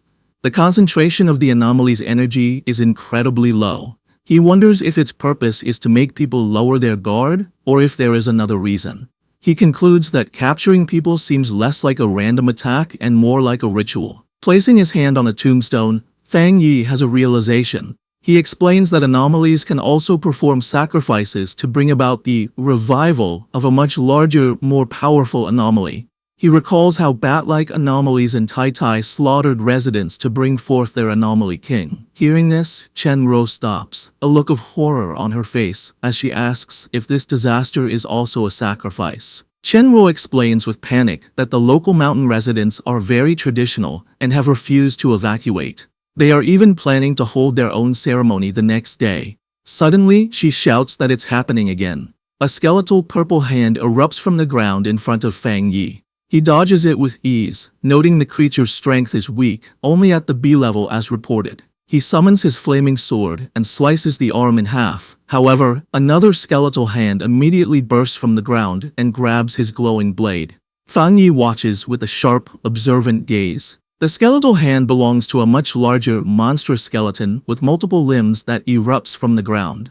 All around them, more skeletal creatures burst from the earth, surrounding Su Qingying and Chen Ruo. Chen Ruo shouts in shock, questioning why these creatures are not afraid of Fang Yi's powerful Yang attribute. In moments, a massive horde of glowing purple skeletons swarms the area. Instead of being concerned, a slight smile appears on Fang Yi's face. He thinks his theory seems to be correct, but needs to verify it, remarking that the mission has suddenly become interesting. Amidst the chaos, Chen Ruo plays her flute, surrounded by skeletons as she emits blasts of green energy, slicing them apart. Chen Ruo notes that while the skeletons are not high level, they are relentless because they have no sense of pain. She realizes with despair that their numbers are far greater now and seem impossible to wipe out. Her hope begins to fade as she wonders if even the sealer is powerless. Seeing her struggle, Su Qingying kicks away several skeletons and tells her not to get discouraged. Suddenly, Su Qingying finds herself surrounded by a massive wave of hellish red flames that burn the skeletons around her. She looks on in shock, wondering what this new power is. From the center of the battlefield, Fang Yi unleashes his Twilight Fire domain, rising into the air above a massive red sphere of energy. The ground below is covered in a sea of fire that instantly destroys the skeletal horde. As he activates his new power, a system notification appears, stating it has detected a special death attribute.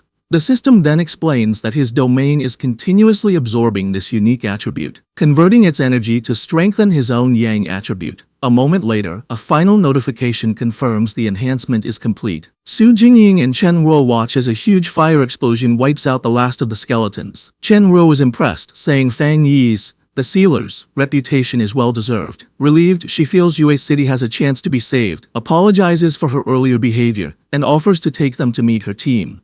Chenruo leads them to a camp that serves as the base for the Yue City Spiritual Association.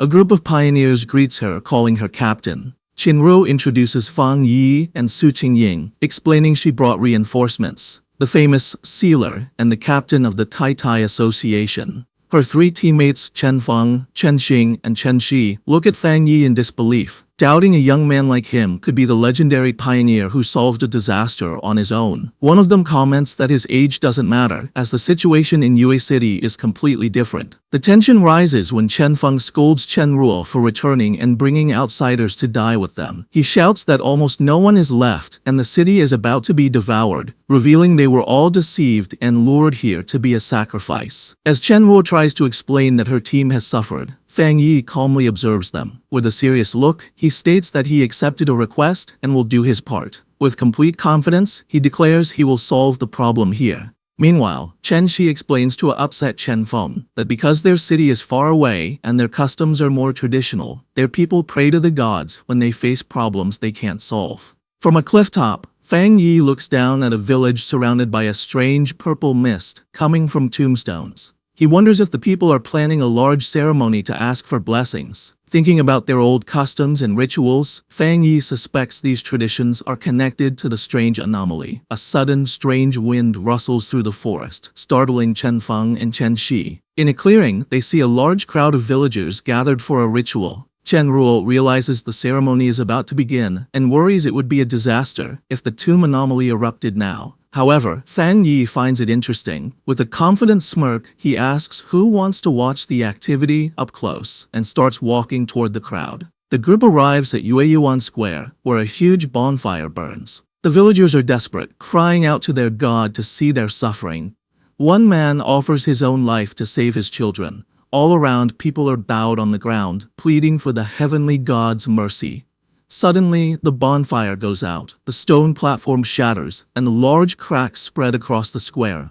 The real horror begins as skeletal hands claw their way out from behind the tombstones. Someone screams that the monsters from the tombs are coming out again. From a swirling purple mist, several skeletons with glowing red eyes rise and stare at the terrified villagers. Panic erupts. An old man trembles, trying to say it must be a test from their god, while the rest of the villagers run in all directions. A mother holds her crying child, her face filled with terror as the child asks if their god will still save them. The chaos gets worse as the skeletons charge, and the villagers scatter, screaming for help. In the middle of the panic, a skeleton tackles the mother, separating her from her child. The little girl watches in horror, crying for her mother. Just as the child is left alone, an even larger ghostly skeleton appears from the mist behind her. The creature reaches its bony hand out for the crying girl. Before the skeleton can touch her, it is instantly destroyed in a flash of golden light. Immediately after, a huge wave of holy fire sweeps through the square, burning the attacking skeletons and turning the area into a fiery inferno. The surviving villagers stop running, completely stunned. Instead of fear, their faces fill with awe as they recognize the flames, with some shouting that it is heavenly fire. Their despair turns to joy as they raise their arms to the sky. As the flames rage, Fang Yi lands on the shattered stone platform.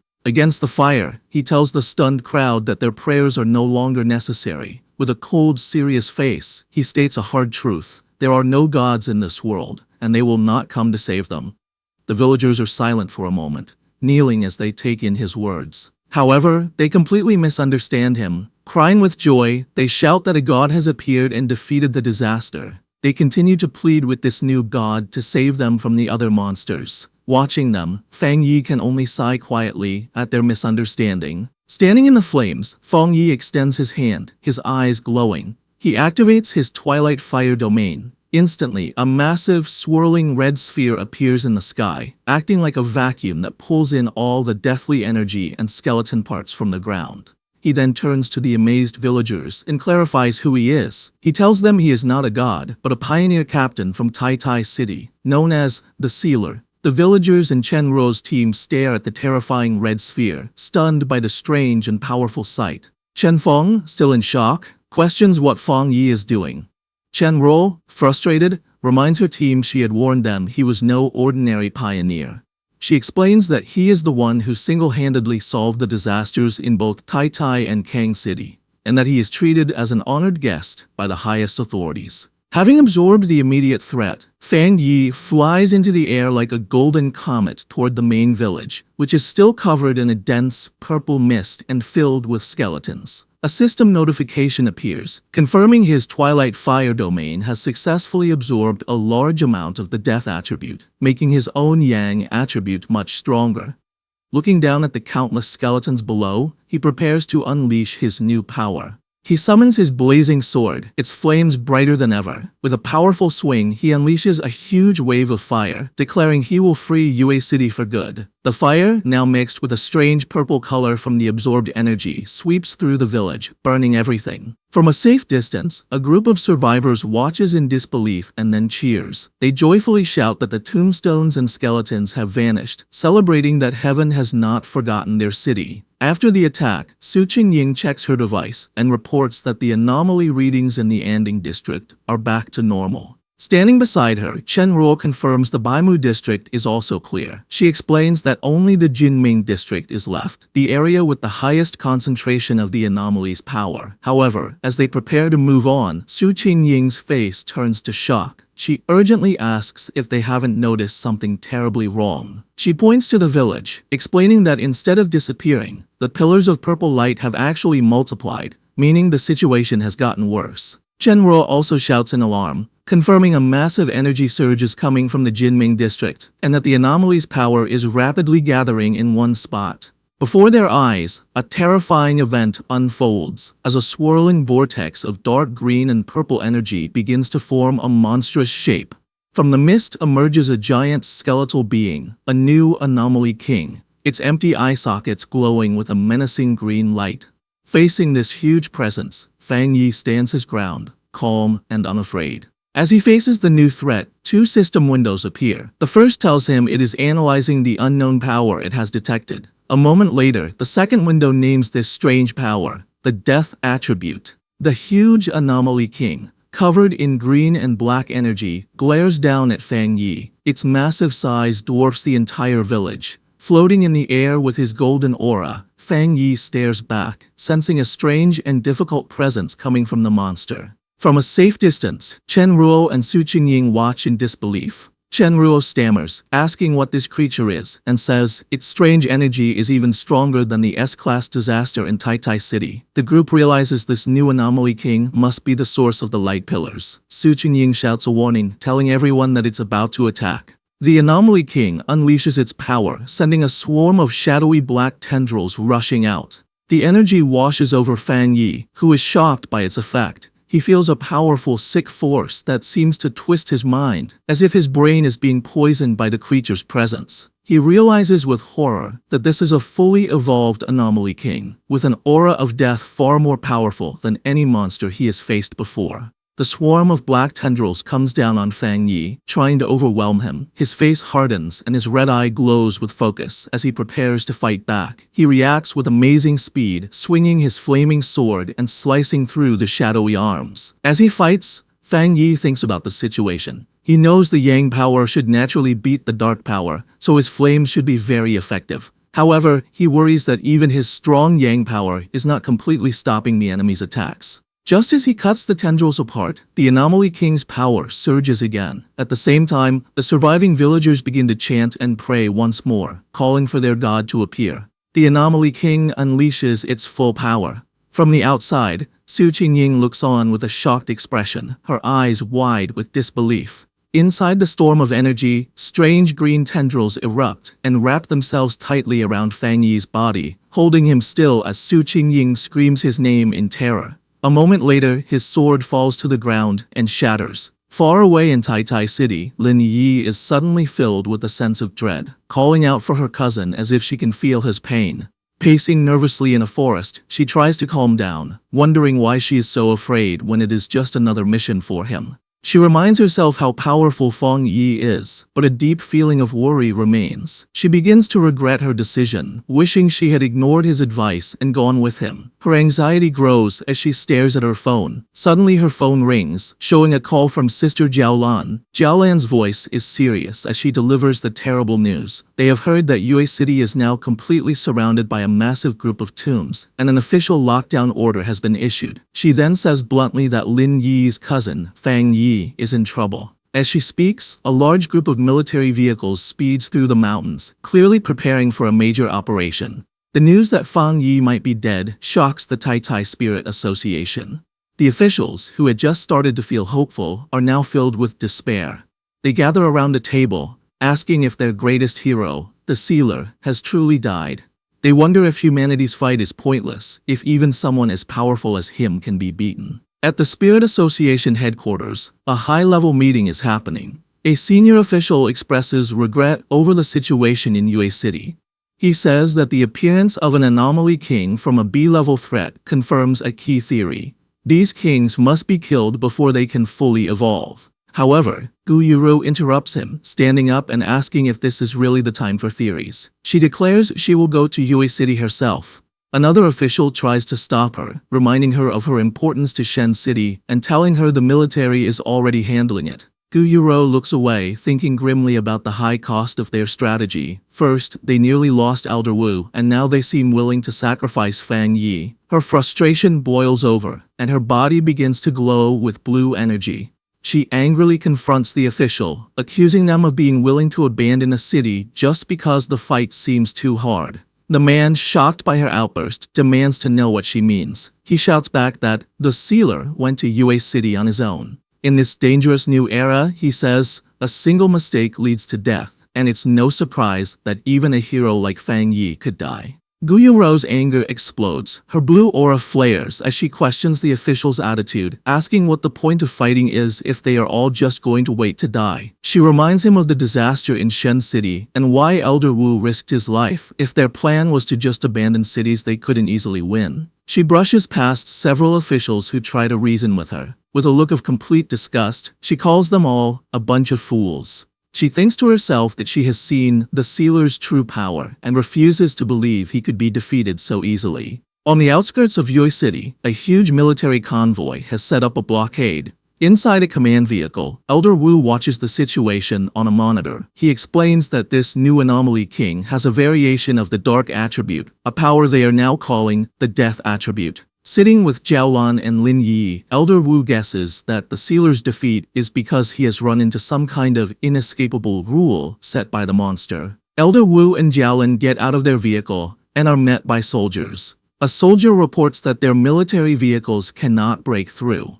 Jiaolan asks the soldier to explain. The soldier says that even with all their forces, their attempts to break through have been useless. He explains that Yue City is now covered by a huge number of tombstones. Whenever they send in soldiers, an equal number of tombstones rise up to attack them. He finishes with the grim news that all their frontline soldiers have already been dragged into the graves. The soldier adds that the Anomaly King's power is still slowly expanding out from the city. Lin Yi trembles in fear. The soldier grimly says that the chance of fixing the situation in Yue City is 0 and asks Elder Wu if they should order a retreat. He explains that the Anomaly King seems immune to all powers and has captured all the pioneers at the front, including the sealer. Hearing this, Lin Yi screams, refusing to believe it. She turns to Elder Wu and Jiaolan, thanking them for their hard work, but declares that she will return to Yue City alone, not wanting to drag anyone else into a suicide mission. Deep inside the anomaly in Yue City, the land has changed into a terrifying, silent graveyard lit by an eerie green light. The ground moves, and massive tombstones erupt from the earth. The names carved on these new stones are Su Qingying and Chen Ruo. Above the graveyard,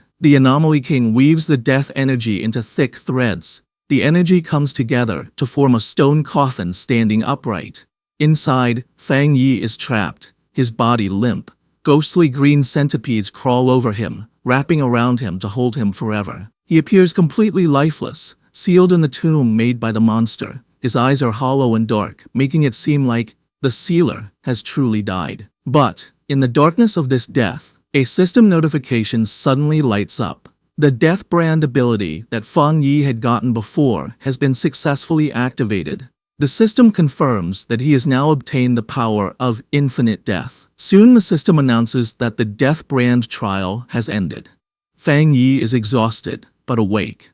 He lets out a breath, thinking that the Death Brand trial was a very intense experience. He looks up at the huge, scary green skull of the Anomaly King above him, noticing that the King of Death now looks much friendlier to him. However, as his eyes glow with power, he admits to himself that he never wants to go through that rebirth trial again.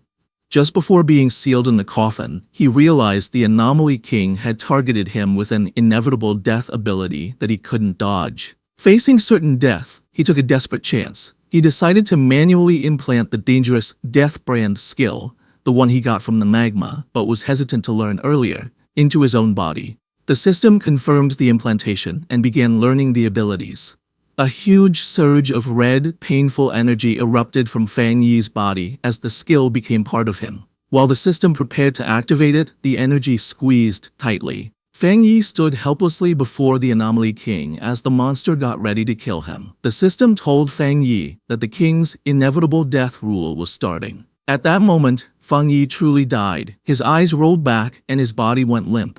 The system confirmed his death, saying step 1 of the ability was complete. However, because Fang Yi was killed by the monster while holding the brand, the system immediately detected the killer. It announced that the death brand had been driven into the body of the King of Death, completing step 2. As Fang Yi's lifeless body fell, wrapped in the monster's dark and deadly energy, the system initiated its final phase. It triggered the death trial while Fang Yi was already dead, explaining how he was able to return to life and why he appeared so exhausted. Standing in the coffin's green aura, Fang Yi has successfully gone through the process. The system explains that the death trial he just experienced was a triple trial designed to test the holder. Fang Yi had to survive 3 terrifying tests to get the Death Brand's 3 abilities.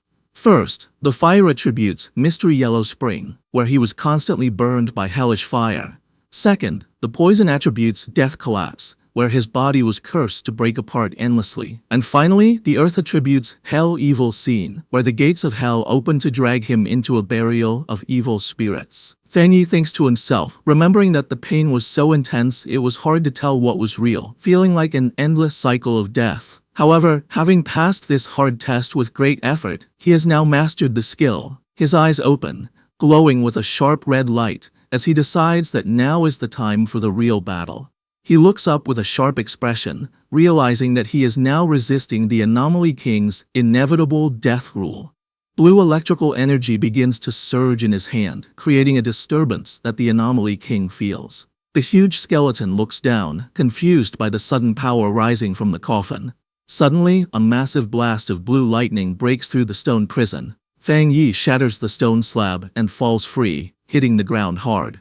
The monster stares down through the green mist, watching its prisoner escape. Fang Yi walks through the smoke and debris, covering his face and gasping for breath, tired from the resurrection, but alive and free. The Anomaly King is in a state of pure shock, unable to understand that the human it just killed has come back to life. As Fang Yi stands before it, the system reveals that the Death King has sensed Fang Yi's resurrection. The giant skeleton summons its power, getting ready to fight the revived threat. Not giving Fang Yi a moment to rest, the Anomaly King launches a series of massive green energy blasts from the sky. The attack hits the ground with great force, causing a huge explosion of green energy that covers the area where Fang Yi was standing. However, as the dust clears, Fang Yi is crouching on the ground, completely unharmed. A grin appears on his face as he realizes the monster's attacks no longer work on him. The system confirms that Fang Yi has successfully avoided the inevitable death rule.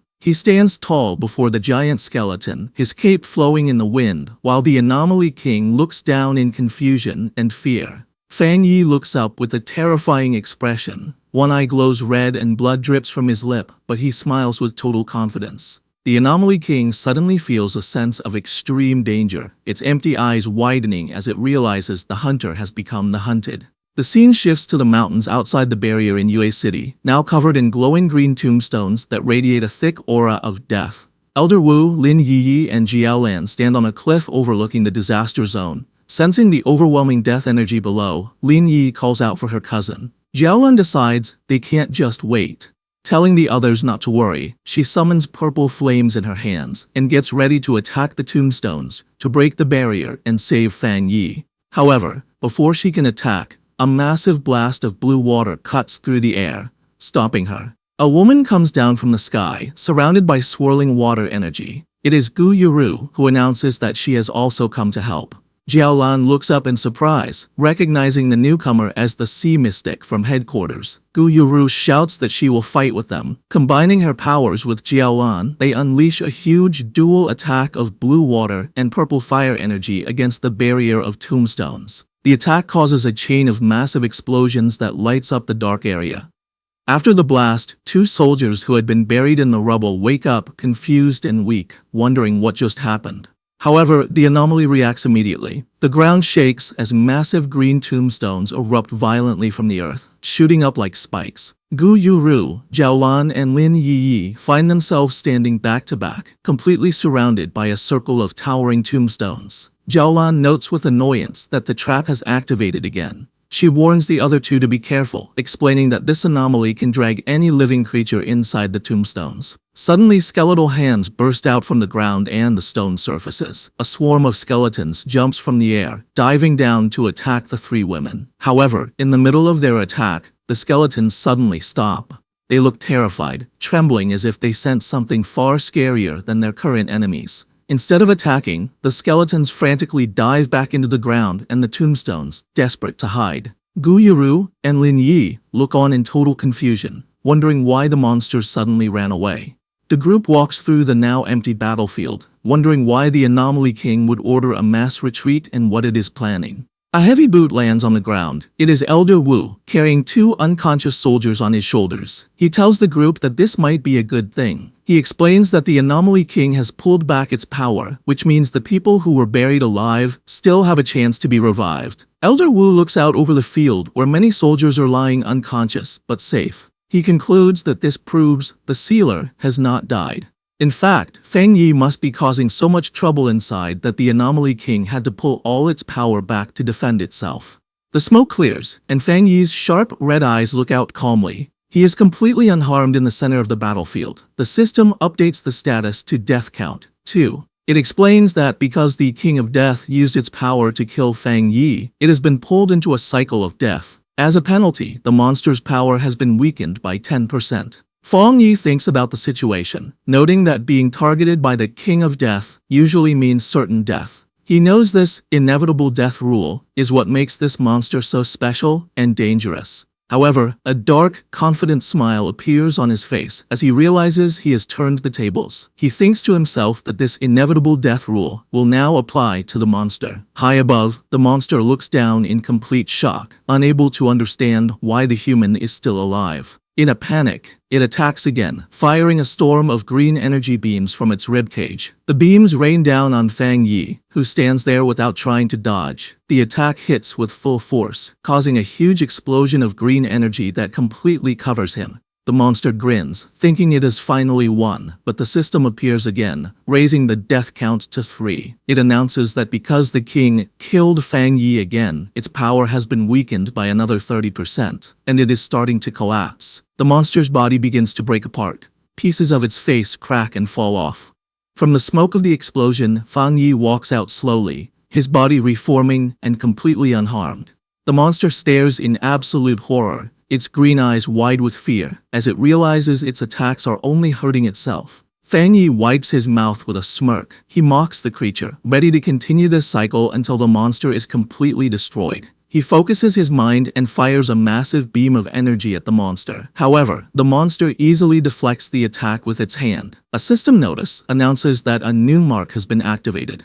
Suddenly, red hellish flames erupt on the monster's body, mixing with its green aura.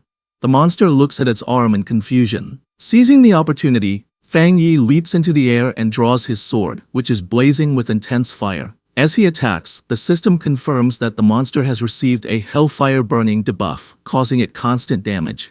The monster glares down at him with glowing green eyes, angry at being pushed back. Fang Yi swings his blade with full force, using his heavenly fire slash. The monster blocks the strike with its huge hand, resulting in a violent clash. The impact is huge for the monster. The system updates to show the death count is now 4, and the monster's power has been weakened by a massive 45%. As the energy from the battle swirls, a new system window appears, starting the next stage, the death collapse mark. The effect is immediate and painful. Fang Yi's body begins to crack and break like glass, showing that the cycle of death is starting again. The monster, refusing to give up, grabs Fang Yi and squeezes him tight. It brings him close to its face, trying to scare the human who won't die. However, instead of fear, Fang Yi looks back with a calm, mocking smile. Despite the cuts on his face, he asks the monster to look at its own condition. The monster pauses, confused by his confidence. Suddenly, intense flames erupt around Fang Yi, but he just smirks, unharmed. The flames spread to the monster's hand, and it watches in shock as its own bones turn to ash. The system confirms that the death count has reached 5, and the monster is now weakened by 60%.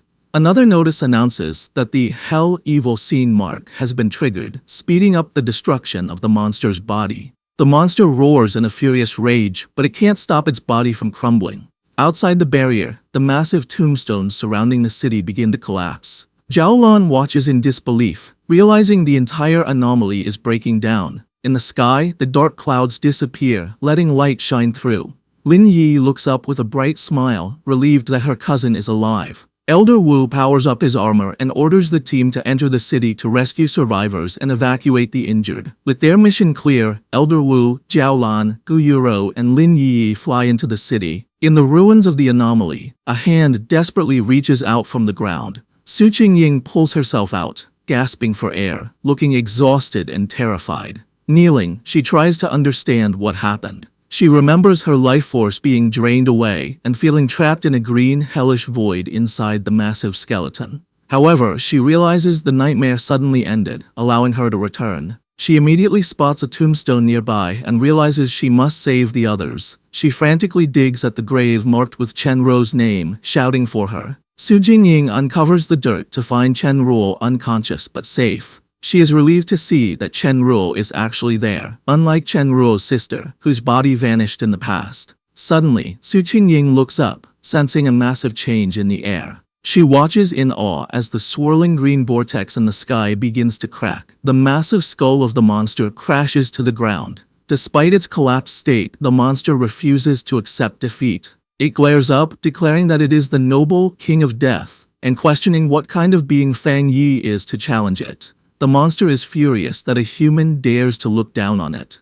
Suddenly, Fang Yi's undead army of red-eyed shadow spirits appears from the darkness. The monster's eyes glow with intense red light as they glare. The system announces that the Hell Evil Scene mark has now weakened the monster by 80%. The monster freezes in shock, its face cracking further as it realizes it has no power left. The destruction speeds up. The system progress bar jumps to 100%, and the monster's green soul shatters completely. The system confirms that the monster's ability has been completely weakened and has now been seized by Fang Yi. Fang Yi opens his eyes, which have changed from red to a glowing, mystical purple. The system declares the outcome. The old king falls. The new king ascends. Fang Yi stands victoriously on a high cliff, surrounded by a swirling aura of purple energy, the power of the death attribute he has just claimed. Behind him, the dark clouds part, and golden sunlight shines down on the new king. From the swirling purple energy in the sky, Fang Yi slowly comes down. His body is bathed in a divine light as the dark clouds begin to part, signaling the end of the disaster. On the ground, the survivors watch in complete disbelief. Su Jingying supports the injured Chen Ruo, while Gu Yuro adjusts her glasses, shaking with shock. She can't understand how the Sealer not only survived the Anomaly King's inevitable death rule, but also seemed to summon spirits from hell to swallow the monster. Elder Wu looks up with a mix of awe and a serious realization, thinking that Fang Yi's power might be even greater than they imagined. Fang Yi has done the impossible. He couldn't escape the death rule, so he broke it and seized the power to control life and death itself. Gu Yuro asks Elder Wu if humans are really capable of wielding such power. As she looks at Fang Yi, she sees the ghostly, skeletal face of the Death King over his own. She panics, wondering if the Anomaly King has awakened inside him. However, Jiaolin steps in with a confident smile, telling Gu Yuro to look closer at the battlefield. Across the empty land, a miracle is happening. The shadowy spirits Fang Yi summoned are not attacking. Instead, the people who were thought to be dead are sitting up, unharmed. The death power is being used to save them. Among the rubble, the villagers find Chen Xing, who looks beaten, but is alive. As she wakes up, she is confused, and groggily asks if she wasn't already dead, confirming she has been brought back. The villagers of Yue City look up at the floating figure of Fang Yi. Some in the crowd see the dark aura and call him a death god, while others argue that he is the Sealer who saved them. Suddenly the little girl who was saved earlier interrupts, shouting that the name the Sealer sounds ugly. With a bright smile, she remembers the golden flames that protected her. To her, he is their god who defeated the evil. High in the night sky, Fang Yi decides it's time to end the conflict for good. He raises his hand and summons a massive jagged scythe made of dark purple energy. With a cold and serious look, one eye glowing red, he declares that everything must end now. He swings the huge energy weapon down, creating a massive slash of purple light. On the ground, the Yue City pioneers, including Chen Feng, look up in complete shock at the amazing display of power. Fang Yi's attack tears through the dark energy barrier that surrounded the city. The strike hits the swarm of red, ghostly spirits in the air, shredding and absorbing them with terrifying force. Amidst a chaotic storm of red and black energy, Fang Yi commands the spirits to return where they belong. He then shifts his energy, using his Yang attribute to perform a mass purification. He extends his hand, releasing a blinding wave of golden light to wash away the remaining death energy. The survivors watch in awe as the bright light breaks through the darkness, lighting up the night like a second sun. As the technique finishes, Fang Yi is relieved the battle is finally over. Nearby, Chen Ruo collapses into tears, hugging Chen Feng, overjoyed that they survived. Feng Yi knows that fighting the King of Death used a huge amount of his spiritual power, and he worries about what unknown side effects the death brand he absorbed might have. Feng Yi slowly comes down from the sky, landing softly among the ruins. Suddenly, Feng Yi is caught off guard as Lin Yi rushes in and tackles him with a fierce hug, screaming for her brother in relief, leaving Feng Yi confused. He gently comforts his cousin, patting her on the head. She exclaims that she was terrified he had died, but Feng Yi just smiles and assures her that everything turned out fine. Suddenly, Feng Yi's sharp eye notices something nearby. He turns to find Su Qingying standing there with a bright smile, thanking him. Feng Yi looks a bit confused. Su Qingying looks past him towards the survivors, where the Yue City captain, Chen Ruo, is sitting on the ground, crying with relief as she hugs her teammate. Feng Yi watches them with a warm smile, asking if Chen Ruo's sister is still alive. He thinks that amidst all this bad luck, saving her is a rare good thing. Meanwhile, the mood among the leaders is much heavier. Elder Wu receives the final damage report. The scene is grim, with rows of body bags and coffins lined up. The report says that nearly half of Yue City's population was lost, mostly ordinary people. It also says that out of 1,500 pioneers who came to help, 50 are dead, 30 are missing, and over 1,000 are injured. Elder Wu looks down with a serious expression, talking about the need for reconstruction and making sure the victims' families are compensated. Gu Yuru stands behind him, adding that Shen City will also help the ruined city. Jiaolan looks down, feeling guilty and frustrated. She asks her teacher if they can finally make the spiritual energy recovery public, saying she feels useless because they couldn't save everyone while keeping secrets. Elder Wu looks at her kindly but firmly, explaining that such a big decision is not up to them. He says that ordinary people are not as weak as she thinks, and that many have already figured out the truth and are preparing for the future. He places a reassuring hand on her shoulder, telling her she doesn't need to carry the weight of the world. Gu Yuru smiles, saying she originally came to meet the sealer, but sees her help is no longer needed. The leaders watch as Fang Yi is surrounded by a crowd of cheering pioneers. They realize this battle has made him a central figure for the nation. The crowd chants his name, calling him their god, and thanking him for saving them. Meanwhile, the battle's impact is felt globally. Elder Wu knows that publicly revealing that Xia Nation's pioneer, the Sealer, defeated the Anomaly King is a powerful warning to other countries. Spies from various nations scramble for information, frustrated that they still know nothing about his true abilities. Elder Wu understands that once the details of the Yue City incident are out, the world will believe Xia Nation has figured out the king's rule through Fang Yi, something no other nation has done.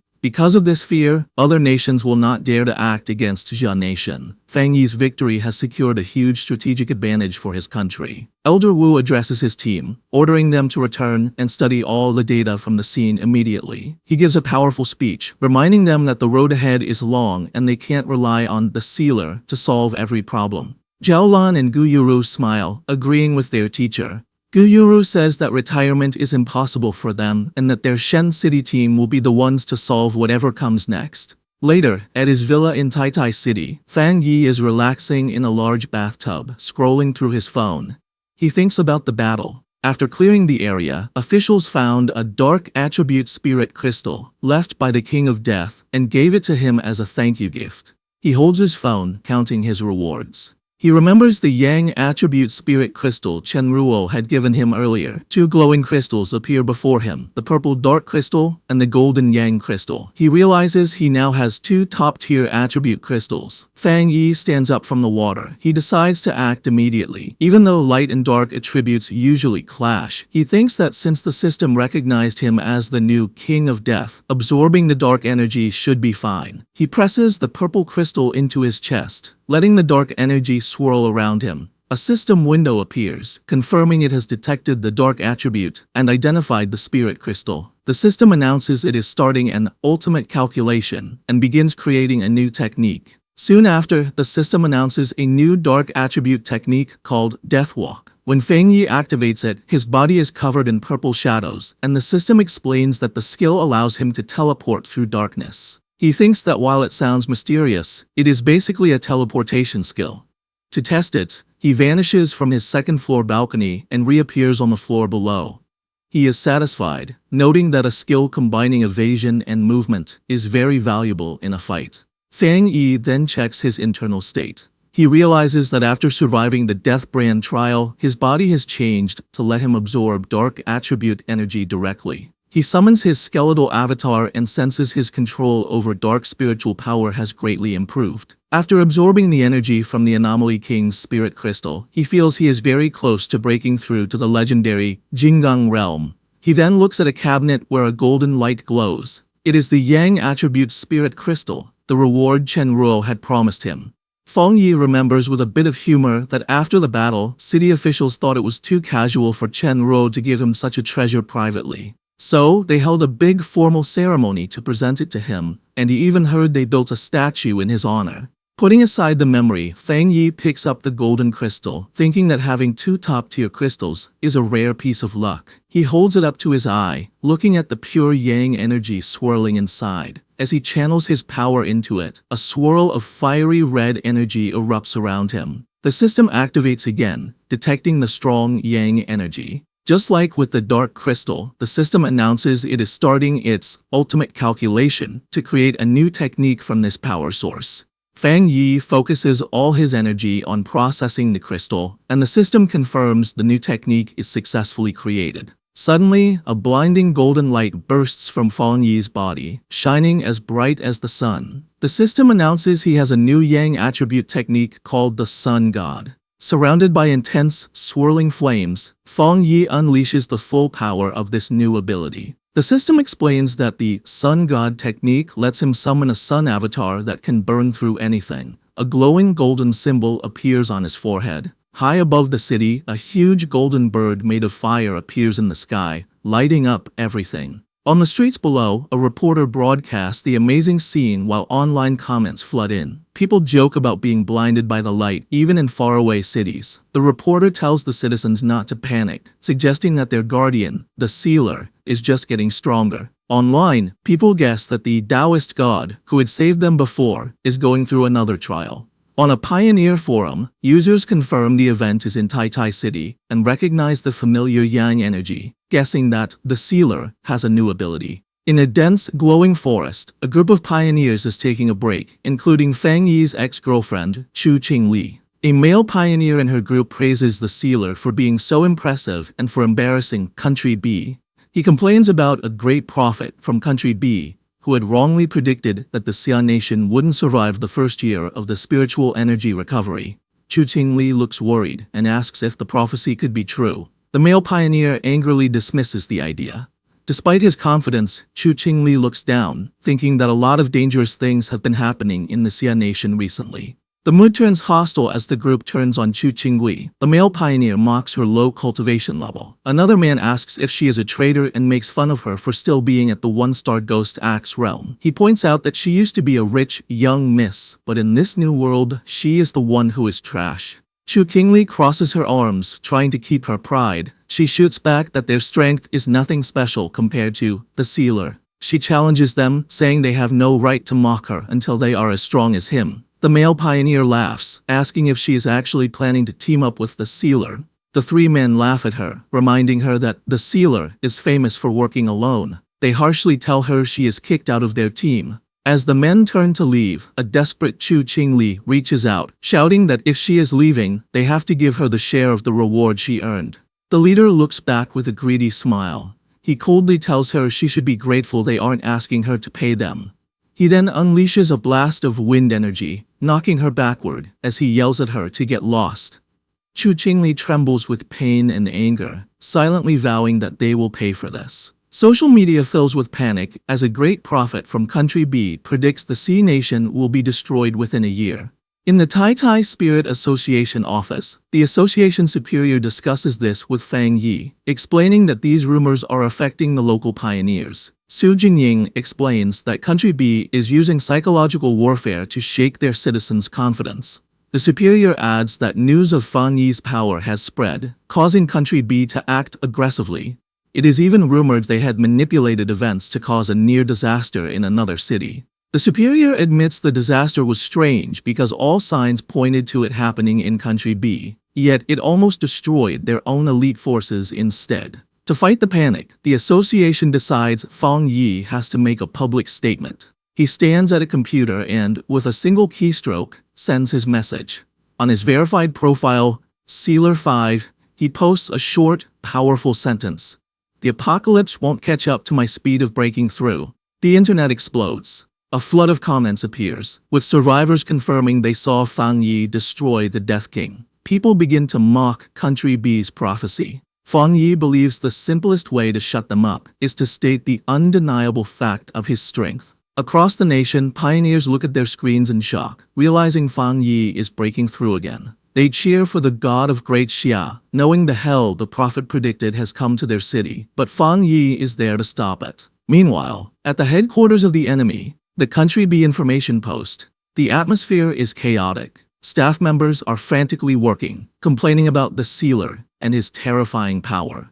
They still haven't managed to get his personal data. The Country B Pioneer Network data expert explodes in anger, shouting at his team for failing to find this one person and threatening to fire them all. Back at the Tai Tai Spirit Association, things have calmed down. Fang Yi tells the superior his statement should keep things quiet. The superior laughs, thanking him. Suddenly, an assistant rushes in with a tablet, looking panicked. He reports that a new restricted area has formed in the western part of the Xia nation due to the collision of two powerful attributes. The military has already sealed it off. Fang Yi asks what kind of attributes are involved. The assistant explains it is a mix of yang attribute and dark attribute. Because these two opposing forces are clashing, the area is extremely dangerous but also holds great opportunities. The message adds that Sea Mystic Gu Yuru from headquarters sent the notice specifically for him, inviting him to go the next morning. Fang Yi accepts immediately. He clenches his fist, thinking this is a perfect opportunity to test his two new abilities. Soon after, in the desolate landscape of the western Xia nation, a convoy of military vehicles drives toward a swirling vortex known as the Black Sun Pool. One of the armored vehicles stops, and Fang Yi and Jiao Lan step out. Fang Yi notes they had to bring so many people for monitoring because of the black wind and rain curtain, a natural barrier they have to break through. He stands calmly before the storm, observing the magnificent and chaotic clash between the yang and dark attributes inside. Beside him, the team asks if he is ready. Standing before the massive tornado of dark energy, Fang Yi prepares to face the new challenge. Outside the black wind and rain curtain, a restricted area covered by a massive dark tornado, Jiaolan introduces a group of new arrivals. She explains that they are elite pioneers from the headquarters in Shen City and Haishi City. She notes that these new arrivals are just like Fang Yi, top-tier geniuses at the 3-star spirit creation realm who are expected to reach the Jinggang realm soon. Behind her, the new team members appear, radiating spiritual power. A blue-haired man introduces himself as Wang Lan, the new captain of Haishi City, a 3-star water attribute pioneer. Beside him stands a spiky-haired man named Song Yiming, an elite pioneer from Shen City with powerful wind and fire dual powers. Wang Lan politely apologizes for their late arrival. Jiao Lan addresses the group, reminding everyone of the rules of the restricted area. She challenges them to use their own abilities to break through the dark curtain and enter the zone. Fang Yi stands silently, his red eyes glowing as he notices the two new captains staring at him. Song Yiming lets out a dismissive snort, unimpressed by Fang Yi. Eager to prove himself, he steps forward and says he will go first. He draws a large blade from his back, ready to show his power. As he channels his energy, he thinks to himself that half the reason he accepted this mission was because of the Sealer. He had heard rumors about Fang Yi's rare Yang attribute and wants to compare his own strength. Flames erupt from his body as he leaps into the air, activating his dual powers. He combines blue wind energy with his blazing fire sword, boasting that he has the purest fire attribute, and uses the wind attribute to boost its power to the limit. With a massive swing, he unleashes a wave of fire and wind against the dark barrier. Jiaolan notes that Song Yiming is indeed a genius who has developed his two attributes to their peak. Song Yiming lands as the energy from his attack clears a path. He scoffs, saying the dark barrier is just mimicking bad weather and is easy for him to break. Wang Lan then decides it is his turn. He activates his spiritual power, summoning a sharp, blue water construct. As he charges into the dark storm, he forms a protective water umbrella around himself, using his defensive skill to push through the harsh environment. Inside the swirling darkness, the water shield glows brightly. Wang Lan feels the terrifying pressure of the dark climate, realizing that if he had come here right after reaching the 3-star spirit creation realm, he might have died. He looks up in amazement, wondering how the yang attribute and the dark attribute can truly exist together. Ahead of him, the massive vortex of conflicting energies swirls in the sky. Song Yiming holds a bit of dark energy, noting that it feels cold and repels the human body. He thinks just enduring it is impressive enough. Wang Lan is concerned, guessing that maybe Feng Yi can handle the pressure well because his fire attribute is naturally close to the yang attribute. He comments that passing through the curtain is quite difficult. Suddenly, Feng Yi unleashes a burst of golden flame, using a fire slash to cut through the darkness. Wang Lan and Song Yiming are forced to leap away. Wang Lan watches the golden figure streak past, trembling as he recognizes the pure yang attribute. Feng Yi tears through the final layer of the barrier, creating a massive opening of light. He stands casually with Jiaolan and greets the others, saying they have waited a long time. His presence is overwhelming. Song Yiming and Wang Lan stare at him in complete shock, stunned that the sealer moves through the deadly barrier so easily. Wang Lan asks how Feng Yi manages to keep the black wind and rain curtains split open. Feng Yi holds a ball of golden energy and calmly explains that it is simple. He says that as long as one uses a yang attribute that is stronger than the surrounding dark attribute, the darkness can be suppressed. He admits it uses a lot of spiritual power, but can be maintained with enough reserves. Meanwhile, Song Yiming is annoyed that Feng Yi calls such a feat simple. Wang Lan wonders if Feng Yi is really in the same realm as them. Jiaolan smiles and tells him he will get used to it, as every genius pioneer is shocked when they see Feng Yi's abilities. Feng Yi simply smiles, unbothered by their shock. Suddenly, the system alerts him that a source of pollution and an A-level dark anomaly have appeared. The ground begins to shake violently. Song Yiming looks eager. He says if it is just an A-level anomaly with a dark attribute, he wants to try fighting it. With Feng Yi in the lead, the group rushes toward the source of the disturbance. Ahead of them, 3 mysterious figures walk out from a cave. Feng Yi narrows his eyes and instantly recognizes that these people are from Country B. Jiaolan and Song Yiming are shocked to see others there. Jiaolan realizes these strangers have destroyed the anomaly. She shouts that there are no other authorized pioneers for today, and concludes they must be stowaways. Jiaolan demands to know who they are. The 3 intruders stand boldly. A blonde man in a purple shirt, a muscular man with long black hair, and a man in a hood. The blonde man smiles arrogantly and introduces them as pioneers from Country B who have come to train. Song Yiming is furious, shouting that this is Jia Nation's territory and they have no right to be in a restricted zone without permission. Jiaolan backs him up, ordering them to leave, but the intruders stand their ground, saying that times have changed. The blonde man arrogantly states that if the Xia people won't take the resources here, his group will. He claims they are justified because they believe they are stronger than the Xia team. Hearing this, Feng Yi steps forward and calmly asks the intruders if they really believe that opportunities belong only to the strong. The blonde man smirks, thinking his country sent their elites here to start a conflict. Feng Yi looks at him with a cold, terrifying smile, his red eye glowing, and tells them that if strength is the rule, they can get lost. While Feng Yi confronts them, Jiaolan tries to report the situation to headquarters, but the enemies launch a sudden attack. The blonde man unleashes a surge of green energy, shouting that they have refused his polite offer. Song Yiming and Wang Lan are shocked, realizing the enemy has the rare and dangerous dark attribute. The blonde man laughs, declaring that this dark attribute environment is his perfect home field. Jiaolan analyzes the disgusting energy, realizing it is a nether poison attribute, mutated from decaying corpses. Panic sets in as she yells that the attack has destroyed all their communication devices, cutting them off from the outside world. Feng Yi realizes the intruders intend to kill them all. Song Yiming, refusing to wait, charges forward with his flaming sword. He shouts that if they can't absorb the dark attribute, they should just destroy it. Wang Lan tries to stop him, but he ignores the warning. Song Yiming unleashes a massive fireball at the enemy. However, the attack doesn't work as he expects. The green nether poison energy absorbs the fire, causing the fireball to explode violently and send a shockwave back towards Song Yiming. He stands his ground, shocked that his attack has failed. The explosion triggers a massive counterattack. A wave of green energy rushes toward the Xia team. Jiaolan shouts a warning as the deadly mist approaches. The green energy completely surrounds them. Wang Lan reacts just in time, creating a large blue water barrier to shield the group.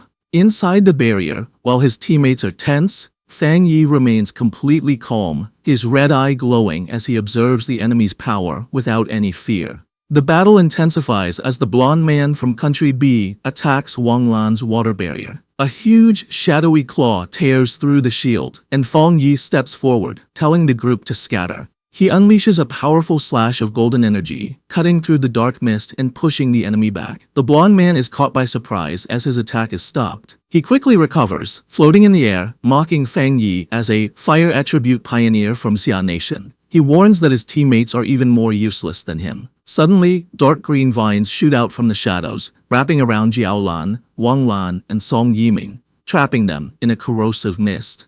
Jiaolan shouts a warning to Fang Yi, telling him this enemy has hidden his true strength and is at least at the second level of the Jingdang realm. Seeing the Ji team trapped, the blonde man laughs maniacally. Meanwhile, outside the restricted zone, the military watches helplessly as the massive black wind and rain curtain closes again, sealing the team inside. Jiaolan's subordinate anxiously watches a recording of the blonde man on a laptop, noting grimly that the rumors were true. Someone from Country B has mastered the dark attribute. He analyzes the video, concluding that while the enemy hasn't fully mastered the pure dark attribute, he has a deadly sub-attribute that causes wounds that cannot heal. The blonde man gloats that Fang Yi's partners are poisoned and will soon rot to death, their spiritual power becoming his food. He demands that Fang Yi return with him to the great Country B and become a part of him. Trapped, Jiaolan screams at Fang Yi to fight back. Suddenly, golden flames burst from Fang Yi's body, pushing back the darkness. He mocks the enemy, asking if he hasn't realized something important about their power matchup. Fang Yi activates his bonfire domain, creating a huge sphere of golden light that pushes back the nether poison.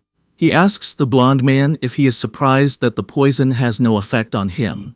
The blonde man is completely confused.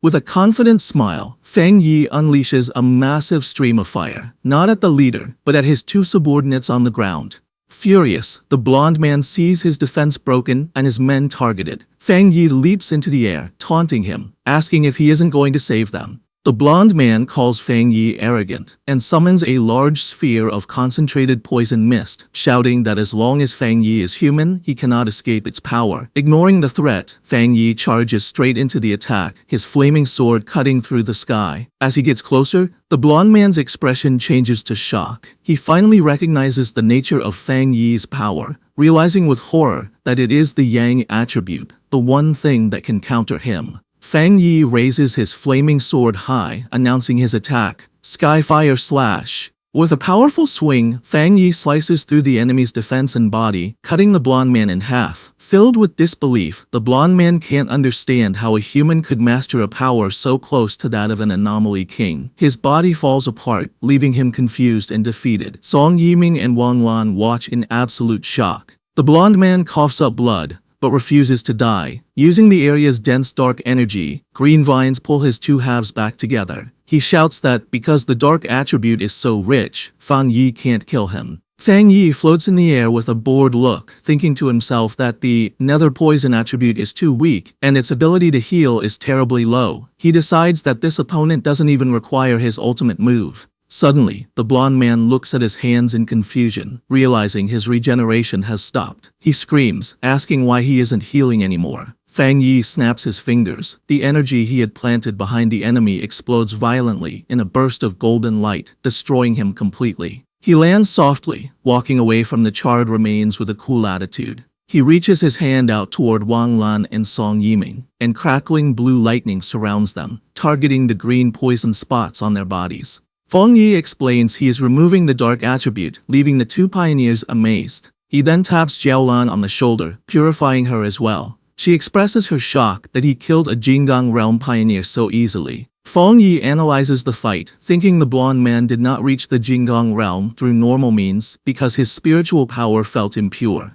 He also finds it suspicious that the enemies seemed unaware of his existence. Jiaolan admits she is also confused, but recalls an internal rumor that years ago, Elder Wu blocked a strange disaster that was supposed to hit Country B with his own body. They consider the theory that the rivalry between the two nations has always been strong, and Elder Wu likely became a target because of his heroism. The mood lightens as Song Yiming bursts into excitement, declaring that from now on he will hang a portrait of the sealer by his bed to motivate himself. Wang Lan asks his teammate with a straight face if he has been broken by the Yang attribute. Feng Yi turns away from the group, telling them that although he has removed the dark attribute, they are not in good enough condition to enter the core area of the restricted zone. He tells Jiaolan to take the others back or let them train in the outer area. As he speaks, he walks alone into the swirling wind and dust, leaving the team behind. With his eyes glowing gold, Feng Yi reveals his true intention: to see the true face of the core of this restricted area for himself. He stands alone before a massive, terrifying storm of blue lightning and dark energy.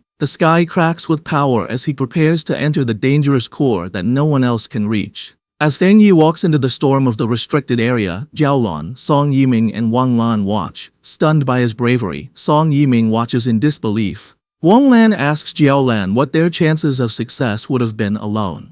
Jiaolan smiles bitterly, admitting she used to be the top candidate to succeed Elder Wu, but since the sealer arrived, she has accepted second place. Song Yiming and Wang Lan are shocked that their proud leader's personality has changed so much. Suddenly, the dark energy in the sky crackles violently. Song Yiming panics, shouting about what is happening. Sensing danger, Jiaolan screams at her teammates to dodge. A defensive barrier is raised, just as a massive wave of dark energy erupts in a gigantic explosion. Despite their defense, Jiaolan, Song Yiming, and Wang Lan are sent flying. The explosion leaves huge trails on the ground. Battered and lying on the scorched earth, the three pioneers realize this destructive power is the true face of the restricted area's core. They look up in awe at the terrifying landscape, resembling a giant fiery eye matching the satellite images they had seen. Jiaolan points out that Feng Yi is ahead of them, floating in the center of the storm. Feng Yi hovers, his body a conduit between golden fire wings and jagged spikes of dark purple energy. He looks at a sphere of dark power in his hand, confused as he senses a strange reaction. He realizes that these two opposite attributes, yang and dark, are slowly merging into a new type of spiritual power.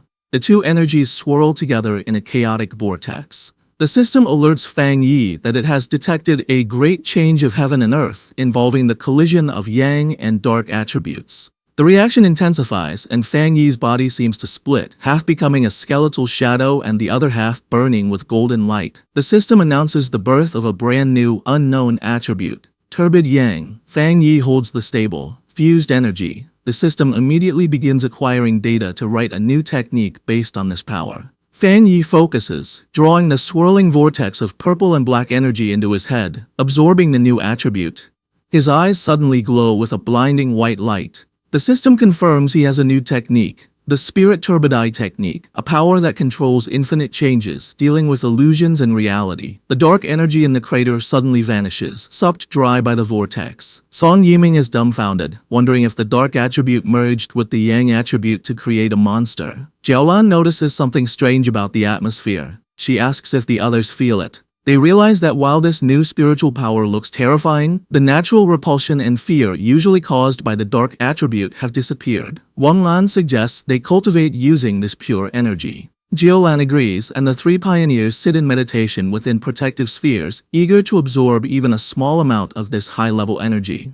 Meanwhile, outside the restricted zone, military observers are confused. The massive energy readings have stabilized, but the signals from Country B's intruders have vanished. The soldiers realize the sealer must have eliminated the enemies. Remembering rumors of Feng Yi's ruthlessness, they conclude the intruders got what they deserved. The soldiers rush to contact headquarters, relieved they saved video evidence of Country B's actions. They plan to use it as a bargaining chip in the coming diplomatic conflict. Far away, at the highest military intelligence office of Country B, a group of men in black suits stands nervously. A blond man with a mustache slams his fist down, demanding to know what happened to their strongest pioneer. He yells at his subordinates, asking how their agent could simply disappear. A man with long, wavy gray hair calmly suggests their missing agents are likely dead. With a dark expression, he admits their team suffered heavy losses and was outsmarted by the Xia Nation. The leader of Country B slams his fists on the table, screaming in disbelief about how their strongest could lose so inexplicably to the Xia Nation. He threatens the gray-haired man, demanding he get back all the benefits from Xia Nation, warning that if they fail, he will withdraw all funding for their organization. The gray-haired man stares back with a terrifyingly sharp look. He assures the leader they will avenge this grudge and make Xia Nation pay with interest. Suddenly, a burst of green spiritual energy erupts from his body, terrifying the guards. He stands and coldly warns the leader that although he is a proud citizen of Country B, he is not a dog like the leader's bodyguards. He states he hates being threatened and hopes the leader remembers that.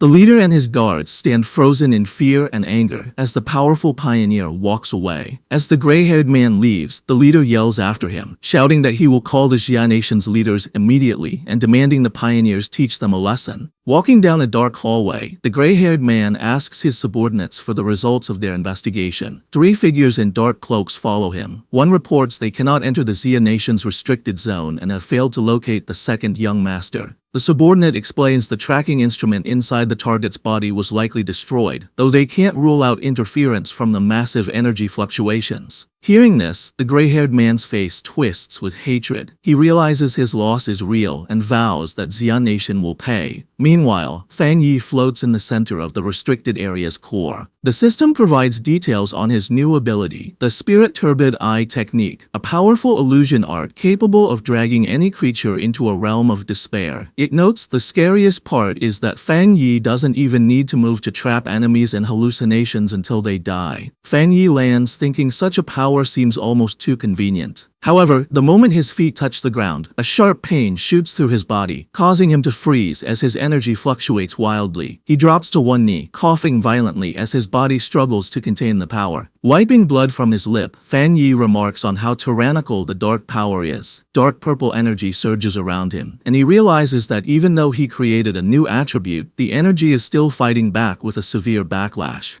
Despite the pain, a twisted, excited smile appears on Fang Yi's face. He finds the situation interesting, admitting it has been a long time since he faced such a difficult challenge. Inside a meeting room of the Country B Pioneer League, members discuss their recent failure. One finds it hard to believe their ultimate weapon was crushed by the Xia Nation. Another wonders if the failure was due to side effects. Suddenly, the gray-haired pioneer leader strides in with a terrifying presence. Without hesitating, the leader unleashes his power. Dark, ghostly shadows attack the members as he sarcastically comments that they seem to have unique insights. He orders a terrified subordinate to serve as bait for their next experiment. The subordinate begs for mercy, but the leader ignores his pleas, declaring that the previous leader was a straw bag. He vows to personally give the Xia Nation a display of power. Inside the Blue Star United Supreme Council Hall, the atmosphere is tense. A representative angrily declares that the Xia Nation has gone too far. The envoy from the E-Federation formally condemns the Xia Nation for killing important pioneers from another country, arguing that in the face of global disaster, countries should not be killing each other's forces. Suddenly, loud laughter echoes as someone shouts, "Killed well," shocking the representatives. Elder Wu, the Xia Nation's commander, walks in wearing full combat armor. He looks at the representatives with a mocking expression and orders his men to change their drinks to chrysanthemum tea, suggesting they need to lower their internal fire and calm down. The gray-haired pioneer leader is surprised to see Elder Wu but quickly dismisses the pleasantries, demanding an explanation for his country's powerful pioneer falling within Xia's borders. He looks at Elder Wu with suspicion, wondering how he recovered. Elder Wu flares his golden aura and scoffs, asking if the leader thinks he is worthy of demanding an explanation. He accuses the Country B pioneers of striking first, playing the victim while being the aggressors. The gray-haired leader asks for proof of the accusations, though fear gnaws at him. If Elder Wu has truly returned to his peak, then all their plans are already in danger. Elder Wu calmly raises a remote and says that if proof is what he wants, then proof is exactly what he will give him. On the screen behind him, a video shows the blonde leader and his team, proving that Country B's pioneers illegally crossed the border to steal resources. Elder Wu narrates that the intruders destroyed their own recording equipment but were killed in self-defense by Xia's pioneers. He declares that the arrogant intruders deserved to die. The audience is shocked by the clear evidence of Country B's treachery. Elder Wu stares down the gray-haired leader, quoting that those who commit injustice will destroy themselves. He warns that if any other nation tries to steal Xia's resources, they will face the same consequence. Enraged, the gray-haired leader secretly gathers green energy in his hand, preparing a sneak attack. He hurls 3 blades of green spiritual energy directly at Elder Wu. However, Elder Wu easily reflects the attack with a golden barrier, repelling the energy back at its source. The reflected force slams into the gray-haired leader, sending him flying backward. Elder Wu laughs heartily, mocking the attack as an insignificant trick. The gray-haired leader crashes onto the stairs, and his subordinates rush to his side in panic. Elder Wu watches with a satisfied expression, thinking about Feng Yi and how many more miracles the sealer can create for the Xia nation. Back at the restricted area, a massive vortex of dark energy swirls. Jiaolan, Wang Lan, and Song Yiming stand at the edge, watching. Jiaolan looks deeply concerned, fearing that the sealer might be in trouble.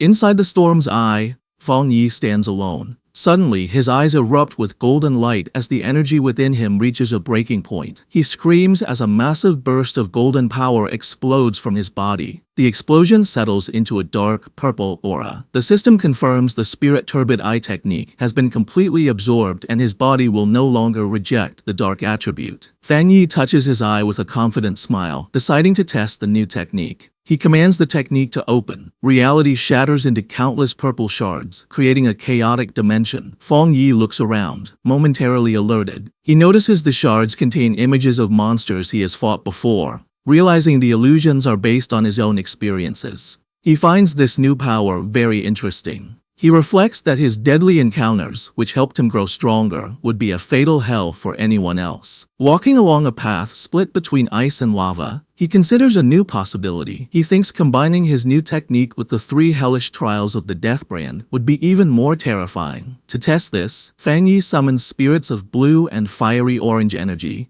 The conflicting energies swirl violently, creating a vortex.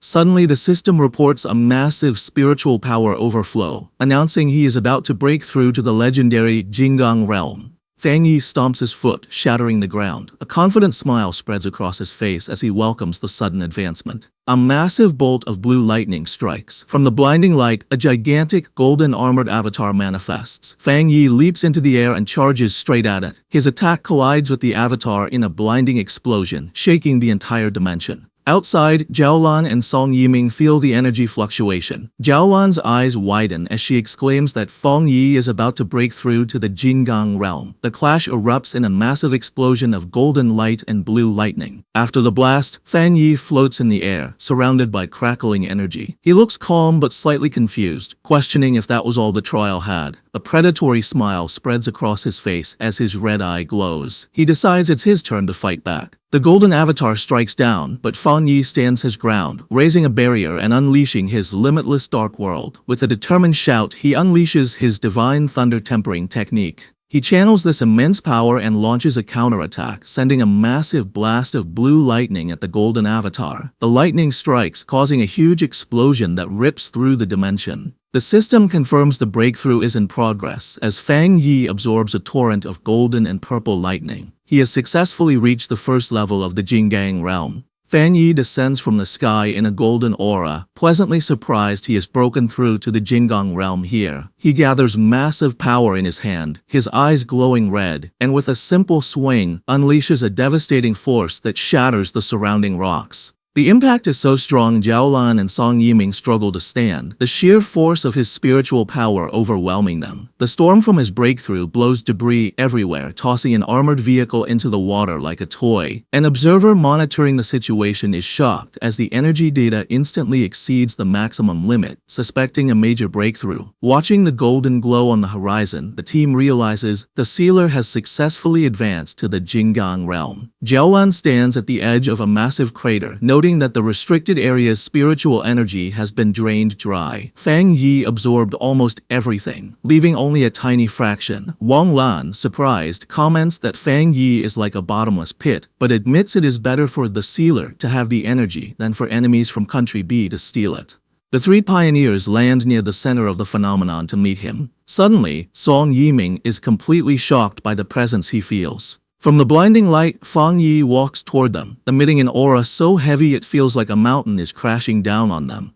Despite the pressure, Wang Lan cheerfully takes a photo with his phone, deciding to use it as a wallpaper to bless his own breakthrough. Song Yiming sweats nervously, wondering how powerful Fang Yi has become. Our guy emerges from the golden light looking calm. He greets the group casually, as if he didn't just cause a massive energy storm. Jiaolan looks at him with deep admiration, thinking if he was once a sharp sword, he has now become a divine sword shining with immense power. The group marvels at the situation, reflecting on how difficult it is for a pioneer to cross the half-step gap to the Jinggang realm. Yet Fang Yi grew so powerful in such a short time. Jiaolan smiles, thinking Fang Yi has given her a huge surprise and is a true blessing for the Xia nation. Looking at his back, she envisions a future where he shines brightly, believing he will soon stand shoulder to shoulder with her teacher, Elder Wu, or perhaps even surpass him. Meanwhile, news of the event explodes online. Reports confirm the sealer has broken through again in the Xia nation's western region. Comments flood in as people realize the S-level restricted area was sucked dry by him. Citizens celebrate their country gaining another Jinggang realm expert and praise their hero. In a dark room, however, a hand touches a screen displaying the crater as someone mutters with hatred, cursing the sealer. The gray-haired pioneer leader warns other shadowed figures that if Fang Yi continues to grow, the Xia nation will unite and ruin their plans. He declares it is time for them to make a move. He recalls angrily that the sealer ruined their work in Tai Tai City, allowing it to escape destruction, and vows that this time, none of them will escape.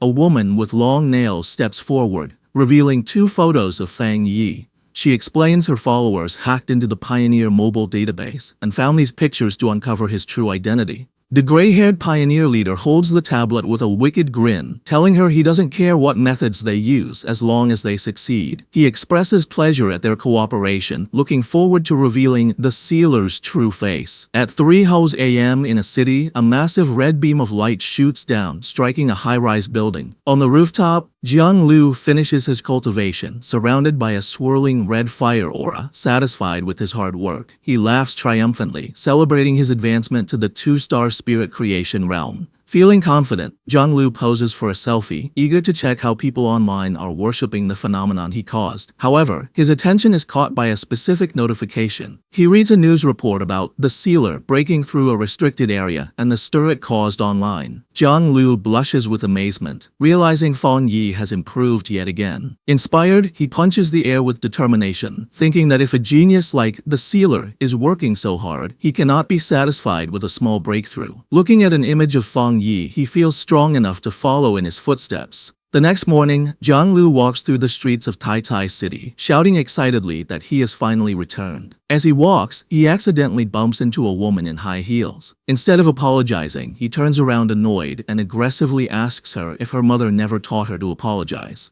With deceptive calmness, the woman adjusts her sunglasses and offers a polite apology. But behind the lenses, a complex, glowing purple pattern activates in her eye. A wave of psychic energy washes over Jiang Lu, and before he can react, the hypnotize technique takes effect. His eyes glow with a dull purple light as he falls completely under her control. A sinister smile crosses her lips. She commands the dazed Jiang Lu to follow her, telling him someone is looking for him. Stripped of his will, he mindlessly asks where they are going, but follows her obediently. As she adjusts her hat, she whispers the name of her organization, the Heaven's Choice Cult. She pictures their base, a dark, ominous cathedral she reveres as a holy land. Her expression turns serious. As she leads her captive through a dark alley, cloaked figures leap across the buildings above, escorting them.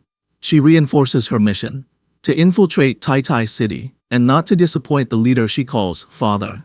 The woman vows to make Fang Yi's home base their new territory, declaring that the Heaven's Choice cult will soon shine over the entire nation. Jiang Lu wakes up in a dark, terrifying place identified as the Repentance Room of the Heavenly Chosen Church's headquarters in Tai Tai City. He He screams in agony as he is tortured, shouting that he doesn't know the person they are asking about. He realizes he can't control his own mouth and remembers being hypnotized, understanding he has been brainwashed. These cruel people are trying to force information out of him about his future master, Feng Yi. He finds strange comfort in the fact that he genuinely knows nothing. In a grand hall, a subordinate reports to a woman dressed as a nun, asking if the prisoner has spoken. The woman prays and explains that although she forced him to speak, he seems too ignorant to be useful. The subordinate worries, questioning if Jiang Lu is even qualified to be bait. He expresses concern that the sealer might not come to save such a person. The woman declares she will increase the torture, determined to complete father's mission. At the Tai Tai Spirit Association office, Fang Yi and Su Qingying sit across from two strangers. Su Qingying asks if they came to Tai Tai City to ask for help finding Jiang Lu.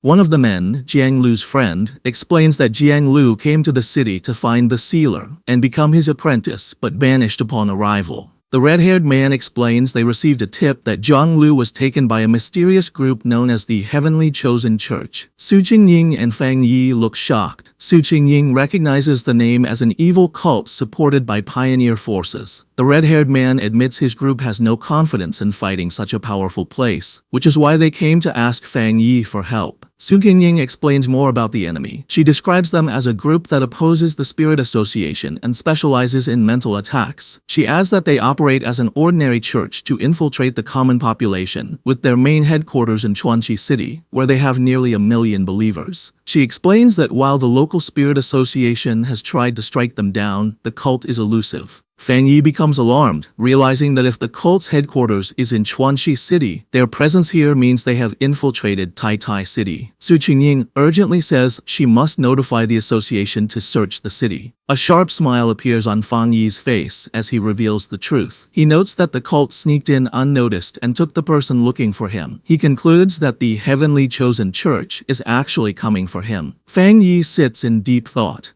He reasons that since this elusive organization traveled thousands of miles to target him, it would be difficult to find clues if they intentionally stayed hidden. His expression turns serious. He suspects the idea of them infiltrating Tai Tai City is misleading. Su Qingying and the red-haired man look at him in surprise.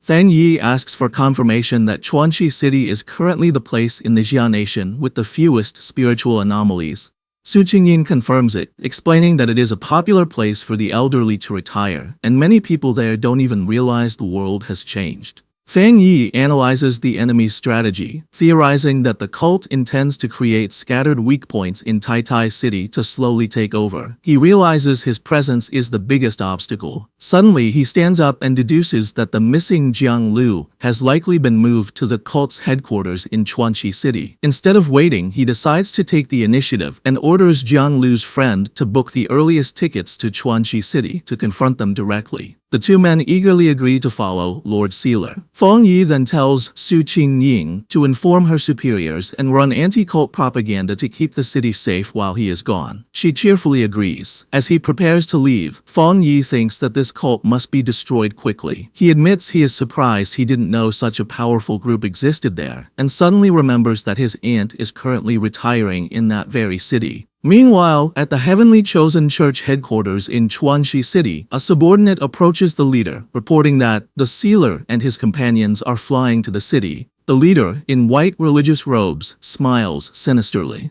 She is surprised the useless bait worked, and that Fang Yi is coming to her territory. She clenches her fist, crushing the energy within it, and decides they must provide a proper welcome. Summoning a glowing white clock, she looks at it with a wicked grin, wondering if she can turn such a powerful heretic into a tool for her church. She remarks that heretics are stubborn. The subordinate assures the leader that she does not need to worry. The woman agrees with a sinister smile. She turns away, her body erupting with dark purple energy, and declares that there is only one fate for heretics: to have their bodies burned and destroyed. At the Chuanxi airport, which looks surprisingly peaceful, Fang Yi finds it amazing that flights in the Xia Nation are still running. As they walk through the terminal, one of his companions explains that flights are becoming rare, and if the Spirit Association hadn't helped them book tickets, they likely wouldn't have made it. Later, in a quiet wooded area, Jiang Lu's friend asks Lord Sealer where they should go next. Fang Yi tells them they don't need to go anywhere, they just need to wait. The two companions look at each other, confused by this unexpected command. Fang Yi holds up a finger, signaling for silence. With a sharp look, he tells the group to listen. Having detected the enemy's presence, he announces that their hosts have arrived. A group of cloaked figures emerges from the thin air surrounding them. These enemies float in the air wearing dark hoods, their faces wrapped in bandages and their eyes glowing with a hypnotic purple spiral pattern. Fang Yi immediately warns his companions to be careful. He reminds them that the Heavenly Chosen Church specializes in mental attacks and orders them not to look directly into the enemy's eyes. The red-haired man and Zhang Lu's friend acknowledge the order and take fighting stances. However, while Fang Yi is focused on the minions, a figure appears out of the purple mist behind him. It is the mysterious woman, now floating and draped over his shoulders. She whispers into his ear, teasingly asking why, if he told his friends not to look, he hasn't closed his own eyes. The woman activates her spirit creation realm power. Her eyes glow with intense purple light as she uses a technique called disarming charm. She mocks him, asking if he wanted to keep her beauty to himself, trying to control his mind. But Fang Yi is not affected. A terrifying red light begins to glow in his eye, and he smiles menacingly. He asks her if she really thought he would fall for such a trick. The woman's expression instantly shifts from confident to shocked. A massive, terrifying red eye opens in the spiritual realm behind Fang Yi, overpowering the woman's purple energy. Fang Yi declares that since she was the first one brave enough to get close, she deserves a reward. He remarks that illusion-type pioneers like her are interesting to him. Inside the spiritual realm created by their confrontation, Fang Yi unleashes his mental power, the Spirit Turbid Eye technique. The woman from the Heaven's Chosen cult recoils in terror, shocked that the sealer could master illusion arts, something their reports never mentioned. Regaining her composure, the woman scoffs, declaring that illusions are her cult's greatest strength. She pulls out a pocket watch that glows with a purple light, calling Fang Yi inferior and confident in the power granted by her father. In her own illusion, she believes she has sliced Fang Yi in half. However, Fang Yi remains unharmed, a smug smile on his face. He calmly challenges her to continue, which leaves the woman stunned. Now, it is Fang Yi's turn. Remarking that such a lively opponent is a perfect test subject, a massive sphere of red energy filled with dark spirits materializes before the woman. She is engulfed by Fang Yi's power, screaming as the illusion feels terribly real and her own abilities fail. Chains emerge from the darkness, crucifying her over an inferno of flames. In desperation, she screams that she is a child chosen by her god, unable to accept being defeated so humiliatingly. She is trapped, surrounded by darkness and hostile red eyes. Her confidence shatters, and her mind begins to fracture under the pressure. The illusion consumes her reality, and she panics, forgetting who she is while shadow monsters loom over her. Fang Yi descends like a judge, his presence overwhelming her. The woman realizes her skills are weak and that if she resists, she will certainly die. With his red eye glowing menacingly, he demands she tell him everything she knows about the Heaven's Chosen cult's ultimate goal. Trembling, the woman reveals the father said they must remove the sealer to complete their grand plan. Fang Yi presses her for more details about the plan and the location of the father and his friend Zhang Lu. Struggling to speak, she stutters that they are at the altar, but suddenly her expression twists in terror. A restriction placed deep within her mind is triggered. Before she can finish, a lethal force strikes her from within, silencing her instantly. Her body collapses lifelessly before Fang Yi. Back in reality, the illusion dissipates. Fang Yi looks at the corpse, realizing she triggered a forbidden restriction from the father. He deduces that followers who try to reveal sensitive information are killed. The forest returns to silence. He walks through the aftermath. His defeated allies lie on the ground. Sensing that he is being watched, Fang Yi calls out to a hidden observer, asking if they silence their own subordinate. The cult's minions leap out, purple energy swirling around clock-like objects. They angrily declare that they will capture Fang Yi to make their cult famous. They surround him, threatening to kill his companions if he does not surrender. Fang Yi scoffs and summons a blade of pure fire. As he prepares to attack, his glowing eye analyzes his opponents. He notes their high power level on paper, but sees their weak foundation means their power is hollow. Disappointed, he grips his flame sword. With a massive heavenly fire slash, he tears through their defenses, remarking that their actual combat strength is pathetic. The cultists are blown away by the fire, screaming as they fall, completely defeated. Fang Yi stands over one of them, his terrifying glowing red eye fixed on him. The cultist trembles in fear, realizing the overwhelming power gap. A terrified subordinate approaches, holding a strange oval mirror glowing with purple energy.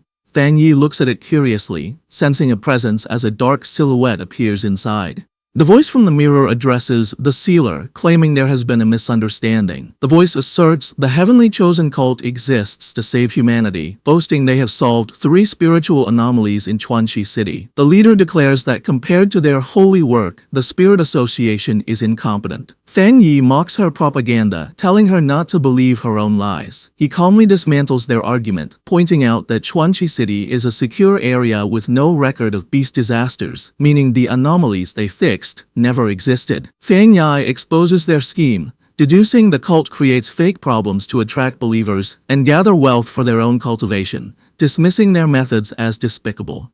The woman in the mirror laughs condescendingly. She reveals her true power, transforming a simple pocket watch into a vessel of dark energy. Furious, she declares that Fang Yi misunderstands their noble cause and that pioneers like him, who risk their lives for the Spirit Association, are hopelessly brainwashed. She questions the logic of protecting weak people, calling them a burden that should be left to die so that powerful pioneers can rule. Her face contorts with fanaticism as she screams that they are on a glorious path of evolution. Unmoved, Fang Yi's flaming sword crackles with blue lightning as he rushes forward with blinding speed. The cultist holding the mirror screams in terror while the leader watches in shock. With a cold expression, Fang Yi declares that if she believes the weak deserve to die, she should be the first to go. He swings his blade, a blur of fire and lightning, at the cultist and the mirror. The leader looks on in disbelief as his attack slashes through reality itself, shattering the mirror and severing their connection. She screams, unable to comprehend how he broke their sacred object.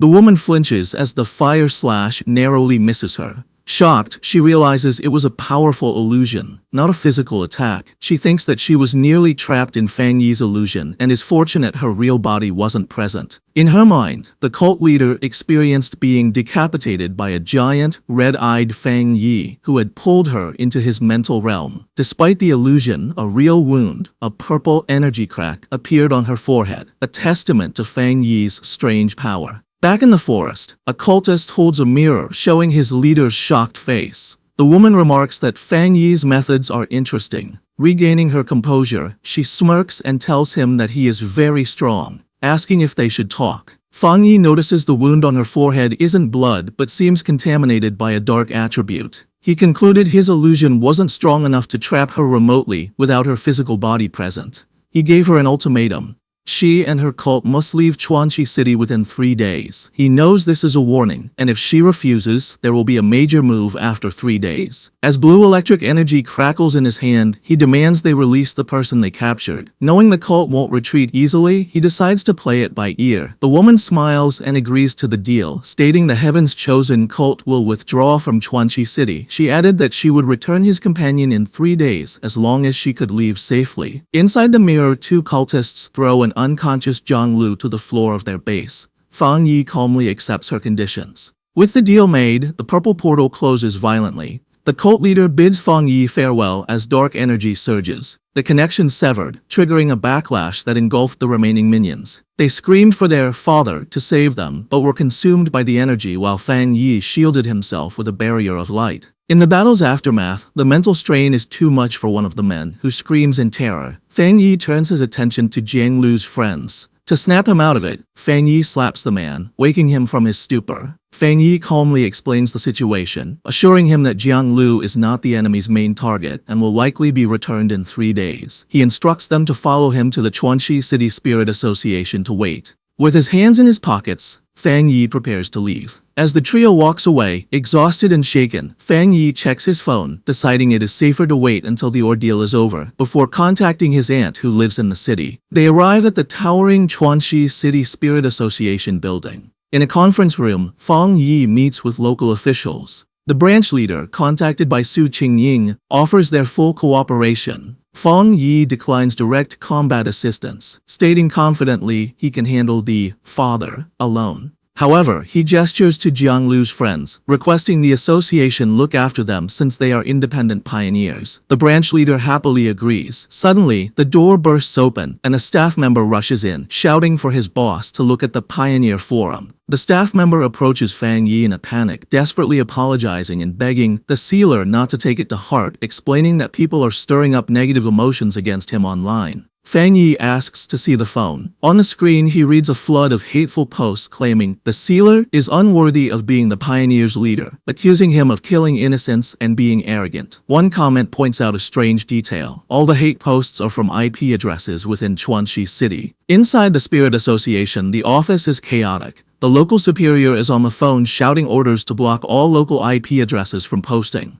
He realizes with dread that the Heaven's Chosen cult must be cleared out immediately, or they will become a massive disaster. Meanwhile, at the cult's headquarters, the cult leader preaches to her followers in a dark cathedral. She claims to have foreseen a future where the chosen ones are trapped in a cage of fire, twisting the truth by saying the lightning and fire they faced were malicious obstruction by their enemies. Floating above her followers, she paints Fang Yi as a villain, accusing the sealer of murdering their members and declaring they must remove this evil obstacle. The cult's propaganda machine goes into full effect. A giant hologram is projected onto a skyscraper, showing a manipulated video of Fang Yi attacking someone, framing him as a monster. The crowd below cheers for the cult's justice. The propaganda works. A massive protest fills the streets with citizens carrying banners proclaiming the cult as the world's savior and accusing the Spirit Association of feeding the city to demons. The angry mob gathers outside the Spirit Association building, shouting that harming the cult is the same as harming the city. High above, Fang Yi stands by a window, looking down at the brainwashed citizens with a cold expression. Inside the office, the mood is grim. The branch leader sits with his head in his hands, lamenting that the association has lost all public support. He approaches Fang Yi, explaining helplessly that as pioneers they cannot use force against ordinary civilians. Fang Yi interrupts him, bluntly telling the official not to worry and that he never expected much from them in the first place. Fang Yi realizes the cult is using the people of Chuanxi City as weapons and hostages, but he considers these to be petty tricks.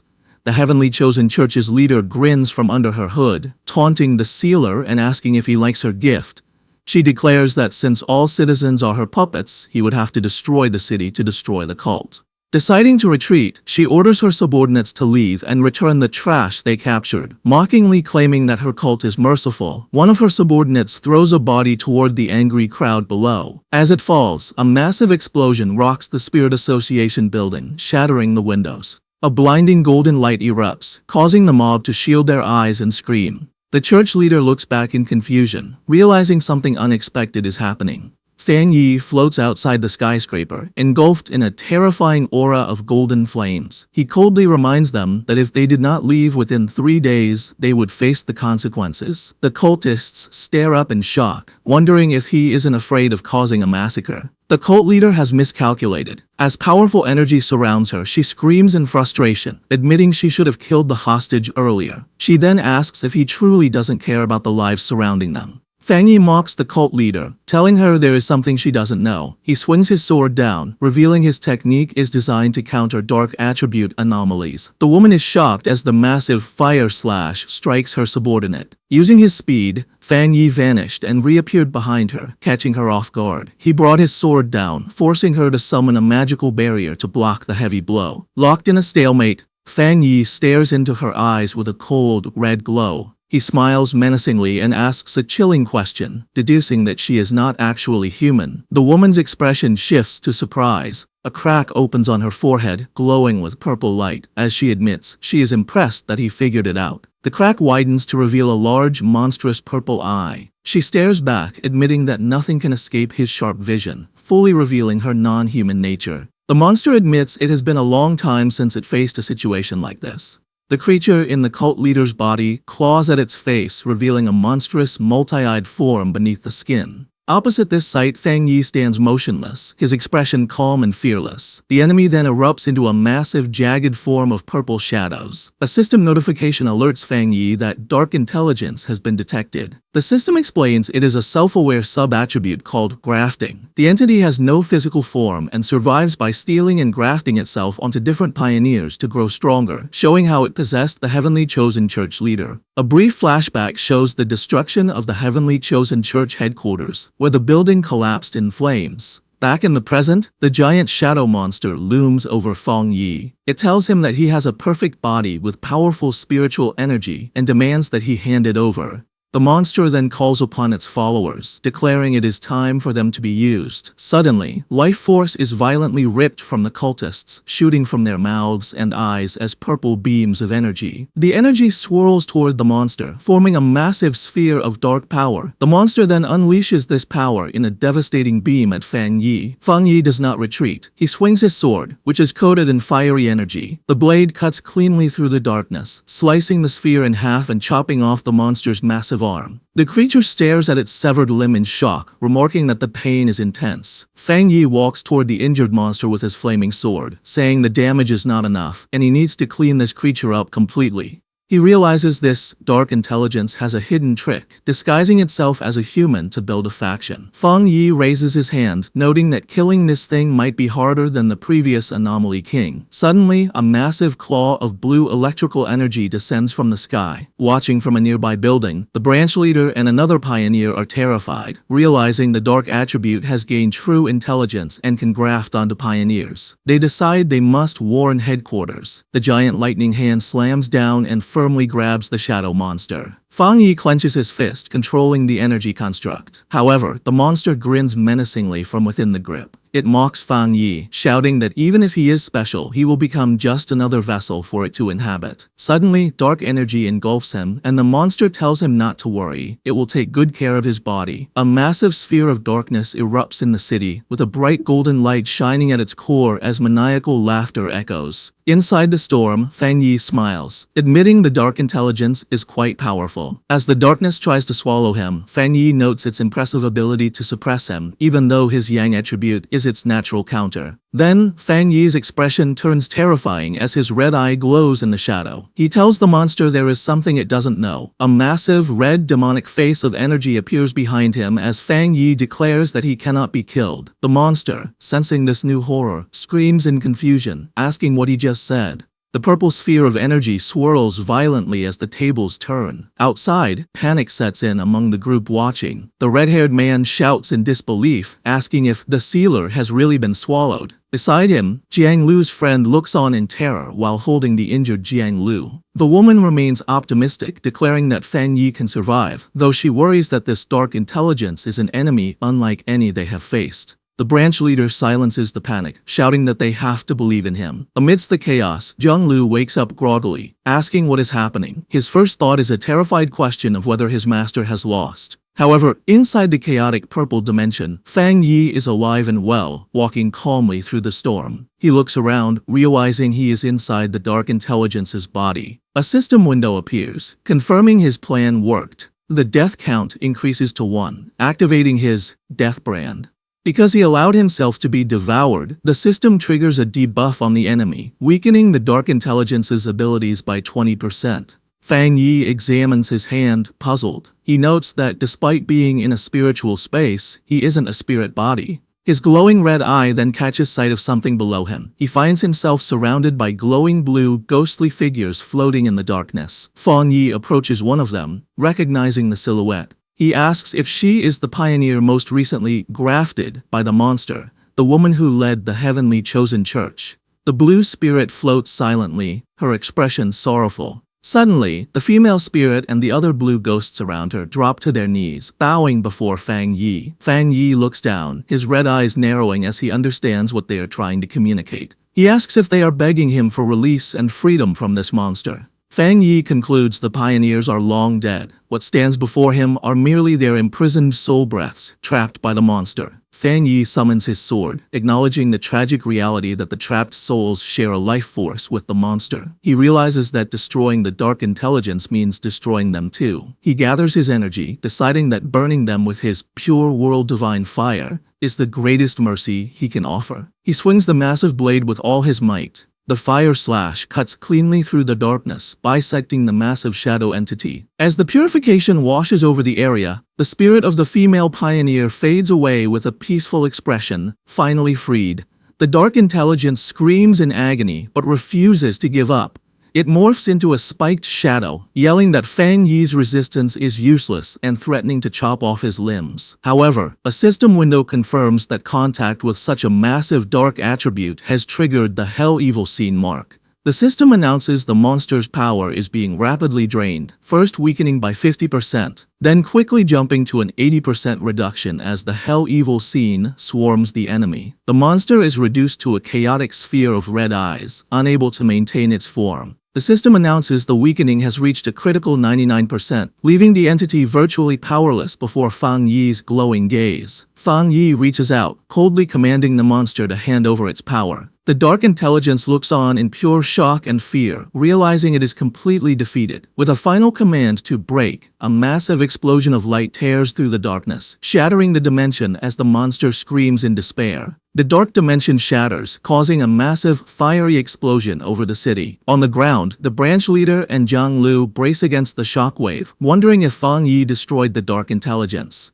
Jiang Lu stares at the sky, shocked and amazed at the limit of human power Fang Yi is displaying. High above, Fang Yi summons a radiant sun that illuminates the sky, burning away the dark energy. With the evil purged, Fang Yi floats down calmly, his cape billowing. He looks pleased and summons a wisp of dark purple energy to inspect his new power. The system confirms the dark intelligence is destroyed, and Fang Yi's body shows no rejection to the dark attribute, while his illusion and domain techniques are strengthened. Unexpectedly, a large red spirit flower emerges from Fang Yi's clothes, wanting the dark energy. Fang Yi is surprised, noting the plant has evolved enough to communicate. Without hesitation, the red flower aggressively absorbs the dark purple energy from his hand. Resting in his palm, the flower thanks him, and Fang Yi observes that its voice sounds female. Bathed in a warm glow, Fang Yi looks fondly at the spirit flower, realizing it has been growing stronger in the shadows since he reached the Jingong realm, especially after absorbing so much dark spiritual energy. Suddenly, the flower shrinks and hides inside Fang Yi's clothes to sleep. Fang Yi smirks, noting it seems much sleepier, and decides to study it later. The city is now bathed in the bright light of a clear morning. The branch leader, Jiang Lu, the red-haired man, and Jiang Lu's friend gather, smiling in relief. They celebrate that their city is saved, confirming with awe that the sealer annihilated the sentient dark attribute.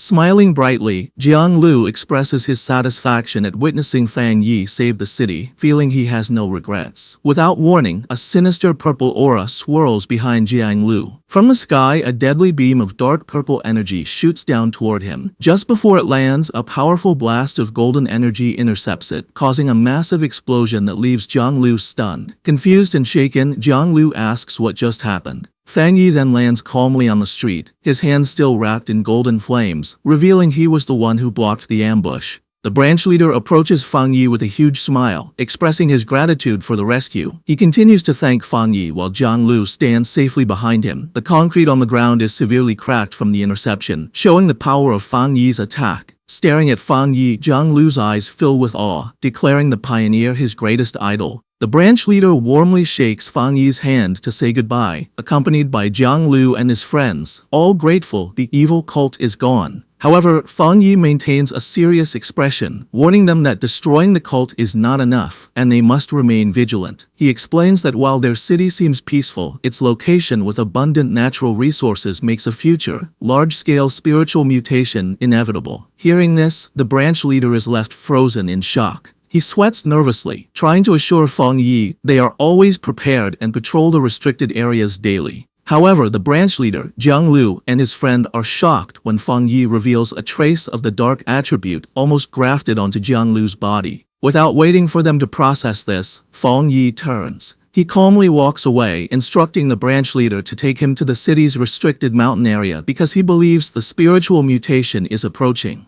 As he walks, Fang Yi checks his phone seriously, deciding to postpone a visit to his aunt to deal with this threat. An official SUV speeds up a dirt road in a lush mountain forest. Inside, the branch leader drives and cheerfully asks Fang Yi if he wants to see pandas or eat hot pot after they finish. Sitting in the passenger seat with his eyes closed, Fang Yi politely declines, stating they need to focus on official business. He silently ponders the relaxed nature of the locals and wonders if the dense spiritual energy could cause pandas to mutate into terrifying beasts. Suddenly, a sharp flash of energy crosses Fang Yi's forehead as his senses activate, his eye glowing red. He looks out the window toward a distant, dark mountain peak, a confident smile spreading across his face as he confirms the location of the anomaly. Without hesitation, Fang Yi throws open the door of the moving SUV and jumps out, startling the branch leader while ordering him to lock down the mountain highway. Fang Yi leaps down the steep cliffside, his red eyes focused as he commands the branch leader not to follow. Left alone, the branch leader parks the car and stands at the cliff's edge, scratching his head in confusion, wondering what Fang Yi detected since he sensed nothing. Plunging into the shadowy forest, Fang Yi descends rapidly. As he falls, his eye glows red, and blue electricity sparks around his hand. He senses immense power nearby, noting the resonance of the lightning aura grows stronger as he nears the peak.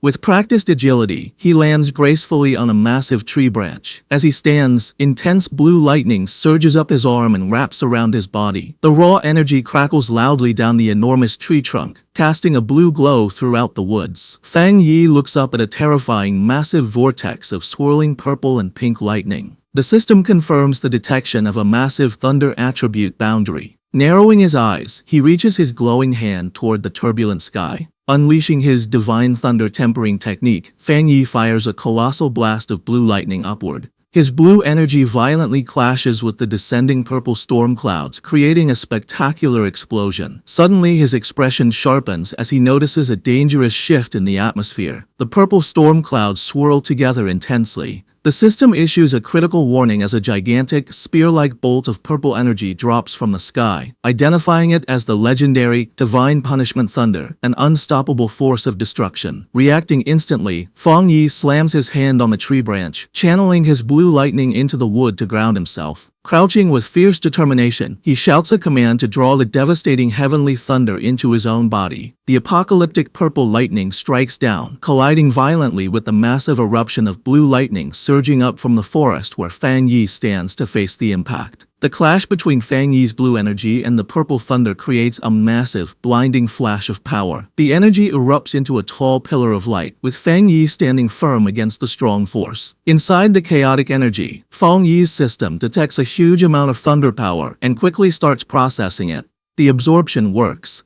The system announces Fang Yi has gained a strong new skill to summon thunder to strike enemies and absorb it to break his own limits. Fang Yi thinks about breaking his limits, looking up at the storm calmly. He knows that normally every skill has a strict limit. It takes special conditions and huge spiritual power to break through, which often fails. However, a confident smile crosses his face as he grabs a cluster of purple lightning. He realizes his new skill skips these normal rules. Standing unhurt inside the purple lightning, he notes he can now use the thunder to keep getting stronger. He also knows the thunder is an unstoppable natural force, making it a deadly weapon. He is very happy to get such a strong trump card in this normal mountain.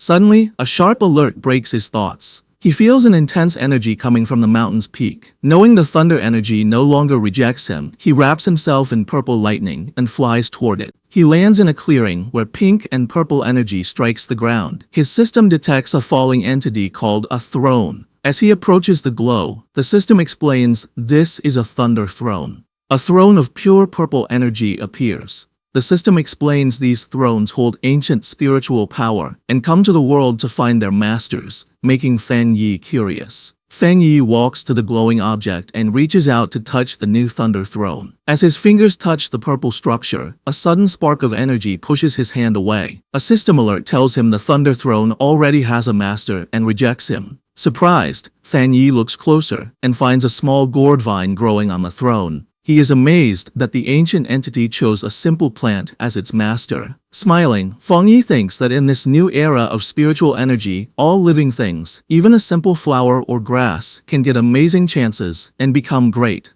Suddenly, the red spirit flower comes out of Feng Yi's coat, asking him who is calling it. Feng Yi holds the red flower toward the floating gourd. Guessing the vine sensed the flower and started talking to it. The glowing purple gourd moves happily in the air, greeting the red flower. The flower translates the gourd's message to Feng Yi. The vine says hello and wants to be friends, as they are the first beings of its kind it has met. Feng Yi is amused and confused to be called a plant's kind. He realizes the gourd probably likes him because he just absorbed the same thunder energy that powers the throne. The red flower explains the vine cannot leave yet.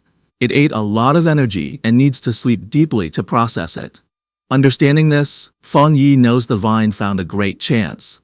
He thinks that once it digests the throne's huge power, it will evolve wildly, just like his spirit flower. With a friendly smile, Feng Yi reaches his hand out to the glowing vine, offering a handshake to the new master of the Thunder Throne. Feng Yi accepts he was too late to claim the throne, but he won't steal it. Building a friendship with it is much better, since fighting a master would cost too much. Watching the vine playfully touch his flower, Feng Yi notes it is gentle and friendly despite having strong thunder powers. He is glad it wanted to talk, ensuring it won't threaten humanity. However, he gets serious, realizing this throne isn't the only one. Thinking of other thrones waking up globally, getting one is his top goal. He also sees a danger. If a throne can pick a plant, it could easily pick a bad monster. Imagining a lightning monster attacking a city, Feng Yi knows that if evil beings get these chances, humanity's survival will be much harder. Standing up, he decides to report these thrones to the Spirit Association and military so they can watch them. He also wonders if one person can claim multiple thrones. Suddenly the red flower interrupts him, passing a message from the vine telling him to go west. Feng Yi looks down surprised.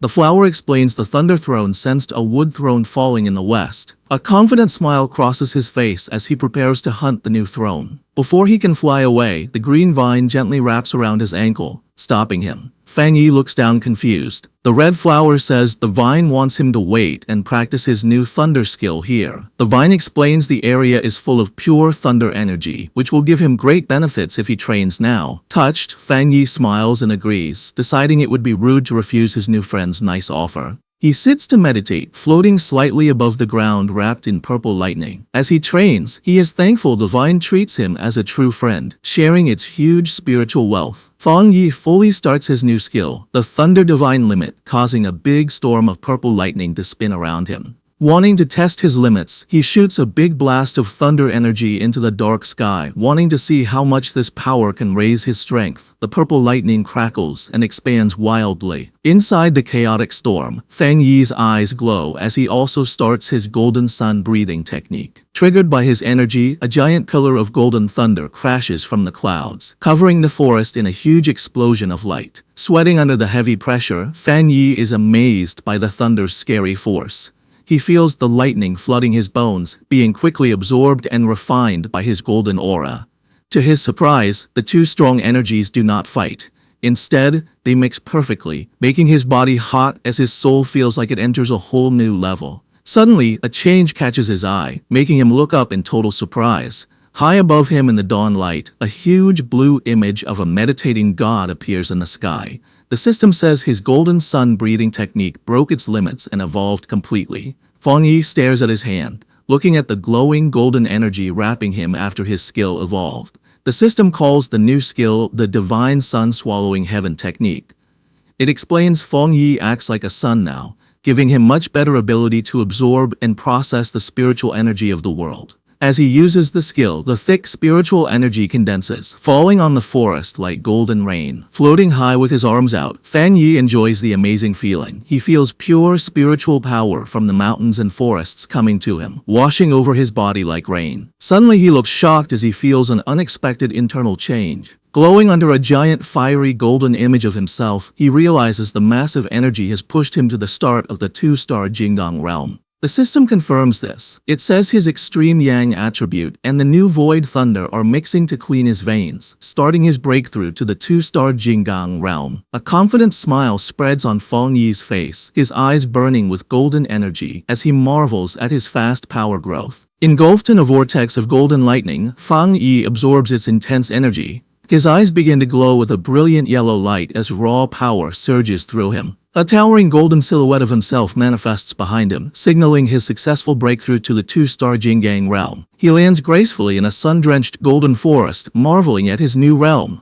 Taking a deep breath, Fang Yi reflects on the pioneer's cultivation, noting that while they absorb natural spiritual energy, not all of it can be used immediately. He visualizes the complex circulation required to refine energy. Understanding that superior cultivation techniques are necessary for a higher conversion rate, he realizes that despite the abundance of spiritual energy, the current pinnacle of human power remains at the three-star Jingang realm because of this difficult refinement process. He considers it remarkable that he broke through to the two-star realm so quickly, his thoughts then shifting to the imposing dark throne he discovered. With a serious gaze, he concludes the era of accelerated spiritual recovery has arrived much earlier than humanity anticipated. His contemplation is interrupted when he looks down, noticing his sentient red spirit flower trying to get his attention. The flower translates a message from the sentient gourd vine, conveying its congratulations. The vine explains that the throne also needs to begin its own cultivation due to his breakthrough and suggests he leave soon because it is afraid of other humans. Feng Yi agrees, acknowledging his breakthrough caused a significant disturbance.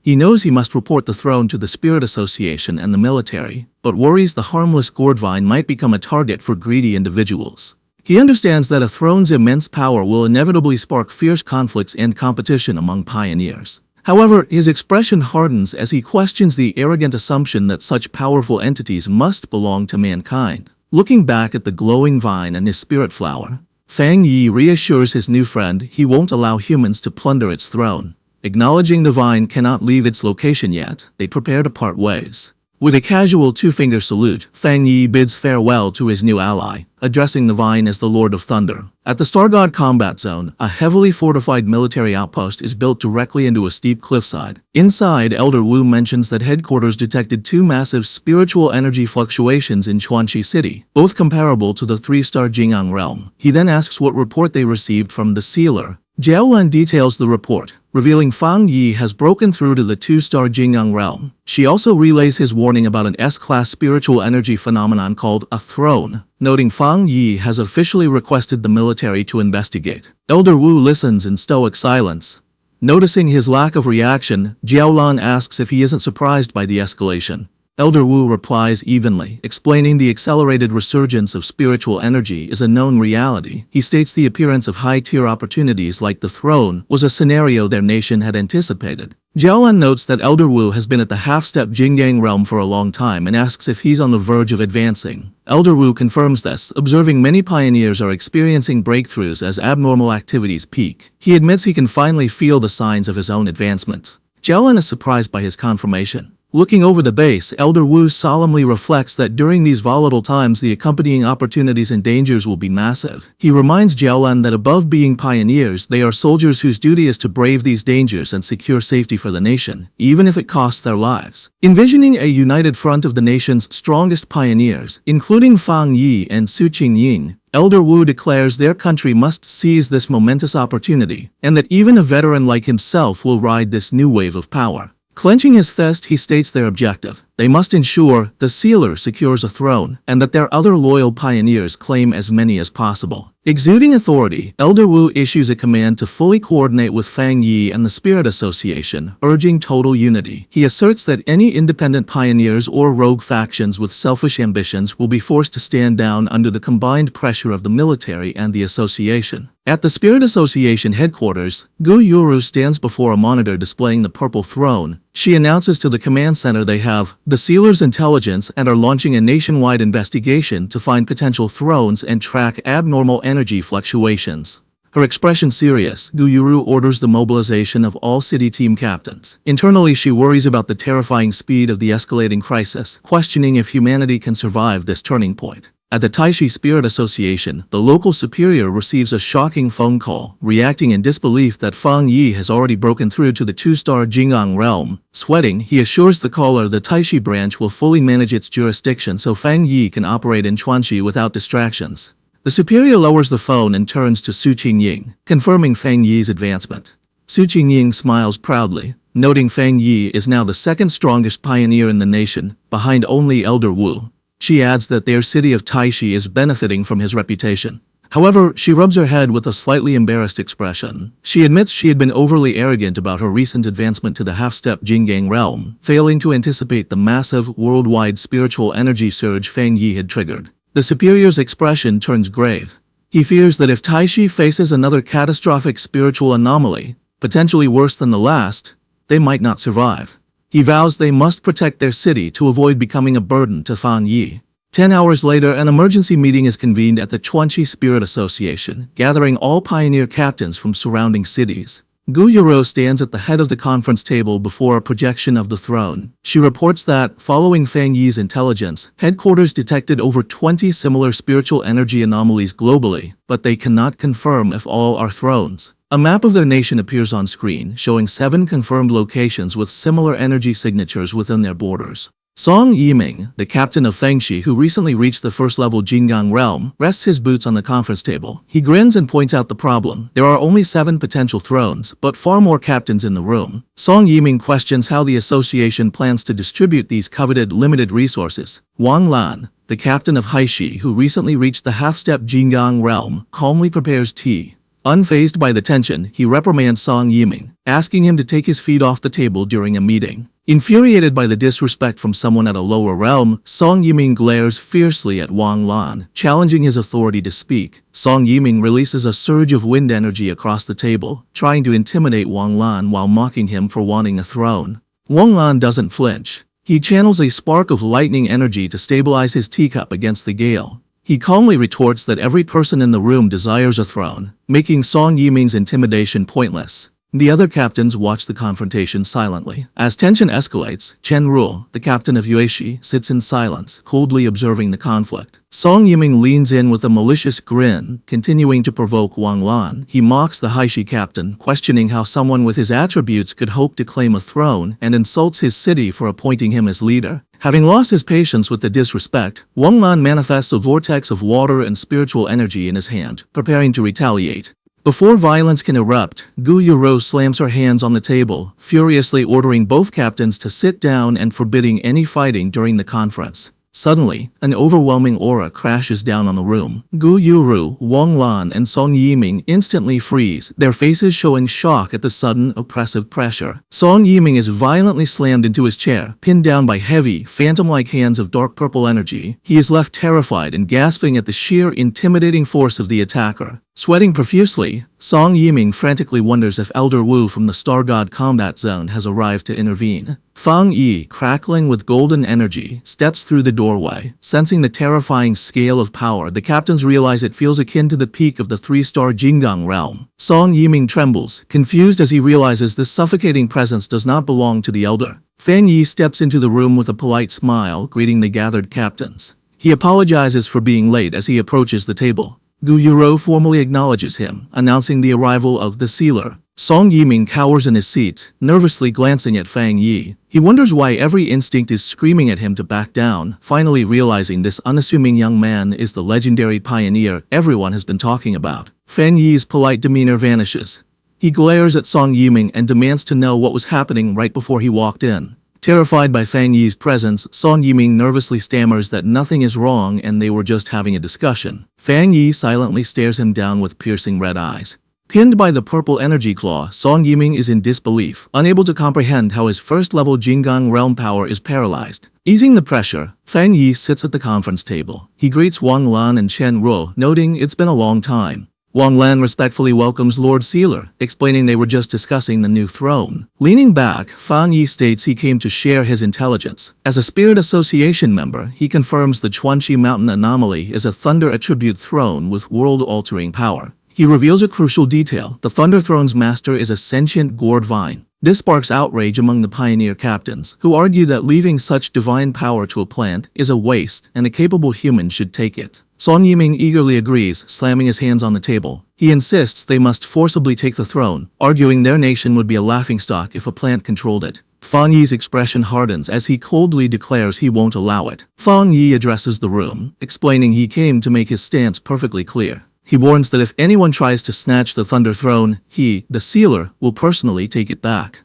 The serious threat leaves everyone in the room frozen in a stunned, sweating silence. A bandaged arm shoots into the air. Chenro breaks the tension, raising her hand to agree with Fan Yi's decision. Gu Yuru agrees, warning the captains not to underestimate plants favored by spiritual energy. She reveals that before the meeting, the throne's mountain territory had already become a deadly purgatory of raging lightning. Wang Lan also raises his hand in agreement with Fan Yi. Conceding defeat, a disgruntled Song Yiming suggests they find new, unclaimed thrones instead. Gu Yuru sighs in relief, acknowledging how helpful Fan Yi's intimidating presence is for keeping order. She reflects on how difficult it has become for the Spirit Association to manage these powerful top-tier pioneers.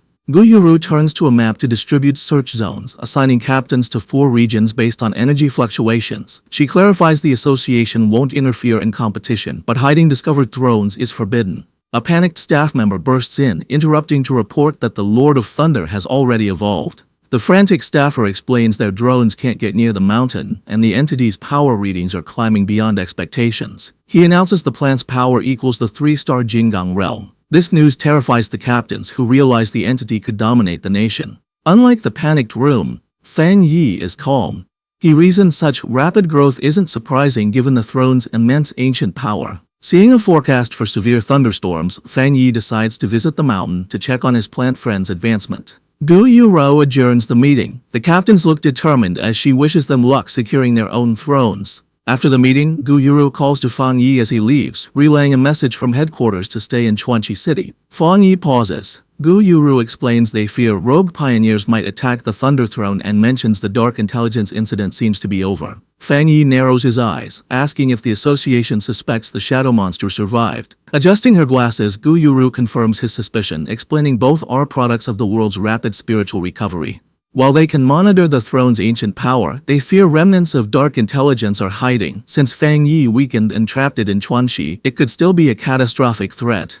Glancing at his phone, Fan Yi swipes past his aunt's contact, deciding to postpone his family visit. He agrees with Gu Yuro's caution, acknowledging it's best to be prepared. He confirms he had the same thought and won't leave the city yet. Later, Fan Yi returns to the restricted mountain zone, walking calmly into the territory, unfazed by the violent purple lightning crashing around him. Feeling the intense power, he smiles, taking the storm as a welcome. He decides to use the thunder energy to upgrade his cultivation skills. Approaching the glowing Thunder Throne, a voice speaks, noting that Fan Yi's cultivation speed has already outpaced its own. The sentient gourd vine, intertwined with the throne, thanks Fan Yi for his help. Surprised, Fan Yi wonders how he helped. He realizes the Lord of Thunder has developed human-like intelligence, which is expected at the peak of cultivation. The vine explains the throne's awareness told that Fan Yi protected them during the meeting. To repay him, it offers its spiritual energy, admitting it worried he wouldn't return. The sentient red spirit flower eagerly pops out of Fan Yi's clothes, wanting a share of the spiritual energy.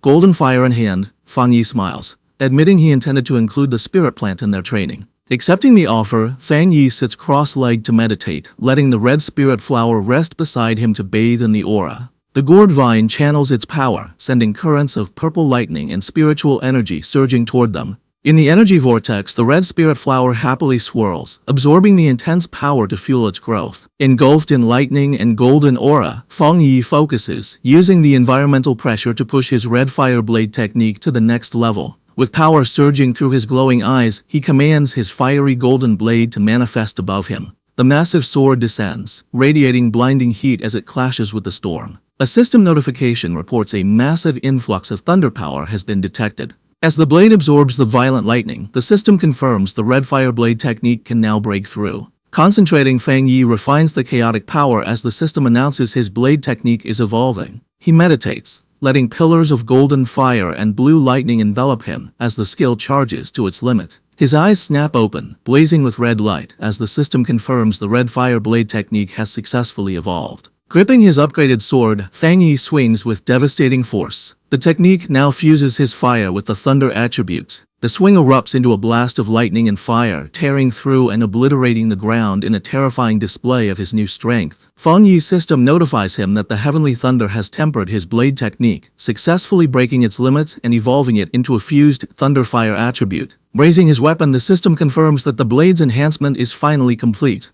The raw power of his breakthrough triggers a massive, spectacular eruption of fire and lightning at the mountain peak. Watching from afar, Wang Lan and Chen Ruo recognize the fiery display, wondering just what Fang Yi is up to inside the Thunder Throne's restricted area. Nearby, an agitated Song Yiming suspects Fang Yi went back on his word to steal the throne for himself. However, his subordinate quickly reminds him that Fang Yi actually considers the entity a friend. At the Spirit Association, red alarms blare. Staff members report that the energy concentration in the restricted zone has exceeded observable limits, forcing them to retreat their surveillance drones.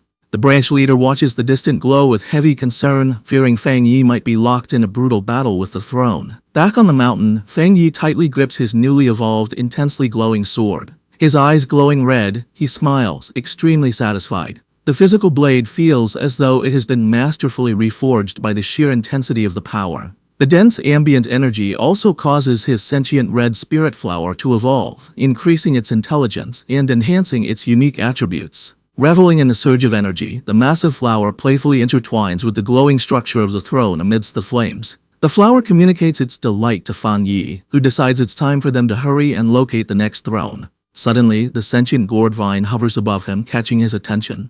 The vine speaks to Fang Yi, warmly congratulating its friend on achieving such a powerful breakthrough. It then shares a premonition received during its cultivation. A new throne will descend very soon, and its aura shares a deep, opposing yet complementary connection with his spirit flower. Hearing this unique opposition and complement, Fang Yi deduces that the incoming entity must be a wood attribute throne. The glowing gourd vine confirms that the new throne is already descending in the distance. Sending a wave of green spiritual energy toward Fang Yi, the vine offers to share the general location it sensed through their psychic connection. Fang Yi closes his eyes, focusing his mind to silently accept the vine's sensory transmission. A confident smirk appears on his face as he opens his eyes, confirming he has successfully perceived the exact coordinates. The scene shifts to a sprawling neon-lit metropolis at night, which Fang Yi identifies as Yuan City. He notes that Yuan City is an autonomous municipality about a 2-hour drive from Chuanxi City, widely famous for its extreme luxury and extravagance. However, beneath its glamorous surface lies a chaotic and brutal underbelly. The city is known for its ruthless locals and historically boasts the highest crime rate in the nation. Arriving in the downtown district, Fang Yi walks calmly through the bustling, dimly lit streets. He recalls intelligence from the Spirit Association. Their efforts to establish a local branch here have been severely stalled because the city is heavily controlled by entrenched local gangs. Observing the rough-armed pioneers loitering under neon signs, Fang Yi reflects that none of the local awakened individuals are willing to join the authorities. Consequently, Yuan City remains a lawless territory without an official Spirit Association branch or an assigned captain to maintain order. Suddenly, Fang Yi's attention is drawn to a sharp shift in the atmosphere. His sentient red spirit flower emerges from his coat, urgently tugging at his sleeve. Fang Yi validates its reaction, noting that they can both sense the new energy emerging from the west. To the west, at the foot of a dark looming mountain, sits a massive, extravagantly lit private mansion. Inside the estate walls, a lavish nighttime pool party is underway, hosted by the local elite. A sunglasses-clad bodyguard approaches the host, quietly reporting some news. The host raises an eyebrow, intrigued to hear that other pioneers have appeared nearby. The host is Zhang Yansheng, the notorious local kingpin of Yuan City. He laughs arrogantly, throwing his jacket open as he boasts that no one can make waves in his territory. His arrogant laughter is immediately cut short when a blinding eruption of green light flashes from the mountain directly behind his estate. A colossal sphere of pure green energy, the descending wood throne, crashes into the mountain peak, unleashing a devastating shockwave across the area. The sheer force of the impact reaches the mansion, shattering glass and sending debris flying. Zhang Gensheng is left visibly shocked as his guests scream in terror. Recovering from the shock, a furious Zhang Gensheng marches toward the mountain with his bodyguard, aggressively vowing to see who has the guts to run wild on his property. 2 minutes later, Zhang Gensheng and his bodyguard trek up the forested mountain, which is now swirling with dense, residual green spiritual energy. They are intercepted by Fang Yi, who stands calmly in the eerie light, noting that the source of the disturbance lies just ahead. Enraged by the intrusion, the bodyguard violently lunges through the air at Fang Yi, demanding to know who dares trespass on young Master Jiang's private property. As a heavy punch speeds toward his face, Fang Yi scoffs dismissively at the arrogant claim of private territory. Without even taking his other hand out of his pocket, Fang Yi effortlessly catches the bodyguard's fist in midair. He brings the man's momentum to a dead halt, leaving him completely stunned. Glaring with glowing red eyes, Fang Yi coldly educates them that the mountain is national soil belonging to all the people of Yuan City. He firmly declares that from now on the territory is under the strict jurisdiction of the Yuan City Spirit Association. He then unleashes a powerful blast of fiery energy from his palm, effortlessly blowing the bodyguard away while mocking their absurd claim of private ownership. Meanwhile, deeper in the forest, Jiang Gensheng aggressively confronts the newly descended wood throne, violently struggling against the dark green vines the sentient entity is using to reject him. Refusing to take no for an answer, the arrogant kingpin yells that the throne must submit to him simply because it landed in his territory. Forcing his way through the thick vines with his aura, Jiang Gensheng stubbornly insists the seat of power belongs to him, threatening to completely destroy the ancient relic if it continues to deny him. Watching the pathetic display from the sidelines, Fang Yi lets out an amused scoff. Startled by the sudden noise, a furious Jiang Gensheng whirls around, demanding to know who is hiding in the shadows. Fang Yi casually walks past the local boss, calmly explaining that high-tier treasures possess awareness and choose their own masters. He bluntly informs Jiang that he completely lacks the qualifications to command the wood attribute. Deeply insulted, Jiang Gensheng fumes in disbelief as Fang Yi calmly approaches the chaotic, swirling green energy of the throne. Unable to contain his wounded pride, Jiang Gensheng violently lunges toward Fang Yi's exposed back, screaming a death threat. Suddenly the kingpin stops dead in his tracks, his eyes widening in absolute terror. Without even needing to look back, Fang Yi summons his massive sentient red spirit flower to silently block the attacker. Trembling before the giant imposing spirit plant, Jiang is completely paralyzed with fear. Fang Yi casually notes that the gang boss is somehow even weaker than his own bodyguard. With a condescending smirk, Fang Yi dismisses the notorious kingpin of Yuan City as a complete disappointment. Leaving the terrified boss behind, Fang Yi steps forward to stand alone before the colossal, crackling green structure of the wood throne, preparing to initiate contact.